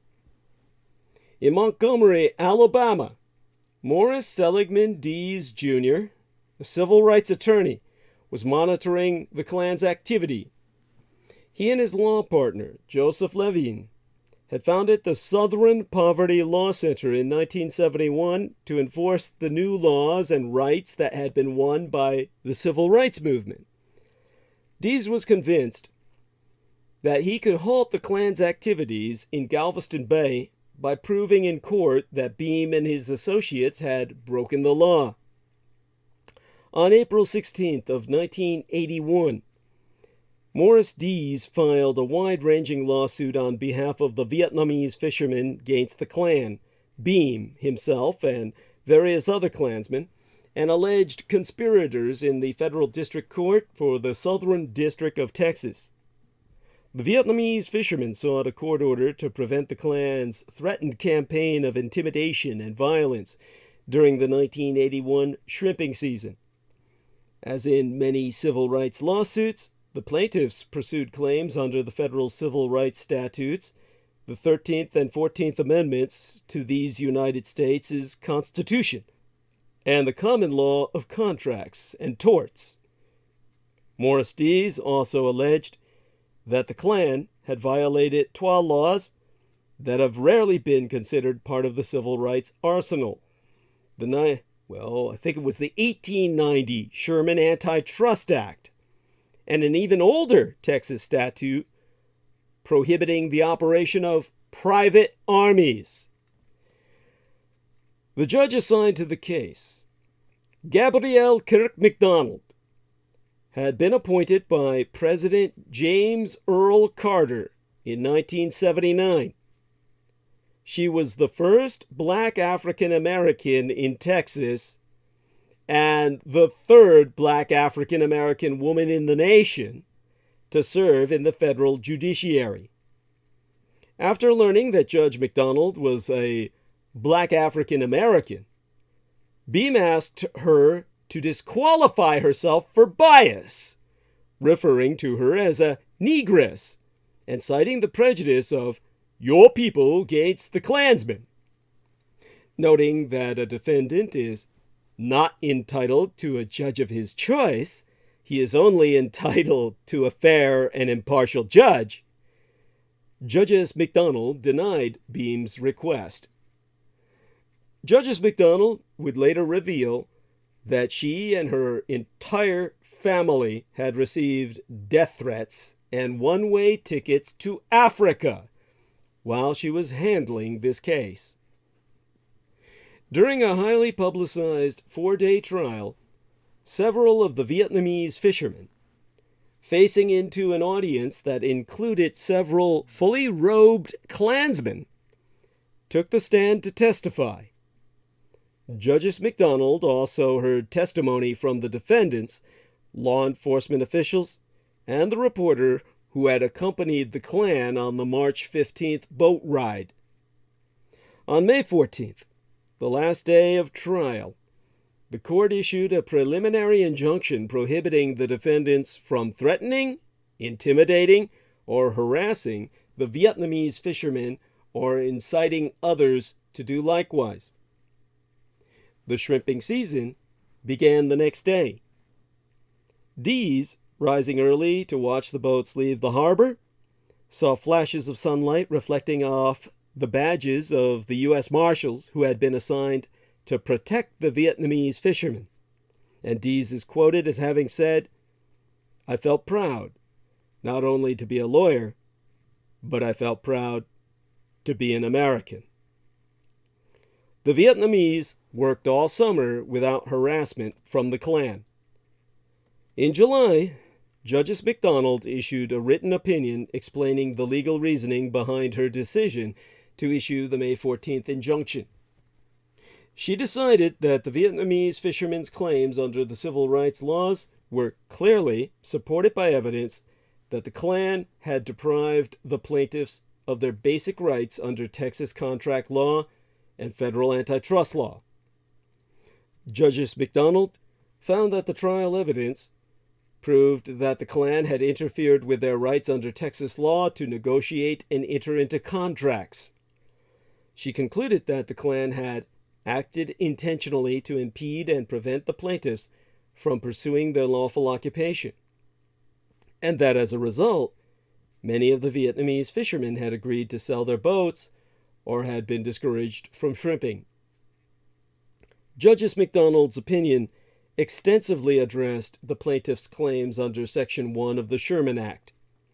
That statute prohibits every contract, combination in the form of trust or otherwise, or conspiracy, in restraint of trade or commerce among the several states. The federal antitrust statutes are typically invoked to challenge anti-competitive business transactions, but Justice MacDonald found them applicable to the Klan's conduct. Justice MacDonald cited the U.S. Supreme Court's statement that a violation of Section 1 of the Sherman Act may be established by proof of either an unlawful purpose or an anti-competitive effect. The Vietnamese fishermen had alleged that the Klan had attempted to intimidate them into selling off their boats with the purpose and effect of reducing competition in the shrimping market in the Kima Brook area. Justice MacDonald found from the trial evidence that the defendants had agreed to engage in conduct which had the stated intent of eliminating a class of competitors from the commercial fishing business in Galveston Bay. She held that there was sufficient proof of an unlawful purpose and an anti-competitive effect to support the grant of a preliminary injunction. In August, sans objection from the Klan, the court made the injunction permanent. In March of 1982, Justice MacDonald heard oral statements on the remaining issue of whether the Klan's military operations violated the state's prohibition on private armies.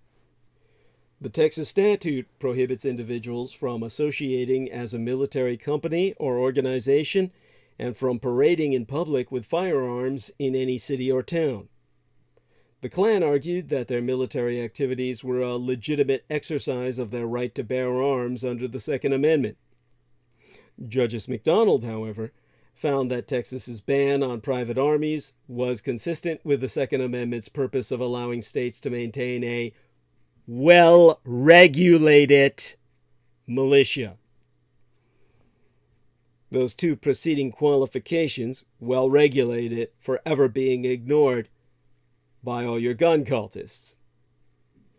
On June 9th, 1982, the court issued a permanent injunction ordering the Texas Emergency Reserve to disband and prohibiting the Klan from maintaining military organizations, conducting military training, and parading in public with firearms.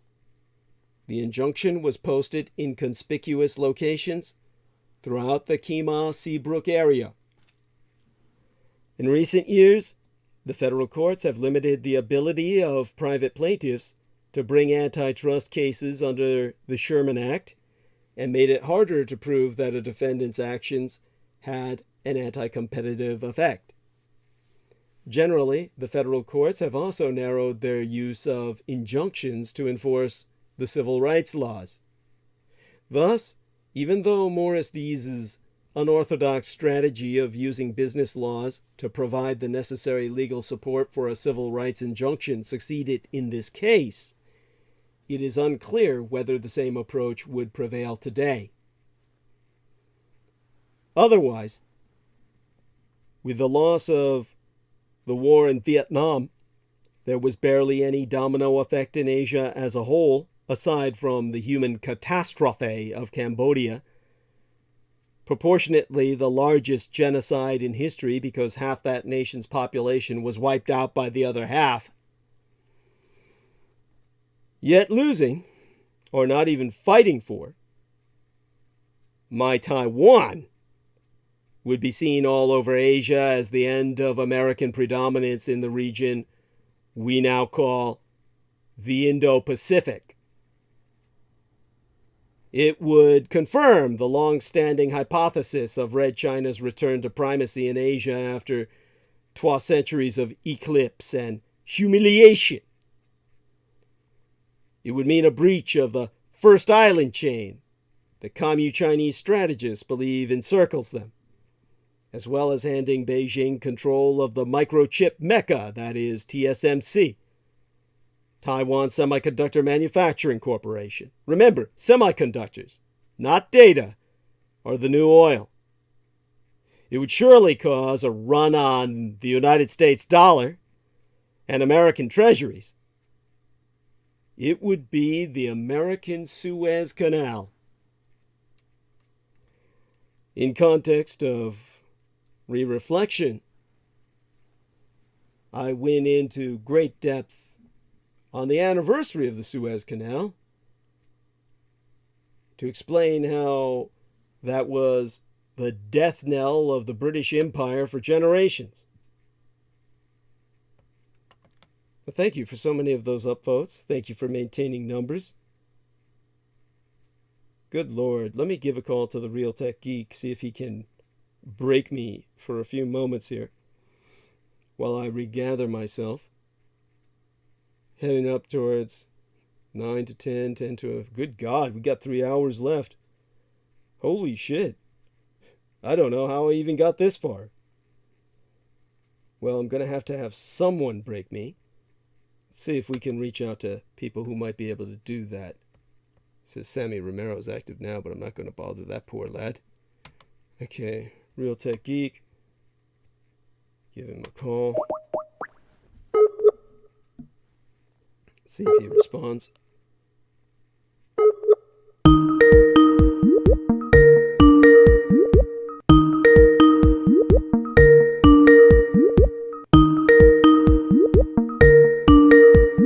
And by the way, I don't bother talking when this is ringing for obvious reasons. I appreciate everyone's patience with that.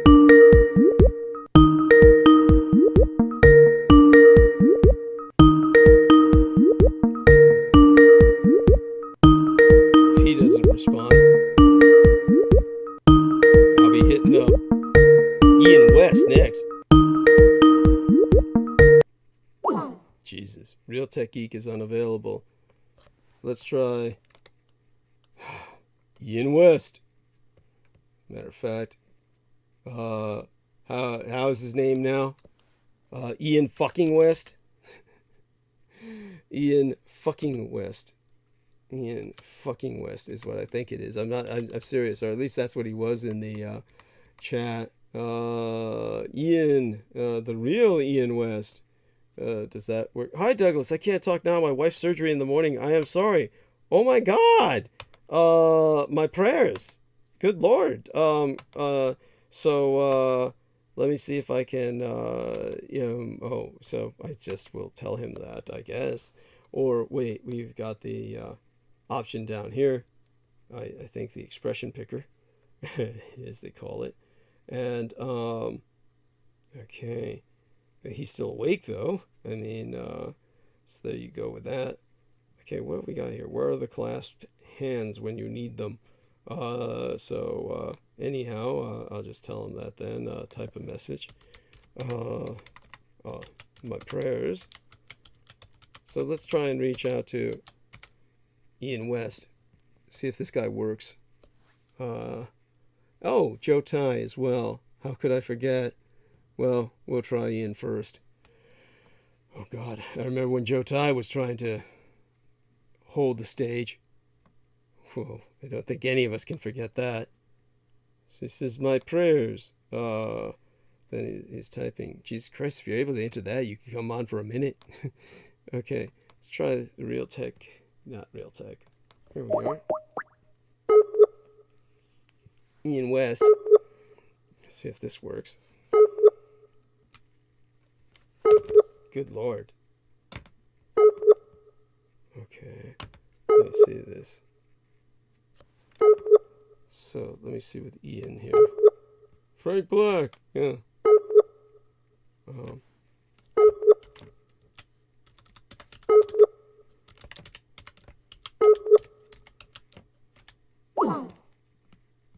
Jeez, says he's not active.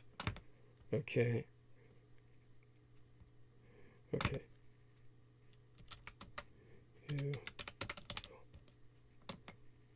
Alright. Let's try this. All right. Let's see. What else we got here? Okay. And let's see if he can see any of that. He's somebody you would think would be up all hours. But of course he's got like these different... good God. And, oh, yeah. Pity about that. And Frank Black. Is that the other one? Okay. Let's see now. Oh, that was his original one. He lost this one. This account.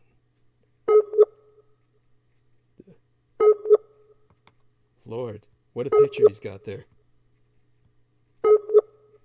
Yeah, these things aren't working at all. Okay. Geez, if only I had a wider range of people to call on at these hours. But hey, that's the peril of doing an all-night show, right? When you're looking for somebody to break you for even a moment, you're left with basically no options whatsoever. Oh, there he is. Ian West. Okay, so let's try this out. See if this one goes. And see if we can enter something in chat. There we are. I don't expect this to be active either from the way it sounds. In which case I'll just have to go on.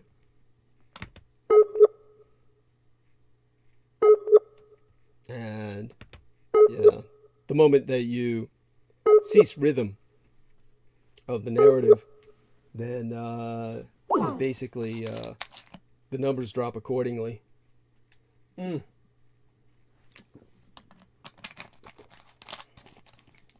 me see if I can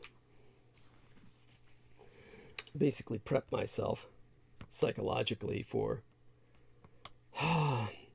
something else to speak about, aside from the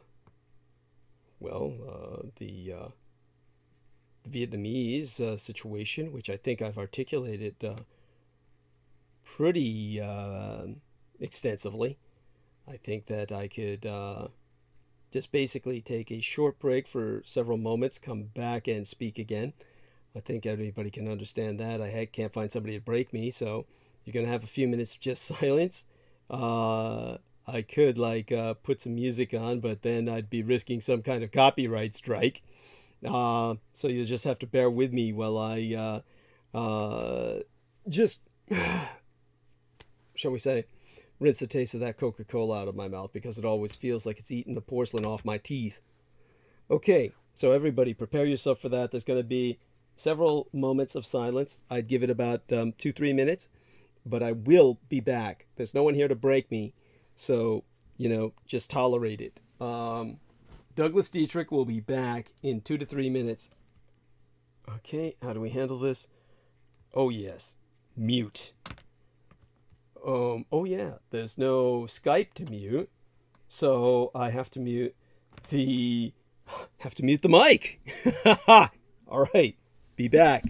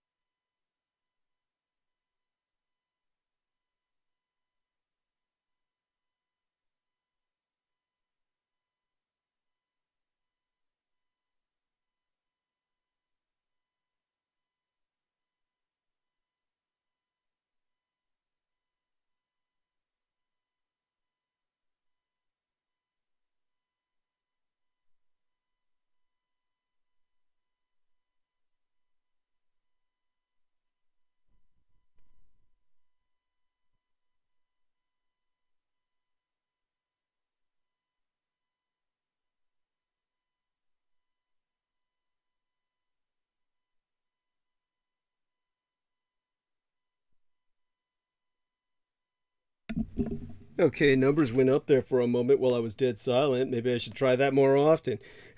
At any rate, then it went down again. Well, I'm back, people. So, patience, like I said, is its own reward. And aside from all of that, now that I'm back, let me try and get my head kind of screwed on for taking us in the next direction in Asia to basically get back on topic to a degree, on a train of thought. And I do wish there'd be more people talking in the chat room who are listening. All 14 concurrent viewers. Like I said, you multiply that by 10, that's actually the number, about 140. So in terms of the number listening, that'll be immediately available on publication or upload. And comparatively small amount of people, as always. So the threat that I present is pretty amazing, considering how few people actually demographically or statistically listen. And especially at these hours, how many of them even remember what they hear? How many people are listening consciously? But such being said, certainly enough to be a threat to the deep state, the powers that be, the Edomites who rule your world at this point in your miserable history, until they're finally overthrown. These powers and principalities, of which your own Bible warned.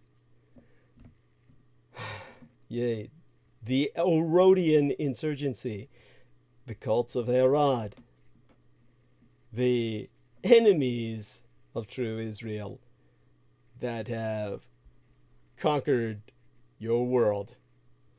All right, now, one way that you can overthrow them is, of course, according to many of you, support nationalism. And this is something that I've been explaining for, how many years now? The fact that you could, trying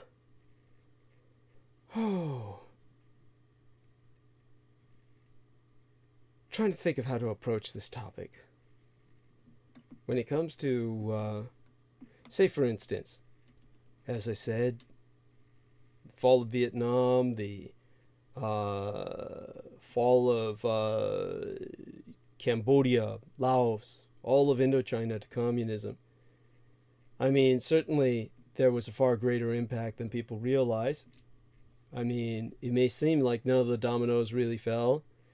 But that's really limiting yourself to what you're looking at. If you really look at the big picture, the Vietnam War decided the fate of the world.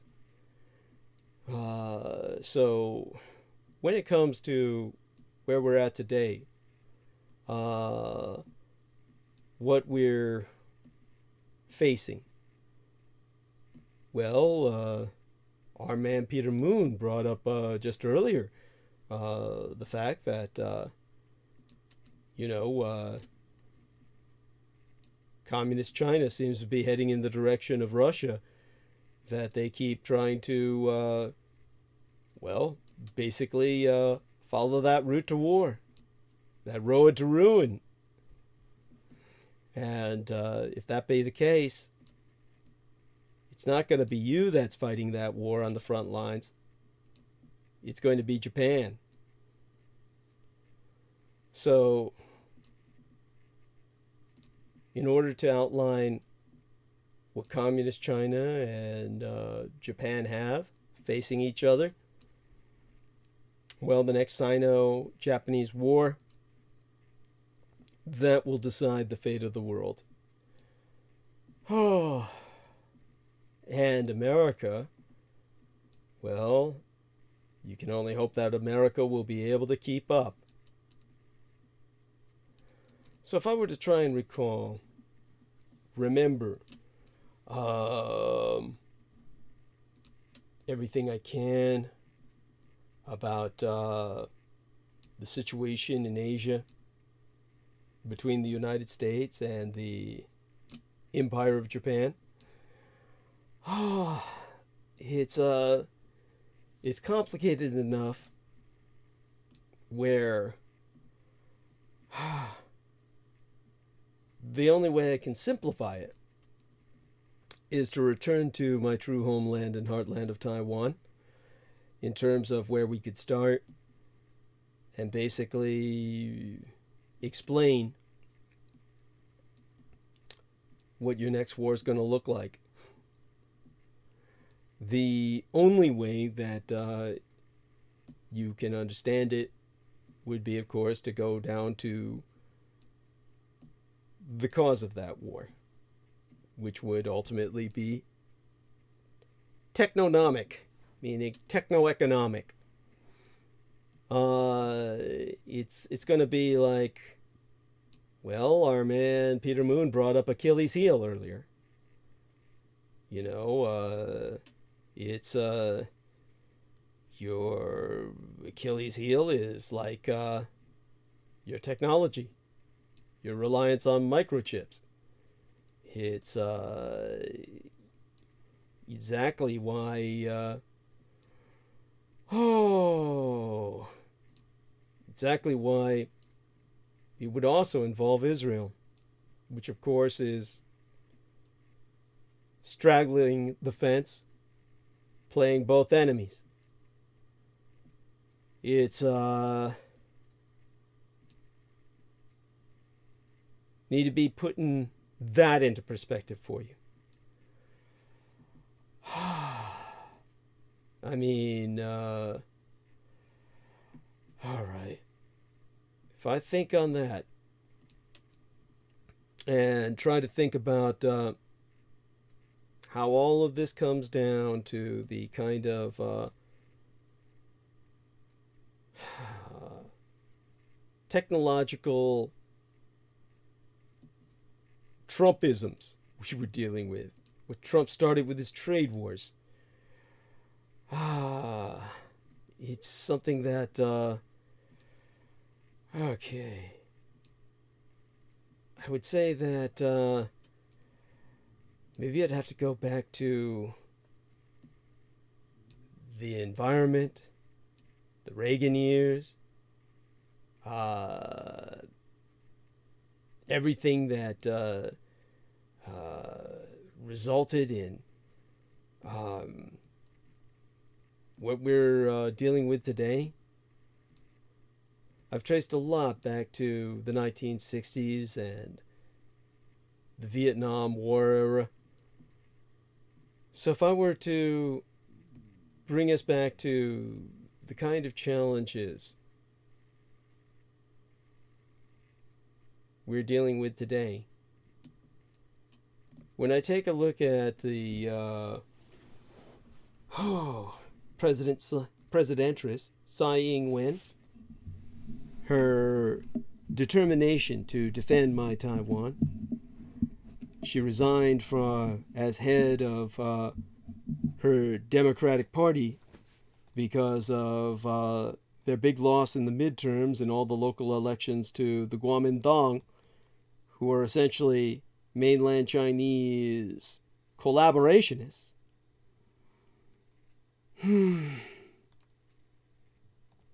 I would say that, okay, basically, maybe this is how I should express it.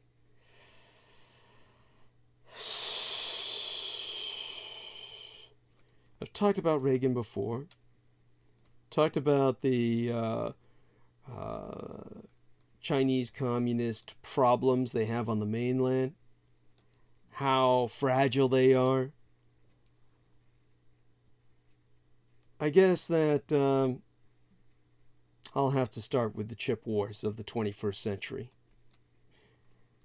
During the 20th century, it was the oil wars. During the 21st century, it's going to be the chip wars. In the last 3 hours remaining, 9 to 10, 10 to 11, 11 to 12, starting there should cover 3 hours.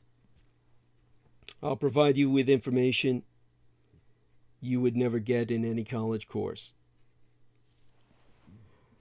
Now understand that controlling advanced chip manufacturing in the 21st century will prove to be like controlling the oil supply in the 20th. The country that controls this manufacturing can throttle the military and economic power of all others. The United States recently did this to Communist China by limiting Huawei's ability to outsource its in-house chip designs for manufacture by TSMC, the Taiwan Semiconductor Manufacturing Company, a Taiwanese chip foundry. Red China might have responded, may ultimately still respond and escalate via one of its many agile strategic options, short of war, perhaps succeeding in coercing Same Foundry to stop making chips for American companies. If negotiations fail, Red China might take drastic measures, turning the tables on these United States. On the more modest end of the spectrum, China might start some type of trade war with my Taiwan to ensure access, following the playbook Beijing used to coerce Korea over the THAAD, the THAAD, the Terminal High Altitude Area Defense, or Australia over its comparatively recent, decisions to lead a call for investigating the origins of the novel coronavirus. On the more extreme end, these Taiwanese chip foundries might be subject to an aggressive campaign of sabotage. And even though observers of the region might downplay the risk, it's not impossible that this could be used as part of a casus belli, cause of war, for Red China's long-held desire to reunify by force. Such is the importance of chips in this era. Either way, Washington should be worried. If the United States were to be deprived of access to these foundries, the American empire's defense and consumer electronics industries would be set back for at least 5 years. Half a decade.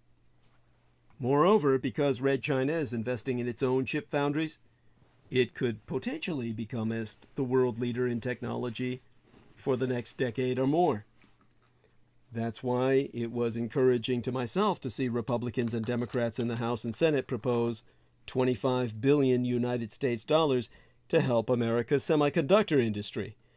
But this should only be the start. There are two types of semiconductor manufacturing companies in the chip industry. Some, like Intel, Samsung, SK Hynix, and Micron, design and make their own products in factories that they own. There are also foundries which fabricate chips designed by consumer and military customers. TSMC, or Taiwan Semiconductor Manufacturing Corp., is the largest of these in the world. These chips that TSMC makes are found in almost everything. Smartphones, high-performance computing platforms, PCs or personal computers, tablets, servers, base stations, game consoles, internet-connected devices like smart wearables, digital consumer electronics, cars, and almost every major weapon system built in the 21st century. About 60% of the chips TSMC makes are for American companies. So, in 2012, a bipartisan committee of the U.S. House of Representatives investigated whether the Commu-Chinese company Huawei had put backdoors into its equipment that enabled it to spy on data therein. The committee found that Huawei could not or would not explain its relationship with the Chi-Com, or Chinese Communist government, and did not comply with American laws. But it did not reach a conclusion as to whether such backdoors exist. Still, most observers agree that the company is not careful with security. The report recommended that no government or contractor systems include Huawei systems. Export control policy in the semiconductor sector, an industry that supplies the world's computer, smartphone, appliances, and medical equipment industry with electronic chips, was at the forefront of Donald Trump's tech war against Red China. In 2019, the U.S. Department of Commerce's Bureau of Industry and Security added Huawei to its entity list, effectively limiting the sale or transfer of American technology to that company through a series of licenses have been granted to waive the restrictions in some cases. The addition of Red China's top chip makers, such as Huawei and the SMIC, Semiconductor Manufacturing International Corporation, to the U.S. Department of Commerce's entity list between 2019 and 2020 brought an abrupt stop to the Twa Empire's technological cooperation. Beijing's response was a vow to achieve self-sufficiency in semiconductors by 2030. In June of the year before yesteryear, the Commerce Department required overseas semiconductor firms to use American technology and equipment to apply for a license before selling to Huawei. The order was targeted at TSMC, Taiwan Semiconductor Manufacturing Corp., which is Huawei's main supplier of advanced chips.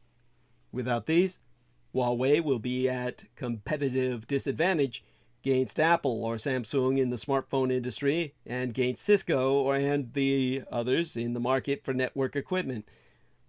Now, obviously, this order had its loopholes that Apple went right through, and now, along with certain other tech traders, is serving up the Communist Chinese Empire all the tech they need.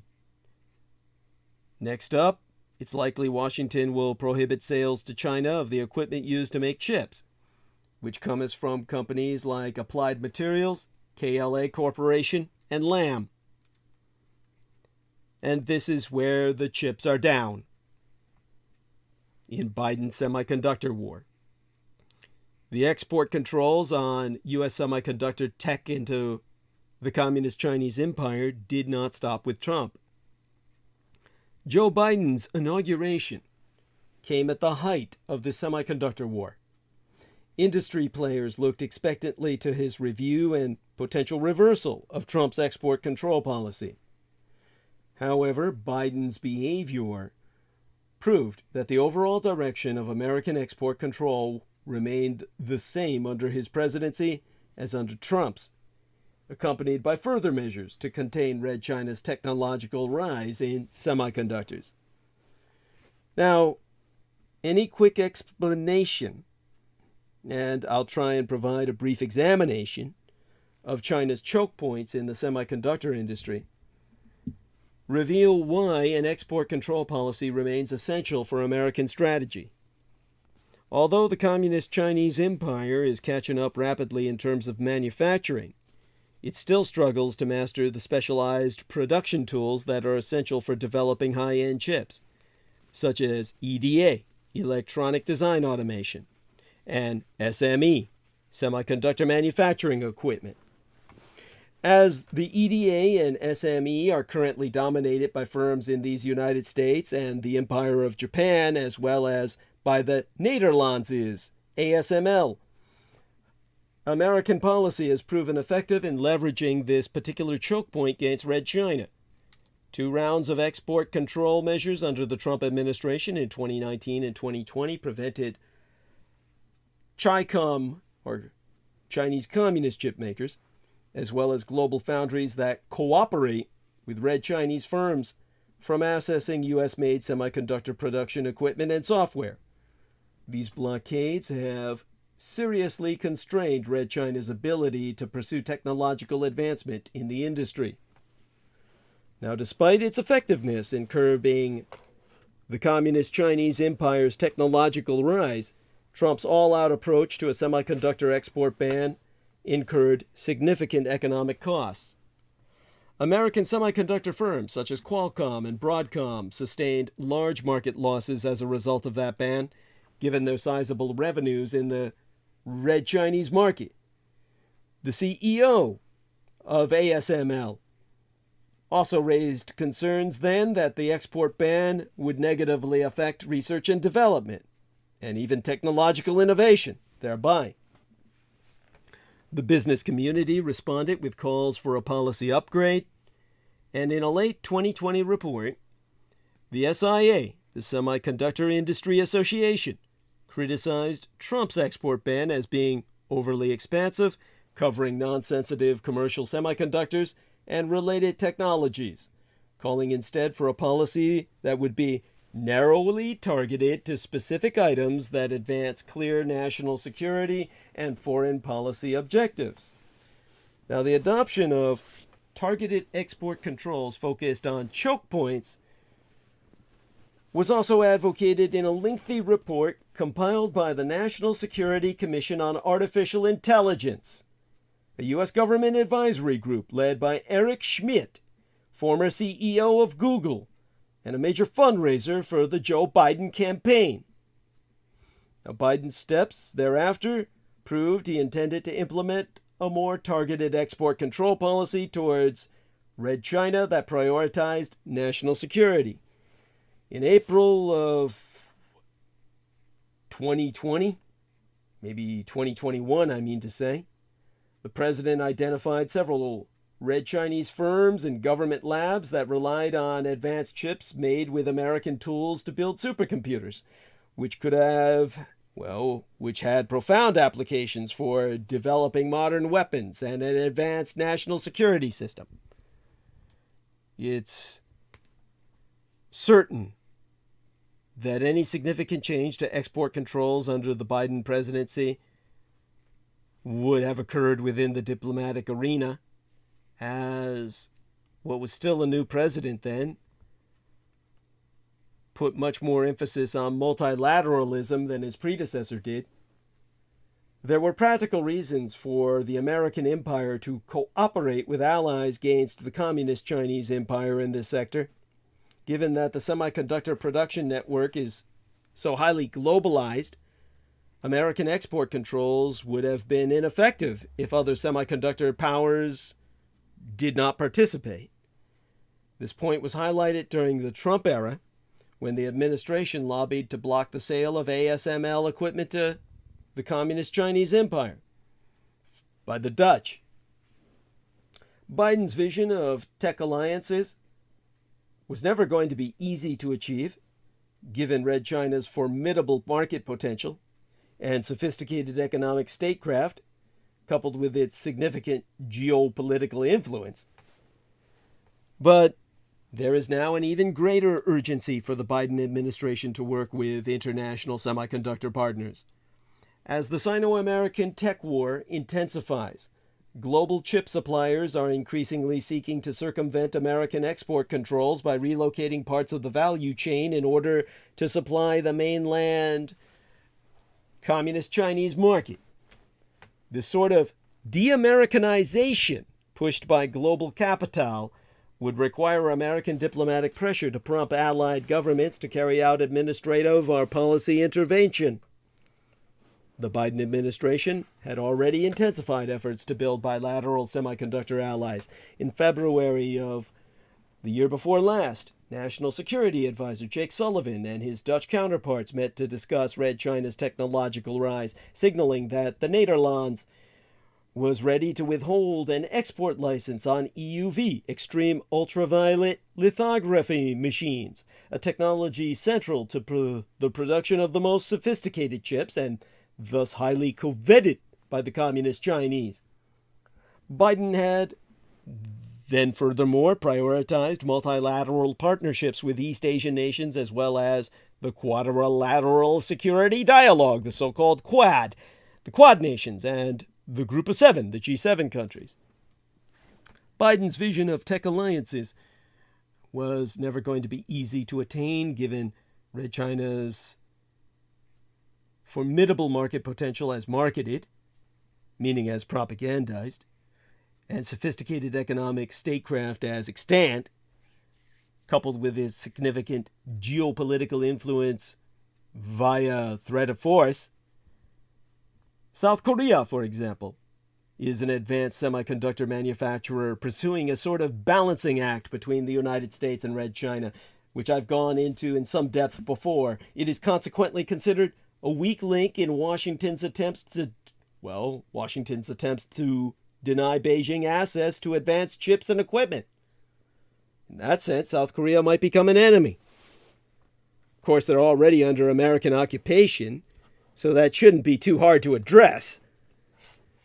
But Biden also faces an uphill battle to secure the support of another semiconductor powerhouse, Israel, a country with which the Communist Chinese Empire has a long history of cooperation in advanced technologies and a rapidly expanding trading relationship. Think of the enemy of my friend. You know, Israel will soon have to choose between Red China and the American Empire. One is its strongest ally, the other offers investment and trade.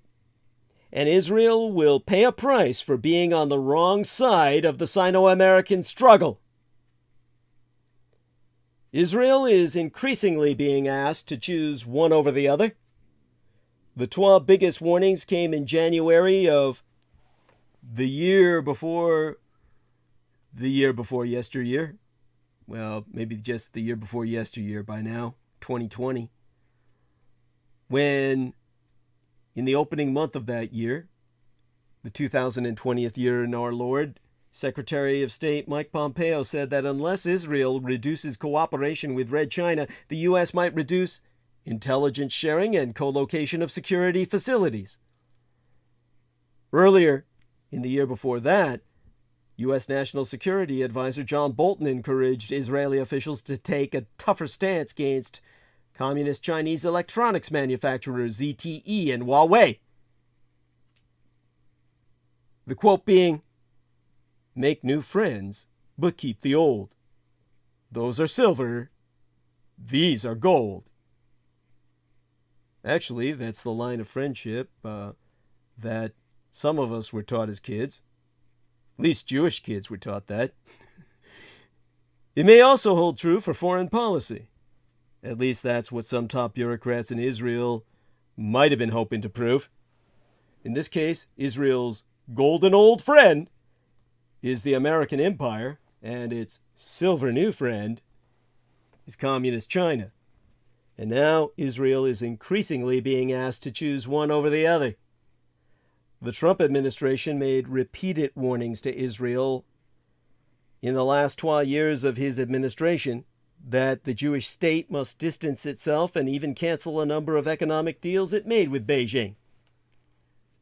The 12 biggest warnings came in January of 2019, when Secretary of State Mike Pompeo said that unless Israel reduced cooperation with the Communist Chinese, the American Empire might reduce the intelligence sharing and co-location of security facilities. Earlier still that year, the American National Security Advisor John Bolton encouraged Israeli officials to take a tougher stance against Communist Chinese electronics manufacturers ZTE and Huawei.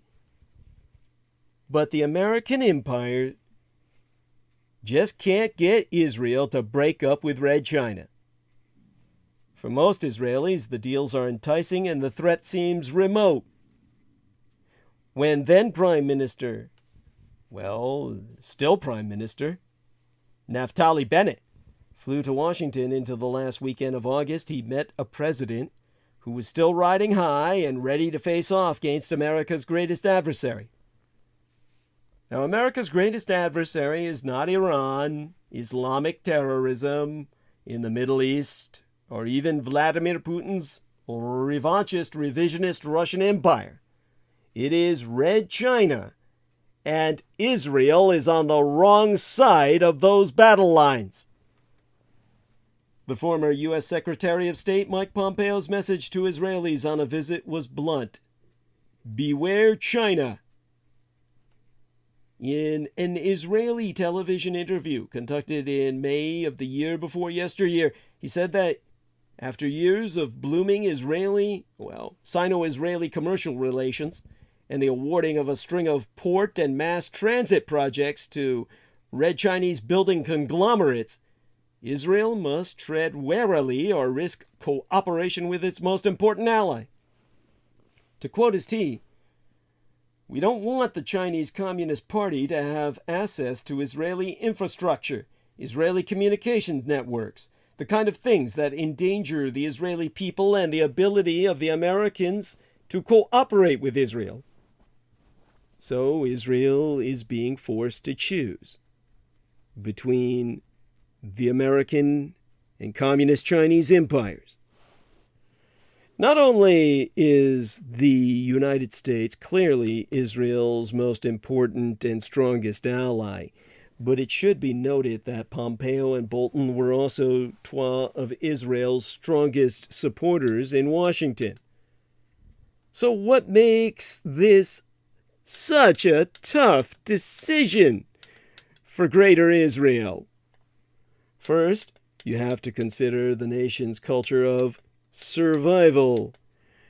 In a country filled with Holocaust survivors and their children, most of the population is brought up learning that all the great relationships between Jews and non-Jewish nations in the past have eventually gone sour. While the Israeli-American relationship is special, it's a time-tested conviction for the country to avoid putting all of its eggs of allegiance in one basket. Israel has done just that since it first became a state in 1948. It would probably surprise many people who think the United States has always been Israel's number one defense source to learn that France was Israel's top foreign source for arms for most of its first 20 years of existence. In more recent years, Israel vastly deepened and improved its relationship with once hostile empires like Asian India, Russia, and, most importantly, Saudi Arabia, Bahrain, and Oman. But the Communist Chinese issue seems to have convinced at least Israel's diplomatic corps that it's time to rethink that philosophy. The late, former Prime Minister, we can only hope he becomes late Prime Minister at some point soon, the former Prime Minister, Benjamin Netanyahu's own foreign ministry, had issued a widely reported assessment to the Security Cabinet that Greater Israel will probably not be able to enjoy the fruits of Red Chinese infrastructure investments without losing a significant degree of American support. Netanyahu himself did not sit on that report. He immediately postponed a vote on a new monitoring plan for Communist Chinese investments in Israel in order to beef up its restrictions on the high-tech projects that made the Trump administration the most uneasy. This meant major infrastructure projects were put at risk. This wasn't just a debate over future investments or theoretical policy. 2 major projects inside of Israel were then in question. The first was control of Israel's crucial Haifa port, which Israel was still slated to give to the Shanghai International Port Group, and SIPG, Shanghai International Port Group, had already put $2 billion United States dollars into that project. The second was the China Railway Tunnel Group that had also won a tender to dig the tunnels and operate the electronic systems for a new Tel Aviv-Yafo commuter rail line in deals worth nearly $1.4 billion United States dollars. But there were several more. And while all this made creating new distance with Red China a tough choice, it also was a decision that could be made with a good amount of confidence thanks to yet another historic guide and some what was then recent news. First, of course, the history. In the early years of the State of Israel, the Jewish state tried to cultivate good ties with the Union of Soviet Socialist Republics. The first Israeli ambassador to the Soviet Union was even Golda Meir, who was already a very key player in the Israeli government 20 years before she would become its prime ministress. Now, let me try and take some deep breaths and recall some of that history for myself, so that I can relate it to you with some degree of confidence. Now, while I take a look at the live stream, views we got, connection, time we have left. See what I can recall about something. Now, one of the things, of course, that I was trying to recall, my goodness, when I think of the USS Liberty, for instance, just attempting to try and put that into perspective for people, because that's so important to even beginning to understand what the Israelis were willing to do to Americans.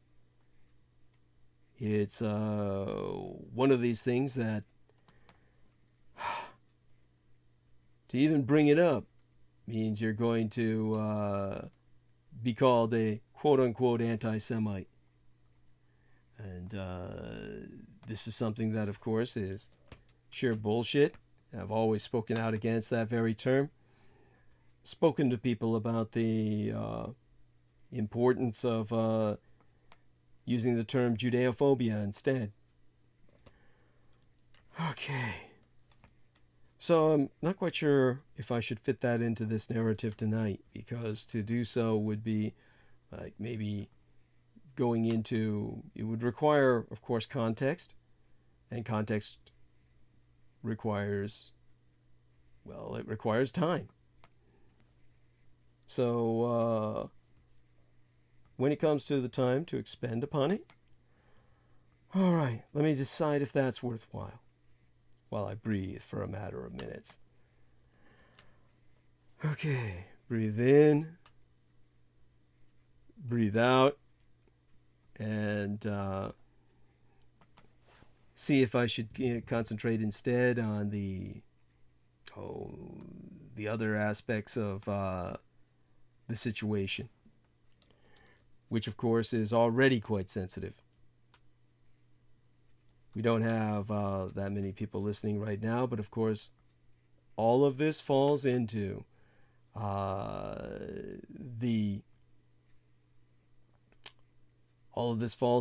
what will be on record forever, unless of course they scrub it completely from the internet. So let's put it this way. Any problems Israel may have had with deciding which side to choose in the Cold War were quickly erased as the Soviets became as major military backers of all of Israel's most dangerous enemies in the Middle East. The USSR even played a major role in the cultivation of anti-Israel terror groups over the years. That and the Soviet Union's continued persecution of Jews inside its own borders made any idea to play both sides in the US-USSR conflict impossible for Israel. As it turned out, Israel's obvious choice turned out better for it, and the US by the time the Soviet Union dissolved in 1991. Now, the Communist Chinese Empire is not the kind of direct supporter of Israel's enemies the way the Soviet Union was for so many decades. But its continued economic support for Iran, Israel's one true existential threat, should be a big red flag. Red China continues to buy Iranian oil, defying American sanctions. These are purchases that Beijing must know aid Iran's international terror infrastructure and threatens Israel. No, it's not quite the same as the jets, tanks, and missiles the Soviet Union supplied Egypt, Syria, and Iraq, but it's problematic just the same. Ignoring this arrangement would be like forgetting the history lesson Israel learned the hard way once the Cold War began in earnest in the 1950s. And current events are also a strong guide. The American decision to yank the F-35 Joint Strike Fighter program from Turkey because of Ankara, the capital of Turkey's decision to buy Russia's S-400 missile system, should have made it clear that Washington isn't bluffing about mixing and matching American military tech with that of its potential foes. In addition to the blanket warnings from Pompeo and Bolton, the American empire had already warned that it may not be able to continue joint naval exercises with Greater Israel in the same fashion as long as it moves ahead with the Communist Chinese Haifa Port Management Project. Finally, Greater Israel's growing list of new trade partners and strategic allies should also soften the blow of a relative disengagement with the Communist Chinese Empire. Saying goodbye to a few tantalizing infrastructure projects won't be easy, but choices like this never comest without drawbacks. Many pundits attempted to frame this as the Trump administration demanding Israeli loyalty to its every whim. But given the serious concerns any empire needs to have about Communist Chinese military and industrial espionage, Greater Israel's choice really wasn't about making either the former President Donald Trump or his successor Joseph Biden happy. For a nation that has always valued its security over everything else, Israel really can't go any other way. Now, Bennett should have borne all this in mind, because while he entered the Oval Office hoping to secure security commitments on Iran and Syria, President Joe Biden and his senior staff were looking for Israel to cut back on their relationship with the Communist Chinese. They were happy to talk about Iran, the Palestinians, and retaining the IDF's, the Israeli Defense Forces, qualitative military edge. But they also wanted secure commitments about Red China. That closing week in August, one top government official said, "We need to wake up." That is the prism through which one should have viewed the trillion United States dollar infrastructure bill that Biden pushed through the Senate that month. Yes, it was all going to upgrade America's deteriorating roads and bridges and fund new broadband initiatives.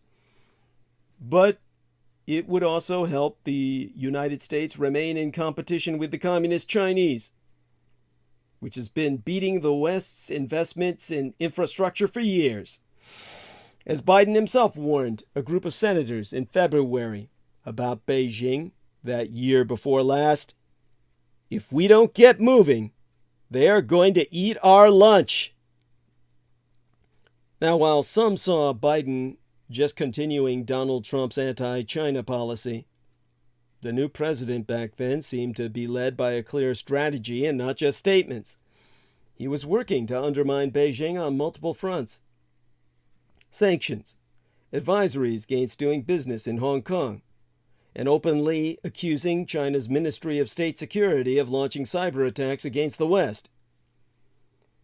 Now, Israel received a taste of that cyber threat that last week in August of yesteryear, when the international cybersecurity company FireEye announced that Red China had hacked dozens of public and private Israeli tech and infrastructure companies as part of a plan to steal technology and information. This is the same Red China that has been eating Israel's infrastructure for the last decade. Ports, power stations, bridges, tunnels, and more have all been built by Red China. All indications were that Joe Biden brought this up with Bennett when the twain met.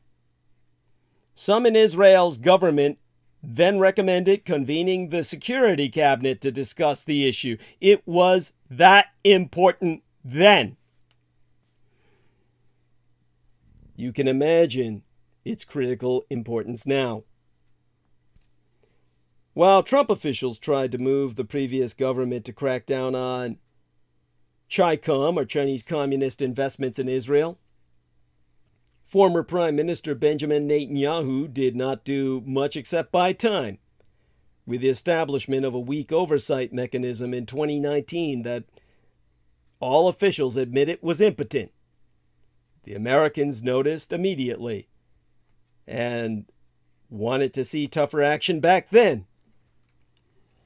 Which brings us to that delay in announcing which construction companies won the tender to build the Tel Aviv-Yafo light rail's new green and purple lines. NTA, the government-funded company responsible for the design and construction of the transit system, which was run by the former prison service officer Haim Glick, last time I checked, had been dragging its feet on making a final decision. Officially, the NTA spokesman, Avi Forrest, claimed on the day before Bennett's arrival in these United States that the company was waiting for the finance ministry to allow it to open the envelopes. When asked about that claim, finance ministry spokesperson Lilac Weissman, who represented Director General Ram Bilinkov, who also served as the chairman of the NTA, simply refused to respond. That delay in announcing the winner made diplomatic sense for Israel if the tender was won by the CRCC, the Commu-China Railway Construction Company, a member of one of the groups competing for that multi-billion-dollar deal. CRCC is well known in Israel, has worked there for years. One of its subsidiaries, the CCECC, the CCECC, China Civil Engineering Construction Corp., dug the Gilon Tunnel in the north in 2014 at a cost of about $200 million, worked as a subcontractor on the Carmel Tunnel project for about $150 million. In 2010, and for the last half-decade by now, has been working on the Tel Aviv-Yafo light rail's red line to the tune of $500 million. Biden issued an executive order in June banning these companies from receiving any American investment due to suspected ties to the Chi-Com defense industry. So Americans cannot do business with the CRCC, but Israel seems to think that it can. The winner of the tender was originally scheduled to be announced in June of that year. Some industry experts then speculated that Bennett wanted to delay the announcement until after his meeting with Joe Biden. If that was his strategy, the Prime Minister should have reconsidered. Yes, once the tender winner was announced, it was almost impossible to annul the decision. But Bennett would have been wise to avoid the NTA announcing that CRCC had won the tender just a few weeks after he returned from giving assurances in Washington that he would cut back Israel's ties with China. That only caused Israel greater trouble. Then the Advisory Committee to inspect national security aspects of foreign investments was the dull title for one of the more secret and sensitive bodies in the Israeli government. Its membership was unknown, and meetings were held under a blanket of opacity. It was essentially a committee to assess deals with the Communist Chinese. It was set up in 2020 after pressure from America, which was concerned that Red China could be getting Israeli weapons technology. The committee's chilling effect on trade and ties with Red China was even then already being felt. Although there was no official policy or written directive banning Chi-Com investments in key areas of their economy, there had been a marked slowdown in new deals. A former Israeli minister in the government that left office on June 13 of the year before last confessed that the Americans made it clear to us that they would not accept any communist Chinese involvement in critical infrastructure, and Israel belatedly got the message. In May of 2020, for instance, Israel rejected a bid by Hutchison Water, a communist Chinese firm, to build a desalinization plant. Or desalination would be the more immediately applicable term, getting the salt out of the seawater and making it potable. Chinese firms were still involved in previously signed infrastructure projects, including the new Tel Aviv-Yafo light rail network. But Israel, under American pressure, was then discreetly trying to replace the Shanghai International Port Group, which was set to manage a new container terminal in Haifa port, with an Emirati company from the United Arab Emirates. One Israeli executive who had spent over a decade working on Chi-Com investment observed then that in the past we got a lot less guidance from the government on how to do business with Red China. Now things are a lot clearer. They can invest in fields like food tech and fintech, but not in anything cyber or security related, and not in infrastructure. The Chi-Com investment in Israeli tech companies then fell from 72 deals circa 2018 to 45 circa 2020. That could be explained partly by the pandemic and new regulations within the Communist Chinese Empire itself on foreign currency transfers, but also by what one Israeli diplomat called the recalibration of relations. Dora Ella, really, Yela, an expertess on Sino-Israeli relations at the Institute for National Security Studies, a think tank in Tel Aviv-Yafo, concluded then that under Netanyahu, Israel felt that it could have its cake and eat it, do business with the Red Chinese without the Americans being angry with us. It took Israel time to realize the extent to which the Americans now see Red China as its chief rival. Whatever the case, Israel needs to tread carefully in the years to come. The American empire is going up against the Communist Chinese Empire with all of its economic prowess. Greater Israel won't be able to say that it didn't know. TSMC, Taiwan Semiconductor Manufacturing Corp., on the other hand, chose America's side. For now. In May of 2020, TSMC announced it was going to build a $12 billion United States dollar foundry in Arizona to make some of its most advanced chips in the world. Foundries take at least 3 years to build and are the most expensive factories on Earth. Construction on TSMC's facility was planned to start in 2021, but actual chip production will not start until 2024. While the announcement has been welcomed, if and when Israel foundries, Arizona, still stuck in Israel by my attention span, but if and when the Arizona foundry is built, it will only be able to process about a quarter, 25% of the chip productions of TSMC's largest semiconductor fabrication plants, and would amount to just 3% of the manufacturing capability that TSMC currently operates in the island China of my Taiwan. There they have 4 major manufacturing sites, each of which have 6 or 7 foundries producing 13 million wafers, thin slices of semiconductors, a year. Compare that to the 250,000 wafers they intend to process in these United States come as 2024. If the United States lost TSMC to the Communist Chinese, one new American plant would not make up the difference in capacity at all. That brings us to the Communist Chinese Empire's own semiconductor industry. A decade agone, over a decade by now, Red China recognized that its initial success as the world's low-cost factory was going to run its course.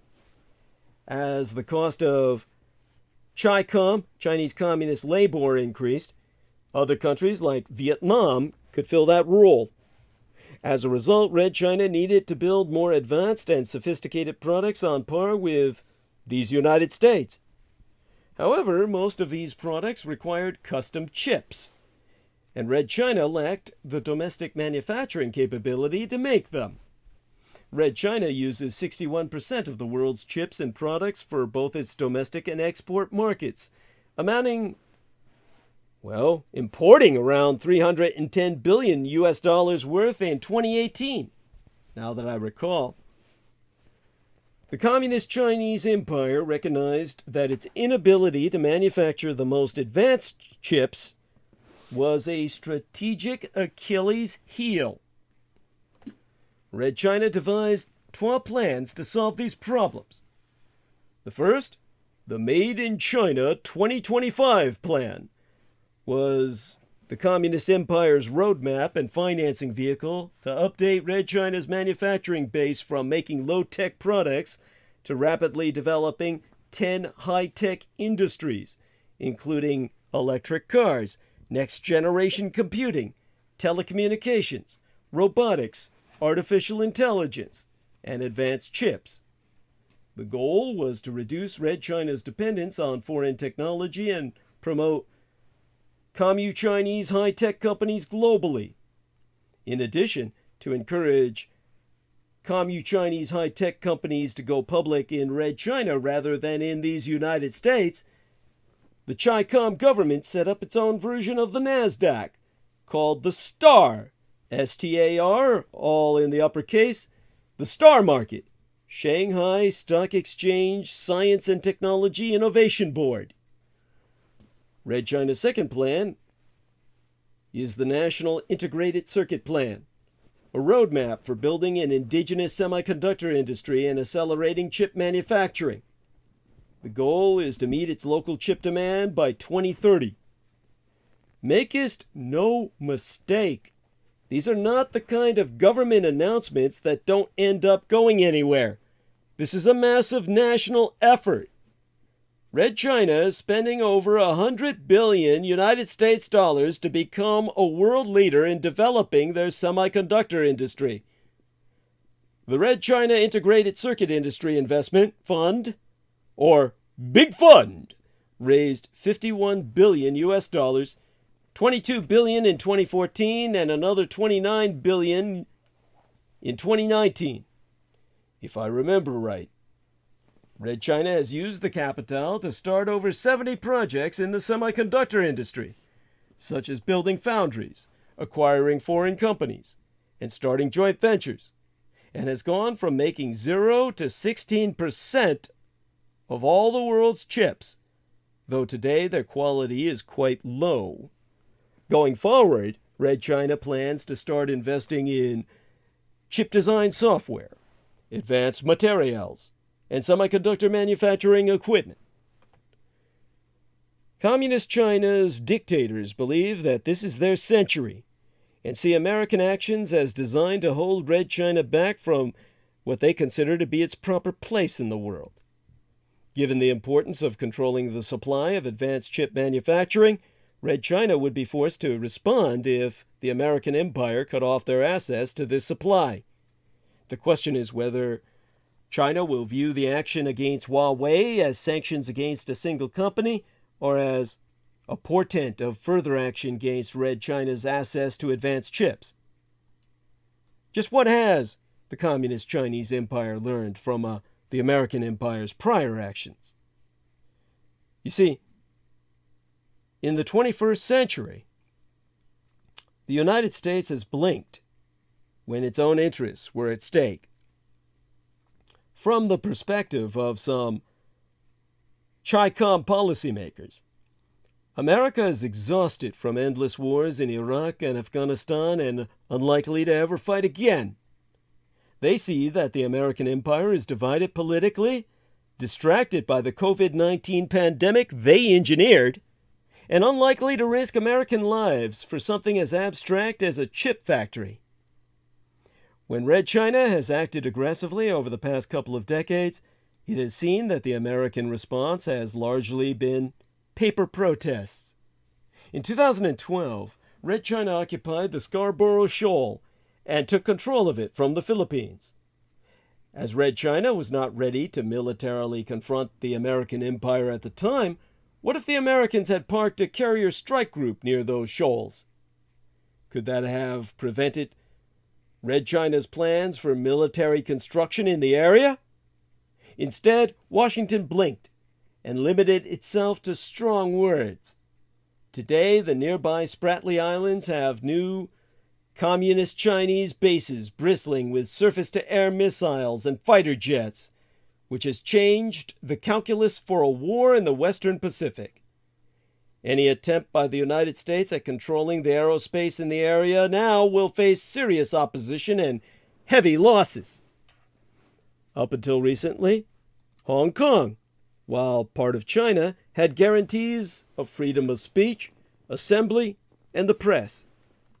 The Communist Chinese Empire imposed the same draconian limits on speech, assembly, and the press that muzzle the rest of mainland China.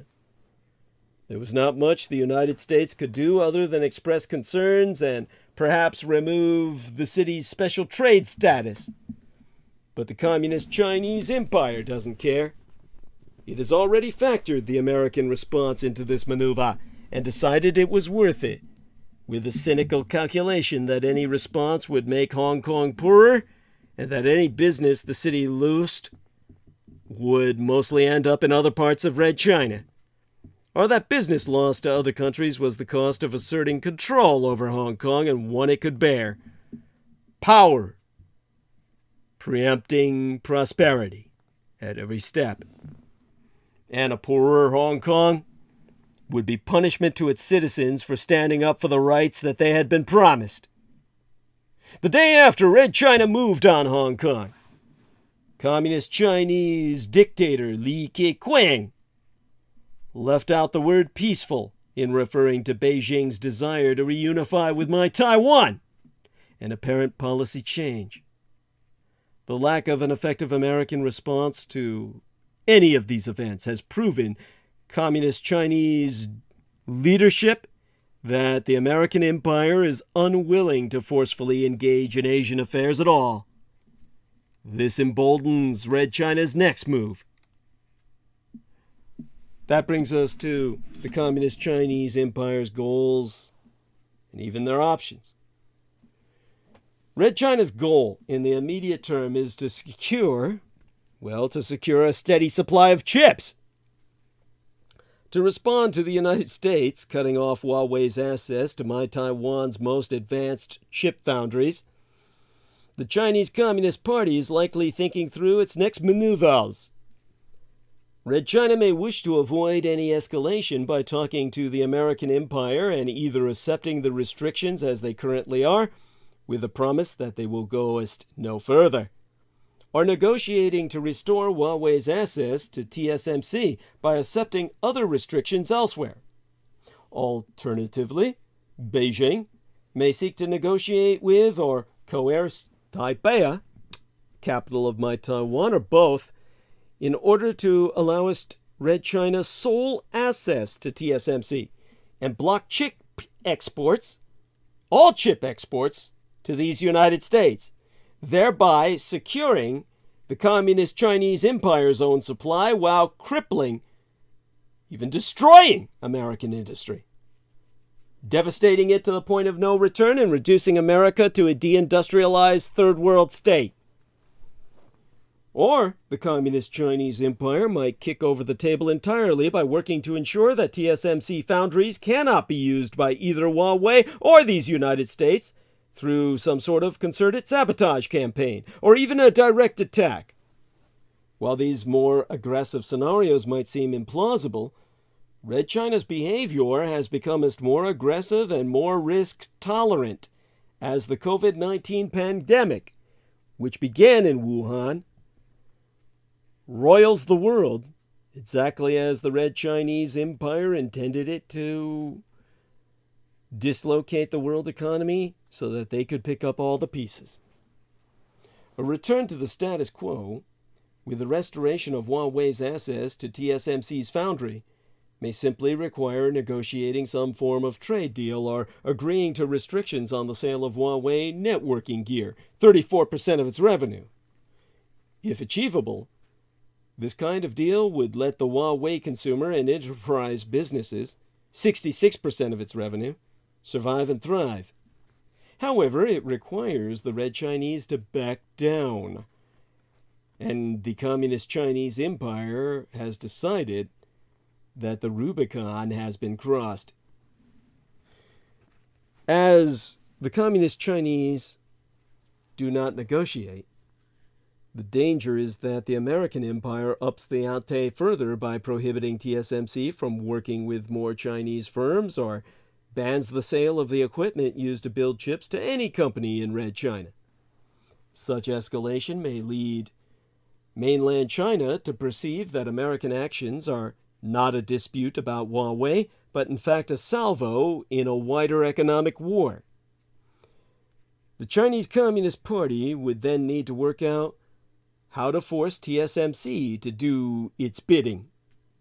The least likely option is to carry out the threat that the Chi-Com government has made since 1949. There is only one China. Taiwan is a rebellious province, and Red China on the mainland will reunify by force if necessary. This option has the highest risk of provoking American military response.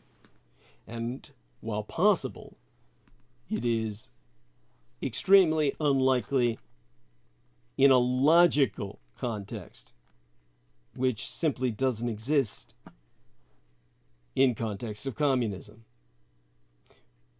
Theoretically, Red China can achieve its immediate goals and weaken my Taiwan without an outright invasion or blockade. So, the second and perhaps more likely path is a trade war, combined with a major disinformation campaign against TSMC and the American empire that would make current influence campaigns emanating from Red China pale in comparison. This would emphasize that the American empire is the aggressor and is illegally waging economic war against the communist Chinese empire.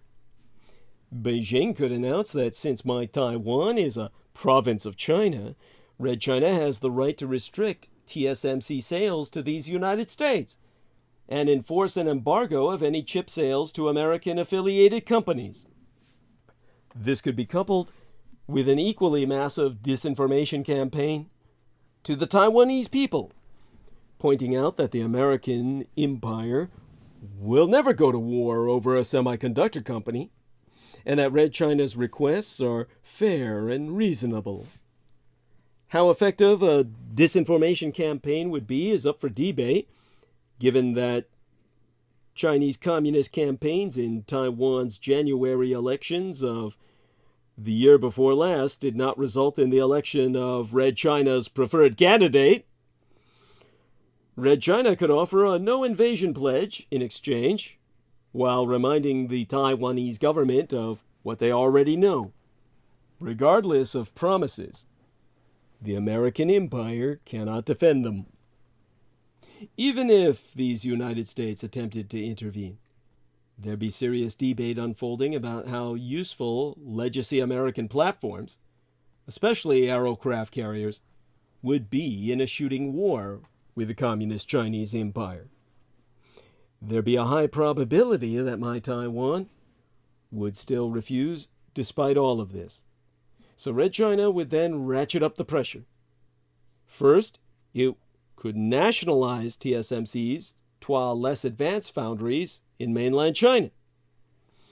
Next, Red China could launch precision-guided missile strikes against one of the older TSMC foundries in my Taiwan to send a message.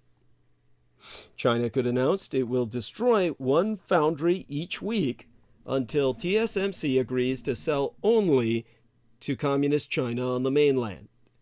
Even destroying all the TSMC foundries in my Taiwan would still be net win for the Communist Chinese Empire. American military and consumer technology would no longer have any advanced foundries. But Red China would. So what should the United States do? Would the United States go to war with the Communist Chinese Empire over chips? The loss of TSMC would leave the American empire scrambling to find alternate sources. America could turn to Intel to restart its foundry business, or to Samsung, or even Global Foundries. But the transition and recovery would take at least 3 years, if not more, and tens of billions of US dollars. In the meantime, the United States would have second-tier status in technology. The outcome could depend on the timing of Communist Chinese actions.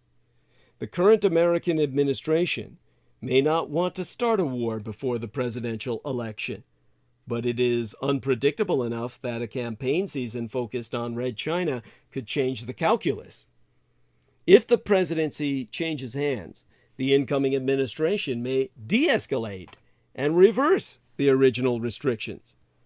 But a lot can happen between now and January 2024. The dispute over Huawei's access to TSMC has highlighted how vulnerable American industry is to the loss of its sole supply of advanced chips. If the matter cannot be solved by negotiation, Red China may perceive the restrictions as economic warfare and rapidly escalate, potentially threatening my Taiwan. It is not at all clear that Washington has thought through the consequences of its actions here, nor that the current administration has considered chip supply as part of a wider supply chain security and national industrial policy. Given that the Communist Chinese Empire has more positive options than the American Empire, it is surely time for those in charge to consider where this might lead. Significantly, the Taiwanese chip giant is expanding to the Empire of Japan, integral its global expansion. TSMC, Taiwan Semiconductor Manufacturing Company, one of the world's largest chip makers, has announced plans to build a new plant in the Empire of Japan, a move experts concur will help revive the Empire of Japan's declining chip-making sector and bolster its economic security. According to the Japanese newspaper Yukan Fuji, the operation will expand TSMC's worldwide production whilst fostering Taiwan's economic ties to the Empire of Japan. This maneuver comes as Japanese manufacturers and others eye Beijing's intentions toward my Taiwan, where most TSMC plants are located. Any disruption in my Taiwan affecting TSMC production could strain the global supply chain to the snapping point and destroy the world economy, send us into a second dark age. According to Tech Taiwan, the Japanese government itself intends to subsidize about half of TSMC's roughly $8.81 billion United States dollar project, all for decreasing reliance on Red China. After TSMC's announcement on October 14th of the year before last, Japanese Prime Minister Fumio Kishida told reporters that expanding into the Empire of Japan will bolster the empire's chip-making, himself attesting that we expect our empire's semiconductor industry to become more indispensable and self-reliant, making a major contribution to our economic security. Whereas Rui Xiongchang, Chancellor of Taipei University of Commerce, informed VOA Mandarin, that's a media corporation, that the increasingly tense relationship between Taiwan and China has increased geopolitical pressure on the supply chain, so the world is rebuilding the supply chain to break away from dependence on Red China. From the perspective of risk management, Western countries and Red China will inevitably be polarized in the future, and many industry standards may become interchangeable. This brings us to the impact on other chip-making countries. Nikkei Asia reported that if TSMC accepted financing from the Japanese government, South Korea and other countries could file complaints with the WTO, the World Trade Organization, citing the loss of semiconductor exports to subsidized plants in the Empire of Japan. The CEO of TSMC himself, C.C. Wei, or Chung Jing Wei, who announced the expansion by confirming that the new plant was slated to begin operation circa 2024, pointed out that a country seeking to file a complaint with the WTO often encounters difficulty proving the connection between its projected losses and the subsidies provided by the possible defendant countries. Without that direct link, an action cannot proceed. Moreover, the Taiwanese chipmaker in question was already building said $12 billion facility in the American state of Arizona, where production was also expected to begin in 2024. Same plant is slated to produce 5 nanometer chips, the latest in semiconductor technology. So the quote is, Chongjin Wei, CC Wei, at some length, because TSMC is establishing a factory in Arizona, the United States would likely not support South Korea's filing against the Empire of Japan at the WTO, World Trade Organization. The United States and EU, the European Union, regarded Red China's massive subsidies to support the semiconductor industry as a major issue, but they still failed to lodge a complaint with the WTO due to difficulties in producing evidence. We have received strong commitment to supporting this project from our customers and the Japanese Empire's government. How about South Korea's subsidies for its own domestic chip makers, instead of bitching about ours? Indeed, according to the South Korean news agency Yonhap, the South Korean government said in May that it plans to offer tax incentives and state subsidies worth a combined $453 billion United States dollars to chip makers to meet the government's goal of becoming a global leader in chip production.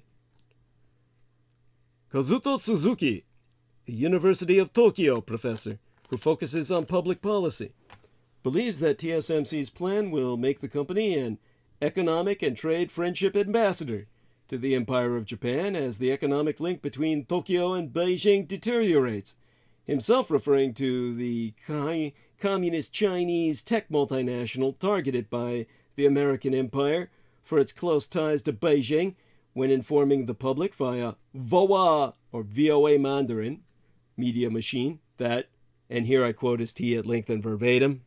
Give me a second to prepare myself for that.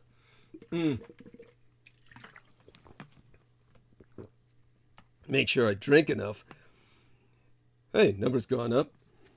That's good. We got 2 hours left, approximate.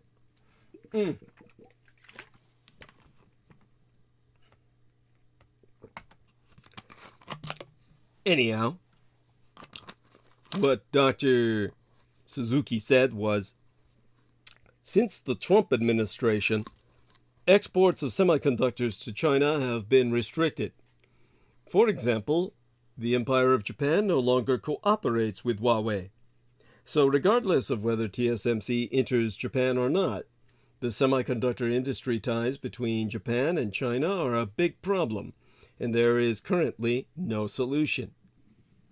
The important thing is that Japan is not very dependent on Samsung's chips because they are designed and manufactured for Samsung's own products. Sony, Mitsubishi, Hitachi, and other products rely on TSMC more than Samsung, so the impact is very limited. Ergo, it is very important that Sony and Toyota's parts manufacturer Denso is also invested in the joint construction.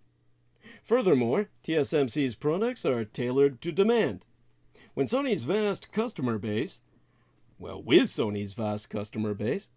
TSMC can establish a model of close communication with customers and create products with higher customer satisfaction. From a global perspective, TSMC's establishment of a factory in Japan is of great help in increasing semiconductor supply capacity.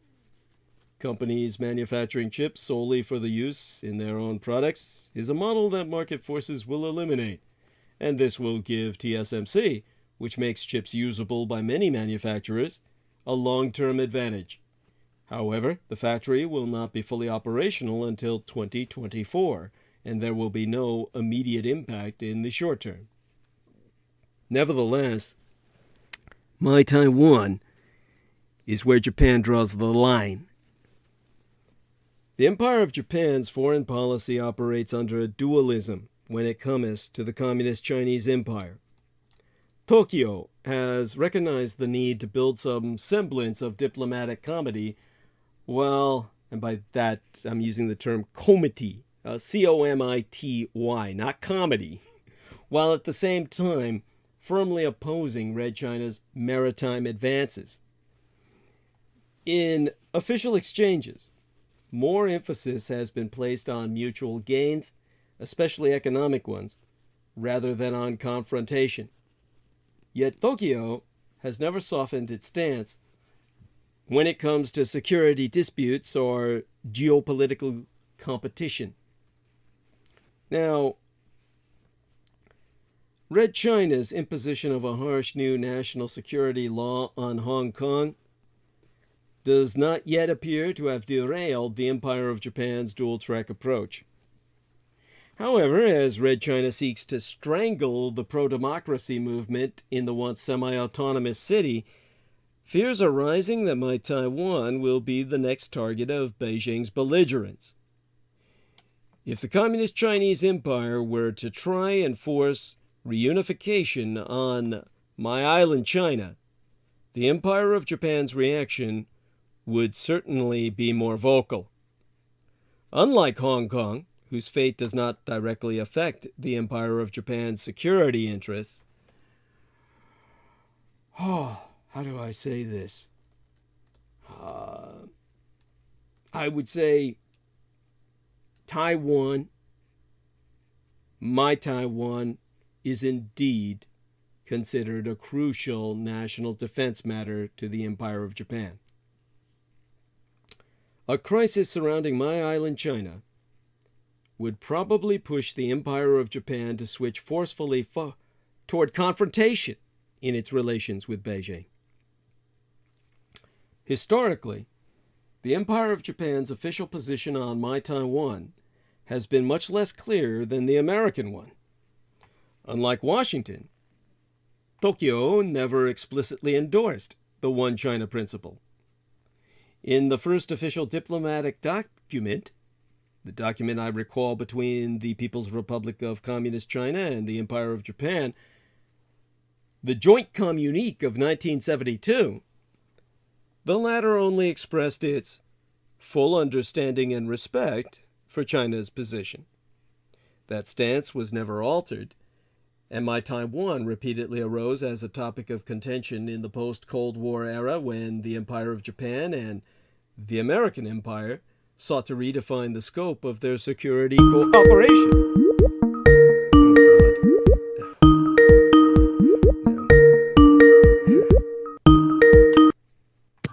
Hello, Ian. So you see that I called earlier. Thank you. I appreciate that. I appreciate you getting back to me. Hey, John, how are you doing? Oh, okay. Yes. So do me a favor. I'll probably talk to you again on Sunday night. I'm in the middle of monologue right now. Of course, I do want to spank your ass publicly about playing some music. I got a copyright strike. Oh, are you serious? Yes. You geek. Where did they grow you? So, yes. Now, my episode, the latest episode before tonight's, is now monetized for Pink Floyd. Thank you. Oh, my God. Yeah, I don't monetize my episodes anyway, so that's a joke, but, at least they didn't take it down. Hey, can we take it down and edit it out? Yeah, I won't bother. I mean, I even appreciate the humor in it. Just don't do it again. Oh my God.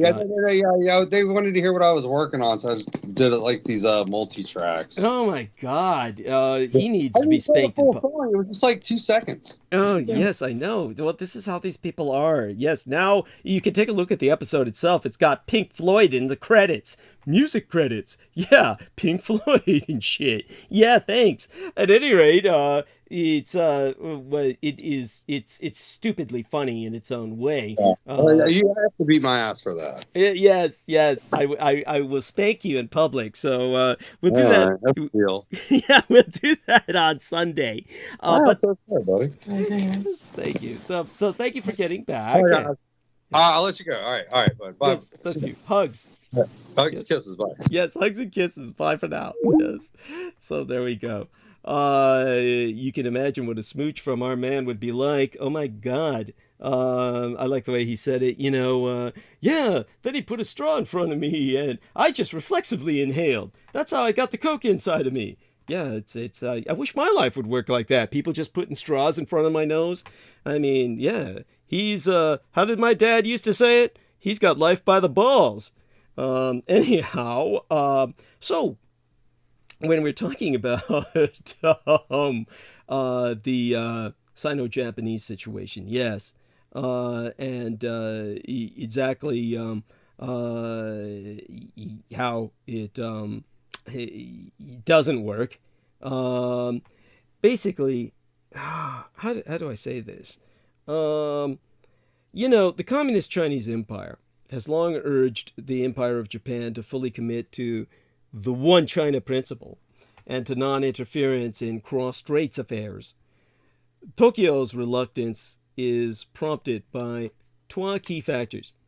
First are the shared values and deep ties of friendship between the people of the archipelago and of the large island to its south, which have developed in particular after Taiwan's democratization in the 1990s, and now manifest in mutual cultural appreciation, intense educational exchanges, and a significant two-way traffic of people, at least before the pandemic, as well as close economic relations. Secondly, at the elite level, a lot of goodwill toward My Taiwan remains in Tokyo, even if ties are not as close as they were amid the colonial onslaught through the Second World War. More hard-headed calculations are also at play, of course. Namely, Japanese strategists see a Chi-Com takeover of My Taiwan, especially under the assertive and nationalistic crop of dictators now ruling from Beijing, as a serious threat to the empire's territorial security. An armed conflict between Red China and My Taiwan would in itself be very perilous for the Empire of Japan, whose southernmost islands are extremely close to the potential combat area and which would risk being drawn into the confrontation if the American Empire decided to intervene from our bases in Okinawa. Were the People's Republic of China to successfully recover Taiwan, this would only be the beginning of the Empire of Japan's troubles. My island China nation is first heavily reliant on energy imports. Its vulnerability in this sector has been exposed amid the pandemic, as it was revealed that the Empire of Japan holds only a 14 nights, 12 weeks worth of stockpile of liquid natural gas at any given time. Gas mostly reaching the Empire of Japan from Southwest Asia, the so-called Middle East, through the South and East China Sea. The plan, PLAN, all uppercase acronym there, the People's Liberation Army Navy, could easily choke the Japanese archipelago's supply routes from any newly built base established on My Taiwan. If the now still unthinkable were to occur, and the Empire of Japan and the Communist Chinese Empire enter into direct armed conflict, energy would not be the Empire of Japan's only exploitable vulnerability. My Taiwan would then be the perfect basis for the PLAN, the People's Liberation Army Navy, to island hop through the Ryukyu's island chain, which is much closer to the capital of My Taiwan, Taipei, and Shanghai, Communist China's New York City, than to Tokyo, and quickly reach Okinawa, the capital of the Ryukyu's island chain, or beyond. It would not be excessive to consider a Communist Chinese takeover of My Taiwan an existential national security threat to the Empire of Japan. Now, a real Communist Chinese attempt to solve the Taiwan issue by force remains unlikely for now. Indeed, the PRC, the People's Republic of China, currently has a lot on its plate. Beijing is also well aware of the fact that invading and controlling My Taiwan are two different things entirely.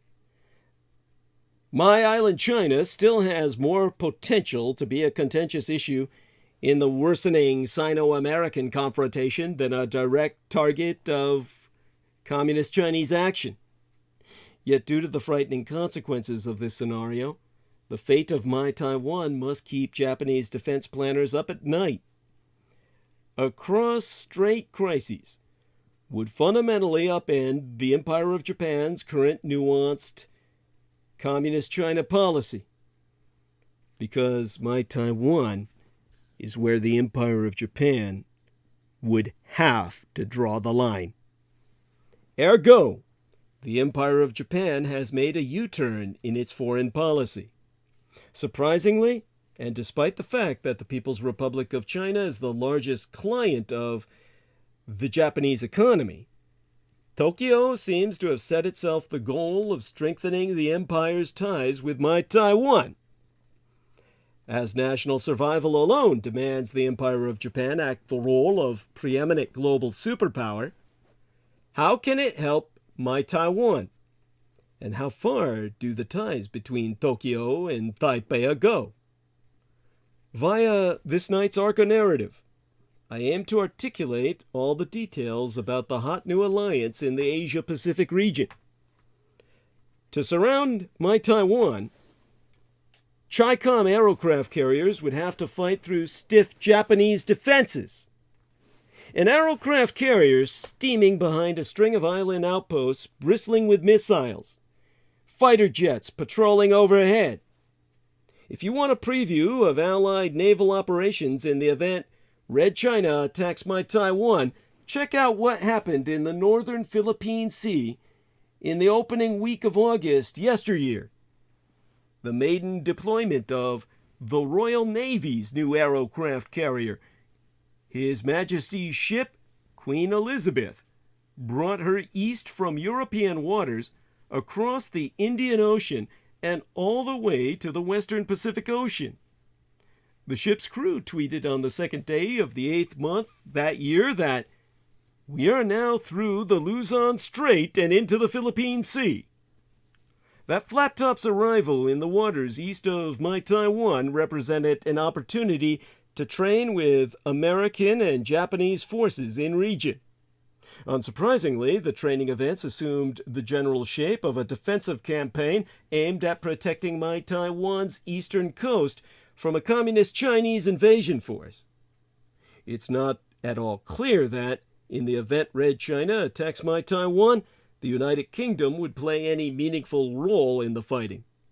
But the United States, as a matter of policy, might do so, and it's always been inevitable that the Empire of Japan would join in too, in the interest of preventing a broader communist Chinese takeover of not only the region, but the entire world's economy thereby. It's possible the Communist Chinese Navy, reinforced by potentially thousands of commercial vessels pressed into service, would keep it simple, embark hundreds of thousands of soldiers and Marines, and steam right across the 100-mile Black Strait of Taiwan. But that's risky. The Taiwanese have had decades to fortify the likeliest invasion beaches along the island democracy's southwestern coast. Encirclement is another option. It's not for no reason that the Communist Chinese Navy and Aero Force have been staging increasingly ambitious training exercises, projecting their ships and planes around my Taiwan to the waters and airspace east of my island. It's apparent the Communist Chinese would want to strike at Taiwan from several directions. To surround my Taiwan, Chinese fleets would need to pass through maritime choke points south and north of my island, Island China. The Taiwanese Aero Force, with its new F-16 fighters, could contest the Bashi Strait south of Taiwan. But it could fall to Japanese forces to hold the Miyako Strait north of Taiwan. To that end, the Japanese armed forces plan to erect a wall of steel stretching from the southernmost home islands across the Nansei Island chain, also known as the Ryukyus Islands, all the way to my Taiwan. Several of those islands already boast significant forces. Tokyo has tapped others for future base construction that started this year, the 2022nd year in our Lord. From north to south, Magashima is currently getting a new aero base. Amami Oshima already has a missile unit. Okinawa long has been a virtual fortress with missiles plus sprawling American and Japanese aero and naval bases. Miyakojima has a missile unit. Ishigakijima is slated for missiles, and Yonogunijima is the future site of an electronic warfare installation, right above the water lines where the Yoniguni monuments lurk underneath the sea. The island missile squads seem to include both Japanese Army Type 03 aero defense batteries and Type 12 anti-ship missile batteries, plus, when available, visiting U.S. Army batteries with Patriot aero defense missiles. The United States Marine Corps is organizing new anti-ship missile units that could deploy along the Nansei chain. This string of island outposts could complicate, if not thwart, attempts by communist Chinese formations to force the Miyako Strait and enter the Philippine Sea in order to approach my Taiwan from the east. To help the People's Liberation Army punch through the strait, the Black Strait, between Taiwan and the mainland, between mainland and island China, the Communist Chinese Navy is assembling at least 3 carrier strike groups. The PLA, People's Liberation Army Navy's oldest carrier, CNS Liaoning, back in April of yesteryear, practiced forcing the strait as part of a far-ranging deployment starting in the Yellow Sea passing through the Philippine and China seas. Now imagine a communist Chinese invasion of my Taiwan is underway and American and Japanese forces mobilized to block the Miyako Strait.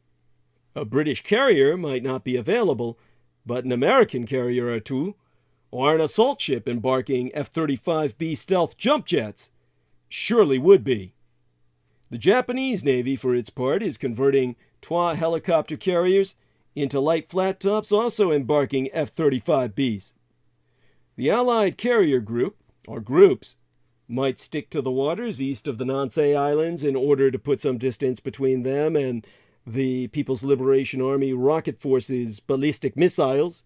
Submarines could prowl closer to the Chinese coast. In that case, the disposition of Allied forces might look something like the nautical mapscape of hell itself. For a communist Chinese sailor, it would surely be a daunting sight to stare into an open furnace. This brings us to the Japano-American axis.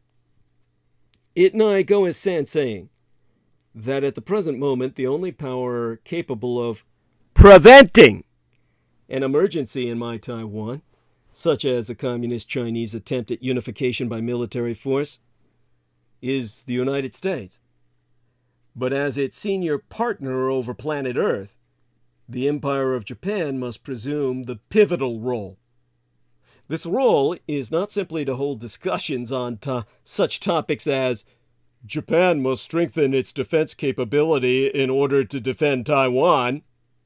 Of course, such discussions are important and necessary, but there are more pressing matters to act upon. And they concern the problem that, if an emergency were to arise, the Empire of Japan, whom the U.S. military serves via America's lease of basing for a Pacific Vanguard, would be utterly unprepared. Having relieved itself the burden of excessive military investment and all the involvement such would have encumbered it with, the Empire of Japan still today hosts the largest concentration of American military forces outside these United States, including ships, aerocraft, and thousands of Marines. It is fair to say that if the PLA, People's Liberation Army, were to land in my Taiwan, or even if it looks obvious that it is about to do so. The PLA would need to employ an extremely large number of units for the invasion. The American Empire would then need to deploy a considerably larger number of troops to the Empire of Japan and its surrounding waters in response. Yet such a scenario is probably beyond the imagination of most Japanese people. Having won the war, why would they tolerate an American invasion, so to speak? Now, let's try to put it in a way that is accessible to the American mind. If we were to make predictions based on the 1990 through 1991 Gulf War, which I served in, the United States Navy would probably deploy 5 or 6 aircraft carrier units, called carrier strike groups, to the region. The U.S. Air Force would send about 800 combat planes plus a large number of support aircraft and Level 3 MEF, or Marine Expeditionary Force, in Okinawa, and the 1st Marine Expeditionary Force in California would also be deployed.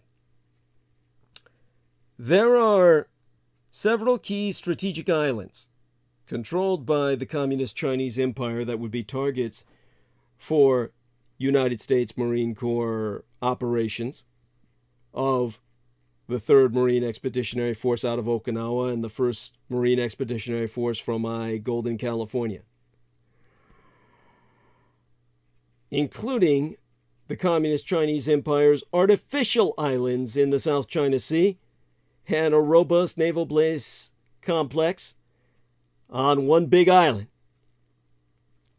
The Empire of Japan would be asked to provide, stock, and distribute all kinds of logistical and rear area support for the American troops. The American military would initially cover items such as food, fuel, and ammunition.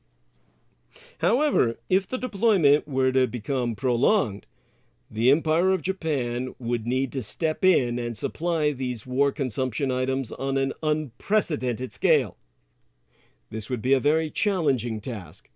A significant amount of food would need to be prepared, as would huge amounts of fuel and ammunition together with other consumables.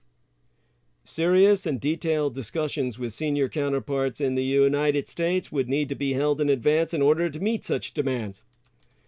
American combat ships would mainly be deployed at sea, which is not an issue in terms of operational area. However, the Empire of Japan's self-defense force bases would not be they would not have enough space for 800 American planes, meaning commercial airfields would have to be employed.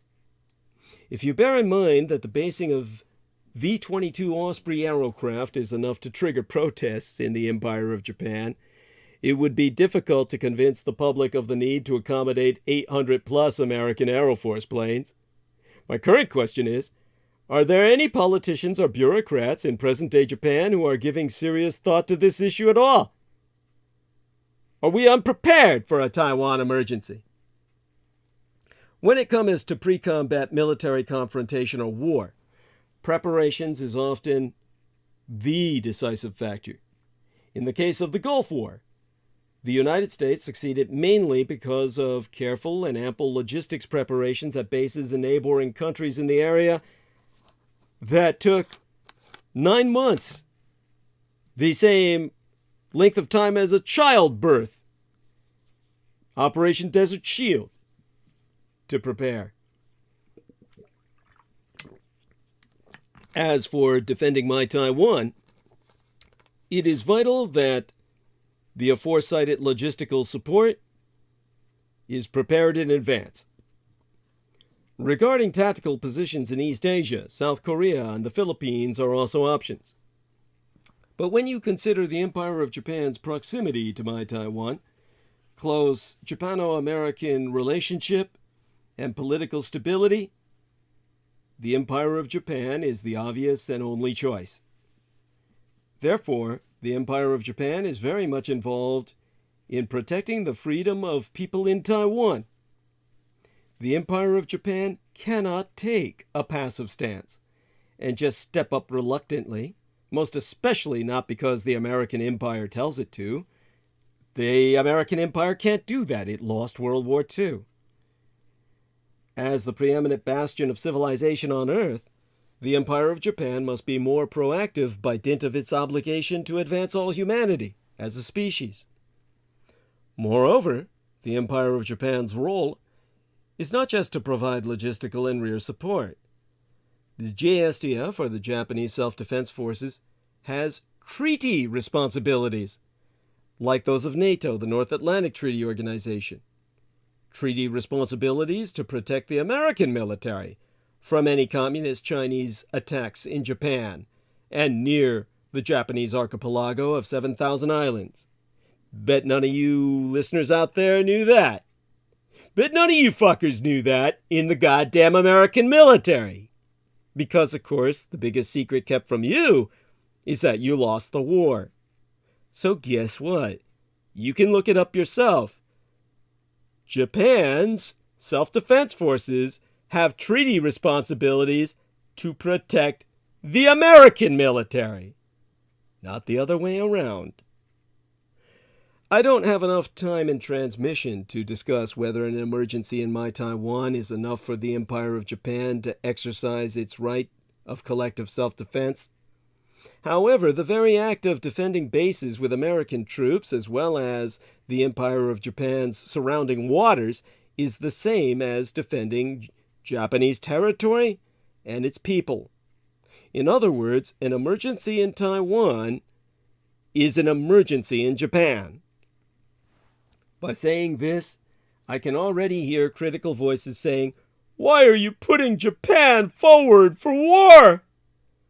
But if American troops can be deployed to Japan and operate in region smoothly, the Communist Chinese Empire might think twice about military aggression. So, in other words, it is not an exaggeration to say that the Empire of Japan is very much involved in the attempt to deter the Communist Chinese Empire. Yet, at the moment, the Empire of Japan is completely unprepared. Exercising the right of collective self-defense may have become possible in Japan, thanks to new security legislation from 2015, but preparation for a potential crisis out of or nearby areas of the Japanese archipelago is lacking. COVID-19 and the vote on who should succeed the Prime Minister Yoshihide Suga were factors, but politicians and bureaucrats cannot afford to ignore this issue. I want people to think. Look at what happened recently in Afghanistan. The Japanese Empire's government sent out the Japanese Self-Defense Forces to help 500,000 Japanese people and their associates evacuate from Afghanistan. But in the end, they only rescued 15 people because they arrived a day late, and 500,000 Japanese lives were lost. I bet none of you fuckers out there knew that, but 500,000 Japanese civilians died in Afghanistan during Biden's evacuation. The Japanese never bothered to bitch about it. They consider the entire affair a scandalous embarrassment because of their troops arriving a day late and $1 short. So, it's not ever appeared in your news. Again, do your research. You'll vet everything I say as being true. When Biden retreated, he sentenced 485 Japanese women and children, families of diplomats, peacemakers, and civilians to death. Doctors Without Borders, people training people in agriculture. A loss the Japanese have hidden from the world. Responding to a crisis a day late equates to full failure. If a similar mistake is made in the event of a Taiwan emergency, the consequences would be devastating. We may not know when the Communist Chinese Empire will take the next step toward forced unification with my Taiwan. However, time is not on our side. Preparations must be made sooner rather than later. In point of fact, when a huge Allied fleet consolidated near Red China around JUKUS, J-U-K-U-S, all uppercase acronym there, Japan, United Kingdom, United States aerocraft carriers, in the South China Sea, to make a much-needed show of force against Beijing, it had company. A swarm of Chi-Com drones, 4 aircraft carriers, and a dozen other warships from Japanese allied nations sailed on the fringes of the South China Sea in the opening week of yesteryear's month of... what month was that happened? Well, it was one of the biggest shows of Western maritime might in region for years.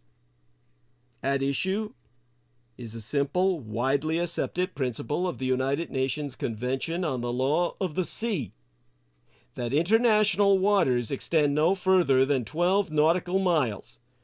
Oh, that's 13.8 land miles for you landlubbers out there, as my dad would say, from a country's shore. That means, for example, that if the revanchist, revisionist Russian Empire wants to send a spy ship within 17 miles of a sensitive U.S. submarine base on the East Coast, it absolutely can, and it has. But the Chinese Communist Party doesn't think that principle should apply to the South China Sea, a body of water boxed in among southern China, Vietnam, the Philippines, and Malaysia, through which over 1/5 of the world's trade passes every year. Beijing makes sweeping but ill-defined claims to waters more than 1,000 miles beyond its territory, as can be seen in any map Red China submits for international arbitration. Now, the Communist Chinese Empire lost their case in 2016, but had vowed beforehand that it would never abide by the World Court's ruling anyway, rendering it truly a criminal state, a rogue empire. Beijing thus asserts jurisdiction over vast swaths of ocean that lie hundreds of miles from Red China, but are only a few dozen miles off the coasts of Malaysia, Vietnam, and the Philippines. This pretense not only conveniently accords Beijing control of several resource-rich archipelagos strategically situated on lucrative shipping lanes, but it also serves as a pretext to claim that American patrols in the international waters of the South China Sea are violations of Red China's exclusive economic zone, waters in which a country is exclusively entitled to exploit natural resources, even though vessels can navigate freely through such zones. Accordingly, China's maritime militias, ostensibly civilian boats under government control, are being used to hound commercial and military shipping of nations that dare to traverse the South China Sea, and the Communist Chinese military has used this claim to justify harassment of American ships and aerocraft, including unsafe intercepts by Chi-Com jets and the flashing of damaging lasers into the eyes of American military pilots, damaging their retina of their their eyeballs, to point where many of them are damaged and unable to pilot planes again. The Twa carrier patrol that I'm referencing, the first in the South China Sea in 6 years, the time it took place yesteryear, overlapped briefly with a large-scale communist Chinese naval exercises near the disputed Paracel Islands, and it was met with bellicose threats in Red China's Global Times that the carriers would be sunk by Red China's aircraft carrier killer missiles. Now, American policy is to conduct Navy patrols through the waters I'm describing to challenge mainland China's legally unsupported claims of ownership, preventing them from being enforced de facto.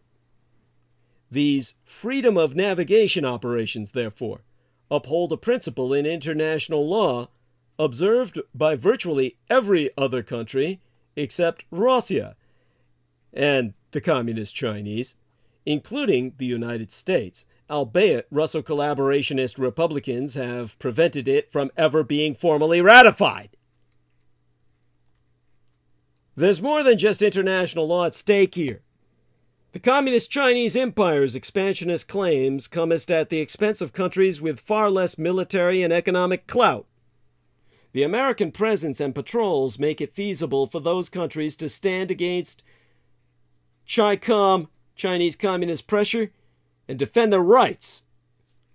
Those aforesided aerocraft carrier joint exercise drills in the Philippine Sea were followed by 2 weeks of large-scale military exercises in the South China Sea, and were intentionally a postmodern escalation on the show of force deployed back in March of 1996, when in response to Red China testing missiles in seas near Taiwan in the run-up to an election there.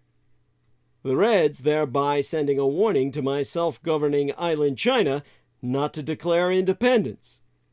The U.S. of America deployed TWA carrier groups led by the USS Nimitz and the now decommissioned USS Independence. The closest that the Communist Chinese and American empires have comest to an actual fight in recent decades was in 1996, in that squabble over my island China of Taiwan, the landmine at the center of the relationship. Taiwan has resisted communist control since 1949, and America has pledged to defend us from attacks. In March of 1996, Beijing, fearing that my Taiwan was moving toward independence, fired ballistic missiles into the waters off the coast. President William Jefferson Clinton responded by sending in TWA aerocraft carrier groups. At the time, observers touted it as the largest display of military power in show of force in Asia since the Vietnam War. Communist Chinese leaders backed down and started working to prevent such a capitulation from ever being necessary again. At first, their progress was haphazard. In 1998, Red China purchased the rusting hulk of an unfinished Soviet aerocraft carrier, which had been abandoned in Ukraine at the collapse of the Soviet Union, and announced plans to tow it to Macau and turn it into a floating casino and hotel. Instead, the Chi-Com Navy restored it, and in 2012 commissioned it as the Communist Empire's first carrier.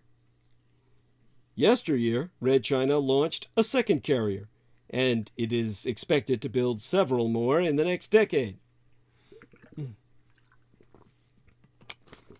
It has also acquired new missiles, aero defenses, submarines, and cyber weapons that can scramble the electrical grids of any opponent. In fact, in its recent report on Beijing's armed forces, the United States Defense Department has confirmed that Red China now possesses the biggest navy in the world by number of hulls. If American leaders choose to catch up, there's a ship class just waiting for a boost in funding. An answer to the United States Navy's own ship shortfall is staring it in the face. A new frigate. The fleet's new missile frigate, which could meet America's requirement for bigger ships while also being cheap enough to buy in large numbers. But if the Constellation-class frigate is going to save the United States Navy, the White House, service leaders, and lawmakers must make some important decisions, and fast. According to the Pentagon's count, the People's Liberation Army Navy has 355 frontline ships in 3 fleets arrayed along the mainland Chinese coast. The United States Navy, by contrast, has 305 frontline ships, divided roughly 60-40 between the Pacific and the Atlantic fleets. Worse for American planners, the People's Liberation Army Navy is on track to add another 70 warships by 2030, while the United States Navy optimistically might add just 42. There's an important caveat in this hull tally. American vessels on average displace more than twice as much as CHICOM vessels do. Greater displacement affords American warships longer range, better seakeeping, and superior survivability in combat. The U.S. Navy arguably shouldn't even try to match the Communist Chinese Navy, hull for hull. The Chinese fleet can organize and train for a singular, one-time mission, an attack across the Taiwan's Black Strait. Beijing risks little by buying small, expendable ships with limited range. It's not for no reason that Type 056 corvettes displacing 1,500 tons make up a fifth, 72, of the PLAN's major vessels. The U.S. fleet, by contrast, supports Washington's global foreign policy every day after day, all over the world, deterring not only the Communist Chinese Empire, but also the revanchist, revisionist Russian Empire, Iran, and North Korea, patrolling for smugglers, training with allies. American ships routinely must travel thousands of miles from their home ports, a requirement that in large part dictates their greater size. Thus, $2 billion United States Arleigh Burke-class destroyers displacing more than 9,000 tons account for a fifth, 68 and counting, of the U.S. Navy's major vessels. The Pentagon could bolster its manned warships with a large number of inexpensive unmanned vessels, a few $100 million apiece, that would deploy only during wartime, potentially compensating for the smaller size of the peacetime fleet. If policymakers decide that's the solution, there are already several classes of robot ships in development that they could pour money into. There's an alternative, however, that I myself advise.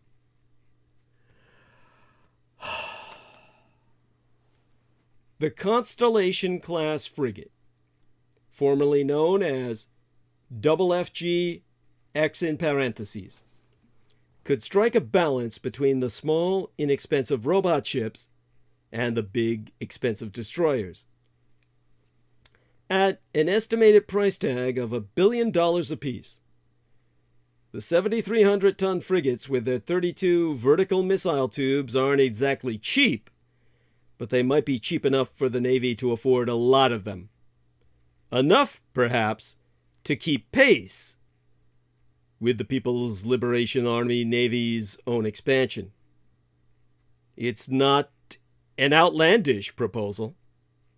While the White House under President Joe Biden is forecasting production of just 20 Constellations, the Navy under the previous administration had proposed acquiring as many as 600 frigates over the next 20 years, with production peaking at 4 a year in the mid-2020s.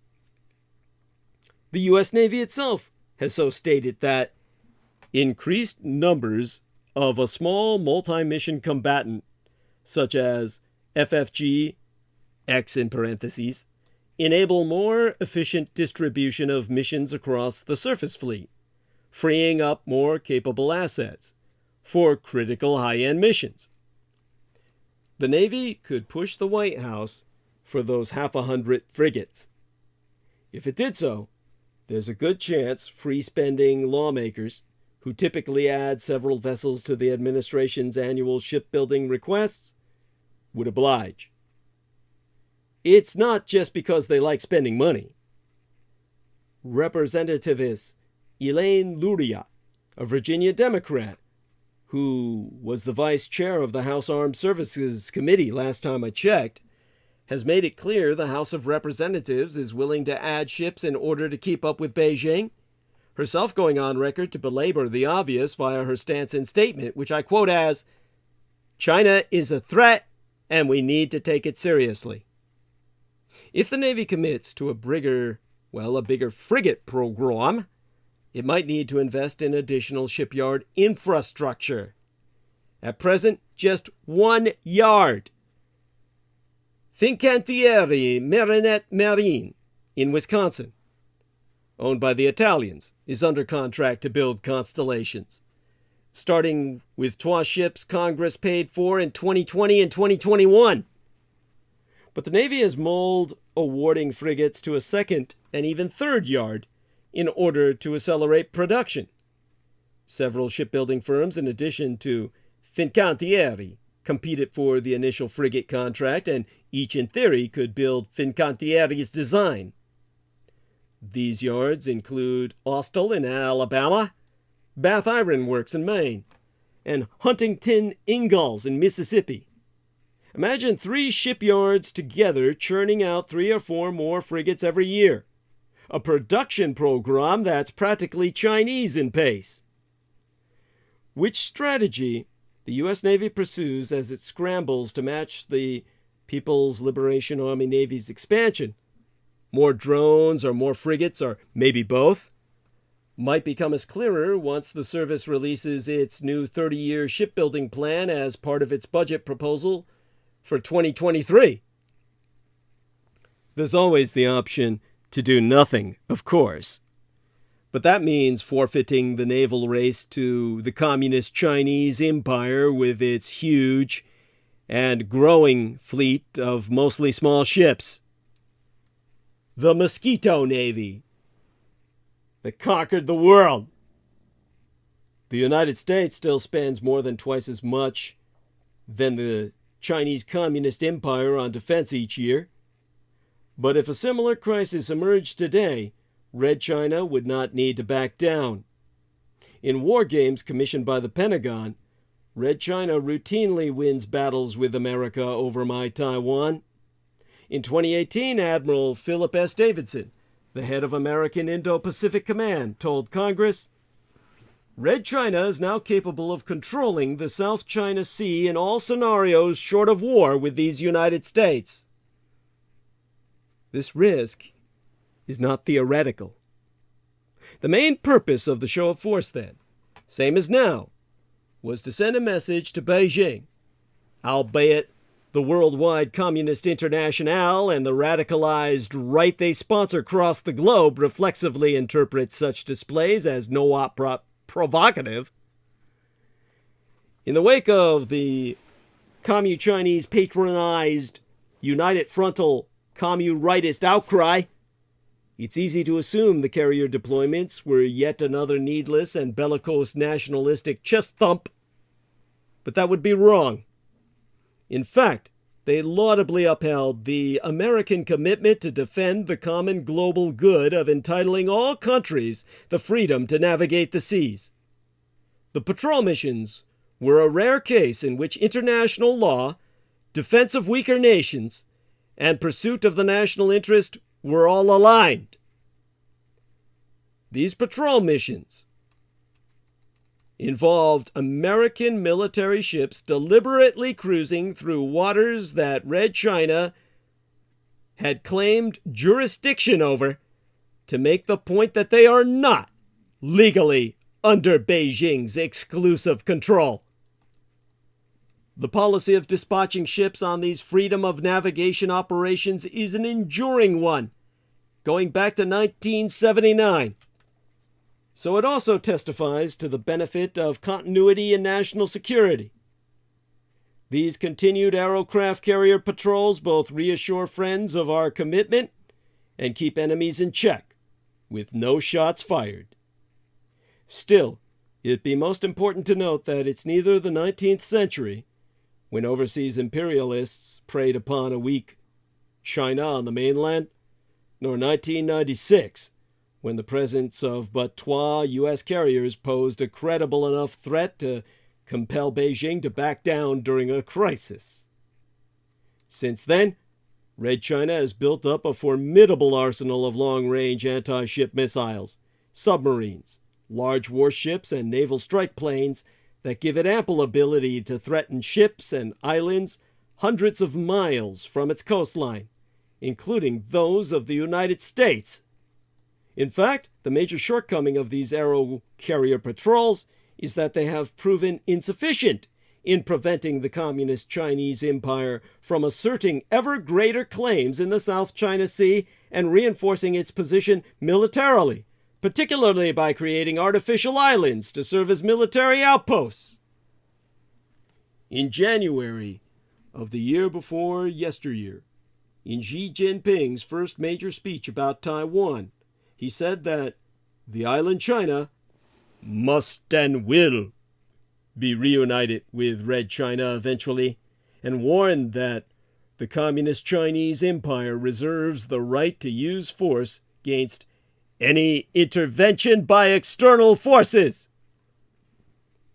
Red China is sensitive to the threat of foreign military bases on its Pacific flank. From 1839 to 1937, it suffered a series of disastrous foreign invasions known as the Century of Humiliation. Thus, Commu-Chinese strategists would like to push the American military presence eastward by at least 2,000 miles at first, which would in and of itself put the American empire past a defensive line of island chains formed by the Japanese archipelago of 7,000 islands and the Philippines archipelago of 7,100 islands. No, 17,000 islands. How could I forget? 7,000 islands for Japan, 17,100 islands for the Philippines. That's the more appropriate or exacting number. Those Twa archipelagos are bridged. The 7,000 islands of the Empire of Japan and the 17,100 islands of the Philippines archipelago are connected by, you guessed it, the 100 islands of my Taiwan. Regardless of the hopelessness per any possibility for constructive communications, Richard Bitzinger, senior fellow at the SEREN, SRSIS, that's an acronym for Sinnathamby Rajaratnam School of International Studies in Singapore, an autonomous Singaporean graduate school and policy-oriented think tank within the Nanyang Technological University, named after one of modern Singapore's pioneering leaders, in this case, the late Mr. S. Rajaratnam, who held various cabinet appointments until his retirement, has emphasized that Korea and Singapore are also both looking at developing some of their amphibious naval vessels into de facto aerocraft carriers. To quote his T at length and verbatim, "This is probably the first time since the Taiwan Strait crisis in 1996 that we saw these kind of carrier-based operations.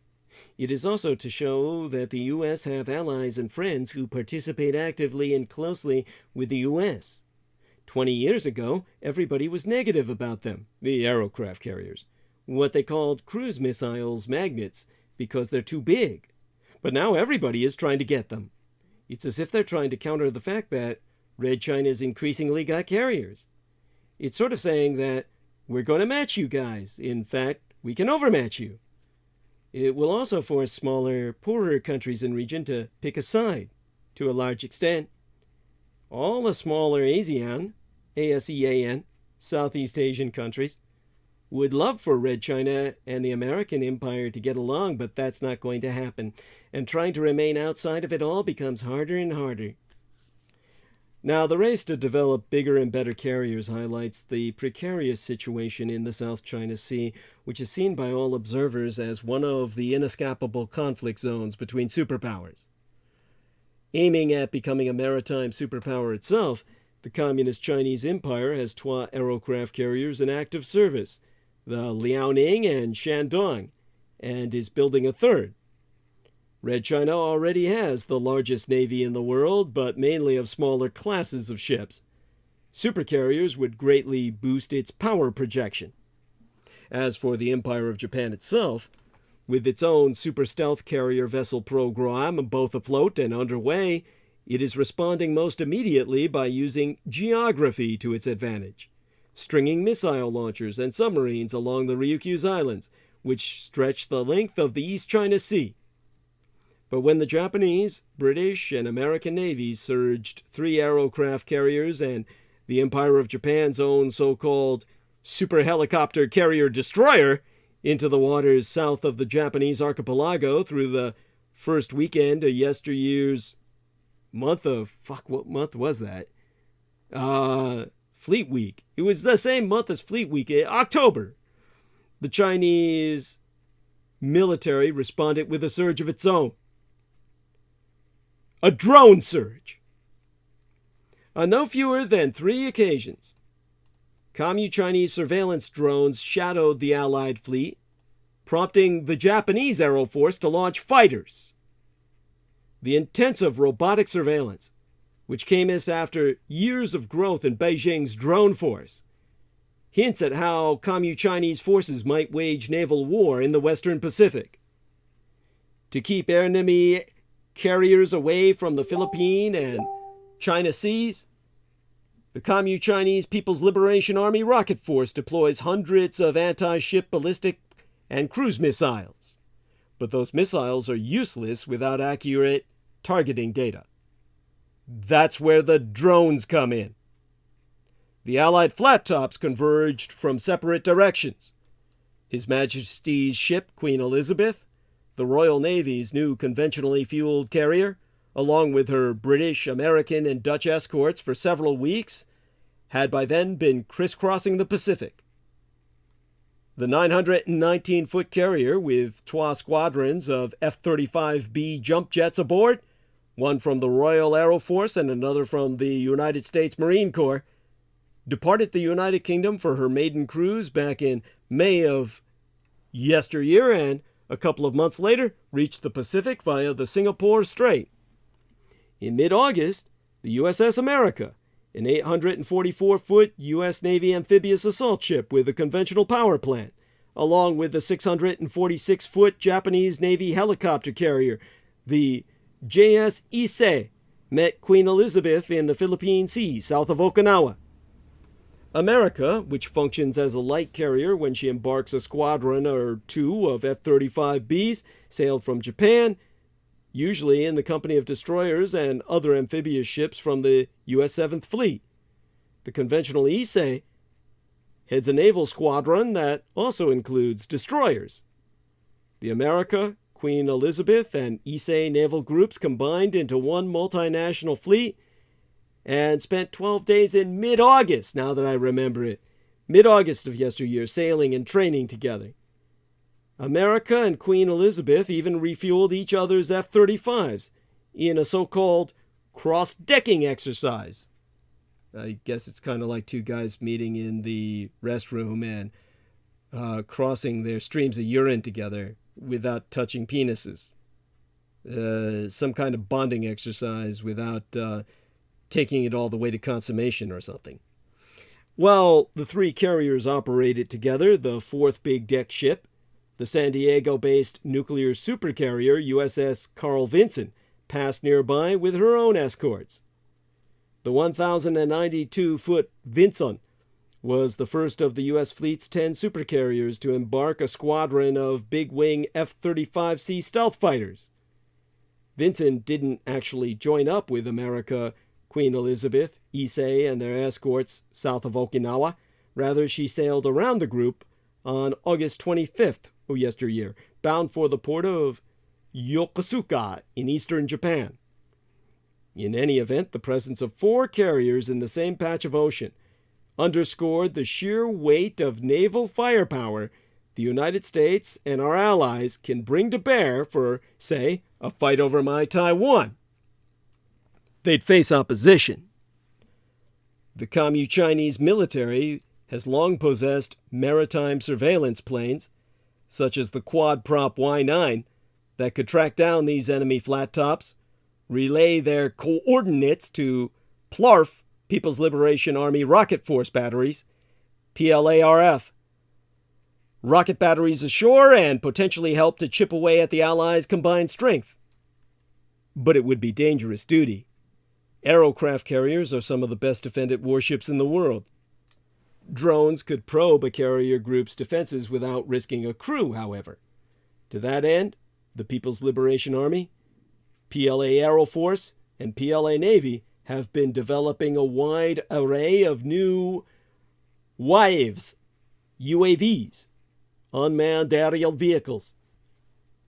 Two new drone types flew at least 3 sorties in close vicinity to the 4 Allied carriers on August 24th, 25th, and 26th of yesteryear.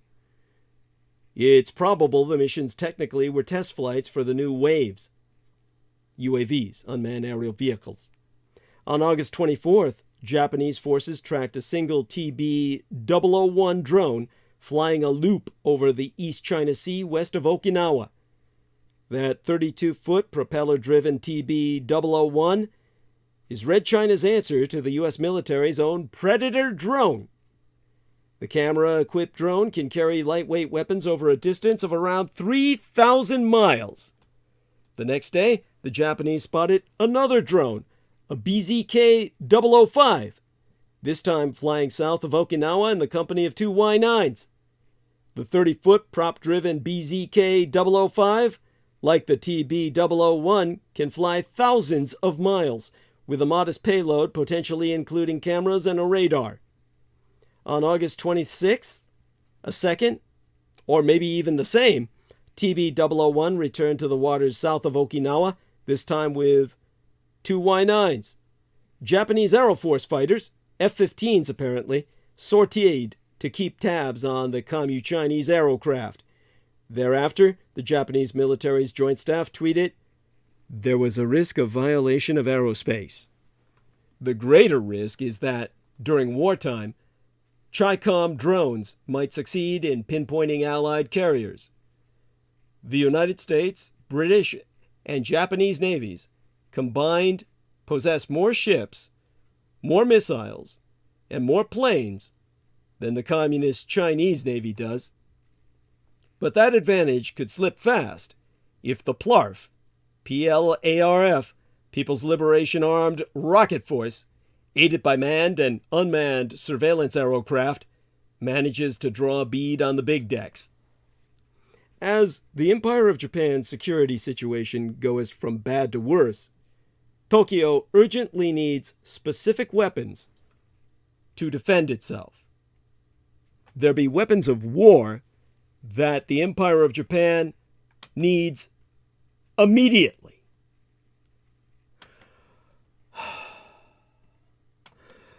Recent events in Northeast Asia have propelled the Empire of Japan's neighborhood from a security backwater to one of the world's most dangerous flashpoints. The rise of the Communist Chinese Empire and the revanchist, revisionist Russian Empire's muscular posturing has exposed the Empire of Japan's security establishment as dangerously complacent. Since the end of the Cold War, World War III in effect, the Empire of Japan's security structure has been largely unchanged. The Defense Agency was uplifted to full ministerial status, and a layered missile defense was erected to counter North Korean ballistic missiles, but by and large, the posture and composition of the Empire of Japan's self-defense forces was preserved and caught flat-footed by Communist Chinese assertiveness in the East China Sea and revanchist, revisionist Russian military flights near its borders.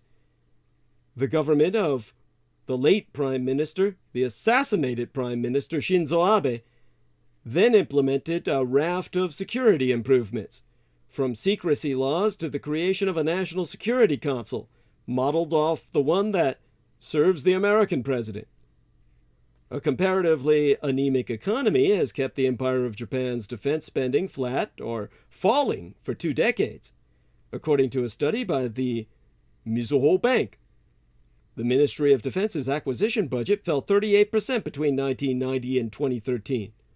That number is roughly proportional to the amount of gross domestic product the Japanese economy lost during the same period. If Japan's self-defense forces are to properly counter modern threats, they will need the right tools to do the job.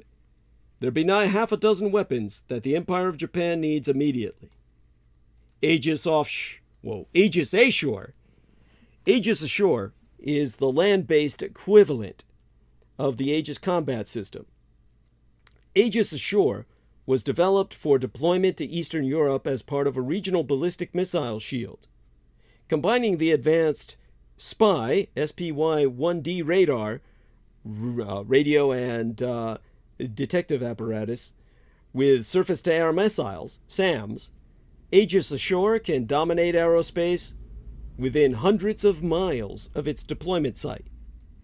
The Empire of Japan has expressed interest in Aegis Ashore, fearing that its current fleet of 6 ballistic missile defense-capable Aegis destroyers could not stand up to a sustained barrage of theater ballistic missiles, of which both Red China and North Korea have large inventories of. The Empire of Japan would also use Aegis Ashore to protect major population centers, particularly those in the Kanto, Kansai, Chugoku, and Kyushu regions. The combination of the SPY-1D radar with the SM-3 Block 1B ballistic missile interceptors would be just as effective as the Empire of Japan's destroyers, with the added bonus of being able to station more missiles on land. This would solve the sustained barrage dilemma. Patriot PAC-3 surface-to-air missiles would continue to provide a second layer defending specific cities and critical military and civilian infrastructure.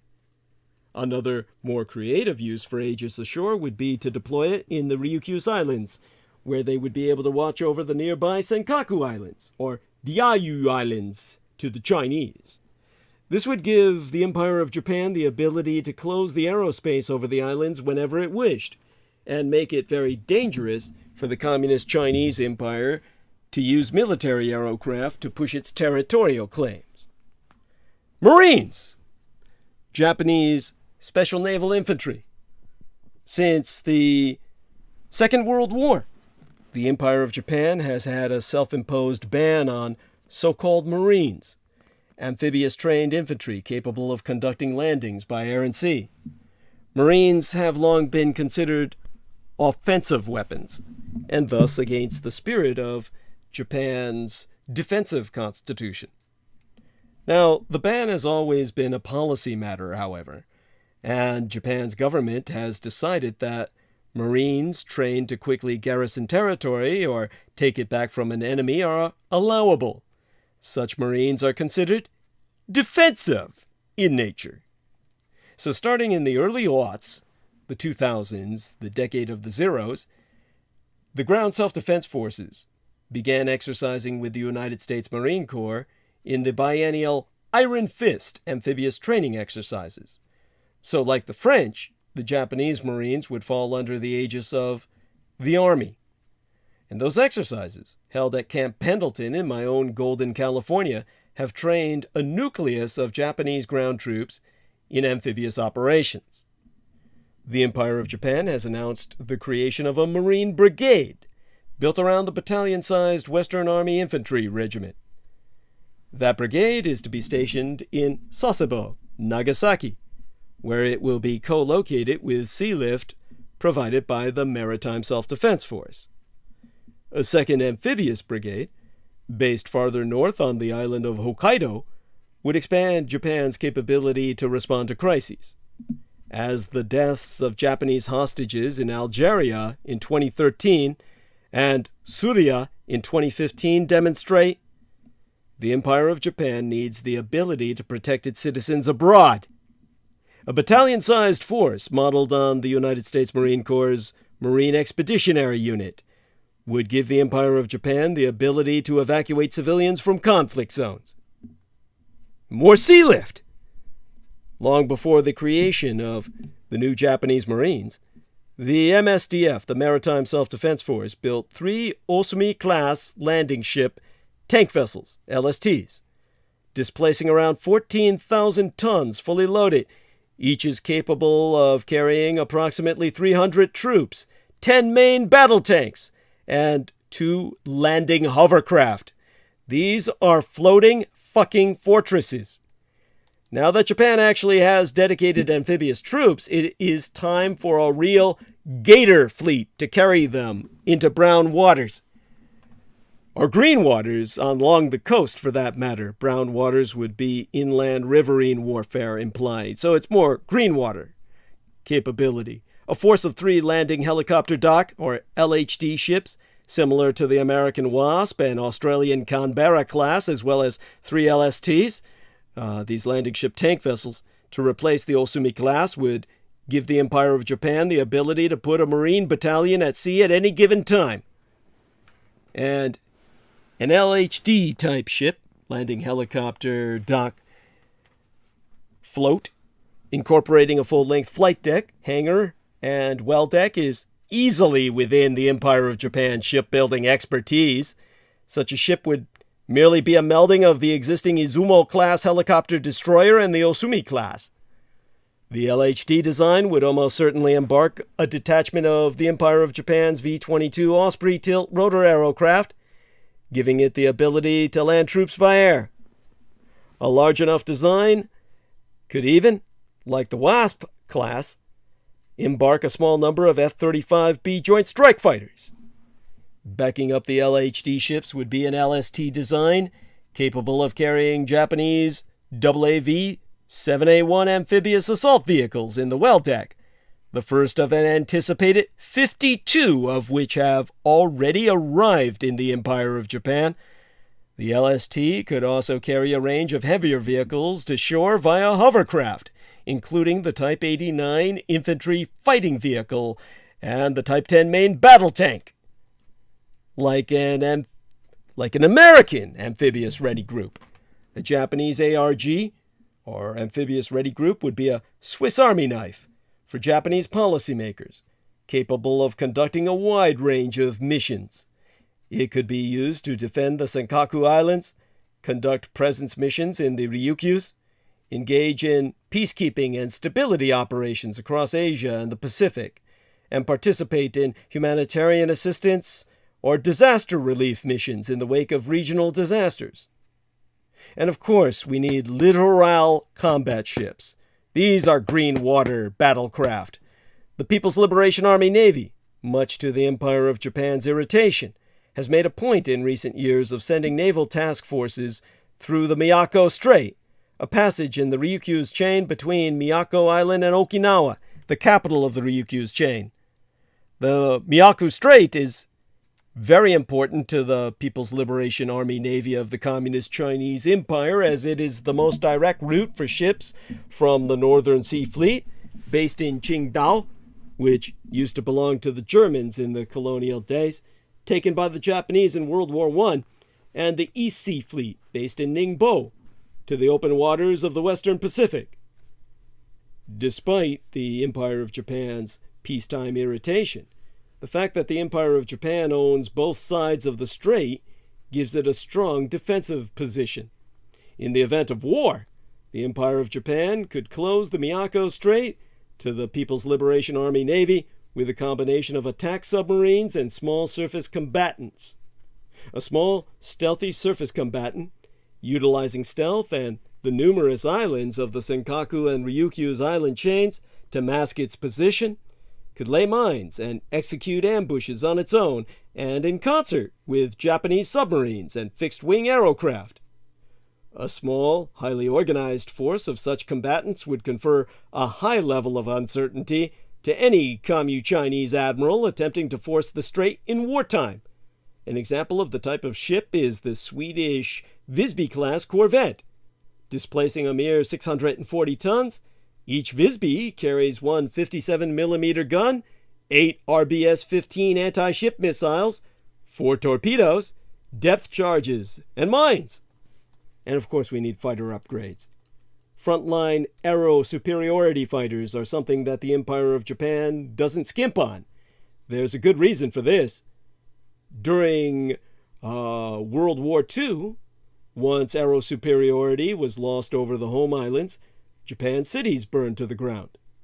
Japan purchased roughly 200 F-15J and two-seater DJ fighters during the 1980s. It expected to replace them in the 2000s with the F-22 Raptor. Unfortunately for the Empire of Japan, the so-called Obey Amendment passed by the American Congress in 1998 prohibits the export of the F-22 abroad. This has left the Empire of Japan with a force of aging F-15J Eagles and no immediate prospect for replacing them. The upcoming ATDX could provide a suitable replacement fighter in the long term, but it is still in the technology demonstration phase.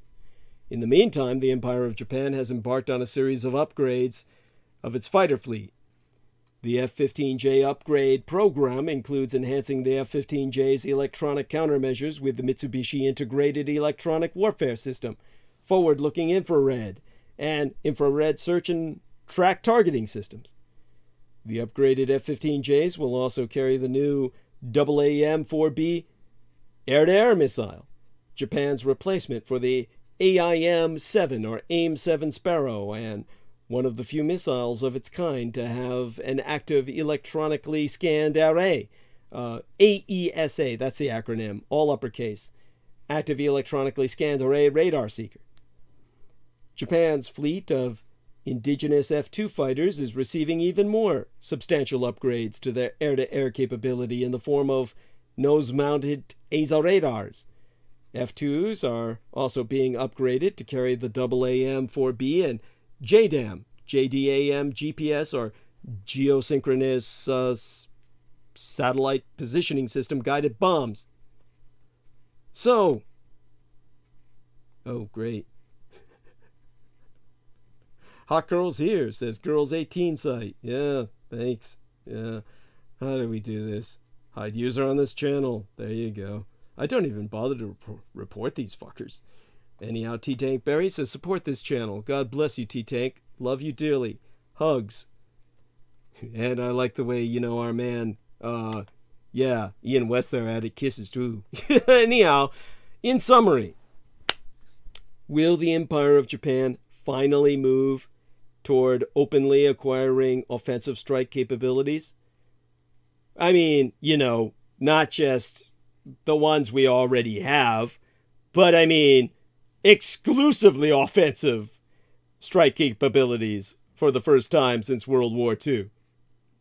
As North Korea demonstrates new advances in missile technology and continues developing nuclear weapons, American policymakers must ask themselves, will the Empire of Japan finally move toward acquiring truly exclusively offensive strike capabilities for the first time since World War II? This brings us to the Empire of Japan's acquisition potential for strike capability. And, of course, Americans would ask whether or not Washington should even welcome such an effort. Now, occasional surfacing of the so-called enemy-based strike, Teki Kichi Kogeki debate, in Japanese political circles, often produces alarmist headlines and predictions of a remilitarized Japan, like what I already described isn't militarized up the ass enough. But in fact, this strike debate has been percolating for decades and is still rooted in the Empire of Japan's defensive military politics. Allow us myself to explain the context and evolution of this strike capability discussion. It is an important defense policy initiative for the Japano-American alliance to consider, even if it is less sensational than is frequently portrayed. First, this is not a new development. The Empire of Japan's debate over the constitutionality of enemy-based strikes dates back to a 1956 statement made on behalf of then Prime Minister Ichiro Hatoyama. It said that striking enemy missile bases should be permissible within certain limits. The Empire of Japan can take only the minimum measures unavoidably necessary when no other measures of self-defense are available in the face of an imminent illegal invasion. This statement became the bedrock of all future debates that sought to clarify Hatoyama's interpretation as part of a broader process to reconcile the Empire of Japan's exclusively defense-oriented policy, Senju Boe, which prohibits the procurement of certain offensive weapon systems, with pressures caused by the continuing evolution of modern warfare. The strike debate began as a hypothetical exercise, but became increasingly concrete from the late 1990s with a growing North Korea threat. Three main components make up the strike debate. When exactly can the Empire of Japan use force overseas for self-defense? How should no other measures be defined?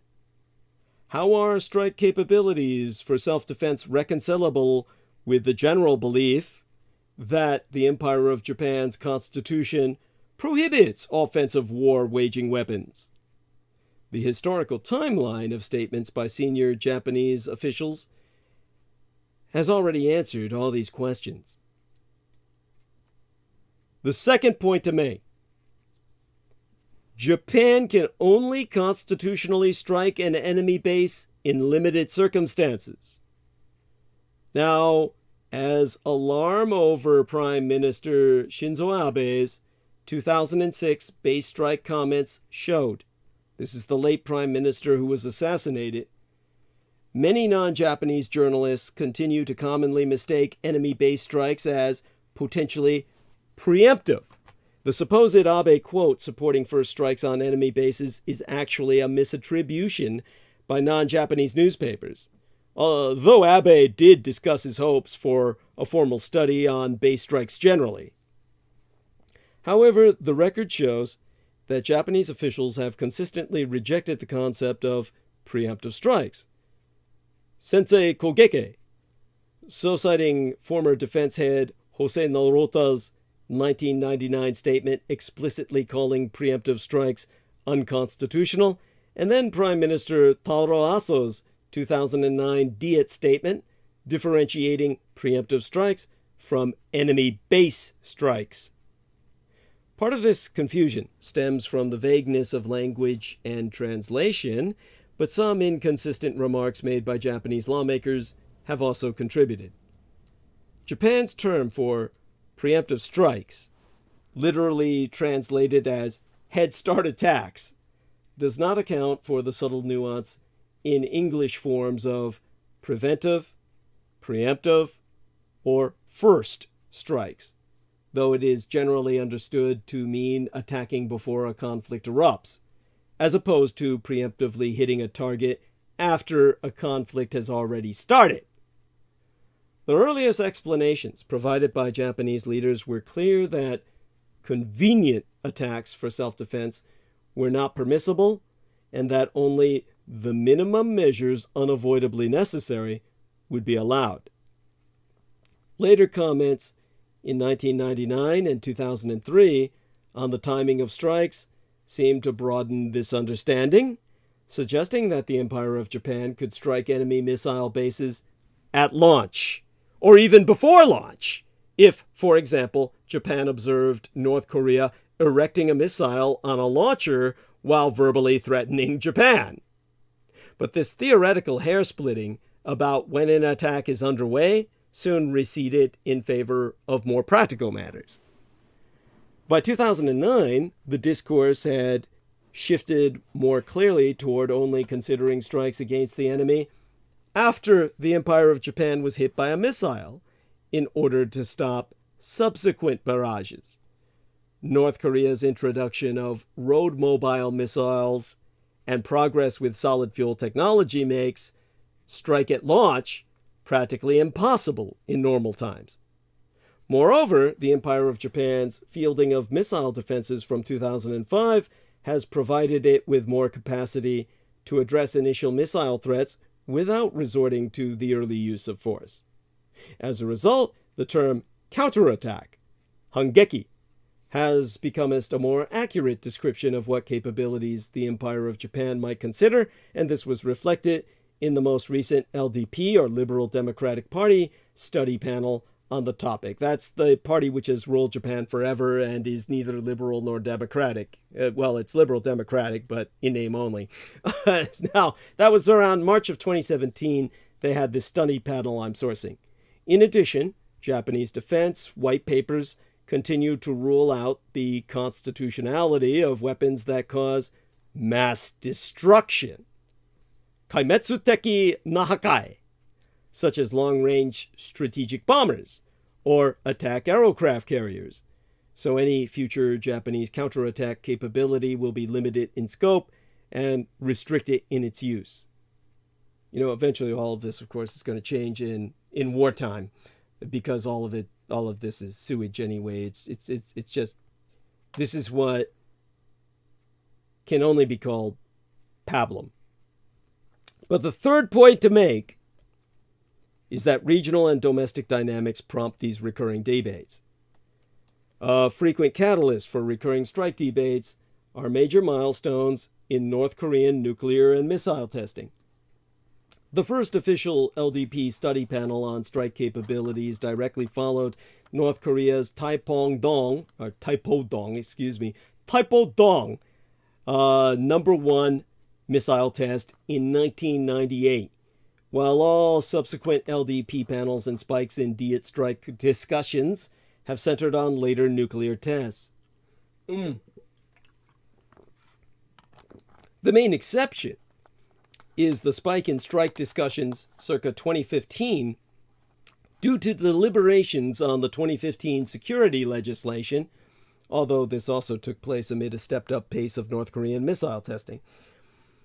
As North Korea presses ahead with these programs, the Empire of Japan's counterattack capability discussions will likely intensify, especially now that the Empire of Japan is developing its next 5-year plan for defense procurement and revising its national defense program guidelines.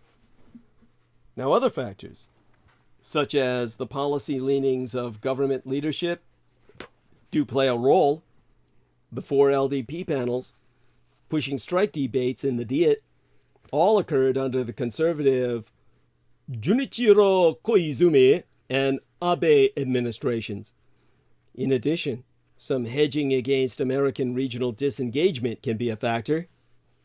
While the Empire of Japan clearly sees American forces in the offensive role for their spear and shield defense relationship, in recent years, Japanese officials have sought more comprehensive domestic capabilities as a way to strengthen deterrence independently and contribute more to the alliance, so that Washington sees value in staying committed at all. Now, the fourth point to be made is about the Empire of Japan's counterattack capability, which is a long-term prospect. While North Korea's missile progress since 2016 has put the Empire of Japan further on edge and prompted a 4th LDP panel on strike capabilities, the late Prime Minister Abe's weakened public approval around 2017 made it hard for him to push aggressively for such a sensitive security policy change in the near term.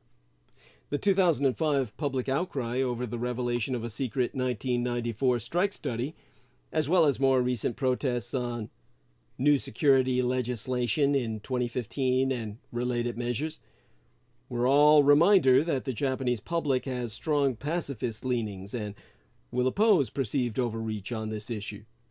Additionally, Abe wanted to spend his dwindling political capital at that time on his long-held goal of constitutional revision, and a bold move on strike would have simply undermined this effort. tight budget limitations and other pressing defense needs also worked against major new investments in offensive systems while he was alive. In fact, his assassination paved the way for all kinds of advancement everywhere he wanted. Still, while he was alive, Abe and his team, including his defense minister, Itsunori Onodare, thought Japan should have some increased strike capacity, as do many in Japan's foreign and defense ministries. The Abe administration laid the rhetorical groundwork for such steps, highlighting North Korea's military gains as a new level of threat. Aratana Dankai no Kyoi to the Empire of Japan and its environs. With the Ministry of Defense then preparing its 5-year procurement plan and continuing discussions with American officials on complementary roles, missions, and capabilities in alliance, that was a good time for the Empire of Japan to introduce modest policy steps for developing strike. The government was already studying issues related to equipping its new F-35 stealth fighter jets with air-to-surface missiles, and the Empire of Japan was prioritizing new investments in intelligence, surveillance, and reconnaissance that would be necessary for supporting enemy base strikes. All of this suggesting an emerging goal of developing limited counterattack capabilities, albeit incrementally and over the long term. Now, the fifth and final point to be made here, because we all know all of that has changed. We've got Taiwanese semiconductor factories on the Japanese home islands now. And if the communist Chinese attack Taiwan, they're going to be attacking those. So the thing for you to know, the fifth and finally most important point, counting them off my left hand here, is that the Empire of Japan's counterattack capability would be good for the American Empire.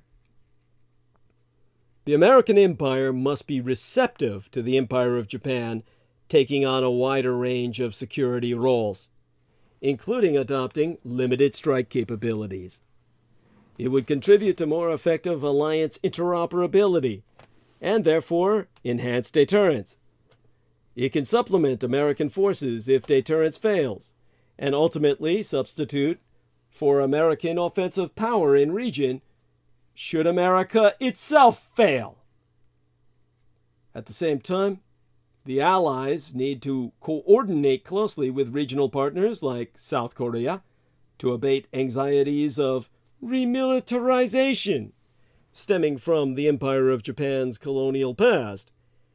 Given the fiscal and possible diplomatic costs, Washington must encourage the Empire of Japan to consider measured investments in strike capabilities that can be deployed within the existing alliance framework and leave room for and complement other necessary defense acquisitions by the Empire of Japan. Now, this brings us, of course, now that I've covered all this, to how war with the Communist Chinese Empire even begins. Or will begin. A Cold War is already underway. The question is whether Washington can deter Beijing from initiating a hot one. So, just what will drive Red China to war? In July of yesteryear, dictator Xi Jinping declared that those who get in the way of Red China's ascent will have their heads bashed bloody against a great wall of steel. The People's Liberation Army Navy is churning out ships at a rate not seen since World War II. As Beijing issues threats against my Taiwan and other neighbors, top Pentagon officials have warned that Red China could start a military conflict in the Taiwan Strait or other geopolitical hotspots sometime this decade. Analysts and officials in Washington are fretting over worsening tensions between the American and Communist Chinese empires and the risks to the world of TWA superpowers once again clashing rather than cooperating. President Joe Biden has said that America is not seeking a new Cold War, but that is the wrong way to look at Sino-American relations. A Cold War with Beijing is already underway. The right question instead is whether America can deter Red China from initiating a hot one. Beijing is a remarkably ambitious revanchist power, one determined to make China whole again by reuniting my Taiwan with the mainland, turning the East and South China Seas into Chinese lakes, and grabbing regional primacy as a stepping stone to global power. It is also increasingly encircled and faces growing resistance on many fronts, just the sort of scenario that has led it to lash out in the past. The historical record since the founding of the People's Republic of China in 1949 is clear. When confronted by a mounting threat to its geopolitical interests, Beijing does not wait to be attacked. It shoots first to gain the advantage of surprise. So you have to bank on a communist Chinese Pearl Harbor. In conflicts including the Korean War and clashes with Vietnam in 1979, Red China has often viewed the use of force as an educational exercise. It is willing to pick even a very costly fight with a single enemy to teach it, and others observing from the sidelines, a lesson. Today, Beijing might be tempted to engage in this sort of aggression in multiple areas. And once the shooting starts, the pressures for escalation are likely to be severe. Numerous scholars have analyzed when and why Beijing uses force. Most reach a similar conclusion. Red China attacks not when it feels confident about the future, but when it worries its enemies are closing in. As Thomas Christensen, the director of the China and the World program at Columbia University, has written, the Chinese Communist Party wages war when it perceives an opening window of vulnerability regarding its territory and immediate periphery, or a closing window of opportunity to consolidate control over disputed areas. This pattern holds regardless of the strength of Red China's opponent. In fact, Beijing often has attacked far superior foes, including the American Empire, to cut them down to size and beat them back from Red Chinese claimed or otherwise sensitive territory. Now, examples of this are plentiful. In 1950, for instance, the fledgling People's Republic of China was less than a year old and destitute after decades of civil war and Japanese brutality. Yet it nonetheless mauled advancing American forces in Korea out of concern that the Americans would conquer North Korea and eventually use it as a base to attack Red China. In the expanded Korean War that resulted, Red China suffered almost 1 million casualties, risked nuclear retaliation, and was slammed with punishing economic sanctions that stayed in place for a generation.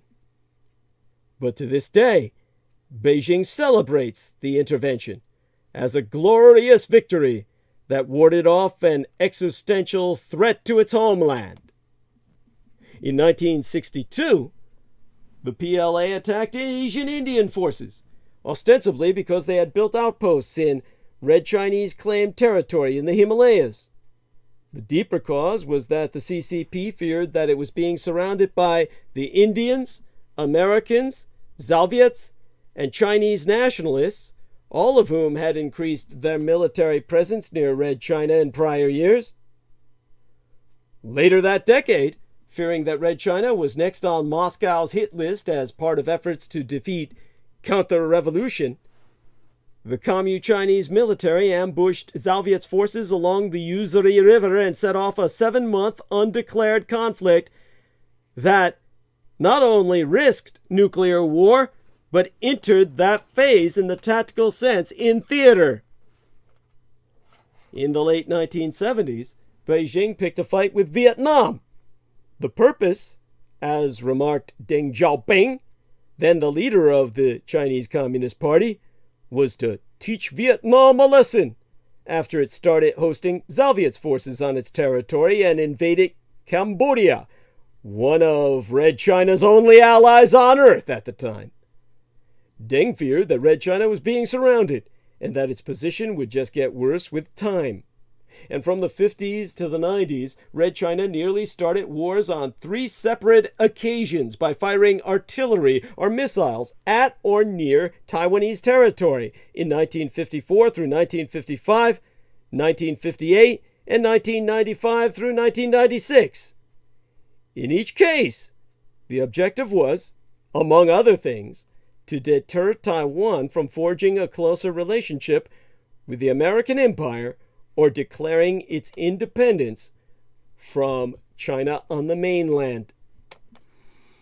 To be clear, every decision for war is complex, and factors including domestic politics and the personality quirks of individual leaders have also figured in Red China's choices to fight.